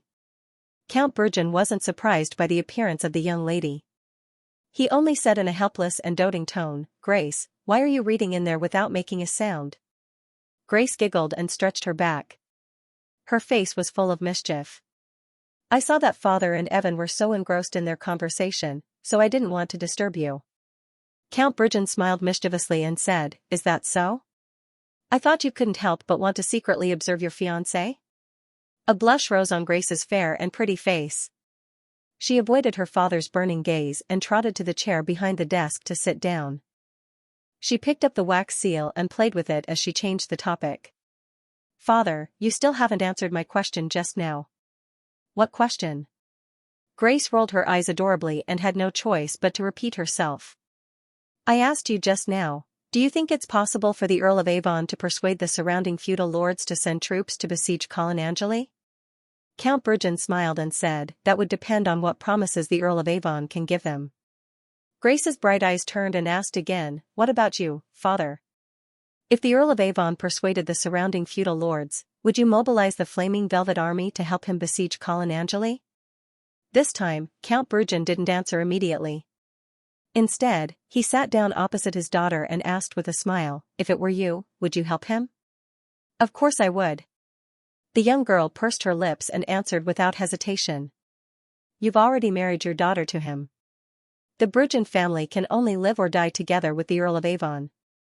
Count Bergen laughed and said, "Why do I hear so much resentment in your words?" Grace puffed up her cheeks and said angrily, "When the Duke of St. Prospero sent a letter asking for a marriage alliance with us, I reminded you not to be in a hurry to take a side, but you didn't listen." "Great, now there's no turning back." Count Bruggen's face turned serious and he said seriously, "Grace, you don't understand. Sometimes, if you don't choose a side, it may seem like you can advance or retreat, but in fact, you won't be pleasing either side. The Bruggen family controls the Flaming Velvet Army and the House of St. Prospero won't allow us to have an ambiguous attitude." Grace was still unconvinced and pouted. "Anyway, I think you've made a bad move." Count Bruggen was a little helpless. "You don't like Evan, do you?" Grace nodded. "I originally thought he was a straightforward and interesting noble young master, but now it seems that he's just a cold-blooded politician who only thinks about benefits." "Why do you say that?" Grace snorted and said, "Isn't it obvious? He knows that the target of the northern frontier is White Dew City, but he doesn't want to go back to rescue them. Instead, he's racking his brains to come up with a plan to encircle and annihilate Colin Angelo in Linshui City. His reason is so dignified, but in fact, he just wants to use capturing Colin to wash away the shame of his defeat in Alfalfa City. As for the safety of White Dew City, it's not even in his consideration. Do you really want to entrust your daughter to such a cold-blooded and heartless person?" Count Bruggen sighed and said, "Evan has no choice but to do this. If he doesn't seize this opportunity to prove himself again, not only will his inheritance be in jeopardy, but even the eastern region will fall into chaos once again. Our Bruggen family has already entered the game, we can only follow him down this path to the end. Daughter, can you understand your father's painstaking efforts?" Grace didn't answer this question. She just hugged the sheepskin book and silently left the study. White Dew Castle, training field. When Marquis Vincent walked in, the competition in the field was nearing its end. With a shout, a rich holy light enveloped the field like mercury, and then the 3 knights of the House of St. Prospero fell to the ground in a sorry state. Clap clap clap, Marquis Vincent clapped his hands and walked closer, exclaiming, "Sister, you should have already advanced to the 6th step, right?" In the field, Anna put away her sword and bowed to the 3 knights in front of her. The youngest daughter of the Duke of St. Prospero was wearing a magic armor made of fine gold. The design of the armor not only highlighted her graceful figure, but also her flexibility. The surface of the armor was engraved with complex magic patterns, looking exquisite and gorgeous. Powerful, beautiful, and valiant, these qualities were perfectly interpreted by this female knight. The charm and aura she displayed made Marquis Vincent slightly absent-minded. "Not yet. I always feel like I'm missing something." Anna turned her head and smiled at her brother, replying, "Don't worry, you are still young." Marquis Vincent gently consoled her, "In this generation of the House of St. Prospero, you are the one with the most hope to advance to the Saint Domain."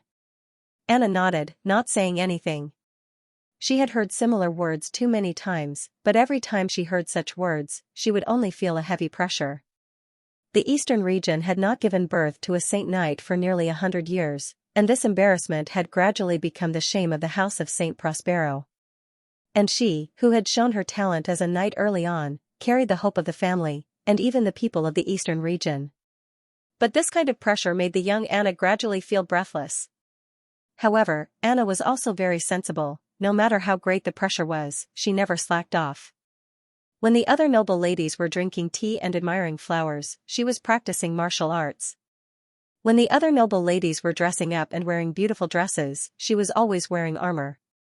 She understood that she could not let down the expectations of her family, she could not waste her talent, but she also hoped that someone could understand her, and not only see her as a tool to achieve the revival of her family. Therefore, Anna thought of someone else when she heard Marquis Vincent's encouraging words. The only person in the House of St. Prospero who had never said such words to her was her second brother, the Earl of Avon. Not only had the Earl of Avon never said anything like that to Anna, but he also often dragged her around to play. Although the Duke of St. Prospero had repeatedly reprimanded his second son and warned him not to disturb Anna's training, Anna liked this kind of indulgence because it greatly relieved her psychological pressure. Therefore, Anna and Evan had always been very close. When the Earl of Avon was ordered to go to Silvermoon City, Anna had sneaked out with him. However, after she returned, the Duke of St. Prospero placed her under house arrest. After such a long time, Anna's young heart had long been restless, and coupled with the fact that she had encountered a bottleneck on the path of martial arts, Anna could not help but ask. "Brother, is there still no news of Evan?" Marquis Vincent shook his head and said, "Not yet. However, I can roughly guess where he is now." "Where?" Anna's eyes lit up, and she quickly asked. Marquis Vincent smiled and said, "Tinder City." "Tinder City?" Anna thought carefully and seemed to have reacted. "Then when will he come back?" "I don't know." Marquis Vincent shrugged. Anna was a little disappointed, but there was a hint of restlessness hidden in the depths of her eyes. Marquis Vincent seemed to have caught this hint of restlessness, and immediately reminded her, "Don't think of running out to find him. Otherwise, if father finds out, who knows how long you will be locked up again." "I won't," Anna said with a little guilty conscience. Marquis Vincent seemed to believe her. He nodded and turned to leave the martial arts field. He went all the way back to his residence. As soon as he entered the door, he saw a small figure running towards him with unsteady steps. "Father." Marquis Vincent smiled and picked up his son, kissed him a few times, and reached out to scratch under his armpits for a while, causing the little guy to giggle and beg for mercy. The Marquise looked at this warm scene with a smile on her face, but the worry in her eyes could not be concealed. Marquis Vincent walked over and kissed his wife's forehead, then ordered the maids in the room, "All of you are dismissed." The Marquise seemed to have realized something. After the maids left, she could not help but ask, "Vincent, is there news of father?"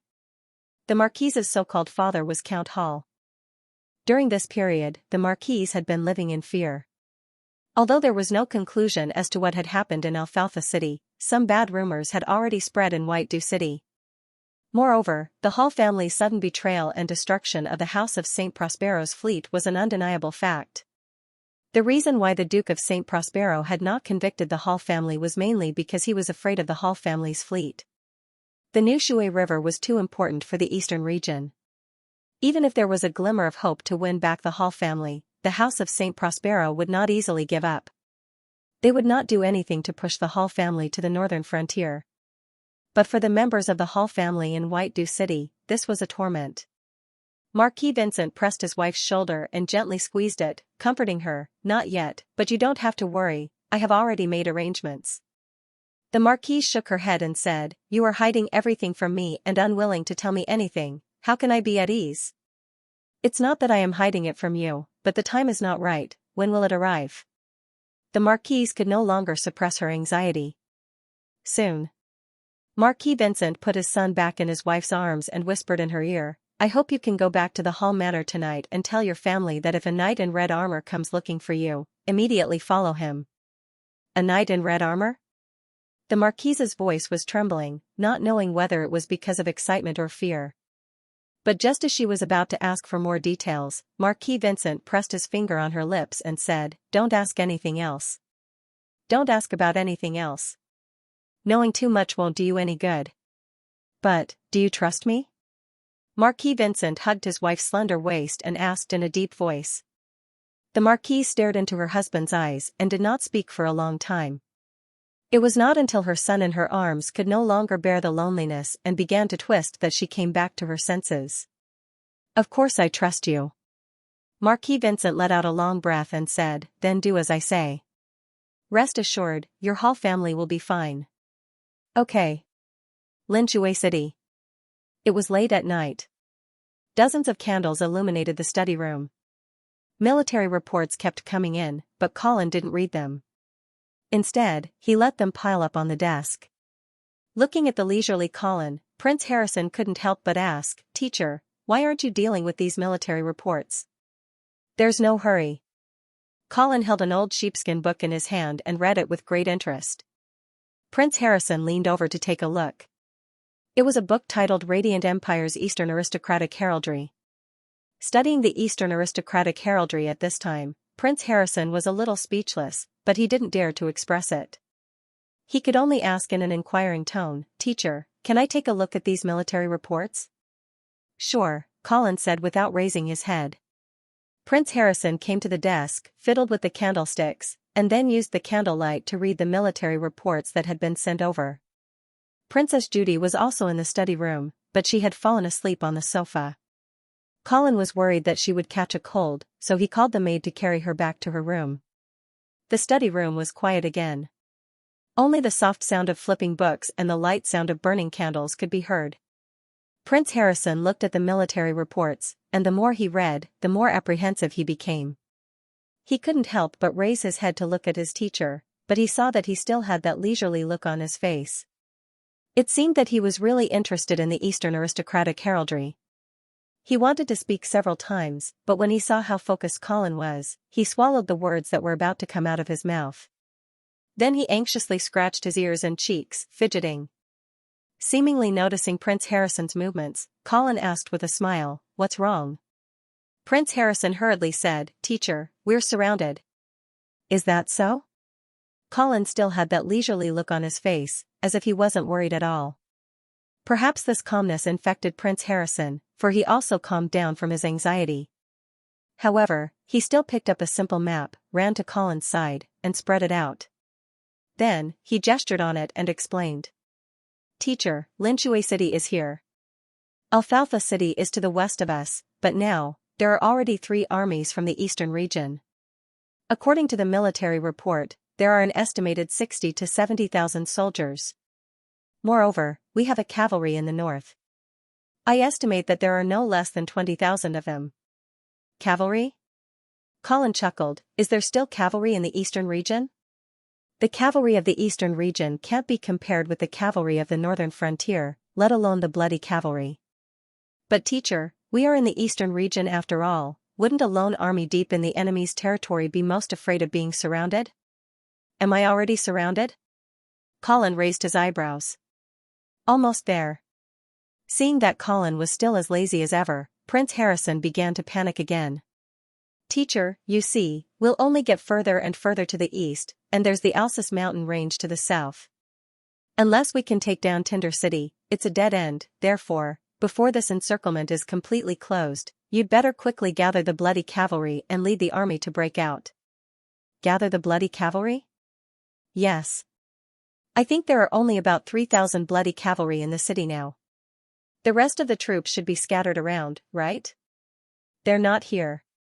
Not here?" Prince Harrison was stunned. Obviously, he didn't expect to get such an answer. Then where is the main force of the bloody cavalry?" Colin turned a page of the book, and said lightly, "At this moment, they should have landed at a port in the south of the Alsace mountain range." Prince Harrison opened his mouth wide and looked at his teacher in disbelief. It seemed that he didn't know what to say. "Scared?" Colin looked at Prince Harrison, who was scared out of his wits, and joked. In fact, Colin didn't plan to bring Prince Harrison and Princess Judy with him when he led the army into the eastern region. However, he couldn't stop the 2 of them from making a fuss, so he brought along these 2 burdens. In the beginning, Prince Harrison thought it was just a looting trip of the bloody cavalry. They would rob something near Alfalfa City, and then quickly evacuate. Because the invasion of the orcs was imminent, although the northern frontier controlled the New Shui River, they couldn't march into the eastern region. Therefore, the bloody cavalry couldn't go deep alone at this time. But now, it seemed that this was not the case. Colin was obviously not satisfied with simple looting, and the eastern region didn't seem to want to let the Earl of the northern frontier leave easily. I'm not scared," Prince Harrison said at once. Colin glanced at his student, and comforted him with a smile, "Don't worry. Even if we are defeated and captured, the people of the eastern region will only send you and Judy back to the Imperial Dragon City respectfully." "Teacher, I'm worried about you," Prince Harrison said anxiously. Colin laughed, put down the sheepskin book in his hand, and asked, "You're worried that I can't run away?" Prince Harrison nodded with a solemn expression. If the bloody cavalry was there, Prince Harrison wouldn't be too worried. After all, the bloody cavalry was so powerful that even if the eastern region set up an encirclement around Linshui City, Colin could lead the army to break out. But if the main force of the bloody cavalry was not there, Prince Harrison was a little flustered. Colin looked confident, and said with a smile, "Harrison, in fact, the best strategy in a battlefield game is to take the enemy by surprise." "Take the enemy by surprise?" "Yes. You don't play according to the routine, so that the enemy can't guess your next move and your real purpose. Prince Harrison quieted down, thinking carefully about the meaning of Colin's words. After a while, he looked up again and asked, "Teacher, what's your real purpose this time? What do you think?" Colin didn't answer, but asked back. Prince Harrison hesitated, and said, "It should be the White Dew City, right? You personally acted as a bait in Linshui City to attract the attention of the Eastern Region Army, so that the main force of the Bloody Cavalry could take the opportunity to attack the White Dew City, right?" "Yes." Colin nodded. His real purpose was not only this, but he wouldn't reveal more information to Prince Harrison. Prince Harrison thought he understood Colin's overall plan, and couldn't help but say again, "Teacher, with all due respect, I think there is a big problem with your plan. Tell me about it." "First of all, you personally acted as a bait in Linshui City to attract the attention of the Eastern Region Army, so that the main force of the Bloody Cavalry could attack the White Dew City smoothly. But if the Eastern Region set up an encirclement around Linshui City and kept you there, wouldn't the loss outweigh the gain? What's more, the main force of the Bloody Cavalry may not be able to attack the White Dew City smoothly. I know that the Skyhorse Legion was wiped out by you in Silvermoon City, and they have just rebuilt their fighting capacity. But after all, they have a strong city to defend, and the Bloody Cavalry doesn't carry siege weapons. I'm afraid it's difficult to attack the White Dew City, right? Even if the Bloody Cavalry really miraculously attacked the White Dew City, they may not be able to defend it with only a few people. So, I think there is a great risk in your plan, but the benefits." Colin nodded and said, "Your analysis is reasonable. But some key factors are missing." "What key factors?" "For example, why did I release the Earl of Avon unconditionally in Alfalfa City?" Without waiting for Prince Harrison to think carefully, Colin continued to throw out a series of questions. For example, how will Marquis Vincent face the current situation when he returns to the White Dew City? For example, when the Duke of St. Prospero learns that the target of the Bloody Cavalry's main force is the White Dew City, will he ask the Eastern Region Lord to return to support? And if the Eastern Region Lord insists on not returning to support, but insists on encircling me, what will the Duke of St. Prospero think, and the Hall family, the Bergen family, and so on? How will the Eastern Region Lord choose? Prince Harrison suddenly didn't know how to answer these questions. Colin patted him on the shoulder with a smile and said, "Take a good look. The real battlefield is chaotic and complicated, and it changes rapidly. It's not something you can come to a conclusion by deducing there." "I understand, teacher, I will learn well." Looking at Prince Harrison's serious face, Colin nodded with a smile, but in his heart, he complained, "Learn my ass, you don't have a vampire." Late at night. The flaming Velvet City was pitch black.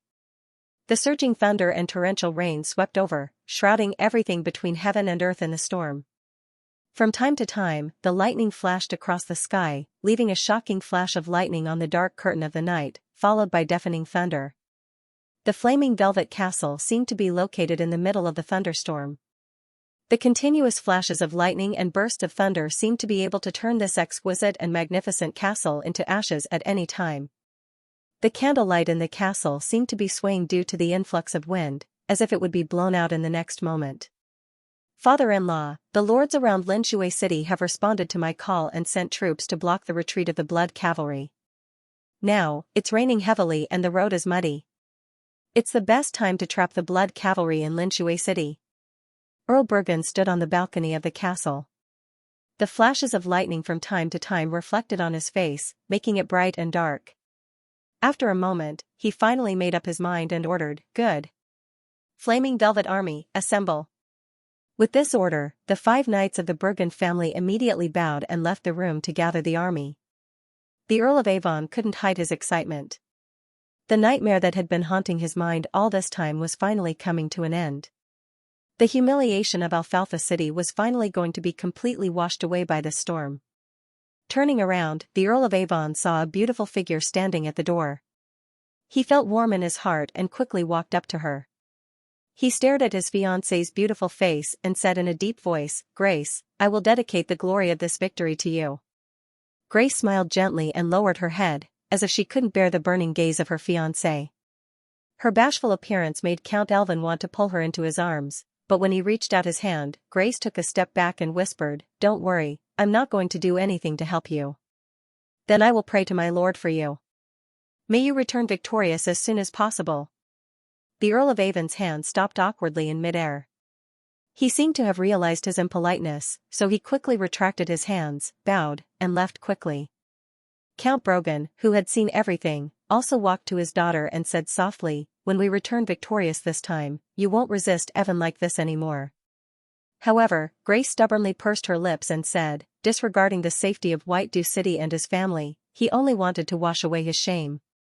He even used the name of the Duke to issue a conscription order to the surrounding feudal lords and used marriage to force the Fire Velvet Army to serve him. This kind of victory is not worth boasting about, and there is not much honor to speak of. But a victory is still a victory, Count Bergen said seriously.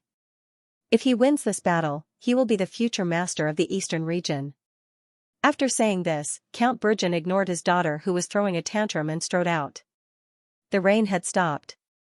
It was as if the heavens also knew that the final battle was approaching. The atmosphere was more or less set, and it was time for the main course to be served. Standing on the city wall of Linshui City, Colin looked at the distant plains in silence. Winter was approaching, and the outskirts were bleak. The heavy rain had gradually become mixed with some snowflakes. At this time, the rain had passed, and the sky was clear, but the temperature had dropped significantly.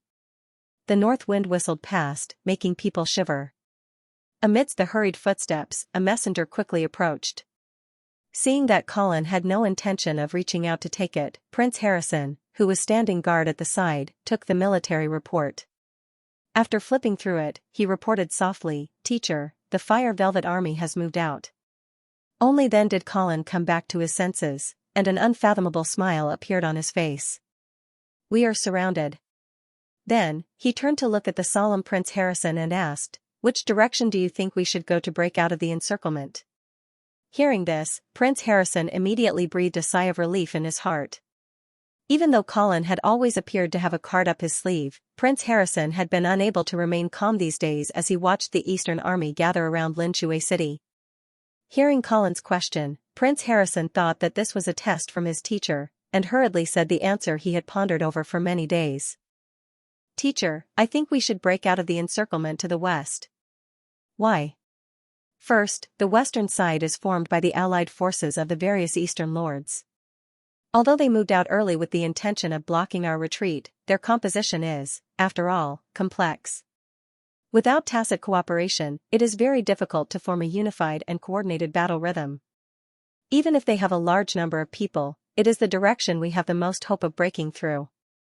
Secondly, although the army in the north has fewer people, they are still cavalry. Once entangled, it will be very difficult for us to shake them off. And although there is no enemy in the east, going east will only lead us further and further away until we reach the desperate situation of Radiant Moon Forest. As for the south, there is the strongest army in the east, the Fire Velvet Army, the strongest army in the east." Hearing this, Colin couldn't help but reveal a mocking smile. Prince Harrison also awkwardly touched his nose and said, "Although the Eastern Army has always been weak, the Fire Velvet Army is, after all, famous. They should still have some strength. We don't have enough troops, so it is best not to gnaw on this hard bone, no." Colin slowly shook his head and said, "I want to smash this hard bone." Prince Harrison looked at his teacher in shock. After a long while, he said, "Teacher, is this what you meant by taking them by surprise?" "Yes." Colin said seriously, "The Eastern Army will definitely not think that I will break through to the south. They think that I will escape to the west, but I have never thought of escaping. The strongest army in the east, haha. I want to crush the pride of the Eastern Army, cross the Alxis Mountains, and kill my way to White Dew City." Prince Harrison's mouth was wide open, and he didn't know what to say. If an ordinary general said such words, he would only think that the general was crazy. However, in the face of this guardian of the Northern Territory who had outstanding military exploits, Prince Harrison suddenly felt that this wasn't a ridiculous joke. Thinking of this, he suddenly felt a rush of blood in his heart. Creating a miracle in a desperate situation, wasn't this a hero? Under Prince Harrison's admiring eyes, Colin ordered the messenger, "Assemble the army." "Yes." Woo, the bugle pierced the sky of Linshui City. The residents in the city nervously looked at the blood cavalry soldiers flying by on the street, and they were so scared that they shrank on the roadside and shivered. Colin stood on the city wall, quietly looking at the blood cavalry soldiers gathering at his feet like water, and couldn't help but feel excited. Insufficient troops? The corner of Colin's mouth couldn't help but curl into a sneer. He was going to use these 3,000 blood cavalry soldiers to completely break the backbone of the Eastern Army. Out of the city. After the autumn rain, the world was bleak. In the wilderness about 100 kilometers south of Linshui City, a large army was moving in a zigzag manner. The banners were bright, the swords were in a forest, the front and back were orderly, and the formation was neat. All aspects showed that this was undoubtedly a strong army. Moreover, whether it was the officers, the ordinary soldiers, or even the knights covered in armor, without exception, they all wore a bouquet of white velvet flowers in front of their chests. Obviously, this was the Fire Velvet Army, known as the strongest army in the eastern region. In the middle of the army, the Earl of Avon was wearing a silver armor and a black cloak, looking quite heroic and extraordinary. But under the surface, the Earl of Avon was already exhausted. After all, the body of a mage was too weak. Such a long march, even though he was riding on horseback, he felt that his waist was about to break and his butt was about to split open. Coupled with the weight of the armor, the Earl of Avon secretly regretted it. If he had known, he would have chosen a lighter armor. Count Bergen also saw the embarrassment of his future son-in-law, but he did not suggest that he take off his armor. This was a great opportunity for the Earl of Avon to win people's hearts and establish his prestige. Of course, Count Bergen would not spoil it. But as time went by, seeing the Earl of Avon on horseback sweating and tottering, Count Bergen knew that he was about to reach his limit. In order to prevent him from making a fool of himself, he had to order the army to stop advancing in advance and set up camp on the spot. The herald looked at the sun hanging high in the sky. Although he was full of doubts, he still faithfully passed down the order. With the help of his squire, the Earl of Avon got off his warhorse with difficulty. He staggered and almost lost his balance. "Thank you, father-in-law." The Earl of Avon held Count Bergen's outstretched hand and thanked him softly. Of course, he knew that the other party ordered to set up camp so early in order to take care of him. He was both grateful and embarrassed. Count Bergen put his hand on the Earl of Avon's arm and said with a smile, "After all, you are not a knight. It's not surprising that you can't withstand such a high-intensity march. You don't have to blame yourself. Moreover, the encirclement against the bloody cavalry has been formed. They can't escape even if they have wings. So, we are not in a hurry." The Earl of Avon gasped for breath for a while and seemed to have finally caught his breath.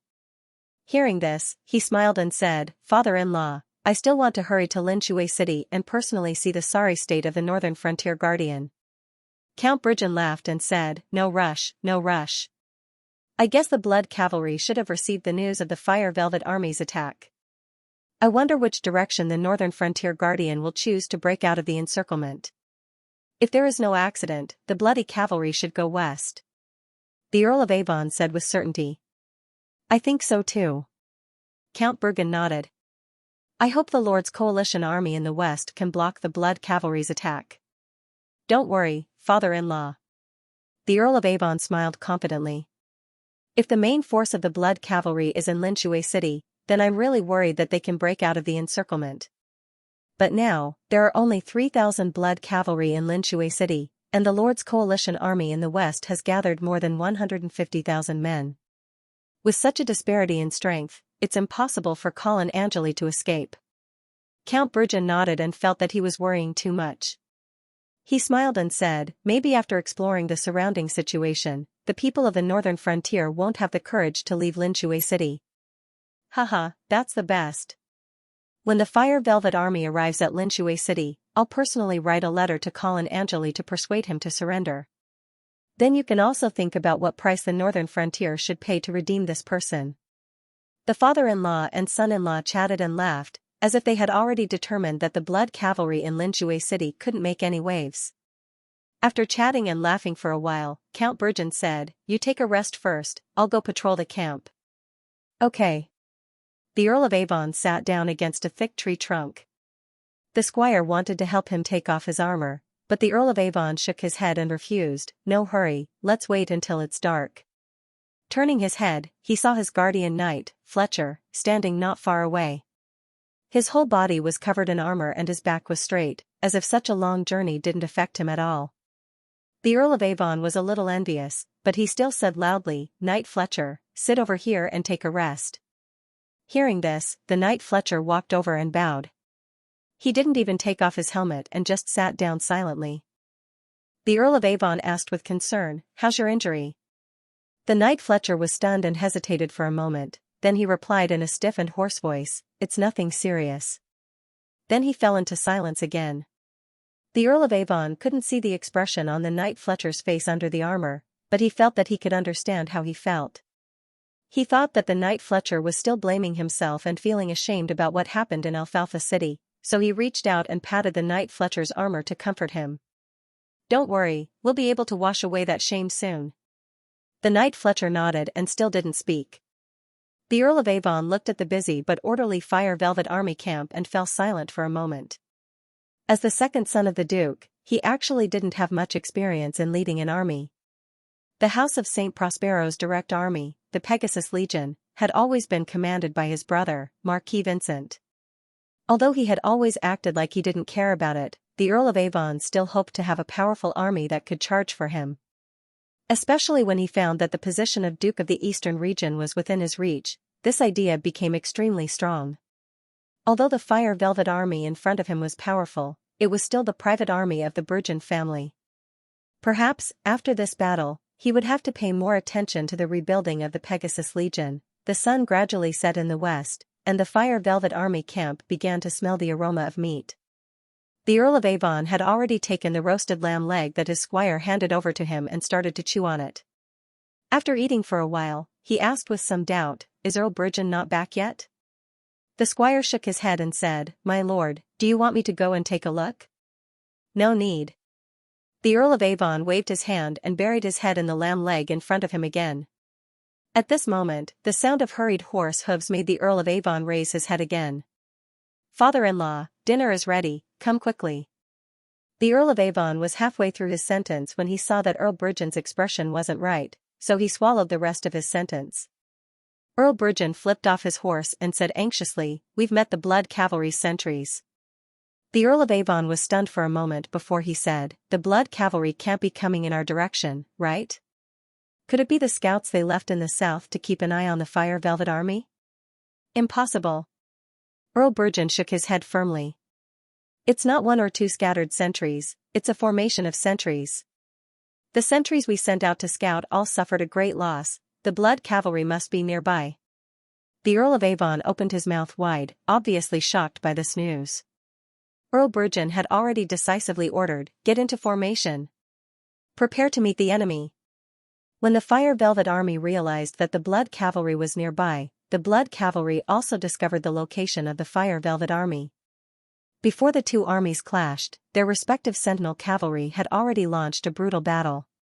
But obviously, the Sentinel Cavalry of the Blood Cavalry had the obvious upper hand, and killed the Sentinel Cavalry of the Fire Velvet Army.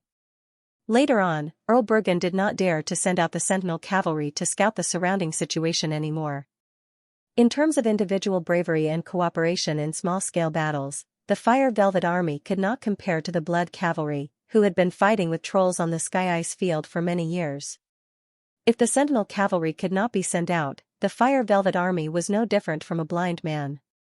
They only knew that the enemy was nearby, but they did not know in which direction, when and where the enemy would suddenly launch an attack on them. The fear of the unknown was the most torturous. The Earl of Avon, who had not experienced much battle, was already a little flustered. Fortunately, Earl Bourgeon did not panic. No matter how powerful the Blood Cavalry was, their main force was not here. The Fire Velvet Army still had an absolute advantage in terms of military strength. This advantage allowed Earl Bourgeon to remain calm, and he calmly issued orders, commanding the Fire Velvet Army to get into a defensive formation. At the same time, he did not forget to smile and comfort his son-in-law beside him. "Don't be nervous, I don't know what Colin Angeli is thinking. He actually chose to escape to the south, but if he really dares to attack the Fire Velvet Army's formation with only 3,000 cavalrymen in his hands, I will definitely make sure he doesn't return." The Earl of Avon looked at the Fire Velvet Army's orderly and distinct military formation, and his heart began to calm down. He smiled and replied, "Father-in-law, do you think Colin Angeli is bluffing?" Bluffing? That's right. After the Earl of Avon calmed down, his mind returned to normal. When he saw that the Fire Velvet Army's formation was watertight, would he deliberately leave a part of the Sentinel cavalry to cover our eyes and ears? In fact, he has already led his army past us and continued south to attack the Fire Velvet City? Attack the Fire Velvet City? That's right. The Earl of Avon's expression changed, and he said seriously, "The Fire Velvet Army has all been brought out by us. Isn't the Fire Velvet City now extremely empty? No wonder the bloody cavalry chose to break through to the south. They want to lure the Fire Velvet Army out, then bypass the Fire Velvet Army and directly attack Fire Velvet City." That's possible. Count Bergen nodded but then laughed disdainfully. How could Tinder City be so easily breached? Although the Fire Velvet Army had been brought out by me, there were still tens of thousands of guards in the city. Relying on the sturdy and tall city walls, it wouldn't be a problem to block the attack of 3,000 blood cavalry. When Colin suffers a setback at the foot of Tinder City, we will lead the army back and surround them from the front and back. We will definitely bury this bloody cavalry completely at the foot of Mount Alsace. The Earl of Avon heaved a sigh of relief. Just as he was about to praise his father-in-law, he heard the sound of galloping horses approaching. Tap, tap, tap. Count Bergen's expression changed and he immediately shouted, "Get into formation. Meet the enemy." In fact, there was no need for him to give the order. When the soldiers of the Fire Velvet Army saw the oncoming cavalry, they were already nervous. A circle of huge shields was erected on the periphery, turning the entire army formation of the Fire Velvet Army into a tortoise shell in an instant. The long spears that pierced through the gaps of the huge shields made this tortoise shell look particularly ferocious. This was the best way for infantry to deal with cavalry in the wild, a phalanx of shields and spears. As the bloody cavalry approached, the Earl of Avon unconsciously held his breath. He just thought that he had guessed Colin's idea, but reality gave him a hard slap in the face. The bloody cavalry did not bypass the Fire Velvet Army to attack Tinder City, and it seemed that they intended to storm the Fire Velvet Army's army formation, but soon, the Earl of Avon found that he had guessed wrong again. At least, this cavalry troop of close to 1,000 people was not here to charge into the battle formation. The previous charge seemed fierce, stirring up a lot of dust and creating a lot of momentum, but they suddenly pulled the reins in the safe zone outside the battle formation of the Fire Velvet Army. Then, as they turned their horses' heads, they drew their bows and began to shoot. The dense arrows fell like a rainstorm, and the phalanx of the Fire Velvet Army was in a commotion. But in fact, because of the protection of shields and the complete armor of the Fire Velvet Army, the arrow rain did not cause much damage. But this bloody cavalry team of about 1,000 people rushed back and still kept a safe distance to launch projectile shots. The archers of the Fire Velvet Army also began to fight back, but the target moving at high speed was obviously more difficult to hit, so the casualties of both sides were very sporadic. But this kind of counterattack still had to be carried out. Otherwise, if they were beaten without fighting back, the morale of the army would soon decline, and the psychological pressure of the soldiers would also rise. The Earl of Avon looked at the bloody cavalry going back and forth, and saw that they were not as horrible as he had imagined. He was relieved and could not help but laugh. It seems that the bloody cavalry is just SOSO. Earl Bergen glanced at him and knew that he had not been on the battlefield much, so he patiently explained, "They are testing." Testing? Yes. Just like an experienced hunter, they are looking for the weakness of their prey, and when they find it, they will launch a thunderous attack. The Earl of Avon looked serious, but he still pretended to be relaxed and laughed. But in the face of the Fire Velvet Army's phalanx of giant shields and spears, even the bloody cavalry can't do anything, right? Earl Bergen did not answer. The layman watched the show, while the expert watched the skill. Just these few rounds of probing attacks launched by the bloody cavalry, Earl Bergen already knew that the other party could indeed be called the strongest cavalry he had ever seen in his life. No wonder they could defeat the trolls in the Firmament Ice Field.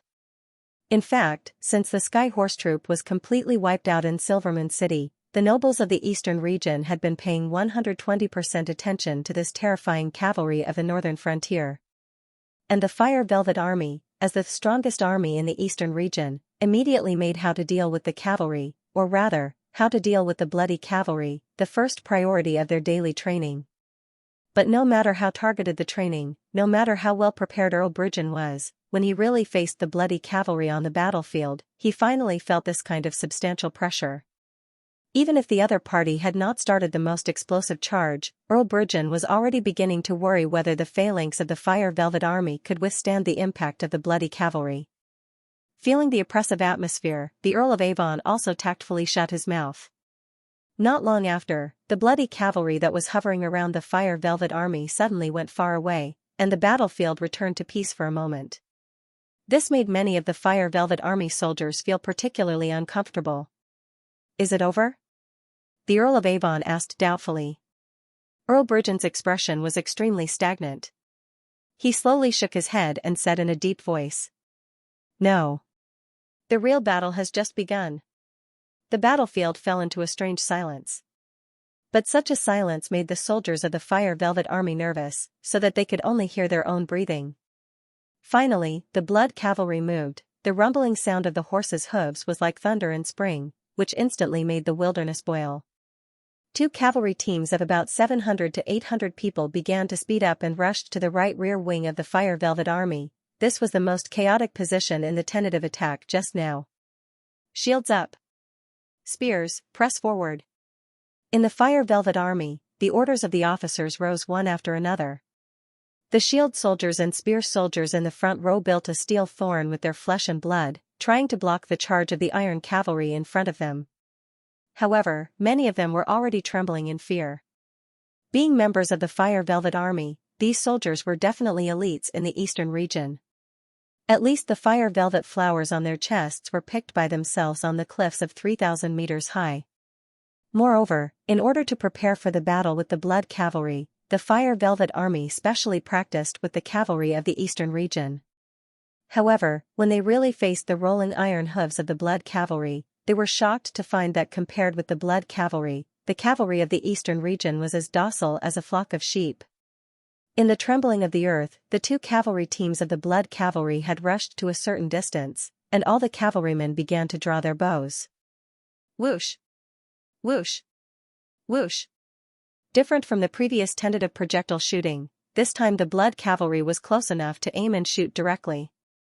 For a time, the casualties of the Fire Velvet Army increased rapidly, especially the spear soldiers in the periphery. The shields in front of them were used to block the cavalry's attack, but could not provide them with complete protection. And in order to keep the battle formation neat, they could not avoid the arrows even if they saw them coming. They could only be shot down one by one like statues. But after all, the Fire Velvet Army was the elite of the eastern region, so they did not riot in such a situation. Moreover, under the orders of the officers, the archers in the rear of the position also began to fight back. As a result, casualties began to appear in the blood cavalry. The cavalrymen were shot down from their horses, and the horses fell to the ground because of the arrows. But the two cavalry teams did not slow down, nor did they distance themselves. They continued to approach the Fire Velvet Army, and at the same time, they continued to draw their bows and shoot. This was a competition of courage. Closer. It was getting closer. The shield-bearers at the outermost perimeter of the Fire Velvet Army had already tightened their muscles and were ready to receive the next impact. But what they didn't expect was that the two teams of bloody cavalry turned around at the last moment. The two cavalry formations seemed to have collided with a transparent barrier as they shot out along the tangential line. Such a quick turn was a test of the horsemanship of the cavalry, as well as the coordination and discipline of the cavalry. The slightest mistake would cause the cavalry to crash into each other, which would lead to a series of tragic collisions. The officers in the Fire Velvet Army who knew a little about cavalry tactics were all stunned. Obviously, they did not expect to see such a dazzling equestrian coordination on the battlefield. But before they could recover from the shock, they saw another cavalry formation rushing out from the center of the blood cavalry army that was separated to both sides. "Shield up, shield up!" Hoarse roars echoed out from the Fire Velvet Army. Because this time it was a group of heavy cavalry, only then did they understand that the two teams of bloody cavalry were just feints, and this was the fatal blow. The earth began to tremble in the rumbling sound of horse hooves. At this moment, it seemed that nothing could stop the heavy cavalry of the bloody cavalry. Forward, forward again, accelerate, accelerate again, no hesitation, no avoidance, even if there was a steel forest of spears in front of them. This heavy cavalry team accelerated to the extreme, terrifying speed and crashed into the enemy. Boom, in an instant, it seemed that the world had quieted down, and time had been paused. The next moment, the cruelty continued. One by one, the war horses were pierced by the spears, and the cavalrymen were knocked down one by one. But their men and war horses still crashed into the Fire Velvet Army's formation with terrifying inertia. A ferocious gap immediately appeared in the originally intact position. Hiss, Count Bruggen sucked in a cold breath. Looking at these well-equipped, well-trained, and fearless heavy cavalry smashing into his army formation, he felt sorry for them. He couldn't help but curse, wastrels. At the same time, Count Bruggen heaved a sigh of relief in his heart. Although the bloody cavalry's heavy cavalry was quite terrifying, they were too few in number and didn't have enough follow-up support. Although a huge gap had been torn in the Fire Velvet Army's right flank, Count Bruggen knew that the other side could no longer expand their victory. Next, as long as he calmly responded and commanded the soldiers to stabilize their position, they could plug this gap and stop the collapse from spreading. But in the next moment, Count Bruggen's eyes widened. Because the heavy cavalry that he thought had no more strength continued to tear apart the Fire Velvet Army's right flank formation with an incomprehensible force. They were a bunch of lunatics. Count Bruggen saw with his own eyes that a heavy cavalry with 3 spears stuck in his body continued to charge forward as if nothing had happened. And the one whose armor was completely deformed by the collision of the shield, the one who fell heavily from the war horse, and the one whose arm was broken, they were all still fighting, no one retreated, they were all moving forward. Count Bruggen couldn't understand. Didn't these people feel pain? Weren't they afraid of death? And what made Count Bruggen even more inexplicably shocked was that this group of about 500 heavy cavalry were all professionals. Where did the bloody cavalry get so many professionals who weren't afraid of death, especially the 3 who were charging at the front? They seemed to be level 5 professionals. Did Colin Angeli pull all the high-level professionals in the northern frontier into the bloody cavalry? Where did he get such great prestige to make so many masters die for him? Father-in-law, the right flank can't hold on any longer. The Earl of Avon's anxious reminder brought Count Bruggen back to his senses. He hurriedly suppressed the shock and fear in his heart and called for the messenger. But before he could give the order, he suddenly felt the world around him spinning. The next second, the whole world seemed to have turned dark. The sky wasn't dark. But in the eyes of the Earl of Avon, the whole world seemed to have lost its color. Because he watched with his own eyes as his father-in-law, the supreme commander of the Fire Velvet Army, was beheaded just like that, surrounded by his own army. Dong dong. It wasn't until the bloody head rolled a few meters on the ground that the Earl of Avon realized that the person who did it was his guardian knight, Fletcher. The battle was still going on. But the center of the Fire Velvet Army fell into a strange silence. It was as if time and space here had been paused and was completely cut off from the surroundings. The Earl of Avon looked at his guardian knight in a daze, as if he had just met him for the first time. The personal guards around Count Bruggen also seemed to have frozen in place. They even forgot to catch the murderer of their lord whom they were loyal to. It was not until Knight Fletcher rushed to the flag of the Fire Velvet Army with a long sword dripping with blood and cut it in half that the surrounding personal guards finally woke up from their daze and rushed to Fletcher, the traitor. In a desperate situation, Knight Fletcher seemed to have accepted his fate and allowed 7 or 8 long swords to pierce through his body and then slowly fell to the ground. The Earl of Avon rushed to Knight Fletcher's body like a madman and desperately took off his helmet. Of course, the Earl of Avon was not heartbroken over the death of his knight, but he wanted to confirm his identity. However, when that familiar face appeared in front of him, the last trace of hope in the Earl of Avon's heart was completely shattered. Why? The Earl of Avon wanted to grab Knight Fletcher and ask him.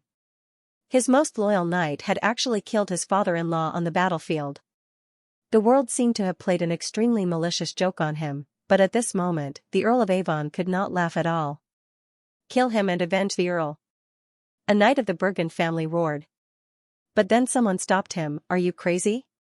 After all, he is the son of the Duke of St. Prospero. But he killed the Earl.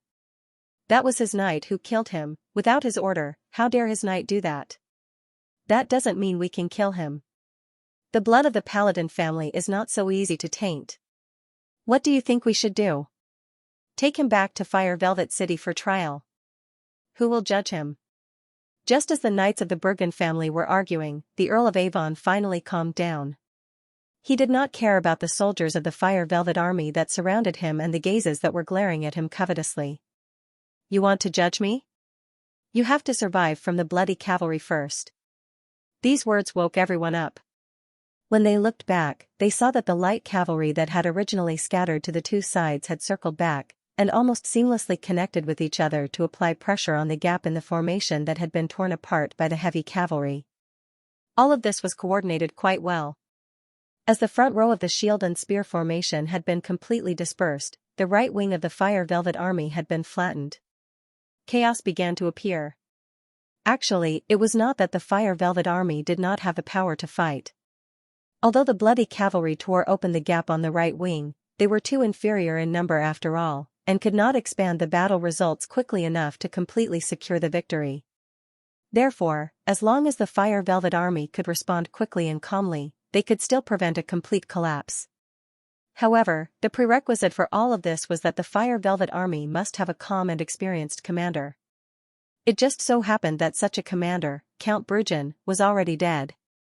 None of the remaining officers would yield to the other, and they quarreled endlessly over how to deal with the present crisis. At this time, the importance of the decision-maker was reflected. Many times, even a wrong decision was better than no decision at all.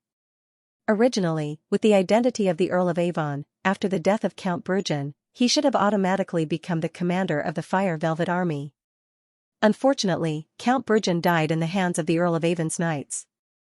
As a result, no one would listen to whatever the Earl of Avon said, let alone resolve the dispute between these officers and finalize a decision. The quarrel continued, and the chaos on the right wing of the Fire Velvet army continued to expand. Moreover, the news of Count Brugen's death slowly began to spread among the Fire Velvet army. Everything was falling into an irreversible abyss. The Earl of Avon looked at the scene in front of him helplessly, and his heart kept sinking. At the same time, a terrible thought emerged in the depths of his mind. Could it be that all of this was planned by Colin Angelo? How could I have planned all of this? At the rear of the Fire Velvet army, Colin said to Prince Harrison with a smile, "Didn't I tell you that the battlefield changes rapidly, and accidents happen all the time? No one can predict everything. However, when the enemy makes a mistake, what you need to do is not to think about why, but to seize this fleeting opportunity." After finishing his sentence, Colin turned to the 1,000+ cavalry that had yet to participate in the battle and ordered, "Let's go. Reserve troops, get into formation." With Colin's order, these blood cavalry soldiers who could not wait to go into battle immediately began to spur their horses forward, gradually accelerating. Seeing that Colin was also moving forward with the troops, Prince Harrison asked anxiously, "Teacher, are you going to charge into the formation too?" "That's right," Colin said without turning his head back. "Then can I go with you?" Hearing this, Colin finally turned his head, and saw the young prince with a face full of excitement and Princess Judy beside him, who was also eager to try. He suddenly felt a headache. "No." "Why?" Prince Harrison was not convinced. "There are no knights of the San Lorenzo family who do not dare to charge." "That's right." Princess Judy also shouted, as if she wanted to see the world in chaos. "But the knights of the San Lorenzo family will not charge for an Earl of the Empire," Colin said coldly. Prince Harrison was stunned. That's right, if he joined this battle, wouldn't it mean that the royal family was on the side of the northern frontier, and even the Angeli family? Prince Harrison really didn't know what kind of political storm this would cause. However, he still understood that this might not be the result that his father wanted, and it might not be the result that his teacher wanted either. Especially when the orcs were about to invade. What the Empire of Light needed most now was unity. No matter how the Angeli family and the House of Saint Prospero fought, the San Lorenzo family could not join the battle personally. Otherwise, how could the royal family call on the human lords to unite and fight against the foreign enemies? Therefore, he hesitated. After rejecting the two whimsical little fellows, Colin squeezed the horse's belly and quickly arrived at the front row of the formation. Looking at the Tinder army formation not far away, Colin thought of the moment when he followed Marquis Garcia to charge against the 300,000 troll army on the Sky Ice field. It was from that moment onwards that Colin fell deeply in love with the battlefield. He fell in love with the feeling of galloping unhindered, leading an invincible cavalry to tear the enemy into pieces. Colin squeezed the horse's belly tightly, bent down slightly, lowered the helmet's mask, and slowly leveled the lance. The 1,000 riders behind him did the same action almost simultaneously. The next moment, the whole army sped up. It was like a sudden explosion of thunder, and also like a huge wave crashing onto the shore. The rumbling sound of horse hooves was like the footsteps of the Grim Reaper, constantly approaching the Tinder army formation. In the end, these 1,000 riders under the personal leadership of Colin crashed into the Tinder army formation that was already on the verge of collapse. Boom! Colin took the lead, and thousands of bloody cavalry followed closely behind. They crashed into the Fire Velvet Army's battle formation in an unstoppable manner. Their invasion was the last straw that broke the camel's back. The right wing of the Fire Velvet Army, which had already been torn open, became even more fragmented under such an impact. The massacre was unfolding at an unimaginable speed. Countless soldiers of the Fire Velvet Army were trampled, crushed, and sent flying. This horrible scene had become the nightmare of all the soldiers of the Fire Velvet Army. They forgot to escape, to shout, and even to resist. They were completely in a muddle-headed state. They were like a flock of lambs waiting to be slaughtered, watching themselves being devoured by ferocious wolves one by one. All the soldiers of the Fire Velvet Army who were watching all of this suddenly felt that something called faith had collapsed in their minds. The strongest army in the eastern region, now it seemed that in front of a truly strong army, it was simply a joke. A self-boasting and self-amusing joke. What was more ridiculous was that the Fire Velvet Army was not even facing the main force of the bloody cavalry. There were only 3,000 of them, 50,000 against 3,000, it was actually such a situation. After the collapse of faith, people would often become extremely weak because they lost their spiritual support. An emotion called fear took advantage of this and began to sweep through the hearts of the soldiers of the Fire Velvet Army. How could they possibly defeat such a bloody cavalry? They were a group of lunatics who were not afraid of death and did not seem to be able to die. However, this group of lunatics, whether in terms of personal strength or tactical accomplishment, were all terrifying and overwhelming. Even though the Fire Velvet Army had an absolute advantage in terms of military strength, they were still slaughtered without any power to fight back. In addition to the bizarre death of their commander-in-chief, Count Brugen, the group of Fire Velvet Army officers who were still arguing about how to stabilize the situation were completely desperate at this time. Stabilize the situation, my ass, the Fire Velvet Army. It was over. At this time, there was only one thought left in their minds: run. The honor of the knights, the oath of loyalty, the revenge of the king, none of them were as important as their own lives. When this group of officers began to take the lead to run, the Fire Velvet Army was completely destined to walk towards an unstoppable destruction. Humans had a herd mentality. Especially on the battlefield, when one's emotions were in an extremely excited and tense state, it was very difficult for most people to maintain a clear and calm thinking ability, and only the instinct to follow the crowd was left. If everyone else ran away, what should I do? Of course, he had to run as well. Moreover, it was the officers who led the way. Even if there were some brave warriors who wanted to turn the tide, they could only be swept away by the chain reaction. Finally, the collapse of the right wing of the Fire Velvet Army spread rapidly and turned into an unstoppable collapse of the entire army. Actually, from the start of the war until now, the Fire Velvet Army had only suffered a few thousand casualties. Compared to the Fire Velvet Army's total military strength of 50,000, these casualties were actually not much. However, when the army formation was broken and the soldiers scrambled to escape, they had already lost their organization and were no different from a group of lambs waiting to be slaughtered. This was often the case in war. Face-to-face combat would not cause too many casualties. The real casualties were actually caused when one side collapsed and the other side rushed over. This was especially obvious in a battle between cavalry and infantry. At this time, the situation on the battlefield had already entered the most familiar rhythm of the Blood Cavalry's division hunting. Even without Colin's command, they had automatically formed into teams of 100 people. Like sharp blades, they elegantly and cruelly cut the Fire Velvet Army into small pieces. That scene was simply like a soul-stirring artistic performance. Of course, this was the art of killing. Even if many soldiers of the Fire Velvet Army had put down their weapons and knelt down to surrender, what awaited them was still the merciless knife of the Blood Cavalry. Before the war, Colin had issued an order not to accept surrender. As a lone army deep in the enemy's hinterland, accepting captives was too extravagant, because they did not have the energy to arrange and control the captives. Moreover, Colin had already made up his mind to use this war to completely break the backbone of the eastern region, so that they would be afraid of the army of the north from the bottom of their hearts. As for how many broken families there would be behind these slaughtered soldiers, Colin did not want to think about it. A general success was built on thousands of dead bodies. On the battlefield, there was no room for mercy. The Earl of Avon stood stupidly in the same place, looking at everything in front of him with dull eyes. It was as if everything around him was blocked by an invisible membrane. Everything seemed to be no longer real, and everything seemed to be meaningless. The Earl of Avon was actually not convinced by the defeat of Alfalfa City. From his point of view, it wasn't that he had lost to Colin Angeli, but that he had misjudged Earl Hall's mentality. If it were not for the betrayal of the Hall family, the people of the northern frontier would not have been able to cross the New Shui River, and he would not have had to flee from Alfalfa City. But now, when he was defeated by Colin Angeli again, and under the circumstances of absolute superiority, the Earl of Avon only felt that the whole world was gloomy. If he could not win, then how could he defeat him? An enemy that was too powerful would only make people lose the courage to fight. The Earl of Avon was in such a state now. Although Count Bergen's personal guards no longer cared about the Earl of Avon at this time, he still stood stupidly in the same place, with no intention of escaping at all.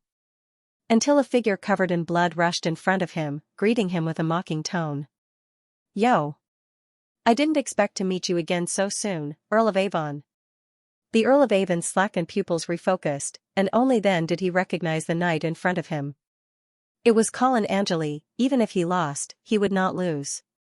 Moreover, as the second son of the Duke of the Eastern region, the Earl of Avon still had his own pride. So, he immediately straightened his back, and even had a calm smile on his face as he said, "Yes, Earl of Avon. I really didn't expect that you would dare to rush to the hinterland of the Eastern region with such a small number of people. Aren't you afraid that you won't be able to return to the northern frontier?" Colin laughed, pointed to the flaming velvet army that was being crazily slaughtered by the Blood Cavalry, and said disdainfully, "Do you people of the Eastern region have the ability to make me stay? Look at this so-called strongest army of the Eastern region, hee. It's not even as good as the bandits of the northern frontier. If the Eastern region army only has this little ability, believe it or not, I can turn the entire Eastern region upside down with just 20,000 Blood Cavalry." The Earl of Avon was so angry that the corners of his mouth twitched. There was no other way. Although Colin was arrogant, he had the capital to be arrogant. Taking a deep breath, the Earl of Avon stopped asking for a snub, and asked, "So, Earl Angeli, are you still going to let me go unconditionally this time?" Colin touched his chin, shook his head and said, "I won't let you go this time, you're not honest. I think it's better to take you to the White Dew City, it should be of some use." The Earl of Avon immediately sneered and said, "Earl Angeli, if you think that father will open the gate of the White Dew City for a disappointing son like me, then you're too naive." Colin smiled faintly and said, "No. I just want to kill you outside the White Dew City and humiliate the Duke of St. Prospero." The Earl of Avon. Tinder City. The city gate was tightly shut. Although Count Bergen had already predicted that the bloody cavalry of Waterside City would definitely choose to break through the encirclement to the west, he still ordered the city gate to be closed out of caution. He also ordered the city guards to be on high alert. However, such a move worried the traveling caravans. The Alxis Mountains divided the eastern region into two. However, the road behind Tinder City was not the only one that could travel between the north and the south. The problem was that the other roads were all rugged mountain roads. Only the valley in Tinder City could allow large caravans to pass through smoothly. Now that Tinder City was forbidden to enter or leave, these merchants were at a loss. "Mr. Sunders, you only need to open the gate for 10 minutes and let our caravan pass through Tinder City, and this bag of gold coins will be yours." Knight Sunders glanced at the heavy bag in the merchant's hand but did not reach out to take it. Instead, he spoke with an expressionless face. "Mr. Mori, for the sake of our many years of friendship, I will not report your bribery to Count Bergen." However, don't expect me to ignore Count Bergen's order and open the gate for you. Mori became anxious and tried to persuade again, Mr. Sunders, we only need 10 minutes, and you can decide when to open the gate. As long as you think it's safe, even if it's in the middle of the night. Knight Sunders sneered and said, Mr. Mori, do you know how Waterside City fell? Mori heard this and said in a wrong tone, I did hear some news. But Mr. Sunders, I'm a true Eastern Region citizen.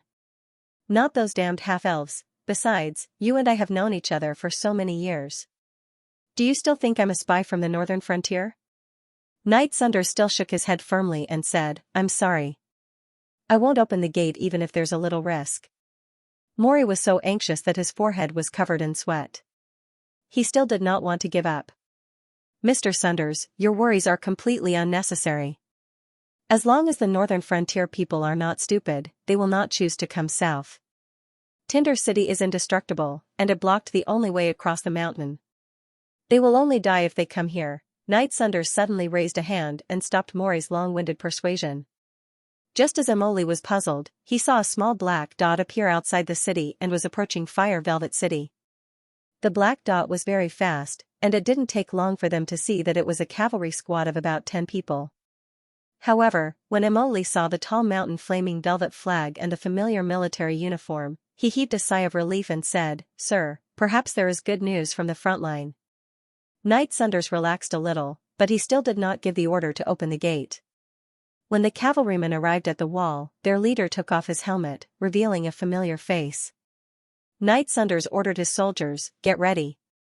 Open the city gates. The soldier accepted the order and left. Mr. Sunders, now that you've opened the gate, can you let our caravan through? Mori quickly approached Sunders with a flattering smile. Knight Sunders hesitated. Let me ask about the situation at the front line first. Good. Very well. Mori nodded and stuffed the bag of gold coins into the knight's hand. Sunders frowned but did not return the bag. When Mori saw this, he immediately smiled happily. The gate of Fire Velvet City was a drawbridge. As the soldiers worked hard to turn the winch, steel cables as thick as a baby's arm slowly extended out, and the drawbridge finally landed heavily on the moat. The cavalry squad outside the city then crossed the drawbridge and entered the city.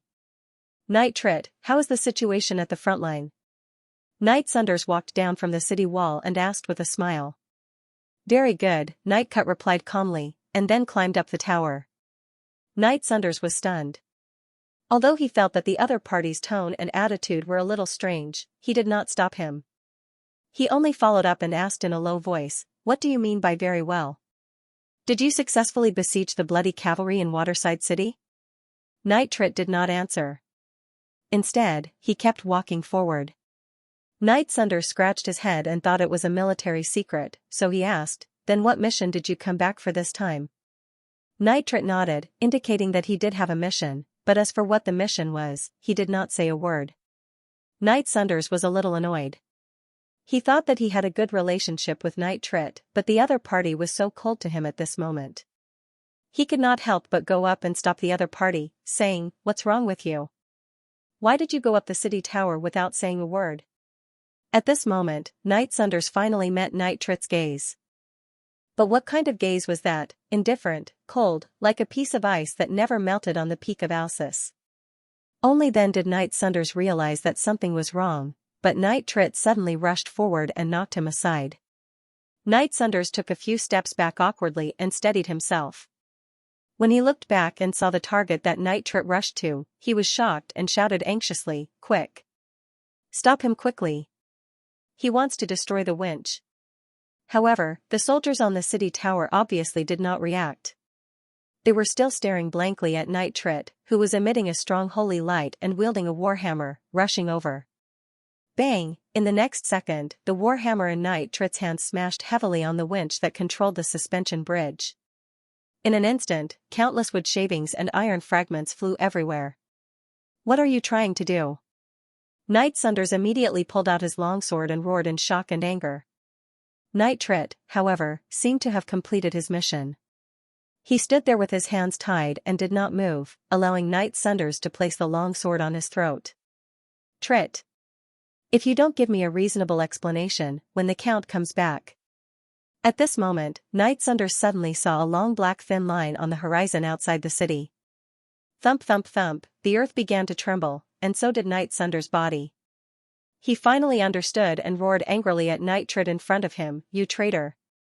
Under the city tower, Merchant Morley was still instructing his servant to quickly send a letter out, asking the caravan to come to Tinder City immediately. But then, he also felt the earth trembling. Bloody cavalry! The bloody cavalry is here! Hearing the shouts and seeing the black torrent coming from outside the city, Morley was scared out of his wits.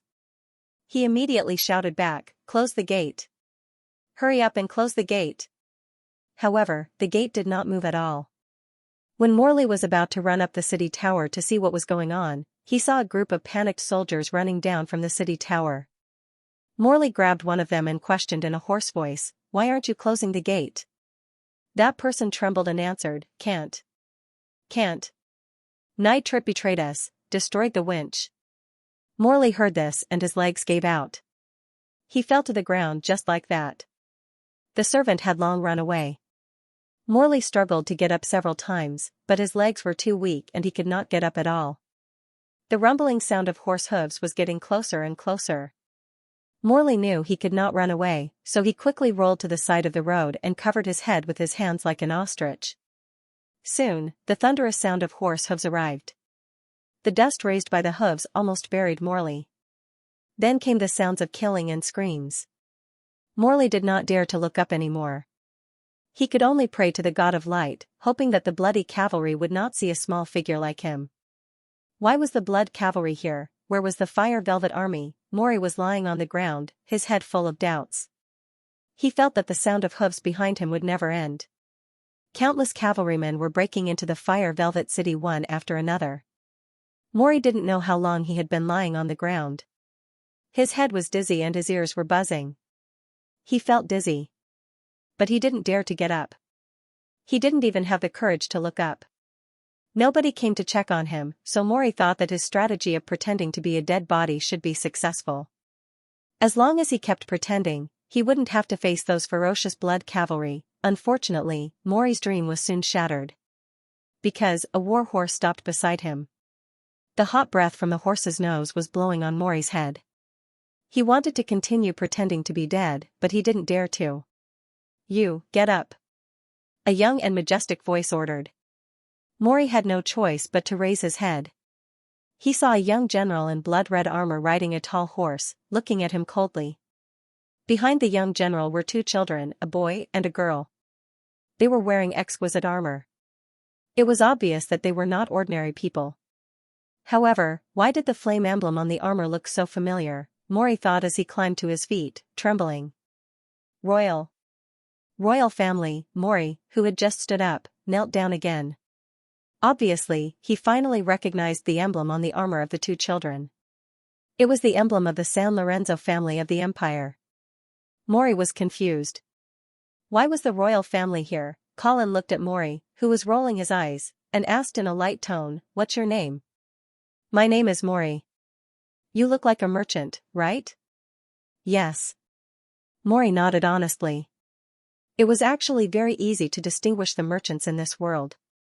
They wore luxurious clothes but did not have family badges. They were fat but did not have a noble aura. Especially when they met a real noble, that kind of flattery and humility was engraved in their bones. Seeing Colin's gentle attitude, Morley raised his head and carefully observed the young general in front of him. Then, he finally recognized the roaring white bear insignia and quickly asked with a flattering smile, Sir. You must be Count Angeli. I am the president of the Iris Flower Chamber of Commerce in the Eastern region. It is an honor to meet you here." Colin nodded. He was a little surprised. Because the Iris Flower Chamber of Commerce was quite famous in the Eastern region, Colin didn't expect that he would be able to capture the president of this Chamber of Commerce. "Mr. Murray, you are now my captive. What are you going to give me to redeem yourself?" Emoli's expression stiffened upon hearing this, but he immediately suppressed his heartache and forced a fawning smile onto his face. "What do you want, Earl?" "Please give me your orders." "How about this? Help me with one thing and I'll let you go." "Please give me your orders." Maury thought that Count Angeli would extort a large sum of money from him, but he did not expect that Angeli would only ask him to do something for him. Maury sighed in relief, but at the same time, he became cautious. Obviously, this matter would not be easy to handle. I know that your Iris Flower Chamber of Commerce has a lot of connections in the eastern region, so I want you to spread what happened today. What happened today? You mean? Maury asked cautiously. The Bruggen family opened the gate of Tinder City and warmly welcomed the arrival of the Blood Cavalry. Maury blinked his eyes and immediately understood Colin's plan. However, he also understood that this matter was not easy to handle. If something went wrong, the Iris Flower Chamber of Commerce would have to face the double pressure of the Bruggen family and the House of St. Prospero. Colin seemed to have seen through Maury's hesitation, so he immediately said with a blank expression, "If this news doesn't spread, then there will be another version." What version? The Iris Flower Chamber of Commerce colluded with the northern frontier and opened the gate of Tinder City. The fat on Maury's body trembled, and he could not help but think of the rumors about the fall of Lin Shui City. Those half-elf merchants could escape back to Silver Moon City, but he could not. The foundation of the Iris Flower Chamber of Commerce was in the eastern region. If he left this place, his life's work would be completely gone. Should he sacrifice the Bruggen family or the Iris Flower Chamber of Commerce? Of course, Maury knew what to choose, so he quickly said, "Count, please rest assured that I will complete the task that you have given me." Colin smiled and patted Maury's head, as if a teacher was praising an obedient student. "Not bad, do a good job." After that, he spurred his horse forward. Maury was left standing alone at the gate of the city. His expression changed for a while, and finally, he sighed. At this time, the panic in Tinder City had turned into a strange calm. Needless to say, the people of the eastern region were panicking when the cavalry of the northern frontier charged into the city. But then, the people in the city found that the cavalry of the northern frontier did not start a massacre. It could even be said that they did not offend anyone. Of course, the premise was that you did not resist. As the Tinder army had been destroyed, although there were still many garrison troops in the city gate had been broken. There were only a few people of the eastern region who had the courage to resist the fierce Blood Cavalry. Therefore, after the initial panic, Tinder City regained its calm. After Colin entered the city, he went straight to the castle of the Bruggen family. However, when he arrived at the castle, he was surprised to find that the castle gate was open. Moreover, a group of members of the Bruggen family were standing at the gate, as if they were welcoming guests from afar. For a moment, Colin almost thought that he was not invading, but had really accepted the invitation of the Bruggen family to visit. Just as Colin was wondering, a young man wearing a viscount's suit stepped out of the crowd and said loudly, "Honorable guardian of the northern frontier, Count Angeli, welcome to Tinder City. My father has something to do, so he is unable to welcome you personally. I represent my father to express my sincerest apologies to you." Hearing this, Colin immediately realized that the other party must have misunderstood. They must have thought that the Blood Cavalry bypassed the Tinder army and took advantage of the cavalry's speed to arrive at Tinder City first, and then used a sneak attack to break the city gate. Therefore, the Bruggen family put on such a welcoming posture.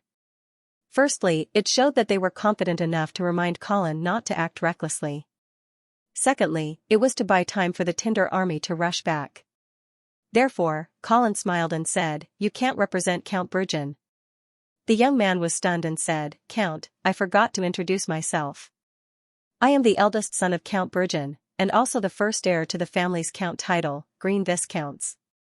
Therefore, when my father is not around, of course I can represent him." "No, you misunderstood me." Colin shook his head with a smile and said, "What I want to say is, Count Bruggen is already dead." "Why do you represent a dead man?" Father is dead." Viscount Green squeezed out a few words, as if he was choked by someone. His face was full of disbelief. "Yes." Colin smiled brightly, "I have kept his body, do you want to see it?" "No. Impossible, impossible." Viscount Green seemed to be unable to accept this reality, and kept shaking his head like he was having a stroke. Colin clapped his hands, and 4 soldiers carried a coffin forward. Bang, the coffin landed on the ground. Colin immediately made an inviting gesture and said, "Viscount Green, take a look for yourself." With such a coffin placed in front of the castle, the atmosphere seemed to be right again. Colin revealed a satisfied smile and teased, "Viscount Grim, do you still want to welcome my arrival?" Viscount Grim's face turned pale. At this time, the Bruggen family's welcoming posture seemed very awkward. Looking at the Viscount Grim, who clenched his fists, as if he couldn't help but rush over to fight him in the next second, Colin didn't make any defensive posture. Instead, he turned over and dismounted from his horse, slowly walking over to the other party, as if he wanted to present such an opportunity for revenge to the Viscount Grim. Viscount Grim began to tremble, not knowing whether it was because of anger or fear. Looking at the enemy who killed his father standing in front of him without any defense, as if he could avenge his father as long as he pulled out his sword and stabbed forward. Viscount Grim trembled for a long time, but he still didn't pull out his sword. He didn't dare. Colin curled his lips in disdain. Just as he was feeling extremely bored, he suddenly heard a crisp voice. "Since Count Angeli has come to Tinder City, then he is a guest of the Bruggen family, of course we have to welcome him." Colin raised his eyebrows, his gaze went past the Viscount Grim in front of him, and saw a beautiful girl walking out of the Bruggen family. She was wearing a light green tunic dress, her chestnut brown hair draped over her smooth shoulders. She was tall and well-proportioned, her delicate facial features still had a hint of youthfulness, but she had a unique charm that was unforgettable. The girl elegantly lifted the hem of her dress, curtsied, and extended her slender hand in front of Colin. She wanted Colin to kiss her hand as a greeting. She really treated him as a visiting guest. Colin gazed at the girl's bright purple eyes with great interest, and said with a smile, "If I'm not wrong, you should be the daughter of Count Bruggen, Miss Grace, right?" "Yes." Grace nodded, her small hand still in front of Colin, as if she wanted him to complete this etiquette. "I just killed your father," Colin kindly reminded her. A trace of sadness flashed through Grace's eyes, but she immediately spoke with a resolute expression. "Dying on the battlefield is the fate of all knights, including my father. It is also an honor that they strive for. The Bruggen family will not hold any grudges against you because of this." Colin laughed heartily, a look of admiration on his face. Compared to the grim viscounts, who had neither the guts to take revenge nor the ability to hide his anger, Count Bruggen's daughter was much more interesting. Thus, in a very gentlemanly manner, he lifted Grace's slender hand and gently kissed her fingers, saying, "Miss Grace, may your youth last forever and your beauty last forever." When Colin leaned over, he immediately exposed his back to Viscount Grim without any precaution. Viscount Green's hands trembled even more violently. But even after Colin finished kissing his hand, he still didn't move. Grace shot a glance at her brother. It was hard to tell whether her gaze was filled with disappointment or joy. "Sir Count, please move to the living room and taste the flower tea that I personally brewed." Colin took a deep look at the girl. As if suddenly remembering something, he smiled and said, "Oh right, I heard that you are already engaged to the Earl of Avon?" "Yes. Your fiancé is now my captive. Do you want to see him?" "He's gone," Grace said indifferently. Her tone was as if she was discussing a stranger that had nothing to do with her. Then, her delicate face once again bloomed with a charming smile, saying, "Moreover, only the victor has the right to drink the flower tea that I personally brewed." Colin laughed and said, "Then I must taste Miss Grace's flower tea." After saying that, he didn't let the blood cavalry enter the castle to enforce martial law. Instead, he walked in openly. Grace looked at Colin's valiant and heroic back. Her eyes flashed with an indecipherable light. After hesitating for a moment, she finally stepped forward to catch up with him. Naturally, she reached out and held Colin's right arm. She smiled sweetly and said, "Sir Count, I'll lead the way for you." Feeling the warm touch on his arm, Colin's heart swayed. Turning his head, Colin just happened to see the shyness on the girl's cheeks. It was extremely moving. Seeing this scene, Viscount Green's face turned red. Even the acne on the tip of his nose became bright. However, he was just angry and didn't do anything to stop it. Until Colin and his sister's figure gradually went away, Viscount Green suppressed the anger and fear in his heart. He shouted at the servants, "What are you doing? Quickly carry father's body inside." The bright and beautiful afternoon sun passed through the castle's windows and slanted on the spotless oak floor. The spacious living room was plated with a layer of light gold. More than 10 fragrant candles were quietly burning. On top of each cluster of flames, there was a silver disc. The amber on the disc was slowly melting under the temperature of the flames. Wisps of fresh and elegant fragrance gradually filled the air. In the center of the living room, Colin was sitting in a relaxed position on the water lizard leather sofa. He was quietly admiring the girl who was making the flower tea for him. With a focused expression, the girl of the Bruggen family exuded an indescribable temperament. It was like the ice and snow on the peak of Alsace. Pure and beautiful, but also 1,000 miles away. "Sir Count, your flower tea." Grace put the tray on the table. Her fair little hand picked up a cup of emerald green flower tea. However, she didn't directly hand the cup to Colin. Instead, she brought it to her mouth and took a sip. Then, she brought it to Colin. Looking at the bright red lipstick mark on the silver teacup, Colin smiled. He reached out to take it and brought it to his mouth. Whether it was intentional or not, Colin's lips just happened to touch the spot where the lipstick mark was. The moment he took a sip, there was a faint bitterness. Then, there was a light and pleasant fragrance that penetrated his heart and spleen. His body felt refreshed both inside and outside. Putting down the teacup, Colin saw that the face of the girl in front of him was already flushed with shyness. However, the words that came out of her mouth were poles apart from her harmless appearance. "Sir Count, aren't you worried that the tea is poisoned?" Colin's expression didn't change. He chuckled and said, "Didn't you drink it first?" "But I might have already taken the antidote." Grace winked playfully, trying to find a trace of fear on Colin's face. Unfortunately, she was disappointed. This Count of the Northern Frontier really seemed to be fearless. "If I can return to the Lord's embrace with Miss Grace, then the journey won't be lonely." Seemingly provoked by such explicit words, the blush on Grace's face became even more obvious. She snorted and said angrily, "Sir Count, now I finally understand why the half-elf queen is willing to be your lover and even give birth to a daughter for you." Colin drank another mouthful of flower tea. He looked at the girl in front of him with a smile and said, "What? Do you want to learn from her?" Grace coquettishly glanced at Colin. In that instant, she revealed a flirtatious expression. Like a blooming snow lotus, she was elegant and peerless, yet extremely charming. Colin was an experienced driver, so of course, he understood the meaning of the girl's gaze. He chuckled and continued speaking. "As long as you do one thing, you can become my lover." Grace also seemed to understand Colin's meaning. She shyly lowered her head and softly said, "What is it?" Colin stretched out his index finger and hooked the girl's chin, turning her gaze back to him. "I want you to kill your fiancé, Earl of Avon." The living room suddenly quieted down.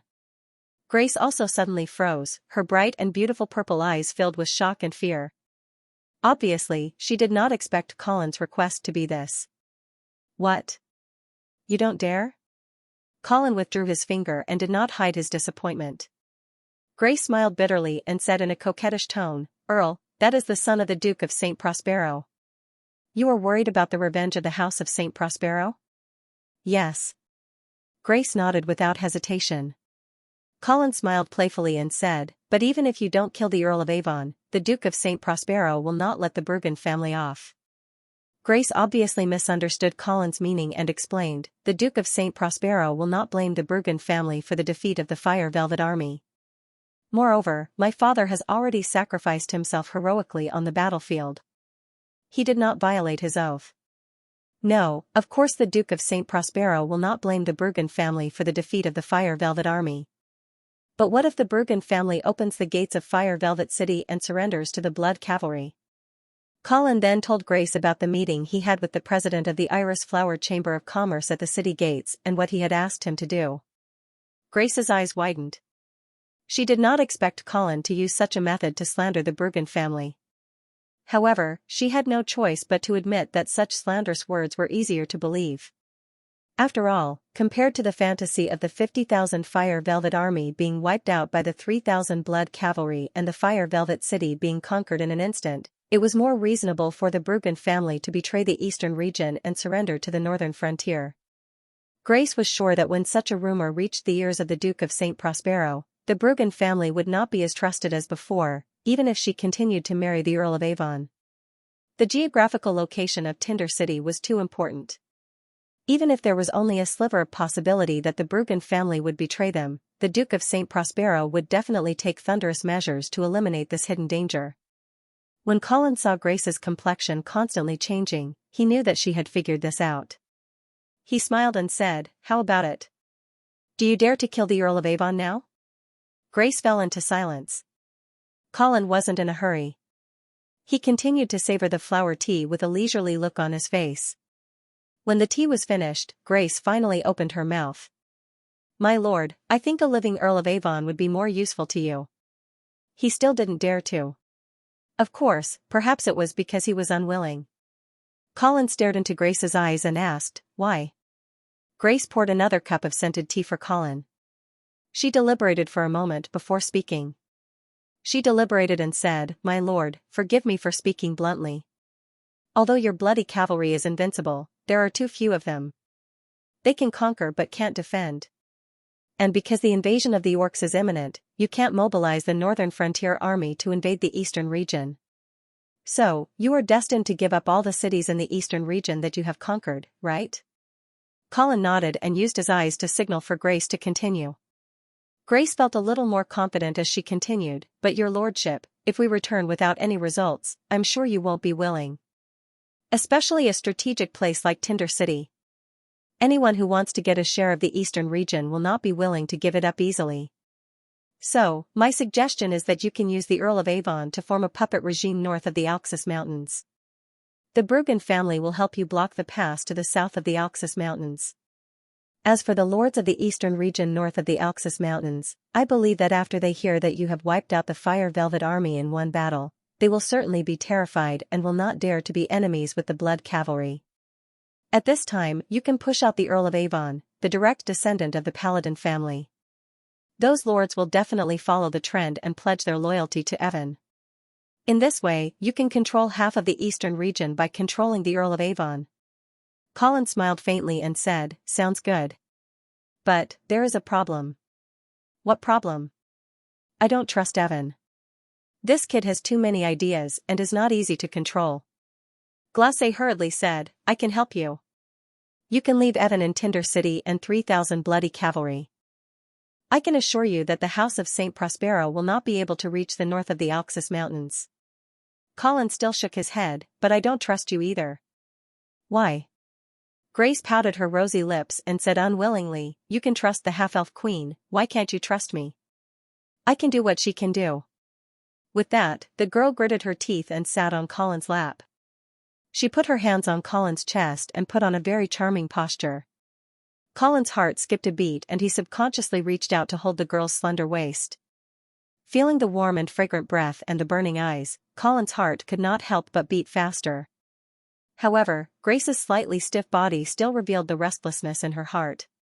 This was probably the first time such an intimate body contact had happened to this young girl. Colin smiled faintly, his hands gently patting the girl's waist to help her relax, but the words that came out of his mouth were merciless. "How do you expect me to trust a person whose father I just killed?" Grace's body, which had just relaxed a little, stiffened again. That's right. The hatred of killing one's father was irreconcilable. Grace bit her red lips so hard that they were almost dripping blood. She looked at Colin with eyes full of resentment. It was as if she was blaming Colin for revealing the bloody truth so heartlessly. "Then what do I have to do for you to trust me?" Grace's voice had a hint of sobbing. Colin hugged the sorrowful girl in his arms, but his heart was as firm as stone. Of course, he would not be so easily fooled by her appearance. Until now, he still did not know what this daughter of Count Bruggen was planning. But no matter how she acted, Colin would not trust her as long as she did not show any proof of her allegiance. "Didn't I already say? As long as you kill the Earl of Avon, I can trust you." Colin reached out and caressed the girl's white and delicate neck. "I don't dare to kill someone from the House of St. Prospero." Grace mistakenly thought that she still had room to bargain, so she pressed her body against his. But in reality, Colin was only hesitating on whether or not to turn Grace into a blood kin. The scene in the village near Linshui City reminded Colin that even a blood kin might not be completely loyal.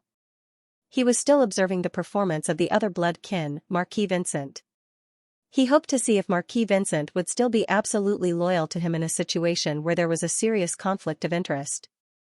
Before coming to a conclusion, Colin did not want to create another unstable factor.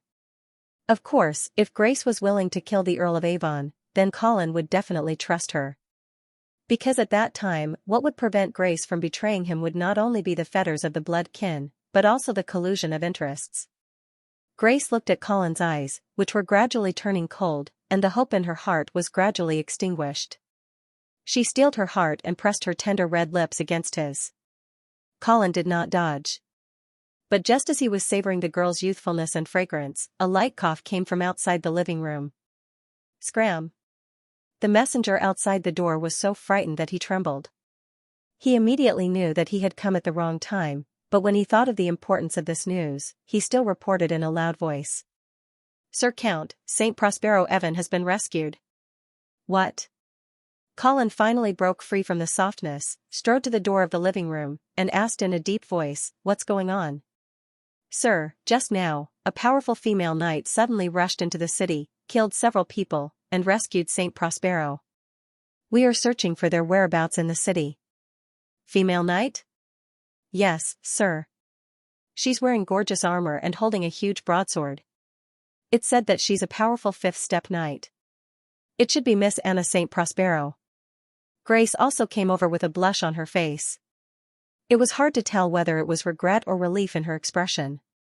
But no matter what, since the Earl of Avon was rescued, she did not have to kill a Saint Prospero with her own hands. Grace quietly breathed a sigh of relief. Anna Saint Prospero? Colin repeated the name and couldn't help but think of the valiant female knight he saw in Silvermoon City 2 years ago. At that time, she left a deep impression on Colin. He didn't expect to meet her again. But, why did the youngest daughter of the Duke of St. Prospero come to Tinder City at this time? Is she alone? Colin asked again. Yes. Evan was rescued by a woman. Colin resisted the urge to curse. Because he knew that he couldn't blame his subordinates for being too careless. After all, the blood cavalry had just entered the city and was busy stabilizing the situation in the city. Coupled with the serious lack of military strength, they really couldn't guard the Earl of Avon strictly. Continue to search and find them both. Yes. The messenger immediately took the order and left. However, Colin didn't have much hope. First of all, with the strength of the blood cavalry, it was impossible to search the entire city wantonly. Moreover, he couldn't stay in Tinder City for long. Continuing to march south to White Dew City was his real purpose. It seemed that the Earl of Avon was destined to slip away from his hands. Fortunately, this didn't affect Colin's original plan too much. However, for this Grace before him, are you relieved? Colin turned around and looked at the girl with a teasing expression. Grace nodded honestly and said, "That's right. Whether it's his identity as a direct descendant of the House of St. Prospero or my fiancé, it's hard for me to do anything to him." Colin shrugged and said, "Then you've lost a precious opportunity." After saying this, Colin strode out without any hesitation. "Your lordship." Grace pitifully called out from behind, as if she was a pitiful girl who had just been abandoned by a scumbag. Colin turned around and smiled politely. "Miss Grace, without the Earl of Avon, you and I will not have the opportunity to build trust. Therefore, I will continue to be your father's murderer." Grace puffed up her chest and bit her red lips. She said pitifully, "Is there no other way for you to trust me?" Colin shook his head firmly. He wasn't an animal who thought with his lower body. He wouldn't easily change his principles for beauty. If Grace could prove her sincerity and complete the binding of interests with the northern frontier, then Colin wouldn't mind having one more lover in Tinder City. Especially if it was a pretty girl. But now, Colin didn't want to complicate matters. Seeing that Colin wasn't moved, Grace immediately said, "Please wait a moment." Colin didn't intend to continue entangling with this girl. But when he saw the movement of Grace's hand from the corner of his eye, he suddenly stopped in his tracks. He saw her slender hand raised to her chest with her palm facing inwards. Her fingers were intertwined, forming a lotus-like handprint. This handprint. Colin had seen it before, just half a year ago in Imperial Dragon City, when he and Empress Medela were honest with each other and formed an alliance. Empress Medela had told him that if he saw this handprint again, it would be someone he could trust. Of course, Colin didn't have much trust in Empress Medela herself. But when he found out that the Bruggen family was actually a chess piece of the imperial family in the eastern region, his interest was immediately piqued. I suddenly want to taste your flower tea again. Grace smiled sweetly and said, "It's my honor." The two returned to the living room and sat down. It was the same flower tea, the same fragrance, the same girl who brewed the tea, but the atmosphere was completely different. Colin took the silver teacup Grace brought over and took a sip. He closed his eyes and savored the taste for a while. He opened his eyes again and said, "Were you testing me just now?" Grace shook her head in grievance and said, "Why would I test you? Then why didn't you reveal your identity at the beginning?" "Because I wasn't sure if you were an ally of Her Highness the Empress." "Didn't she tell you that I was a member of the Alliance?" "No. The Empress didn't tell me about any of the Alliance members. I just saw that you were targeting the eastern region and guessed that you might be an ally of Her Highness the Empress, so I made this handprint to test it out." Colin was stunned. He realized that although Empress Medela had told him about this handprint and the existence of such an alliance, she had never mentioned any of the alliance members. Originally, Colin thought that this was because the Empress was wary of him, but now it seemed that he wasn't treated specially. The other alliance members also didn't know of each other's existence, they only knew of the Empress. Therefore, Empress Medela became the key person to maintain this alliance. Without her, no one would be able to recognize their allies. Grace looked at Colin, who was deep in thought, and couldn't help but ask, "Sir Count, what are you thinking about?" Colin raised his head and asked the question in his heart, "Since the Bruggen family is an ally of the Empress, why did the Fire Velvet Army fight to the death with me?" Grace slowly shook her head and said, "Sir Count, you misunderstood. Father shouldn't be an ally of the Empress. In the Bruggen family, I'm afraid that I'm the only one." Colin thought about it carefully and felt that this was indeed the case. If Empress Medela could already control Count Bruggen, or even the entire Bruggen family, then the royal family wouldn't have to be so afraid of the eastern region. One must know that with the important position of Fire Velvet City and the powerful fighting strength of the Fire Velvet Army, compared to the eastern region's army, they could easily divide the eastern region into two. Plus, with the royal family fanning the flames, it wouldn't be difficult for the eastern region to fall into civil strife. Thinking of this, Colin asked again, "Since the Bruggen family is still loyal to the House of Saint Prospero, then why are you willing to serve Empress Medela?"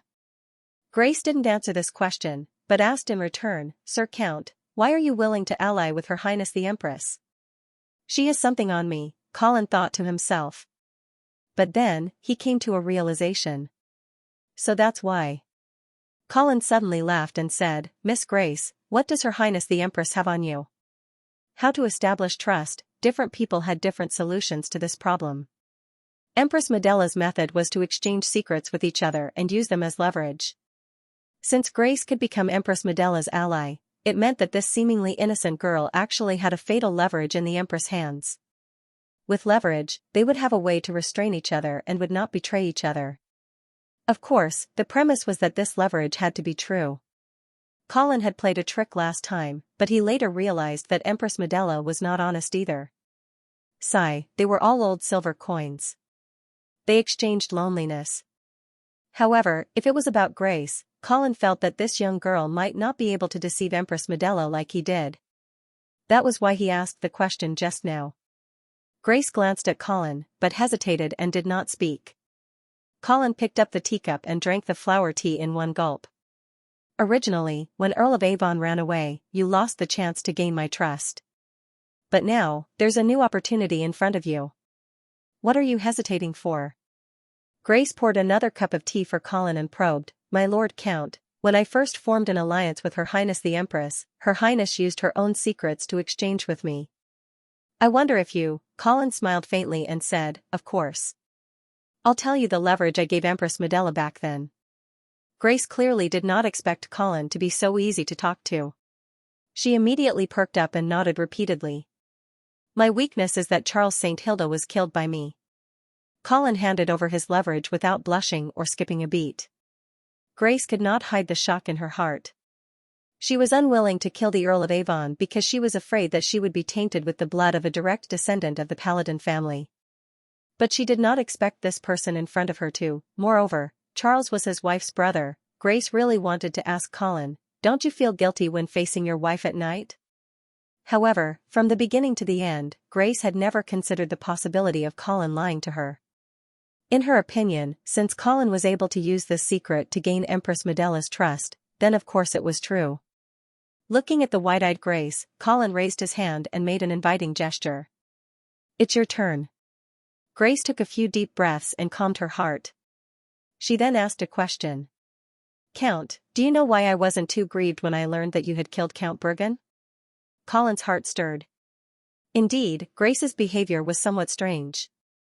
Originally, Colin thought that the other party was pretending to be strong, feigning civility with the enemy who killed his father, and looking for an opportunity to assassinate and take revenge.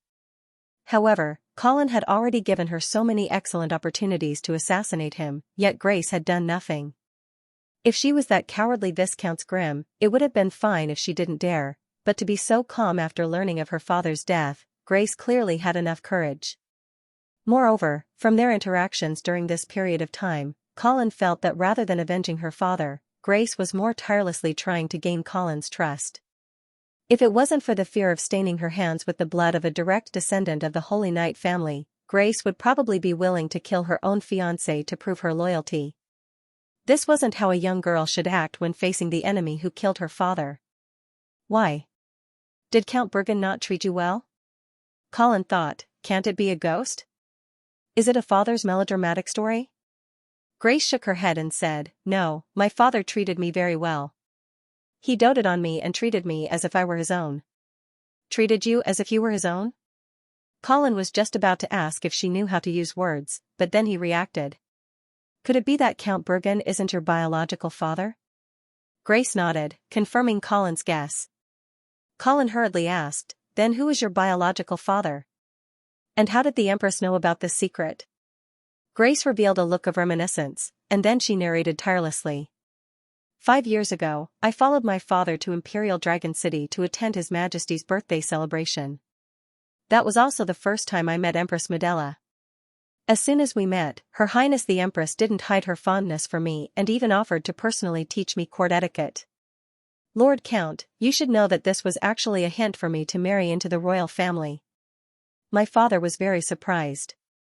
Although he knew that with my status, it was unlikely that I would marry Prince Harrison. Even if I could marry a collateral member of the San Lorenzo family, it would still be a great honor for the Bergen family.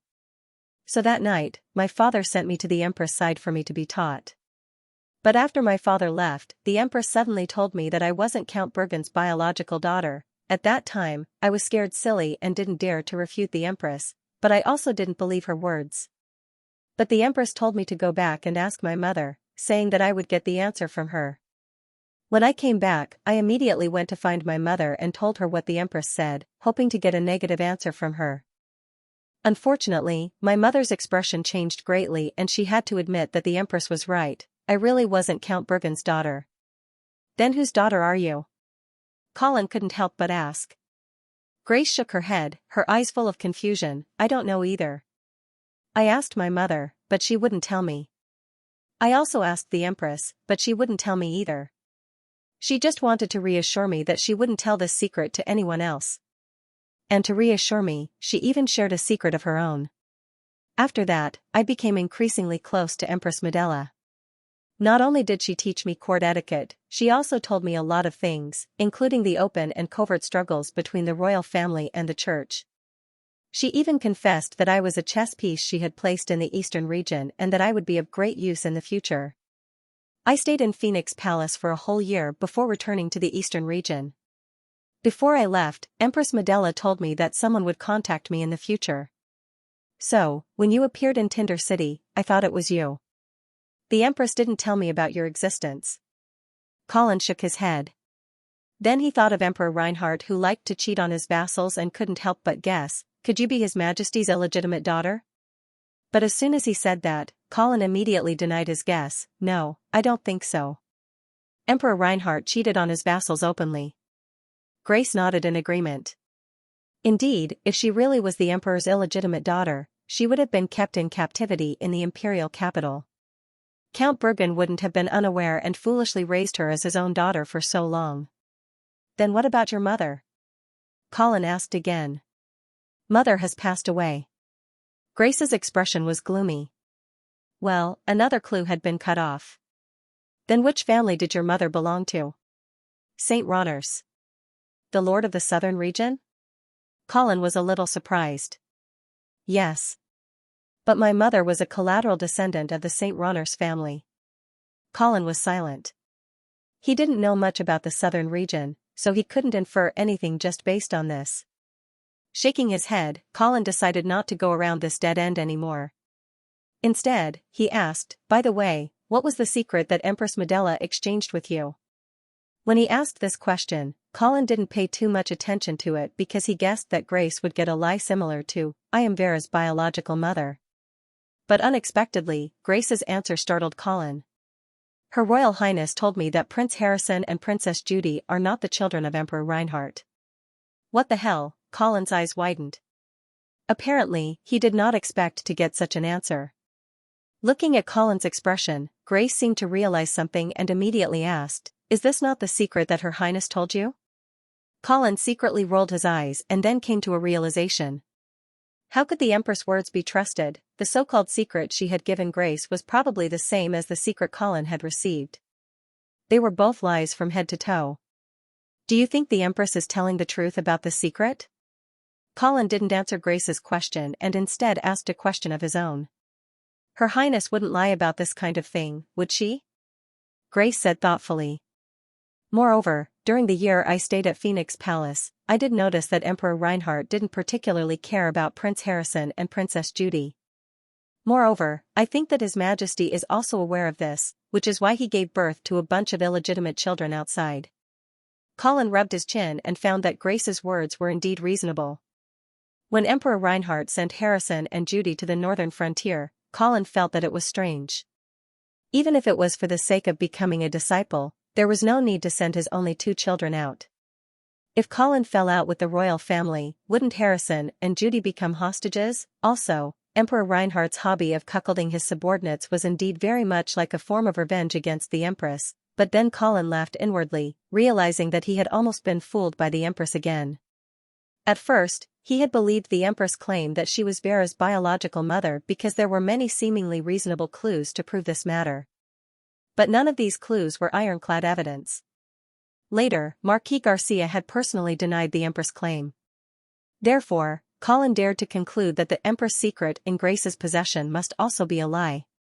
How could a cunning politician like Empress Medela really hand over her own fatal weakness, not to mention handing it over to a young girl like Grace? The Bergen family was indeed important, but not to this extent. Even if Grace's background was slightly mysterious, it would never be enough for Empress Medela to pay such a price to win her over. Emperor Reinhardt's attitude towards Harrison and Judy was indeed strange, and his well-known eccentricities did seem to imply something, but this was certainly not because the Empress had cuckolded him. Otherwise, how could Emperor Reinhardt, who held the highest authority of the Empire of Light, tolerate Empress Medela? This was the most important issue of bloodline. Even if Empress Medela was born in the House of Saint, it was impossible for the royal family's tolerance on this issue. What are you thinking about? Seeing Colin remain silent, Grace couldn't help but ask. It's nothing. Of course, Colin wouldn't tell Grace about the secret Empress Medela had given him. Although it was also a lie, Vera's background was indeed suspicious. Colin did not intend to tell the secret of the House of St. Hilda to an outsider like Grace. Grace knew that Colin was hiding something from her, but she did not dare to ask. In the current situation, she was obviously the weaker party, and the one who needed help. Ever since she found out that she was not the biological daughter of Count Bergen, Grace had a strong sense of crisis. When she first found out that she was about to marry the Earl of Avon, Grace was extremely conflicted. On one hand, she also wanted to marry into the House of St. Prospero and have more power. That way, even if her background was exposed, she would have room to maneuver. But on the other hand, she was worried that her behavior would be seen as a betrayal by Empress Medela. After all, she was very clear about the conflict between the royal family and the eastern region. She also knew that she was actually a chess piece placed in the eastern region by Empress Medela. This kind of dilemma caused Grace to act strangely when she saw Colin, who had killed his way into the city. Others thought that Colin was her father's murderer, but in fact, in Grace's eyes, Colin was her savior and an opportunity. "Sir Count, now that we've exchanged our secrets, will you be able to trust me?" Grace lightly bit her red lips and asked with a bashful expression. Colin was naturally able to understand Grace's hint.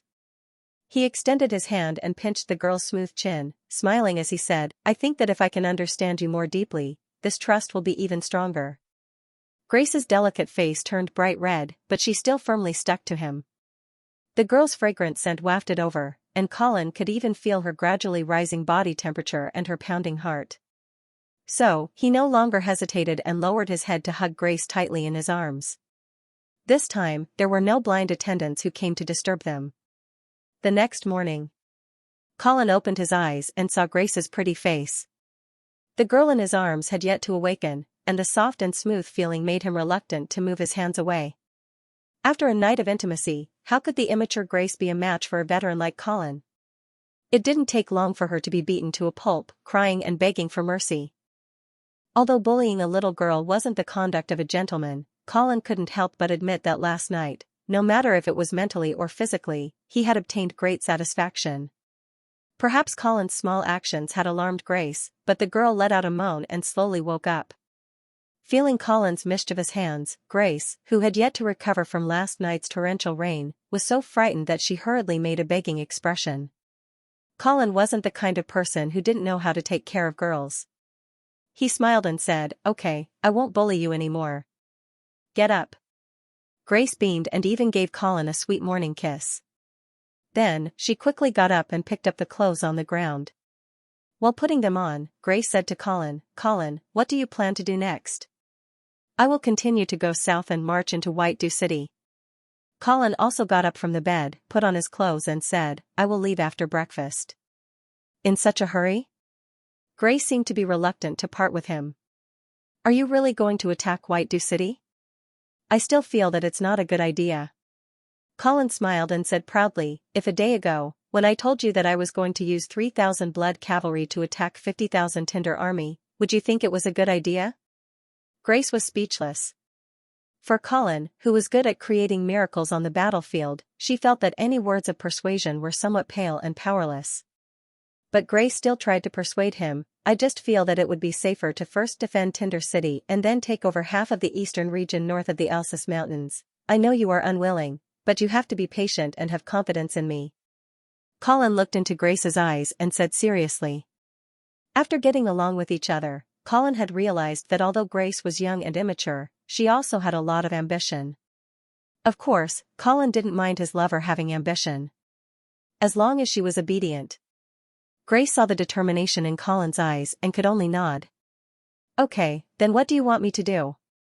"Not for the time being." Colin stepped forward and held the girl's shoulder. "Be patient and don't always think about this little place north of the Alsace Mountains. In my eyes, the entire eastern region will be mine sooner or later." Feeling Colin's strong confidence, Grace's heart surged and she once again took the initiative to kiss him. The clothes that she had just put on slipped off again. When Colin held Grace's hand and walked into the dining hall, they immediately attracted everyone's attention. Although it was said to be everyone, there were actually only 3 people: Prince Harrison, Princess Judy, and the current head of the Bruggon family, Viscount Grimm.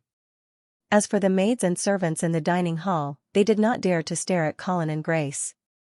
Of course, someone as thick-skinned as Colin would not care about other people's gazes, but the girl beside him could not help but lower her head shyly. However, her hands were still wrapped around Colin's arm, and she did not let go. Originally, Viscount Grimm was using an extremely flattering posture to get close to Prince Harrison, and no one knew what he was saying. Now that he saw his father's murderer walk in, the Viscount Grimm immediately shut his mouth.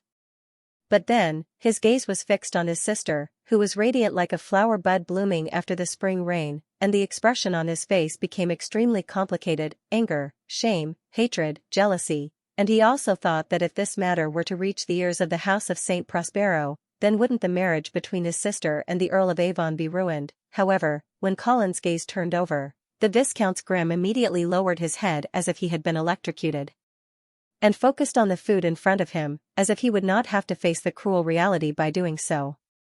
"Greetings, teacher." Prince Harrison and Princess Judy stood up and bowed, their faces full of mischievous smiles.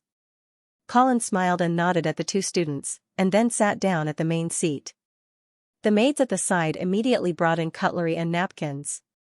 The long table was filled with a sumptuous breakfast: stewed grouse with mushrooms, steamed white salmon, grilled steak, cream pies, white bread, milk, and some vegetables and nuts. The Bruggon family's chef was very good at cooking.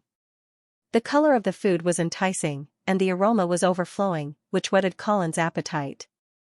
After drinking a mouthful of milk, Colin opened his mouth to speak to the Viscount's Grimm, who was hiding at the side and pretending to be invisible. "Viscount's Grimm, in about 2 hours, the Blood Cavalry will leave Tinder City. You can also prepare." Viscount Green tried his best to suppress the humiliation in his heart. He forced a smile on his face and said, "All right, Count Angeli.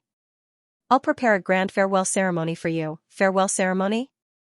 Colin was stunned for a moment before he shook his head and said, "No, you misunderstood. I want you to prepare your own luggage and come with us later." Viscount Green was dumbfounded. After regaining his senses, the young Viscounts began to tremble again. He didn't know if it was because of fear or anger. "What? You're not happy?" Colin raised his eyebrows. Viscount Green trembled even more violently, as if he was having a stroke. The knife and fork in his hand knocked against the plate, making clanking sounds. "Poochie!" Princess Judy couldn't help but cover her mouth and snicker. Apparently, she was amused by Viscount Green's appearance. Viscount Green took a few deep breaths and tried to adjust his state of mind.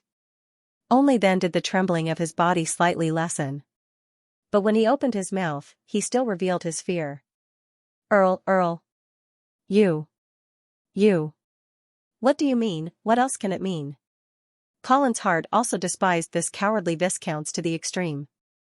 His tone also became impolite. "Now that you're my captive, do you still want to continue to stay in Tinder City?" Captive? Viscount Green's face turned pale in an instant. He then pointed at Grace and said without thinking, "You can take my sister away." Hearing this, Grace didn't even raise her head and continued to elegantly cut the beef on the plate. Colin sneered and said, "Viscount Green, pushing your sister out as a captive, is this your responsibility as a knight and as the patriarch of the Bruggon family? Isn't she already your lover?" Viscount Green shouted, I still have to stay and preside over the overall situation of Tinder City. And if I go with you, then who will inherit the Bruggon family's title?" Colin rolled his eyes and said in a bad mood, "I don't care who inherits the Bruggon family's title. Now I just want to take my captive away." After saying that, he no longer paid attention to Viscount Green, who was still shouting. He reached out his hand and clapped heavily twice. Then, 3 Blood Cavalry soldiers walked in. Colin waved his hand, as if he was driving away a fly. "Viscount Green is too slow to pack up. You guys go and help him speed up." "Yes. Earl, I'm willing to pledge my loyalty to you. Sister, help me beg Earl Angeli, help me." No matter how Viscount Green begged for mercy, Colin looked indifferent. Grace also didn't say anything, as if she didn't hear her brother's cry for help. The poor Viscount Green was forcibly dragged out by the Blood Cavalry soldiers just like that. That embarrassing appearance made the Bruggon family's attendants couldn't help but lament in their hearts. Earl Bruggon was also a person of importance, but how could he have such a useless son? Princess Judy looked at this scene with great interest. Suddenly, she moved to Grace's ear and whispered a few words. Then, the two began to chatter, and no one knew what they were discussing. Colin glanced at the two, and didn't find it strange.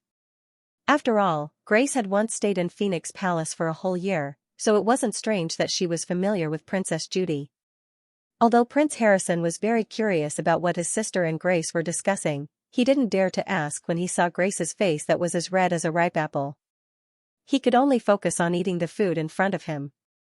Colin stuffed the last piece of steak into his mouth and drank all the milk. He picked up the napkin to wipe his mouth, and stood up, saying, "Harrison, Judy, hurry up and pack up after you two are done eating. We're about to set off." Yes, teacher. Prince Harrison immediately responded. Princess Judy smiled and asked, Teacher, is Sister Grace really not coming with us? Colin shook his head and said, Grace has other things to do. All right. Princess Judy pouted unhappily, as if she really wanted Grace to replace that boring and annoying Viscount's Green. Seeing Colin walk out, Grace hurriedly put down her knife and fork and got up to follow him. Colin waited for her to come up, and asked, After I leave, you should be able to control the situation in Tinder City, right? Yes. Grace nodded eagerly. As long as Green isn't around, I'm the first in line to inherit the Burgeon family's title. No one can challenge my position.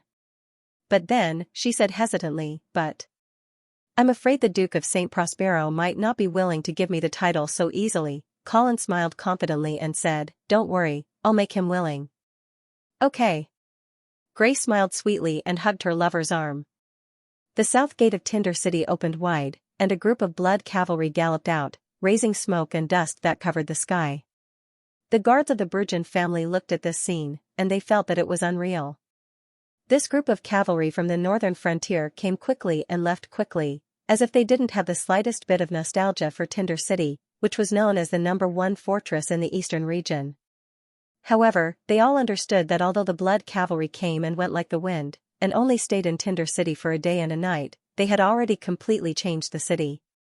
The rumors about Grace and Count Angeli were already circulating in the city, and this kind of news could always spread effortlessly, not to mention that the Burgeon family didn't seem to have the intention of blocking the news. Therefore, where Tinder City should go in the future, became the most private topic of discussion in the city. Grace stood on the city wall, not caring about the various probing gazes coming from the surroundings, and looking at the blood cavalry gradually disappearing into the horizon, she was lost in thought. The butler walked over and asked softly, Miss, those rumors in the city, should we do something about it? No need. Grace shook her head. The butler frowned, and just as he was about to persuade again, he heard Grace say again, Go and contact the church, let them prepare for Father's funeral. Yes. The butler could only accept the order with a heart full of worries and left. The cold wind whistled, and the guards on the city wall unconsciously shrank their necks.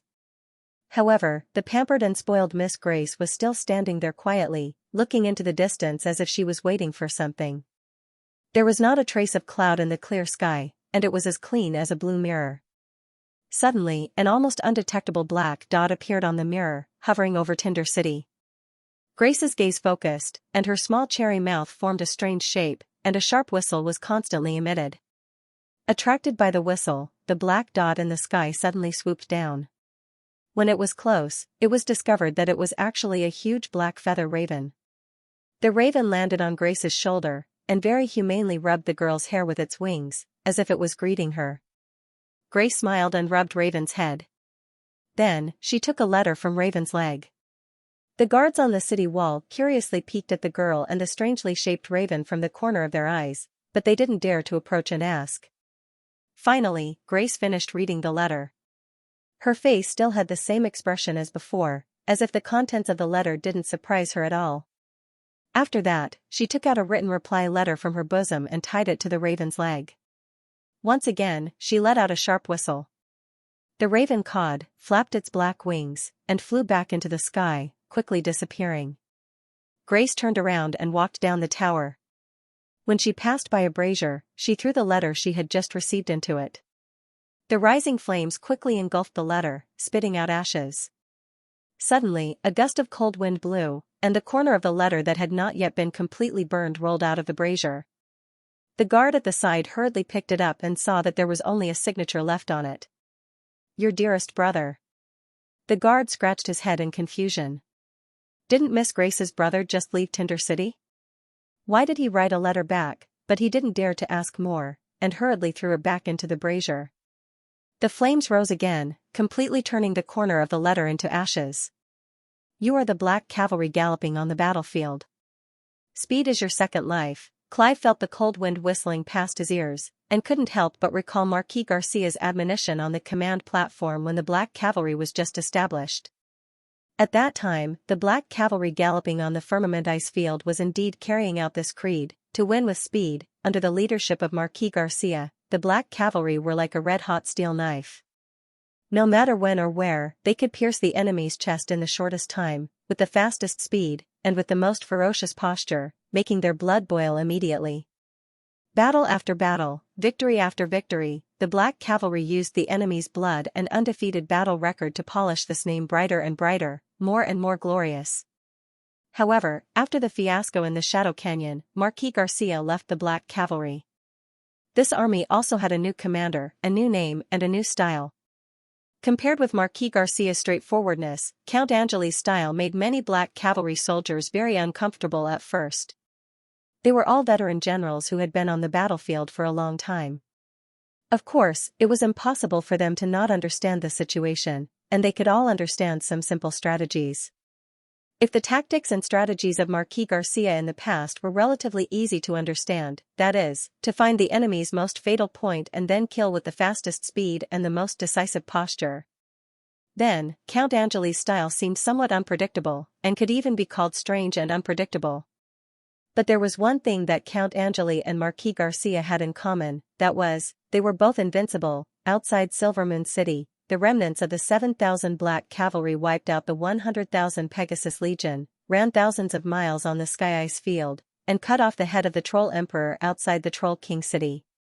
When the northern frontier was in danger of falling into civil strife, he turned the tide with his own strength and led the army to defeat the seemingly large number of rebels. Although it was hard for officers like Clive to figure out Count Angeli's thoughts, Count Angeli's reputation in the army was no less than Marquis Cash's because of the victories that Count Angeli had won over and over again.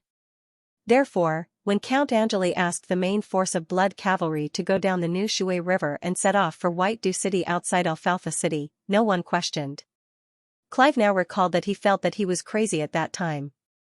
Less than 20,000 Blood Cavalry went deep into the hinterland of the eastern region alone, and their target was a strong city like White Dew City. No one would think that it was possible for them to take down White Dew City alone, but strangely, no one doubted that Count Angeli could lead them to take down White Dew City. It sounded difficult to understand, but this was the role of prestige. As long as there was enough prestige, a commander could let his army execute any seemingly impossible order. The cold wind was biting, but Clive felt that his chest seemed to be burning with a soldering iron. White Dew City, the capital of the eastern region, the territory of the House of Saint Prospero, it was also the place where Marquis Garcia was imprisoned. The shame of the Shadow Canyon could not be washed away by the blood of the Pegasus Legion alone. After landing on the south side of the Alsace Mountain, this Blood Cavalry seemed to have returned to the sky ice field again, and found the feeling of galloping unhindered and stabbing into the enemy's chest like a sharp blade. Clive drank a mouthful of liquor on the horse and stuffed a few pieces of beef jerky into his mouth. The whole process did not slow down at all. This was the basic skill of every Blood Cavalry officer, and they could even sleep on the back of the horse. After 5 days and 5 nights of galloping, Clive was convinced that White Dew City should be not far away. Suddenly, a low bugle sounded in front of him. Clive's heart trembled, and he immediately reduced the speed of the horse slowly.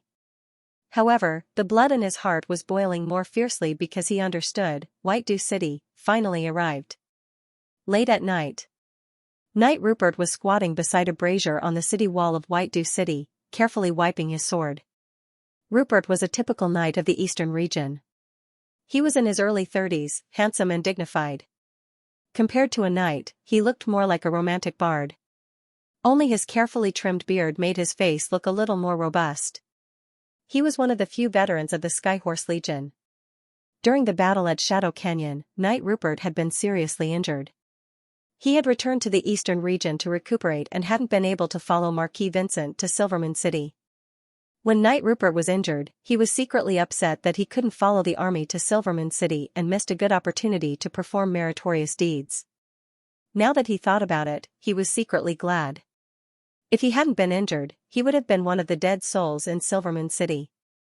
As the direct descendant of the St. Prost family, the lord of the eastern region, the Heavenly Horse Legion must be rebuilt as soon as possible. Moreover, the replenishment of troops, logistical support, equipment supply, and so on were the first priority.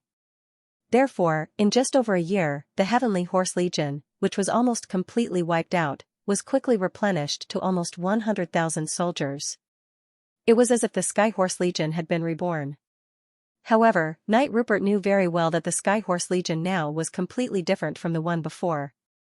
Although the new recruits had undergone more than a year of training and looked like soldiers, Knight Rupert knew very well that they were just for show.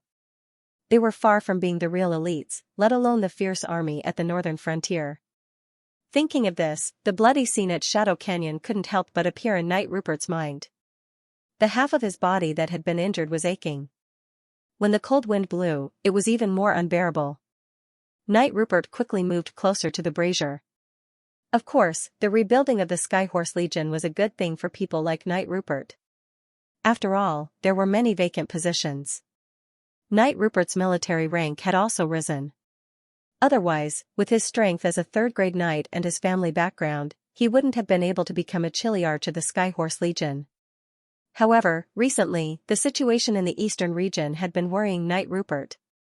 Although there was still no conclusion as to what had happened in the Battle of Alfalfa City, all kinds of rumors were still flying around.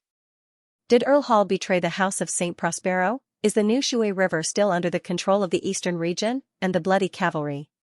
Where are they now? Knight Rupert was most concerned about the last question. To be honest, he really didn't want to run into that terrifying northern frontier cavalry again. As he was thinking, a strange feeling rose in his heart. Knight Rupert was stunned and tilted his head to listen. It seemed that something was really happening. Knight Rupert immediately stood up and walked to the city wall with his sword in hand, looking out. Tonight, the stars were lonely, and the moon was hidden behind the clouds. It was pitch black outside the city, and nothing could be seen. However, Rupert still felt that something was wrong. This was the intuition of a veteran who had been on the battlefield for many years. Knight Rupert randomly selected a group of soldiers and began to patrol the city carefully. However, after a round of patrolling, he found nothing. It seemed that he was just being paranoid. Just as Knight Rupert was about to give up on patrolling and return to the fire to continue warming himself, a creaking sound clearly entered his ears.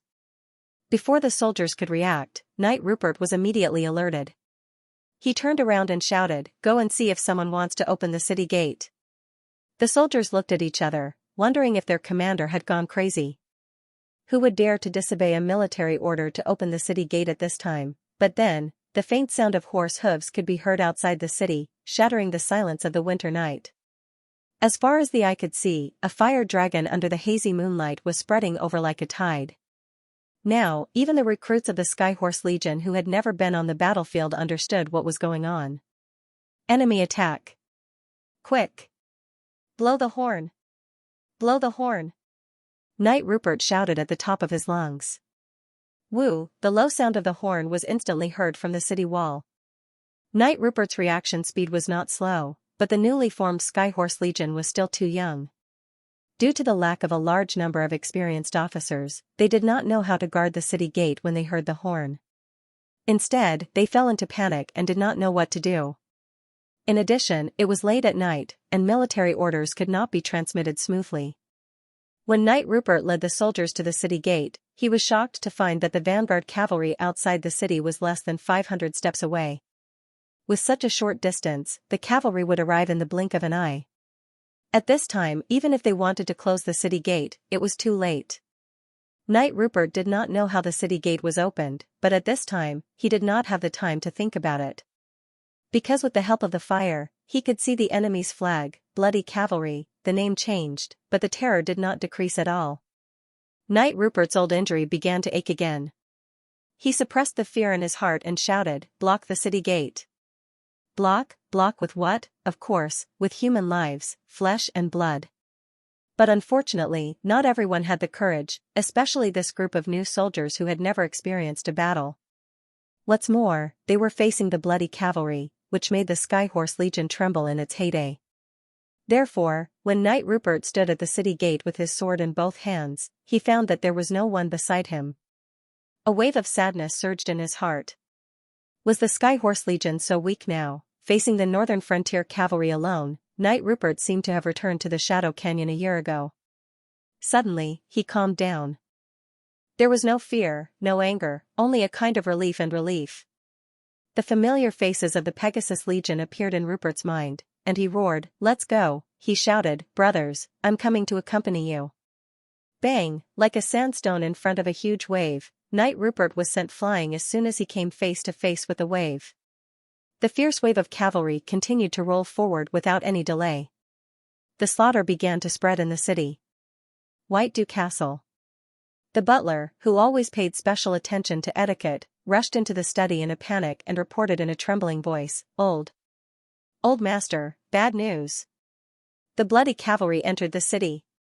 The Duke of St. Prospero, who was playing chess with Marquis Vincent, didn't seem to be surprised at all. He didn't put down the crystal chess piece in his hand, and his eyes were still fixed on the chessboard. Which gate? How did they get in? Influenced by the calmness of the Duke of St. Prospero, the butler took a few deep breaths, calmed down, and said, they entered from the north gate. The current information is that a mole secretly opened the north gate and let the bloody cavalry in. I see. The Duke of St. Prospero nodded. Seeing this, the butler suddenly relaxed a lot. Obviously, the Duke of St. Prospero had expected all of this. Perhaps, this was a trap set by the Duke against the bloody cavalry. Therefore, seeing that the Duke of St. Prospero didn't have any further instructions, the butler bowed, left the study, and closed the door on his way out. In the study, Marquis Vincent looked at the Duke of St. Prospero with a dignified look, and said in a low voice, well, father, do you believe me now? In the study, the Duke of St. Prospero raised his head and glanced at his eldest son. There was an inexplicable deep meaning in his eyes. Upon seeing this, Marquis Vincent's face showed undisguised disappointment, as well as a trace of loss and indignation. He sighed and said, Father, you said you weren't biased. Back then, my younger brother concluded that I had been assassinated in Silvermoon City based on some rumors, and you believed him almost immediately. But now, the irrefutable facts are in front of you, but you still refuse to believe me. The Duke of St. Prospero still didn't speak. He just put the crystal chess piece in his hand on a position on the chessboard, and then looked at his son quietly, as if saying, it's your turn. Marquis Vincent threw the chess piece in his hand on the chessboard, disrupting the game. The Duke of St. Prospero frowned and was about to reprimand when he heard his son say, Father, you still don't understand, Evan has been eyeing the position of the Duke of the Eastern region from the beginning. For this reason, he ignored the Brotherhood and insisted that I had been killed in Silvermoon City.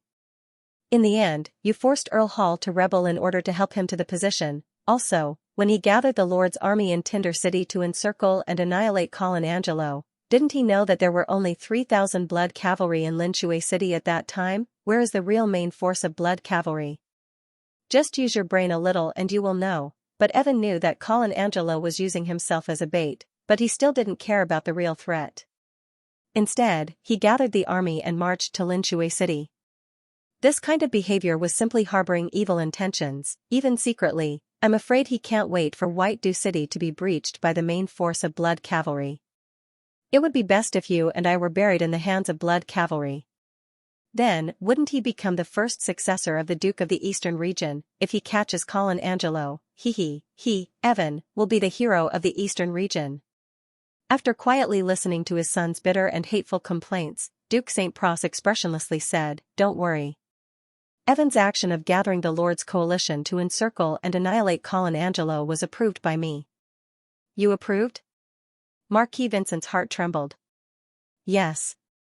The Duke of St. Prospero continued, After I figured out Colin Angelo's plan, I immediately sent a message to Tinder City, asking Evan and Count Bruggen to ignore the safety of White Dew City and make capturing Colin Angelo their top priority.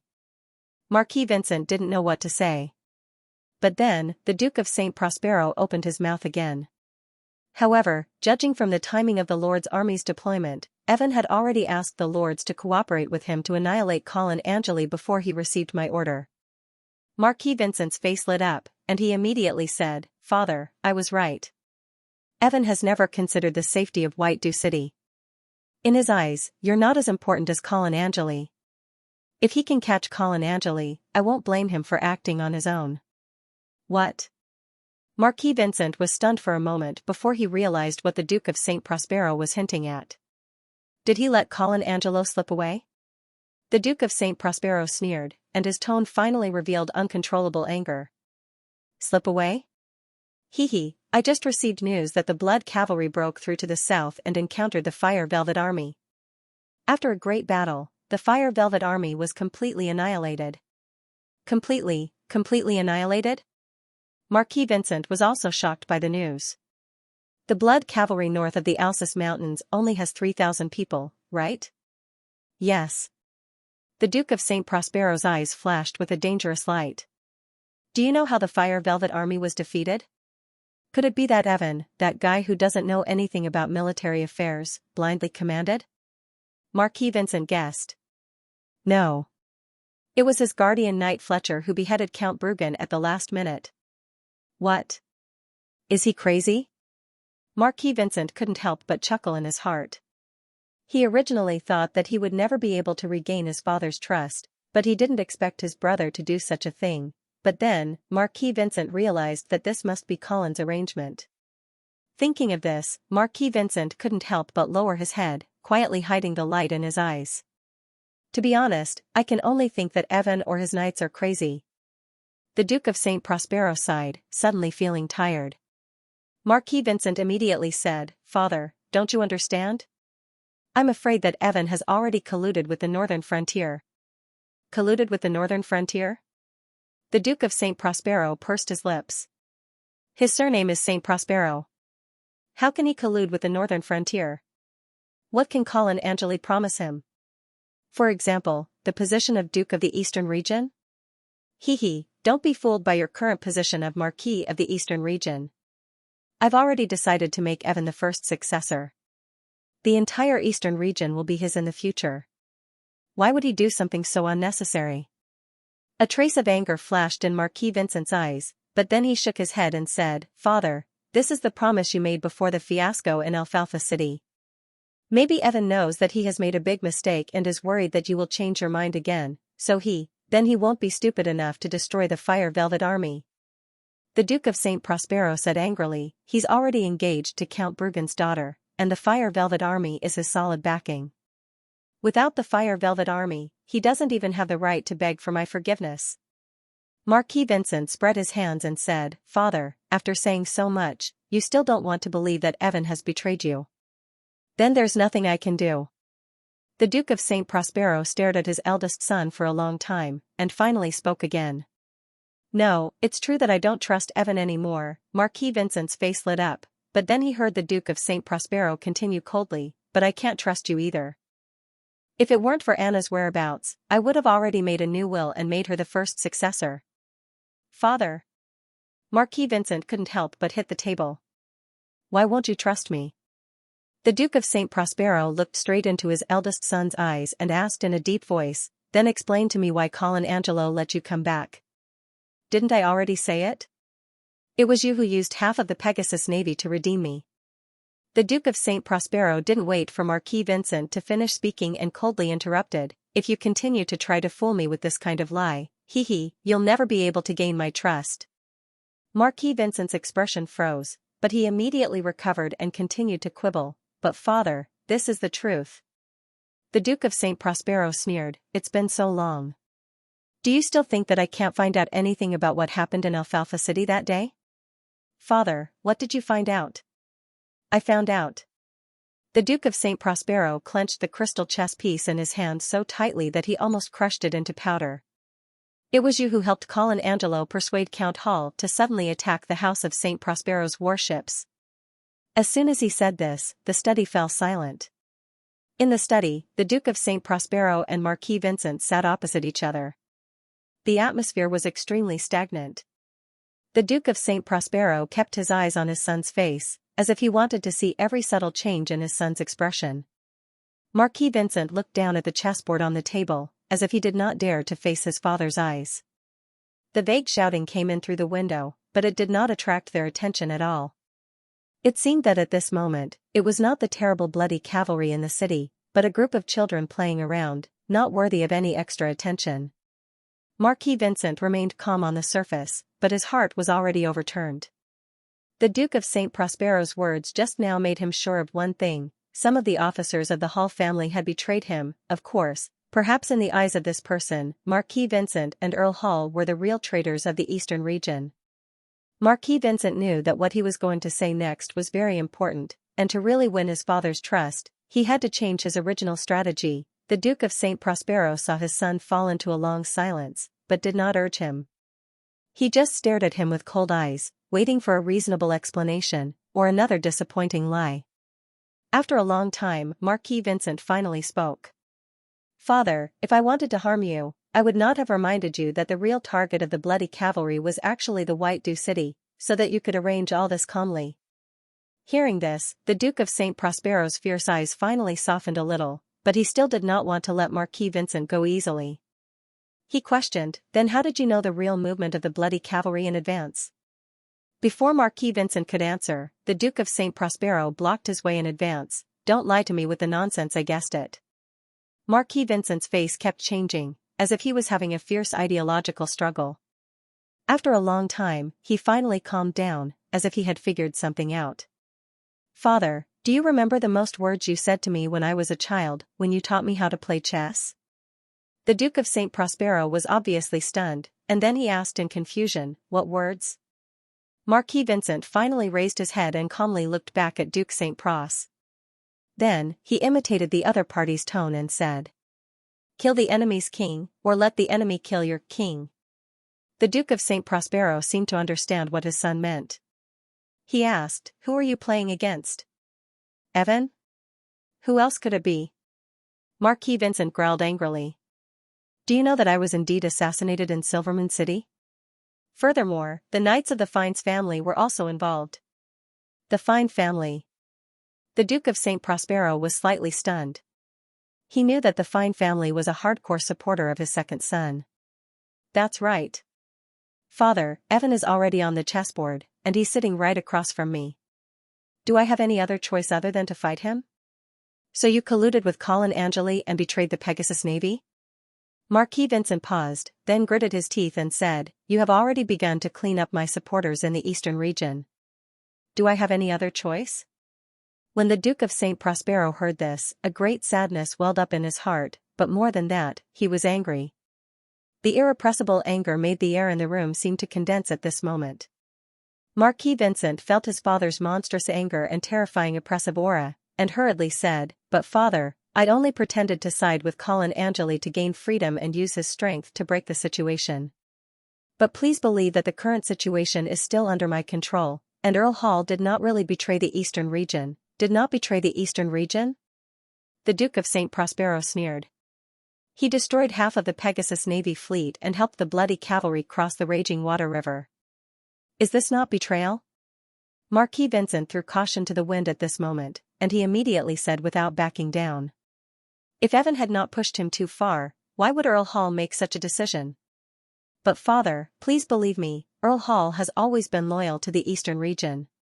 As long as you forgive his mistakes, the raging water river will still be a barrier for the eastern region. As for the bloody cavalry who have already crossed the river, haven't they already fallen into your trap?" The Duke of St. Prospero restrained his aura, but he still sneered and said, "So, I should thank you?" Marquis Vincent also breathed a sigh of relief, knowing that his father had actually softened his heart.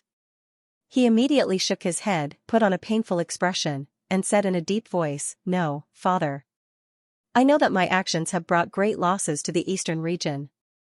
Those Pegasus Navy soldiers who died in the hands of our own people, and the souls of the eastern region who died tragically under the bloody cavalry's rampage, are all because of me. But, is this really only my responsibility, who pushed Evan onto the chessboard? In the face of this game of chess, do I have any other choice but to do my best to win?" The Duke of St. Prospero suddenly lowered his head, as if he did not want to face his son's resentful eyes. He suddenly felt a little perplexed. Was he really wrong? In fact, a long time ago, someone had warned the Duke of St. Prospero that his second son, Evan, was too scheming, and it was better to cut off his idea of inheriting the Duke of the Eastern region as early as possible to avoid trouble. In fact, the Duke of St. Prospero had listened to this person's advice and sent Evan to Yevil to become a mage. He had been trying his best to help his eldest son, Vincent, cultivate his own forces and stabilize his position as the first heir.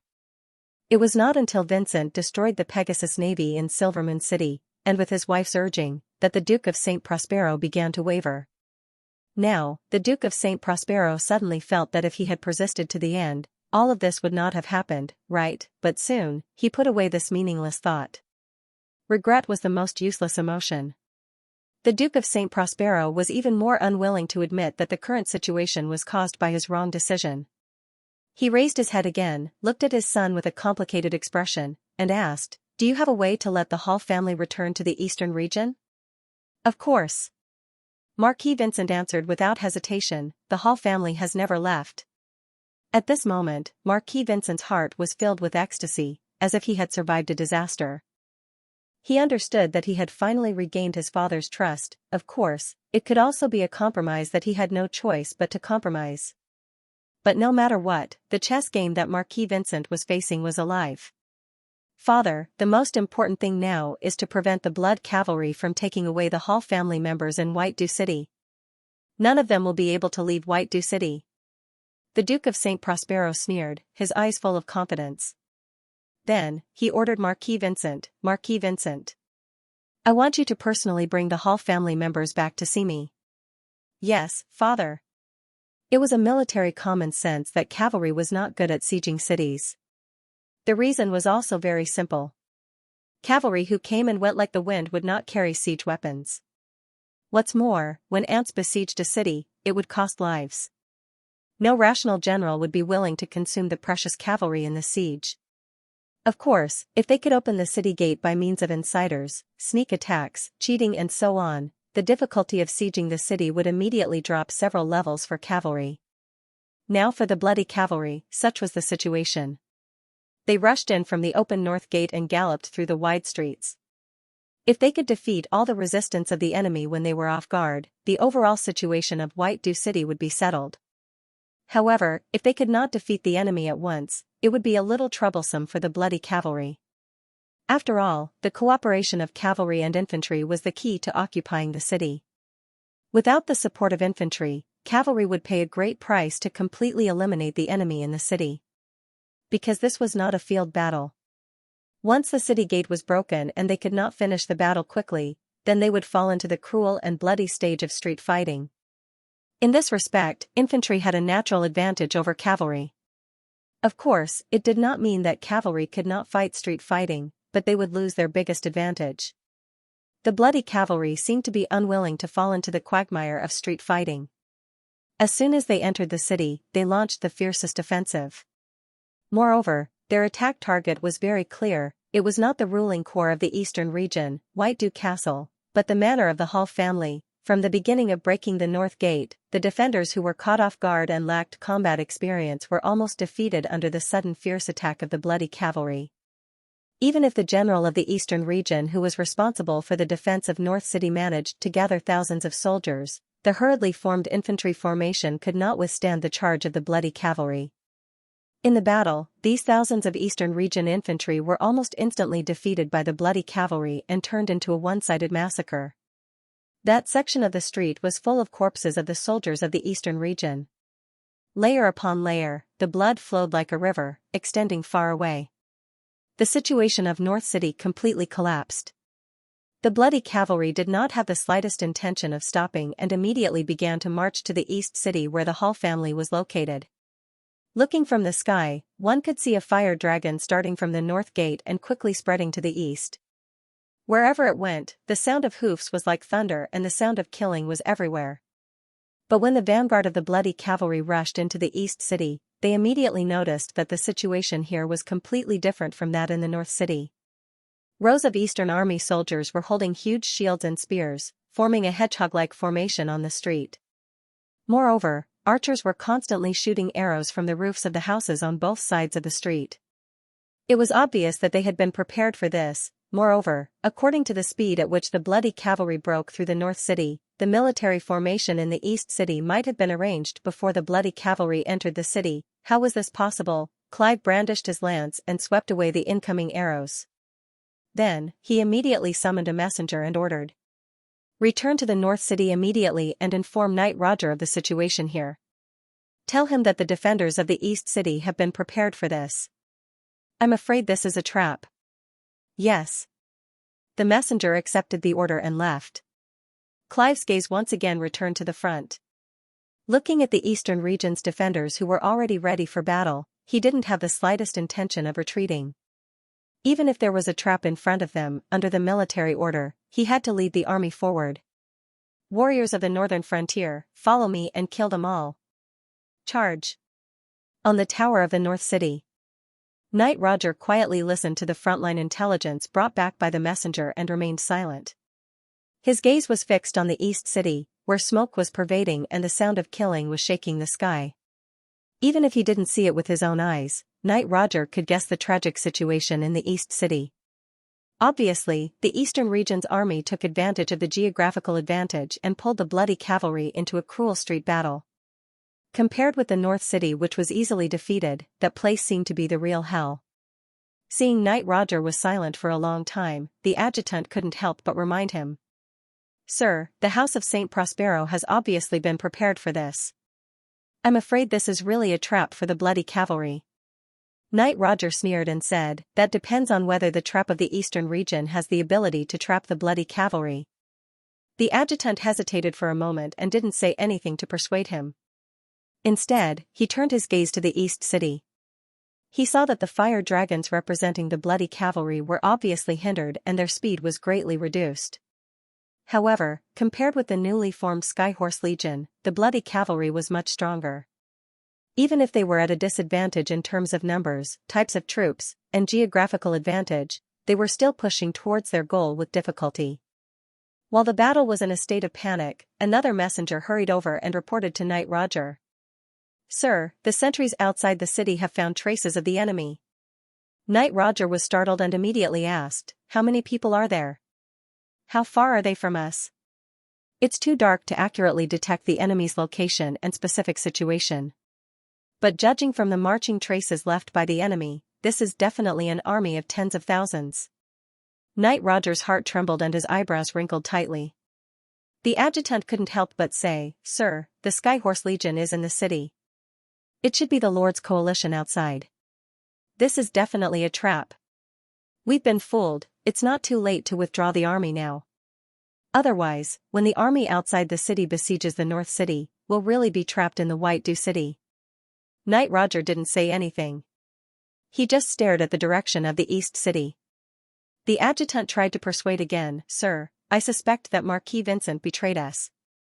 Even if we successfully break through the defense of the East City, we won't be able to take the Hall family away, so, you'd better give the order to withdraw as soon as possible. Knight Roger turned his head and asked seriously, Are you sure that Marquis Vincent betrayed us? Of course. Marquis Vincent must have revealed our plan to the Duke of Saint Prospero. Otherwise, with the speed of our attack, how could Duke St. Pros have time to gather the army of feudal lords and have them ambush outside the city to block our path of retreat? Seeing that Knight Roger was still hesitating, the adjutant tried to persuade him again, actually, this isn't strange. After all, Marquis Vincent is from the east. Even if he agreed to cooperate with us, there's no guarantee that he won't change his mind. Sir Earl, you shouldn't have trusted this person. Are you questioning Sir Earl? Knight Roger coldly interrupted. The adjutant immediately lowered his head and said, I wouldn't dare. Knight Roger looked deeply at the adjutant and said, Go personally to the East City to supervise the battle. Within 3 hours, we must kill our way to the Hall family's manor. Yes. After that, Knight Roger turned to the messenger and ordered, Let the sentries find the position of the army outside the city and report back to me at any time. Yes. The night was dark. The Duke of Saint Prospero stood on the balcony of White Dew Castle and looked into the distance. From where he stood, he could vaguely see the situation of the battle in the eastern city. Although the bloody cavalry was very brave, they were still trapped in the layers of defense carefully built by the Skyhorse Legion. Of course, the Duke of Saint Prospero was also very clear that the eastern region would have to pay a terrible price if the northern frontier cavalry were to stay in White Dew City. It was even more terrible than the price they had to pay in the Battle of Shadow Canyon. But the Duke of Saint Prospero was still determined to carry out the plan. Because he understood that the meaning of this battle was not only to annihilate the cavalry of less than 20,000 people, but also to pull out the sharpest tooth of the northern frontier. More importantly, it was more significant for the eastern region. The eastern region army had been weak for many years because it lacked a whetstone. This time, the Duke of St. Prospero wanted to use the bloody cavalry as the toughest whetstone to forge an iron-blooded army for the eastern region. As for the lives and flesh that were about to be consumed in the process of wedding, the Duke of St. Prospero thought that it was the price the eastern region had to pay. This was the cold-bloodedness and decisiveness that a wise lord must have. Light footsteps sounded behind him, and the familiar rose fragrance made the Duke of St. Prospero guess the identity of the person without looking back. Sure enough, the Duchess walked gracefully to her husband's side. She looked at the fire in the city and smiled. It seems that the bloody cavalry won't give up until they achieve their goal. The Duke of St. Prospero smiled proudly and said, "Of course. The Hall family is too important for the northern frontier. So the bloody cavalry can't smoothly take those people from White Dew City, and the northern frontier will never be able to completely control the new Shui River. And we also have a bargaining chip to persuade Earl Hall to change his mind.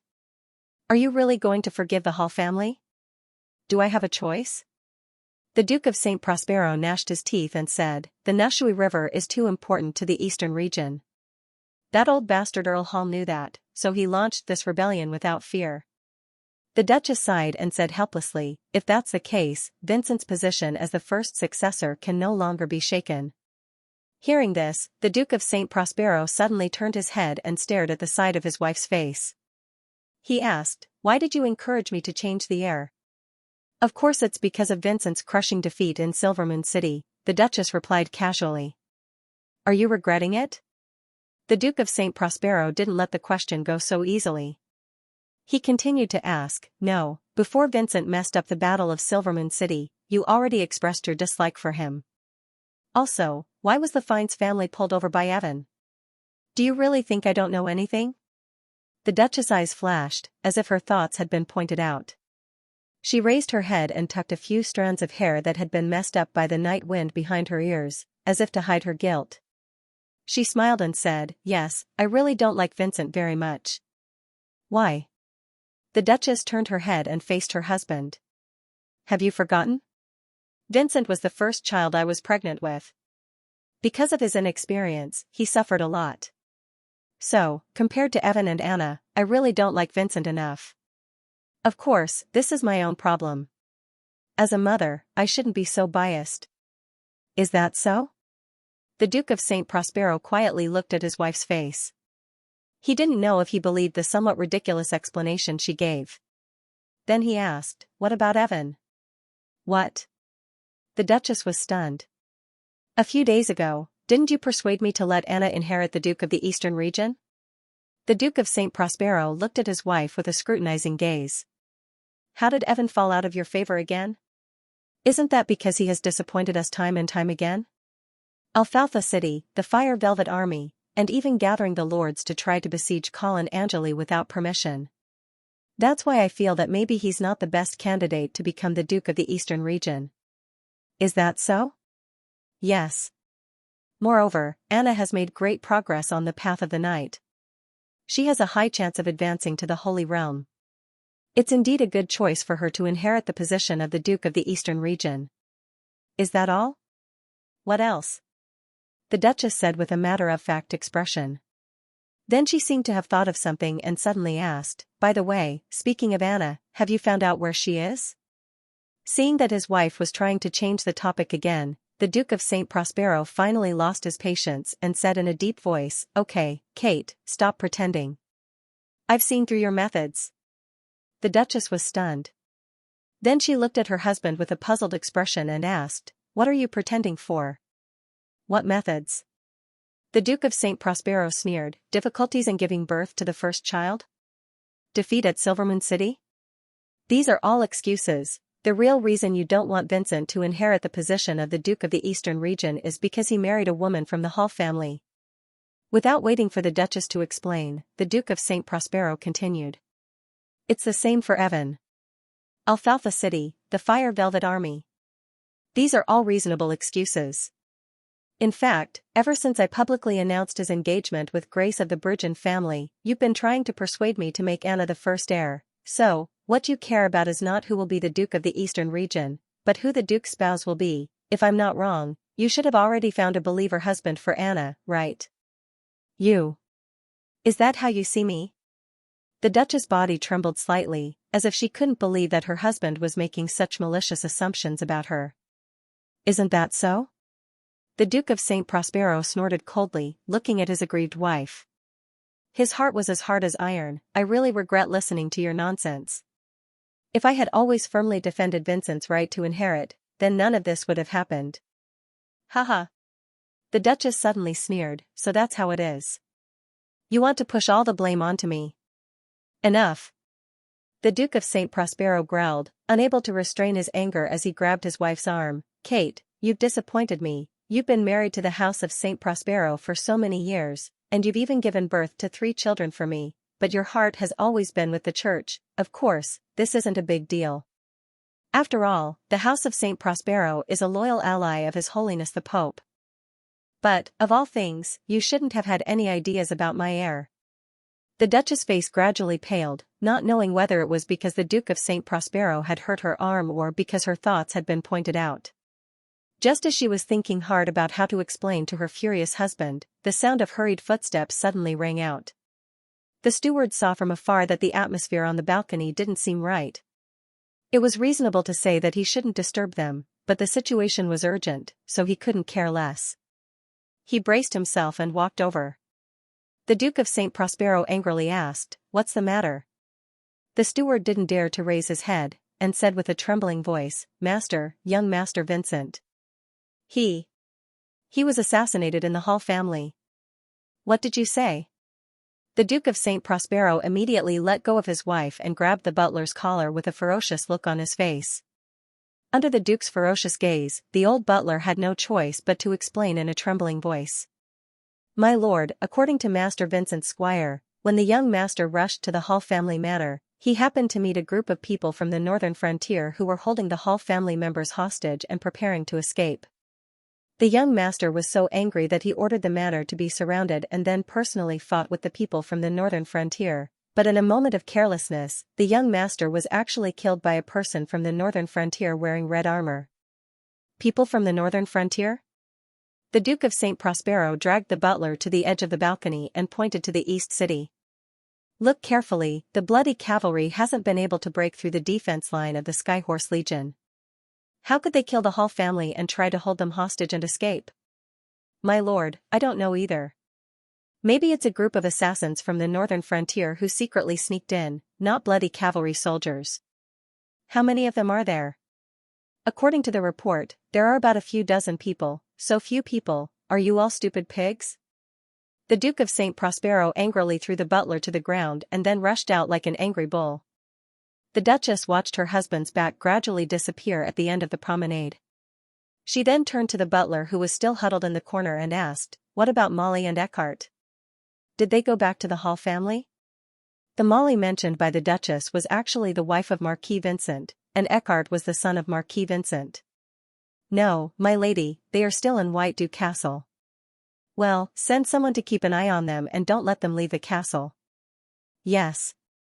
After the butler left, the Duchess stood on the balcony and looked in the direction of the Hall family.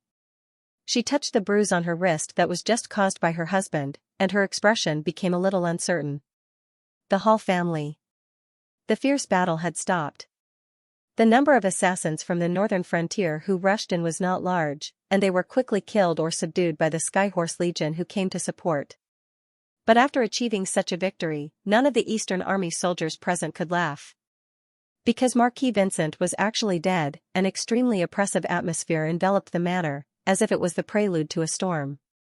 Muffet's face was so gloomy that it looked like water could drip from it. He suppressed the anger and fear in his heart and asked the woman in front of him, "Lady Phelan, how did these northern frontier people appear in the Hall manor?" Madame Phelan, the wife of Earl Hall and the current person in charge of the Hall family in White Dew City, forced herself to remain calm. "Lord Muffet, how did these people from the northern frontier sneak into White Dew City? Shouldn't they be asking your Skyhorse Legion?" The Knight of Muffet was not willing to take the blame, so he immediately sneered and asked, "Madame Phelan, who do you think you can fool? Your Hall family has been colluding with the northern frontier for a long time.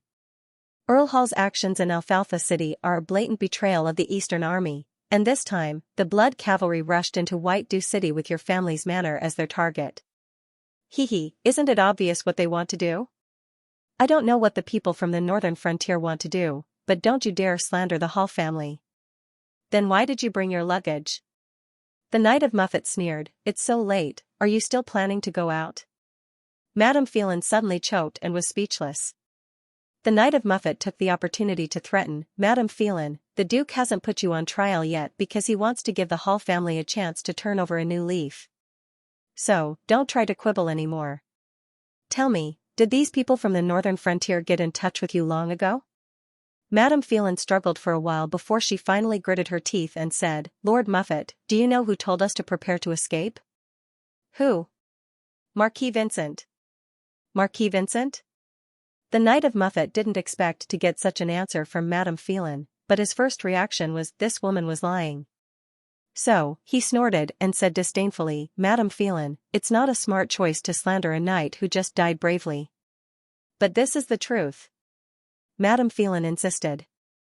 It was Marquis Vincent who asked Molly to inform us. He said that if we see knights in red armor, we should follow them. The Knight of Muffet stared into Madame Phelan's eyes, and she didn't flinch. His intuition told him that Madame Phelan wasn't lying. But if this was the truth, then didn't it mean that Marquis Vincent had long planned to help the Hall family escape? That was too ridiculous, and what was even more ridiculous was that Marquis Vincent died in the battle to prevent the Hall family from escaping. The Knight of Muffet was speechless. How could he almost be deceived by such a contradictory and flawed lie?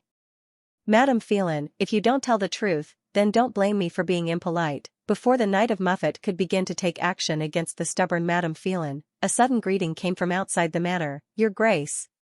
The Knight of Muffet's heart trembled. He no longer cared about Madame Phelan and immediately strode outside. Before he could reach the entrance of the manor, he saw the Duke of St. Prospero striding in. Your Grace. The Knight of Muffet immediately bowed, and then heard the low and hoarse voice of the Duke of St. Prospero, Where is it? It's in the hall. The Knight of Muffet hurriedly led the way.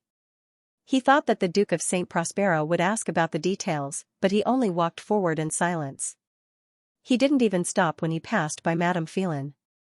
After entering the hall, the Duke of St. Prospero found that his son's body had already been collected and placed in a crystal coffin. He took a few steps forward and saw Vincent lying there peacefully. If it wasn't for the hideous wound on his chest, he would have thought that he was just sleeping. Seeing the Duke of St. Prospero standing in front of the coffin for a long time without saying anything, the Knight of Muffet hurriedly gave a look to the guards in the hall.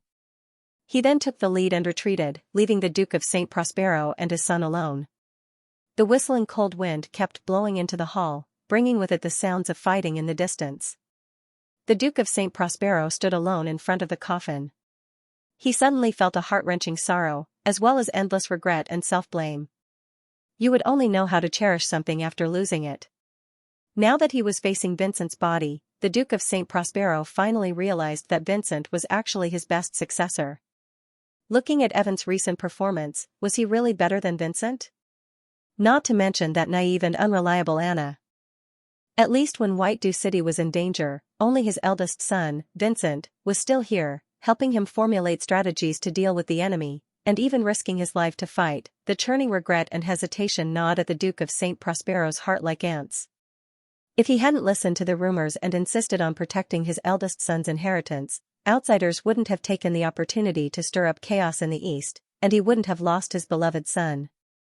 In his grief, the Duke of St. Prospero couldn't help but tear up. In his blurred vision, the Duke of St. Prospero seemed to have noticed that his son's body moved. He thought that he was hallucinating because of his grief, but in the next second, a sharp pain came from his chest. The Duke of St. Prospero's eyes widened. He saw his son, who was supposed to be dead, staring at him. In his hand was a jet-black dagger. The dagger pierced through the crystal coffin and into the Duke of St. Prospero's chest. In the cold wind, Lady Phelan tightened her collar, but she still couldn't stop the cold air from drilling into her neck. What made her even colder was the cold gazes of the surrounding Pegasus Legion soldiers. Just now, the Duke of St. Prospero hurriedly walked past her. Although he didn't say anything, his indifferent attitude was enough to make Lady Phelan tremble in fear. If the Hall family still had a chance to turn over a new leaf in the past, now that Marquis Vincent had died here, this chance had become extremely slim. What was worse was that with the death of Marquis Vincent, even if the Duke of St. Prospero forgave the Hall family, the future of the Hall family in the eastern region was doomed to be bleak. That was because the Hall family's biggest backer was gone. What they were about to face was endless suspicion and suppression. Therefore, in the current situation, the only way out for the Hall family seemed to be to seek refuge in the northern frontier. Even if they had to bear the name of a traitor, it was still better than continuing to stay in the eastern region. But the problem was, how to escape to the northern frontier. Lady Phelan knew that the Blood Cavalry had already killed their way into the White Dew City. Now, she only hoped that the legendary invincible Northern Frontier Army could smoothly bring their family out of here. Lady Phelan, in a trance, Lady Phelan seemed to hear someone calling her. But when she looked around, she couldn't find that person. Just when she thought she was hallucinating, that hoarse monotonous voice sounded again.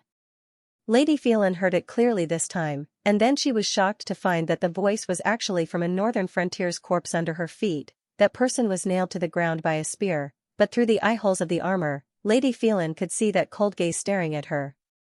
Her throat couldn't help but roll, but she resisted the fear and didn't make a sound. Looking around, Lady Phelan took advantage of the fact that no one was paying attention and quietly approached the corpse. Later, when the chaos starts, you will lead the Hall clan members and flee in the direction of the southern gate. That person's voice was rough and cold, as if it came from hell, but it gave Lady Phelan a glimmer of hope. She couldn't help but whisper, "What chaos? Is the Blood Cavalry coming?" However, her question was not answered. Madame Phelan could not help but ask again, but there was still no response. It was as if the person could not hold on any longer and died after saying that. Lady Phelan looked around and saw that no one was paying attention to her. She squatted down and moved closer to the corpse, knocking on his helmet. Dong dong, there was no movement. Dong dong, stop knocking. Lady Phelan was startled. She turned around and realized that it was Knight Muffet who spoke behind her. Lord Muffet. Lady Phelan stood up. She felt a little guilty, but she didn't dare to look into Knight Muffet's eyes. The Knight of Muffet did not hear the previous conversation. He only saw Lady Phelan knocking on the armor of a corpse. What are you doing? I'm just curious about who this person is. How many people from the northern frontier do you know? The Knight of Muffet said casually, but out of curiosity, he also squatted down and took off the helmet of the corpse. Why does this person look so familiar? The Knight of Muffet looked at the middle-aged man's face and rubbed his chin. Immediately, his eyes froze, because he recognized the identity of the corpse, but when the Knight of Muffet was about to call for help, the Duke of St. Prospero's scream suddenly came from the hall. At this moment, the Knight of Muffet was shocked to find that the corpse in front of him suddenly opened his eyes. A terrifying aura instantly shrouded the Knight of Muffet. In a trance, the Knight of Muffet felt like he was looking at a dragon from ancient times. The strong pressure made it impossible for him to breathe, let alone scream. Fortunately, the resurrected person from the northern frontier did not care about the Knight of Muffet at all. He jumped up from the ground, pulled out the long spear that pierced through his body, and then rushed into the hall like an arrow. After the man left, the Knight of Muffet sat down on the ground in relief and gasped for breath. At the same time, he shouted, "Quick! Go save the Duke! The man just now is a level 6 warrior from the northern frontier, Lucien." Lucien? One must know that in this world where there were only a few saints, level 6 represented the peak of a person's strength. Therefore, Lucien's name was widely known even in the eastern region. At this time, when the Knight of Muffet called out the identity of the man, the guards of the House of St. Prospero immediately rushed into the hall like crazy, trying to protect their master. But at this time, the northern frontier assassins who were supposed to be dead suddenly jumped up from the ground one by one. Caught off guard, a large number of the soldiers of the eastern region were injured or killed. Shrill screams filled the entire manor of the Hall family. Seeing this, Lady Phelan finally understood what the chaos that man mentioned before was.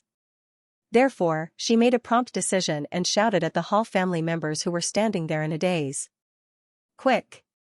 Follow me, let's rush out together." After saying that, she took the lead and rushed out. Seeing this, the rest of the Hall family members also came to their senses and all of them followed like a swarm of bees. Seeing this, the Knight of Muffet was angry and anxious, But he had no time to care about these Hall family members, because the safety of the Duke of St. Prospero was obviously more important. Therefore, he pulled a soldier and ordered, "Immediately go and contact the nearby Pegasus Legion and have them intercept the Hall family members who are escaping. Do not let them escape White Dew City." "Yes." Then, Knight Muffet unsheathed his sword and bellowed, "Brothers! Kill these northern frontier people. Save the Duke. Kill." In the hall, the crystal coffin was already broken into pieces. Marquis Vincent's entire chest was caved in by the furious Duke of St. Prospero, and a large amount of blood gushed out from his mouth like spring water. Even so, he was still alive. Furthermore, there was a creepy smile on his face as he stared straight at his father. His eyes were filled with undisguised hatred and pleasure. Unfilial son. The Duke of St. Prospero clenched his fists and was about to smash down again. But at this moment, he suddenly felt a strong sense of danger coming from behind. Turning his head, the Duke of St. Prospero saw a figure rushing towards him at an astonishing speed. Lucien? Since the Knight of Muffet had taken off his helmet, the Duke of St. Prospero recognized Lucien at a glance. Although the two were not familiar with each other, the Duke of St. Prospero knew that this was a difficult opponent. He did not dare to be careless and immediately used all his strength.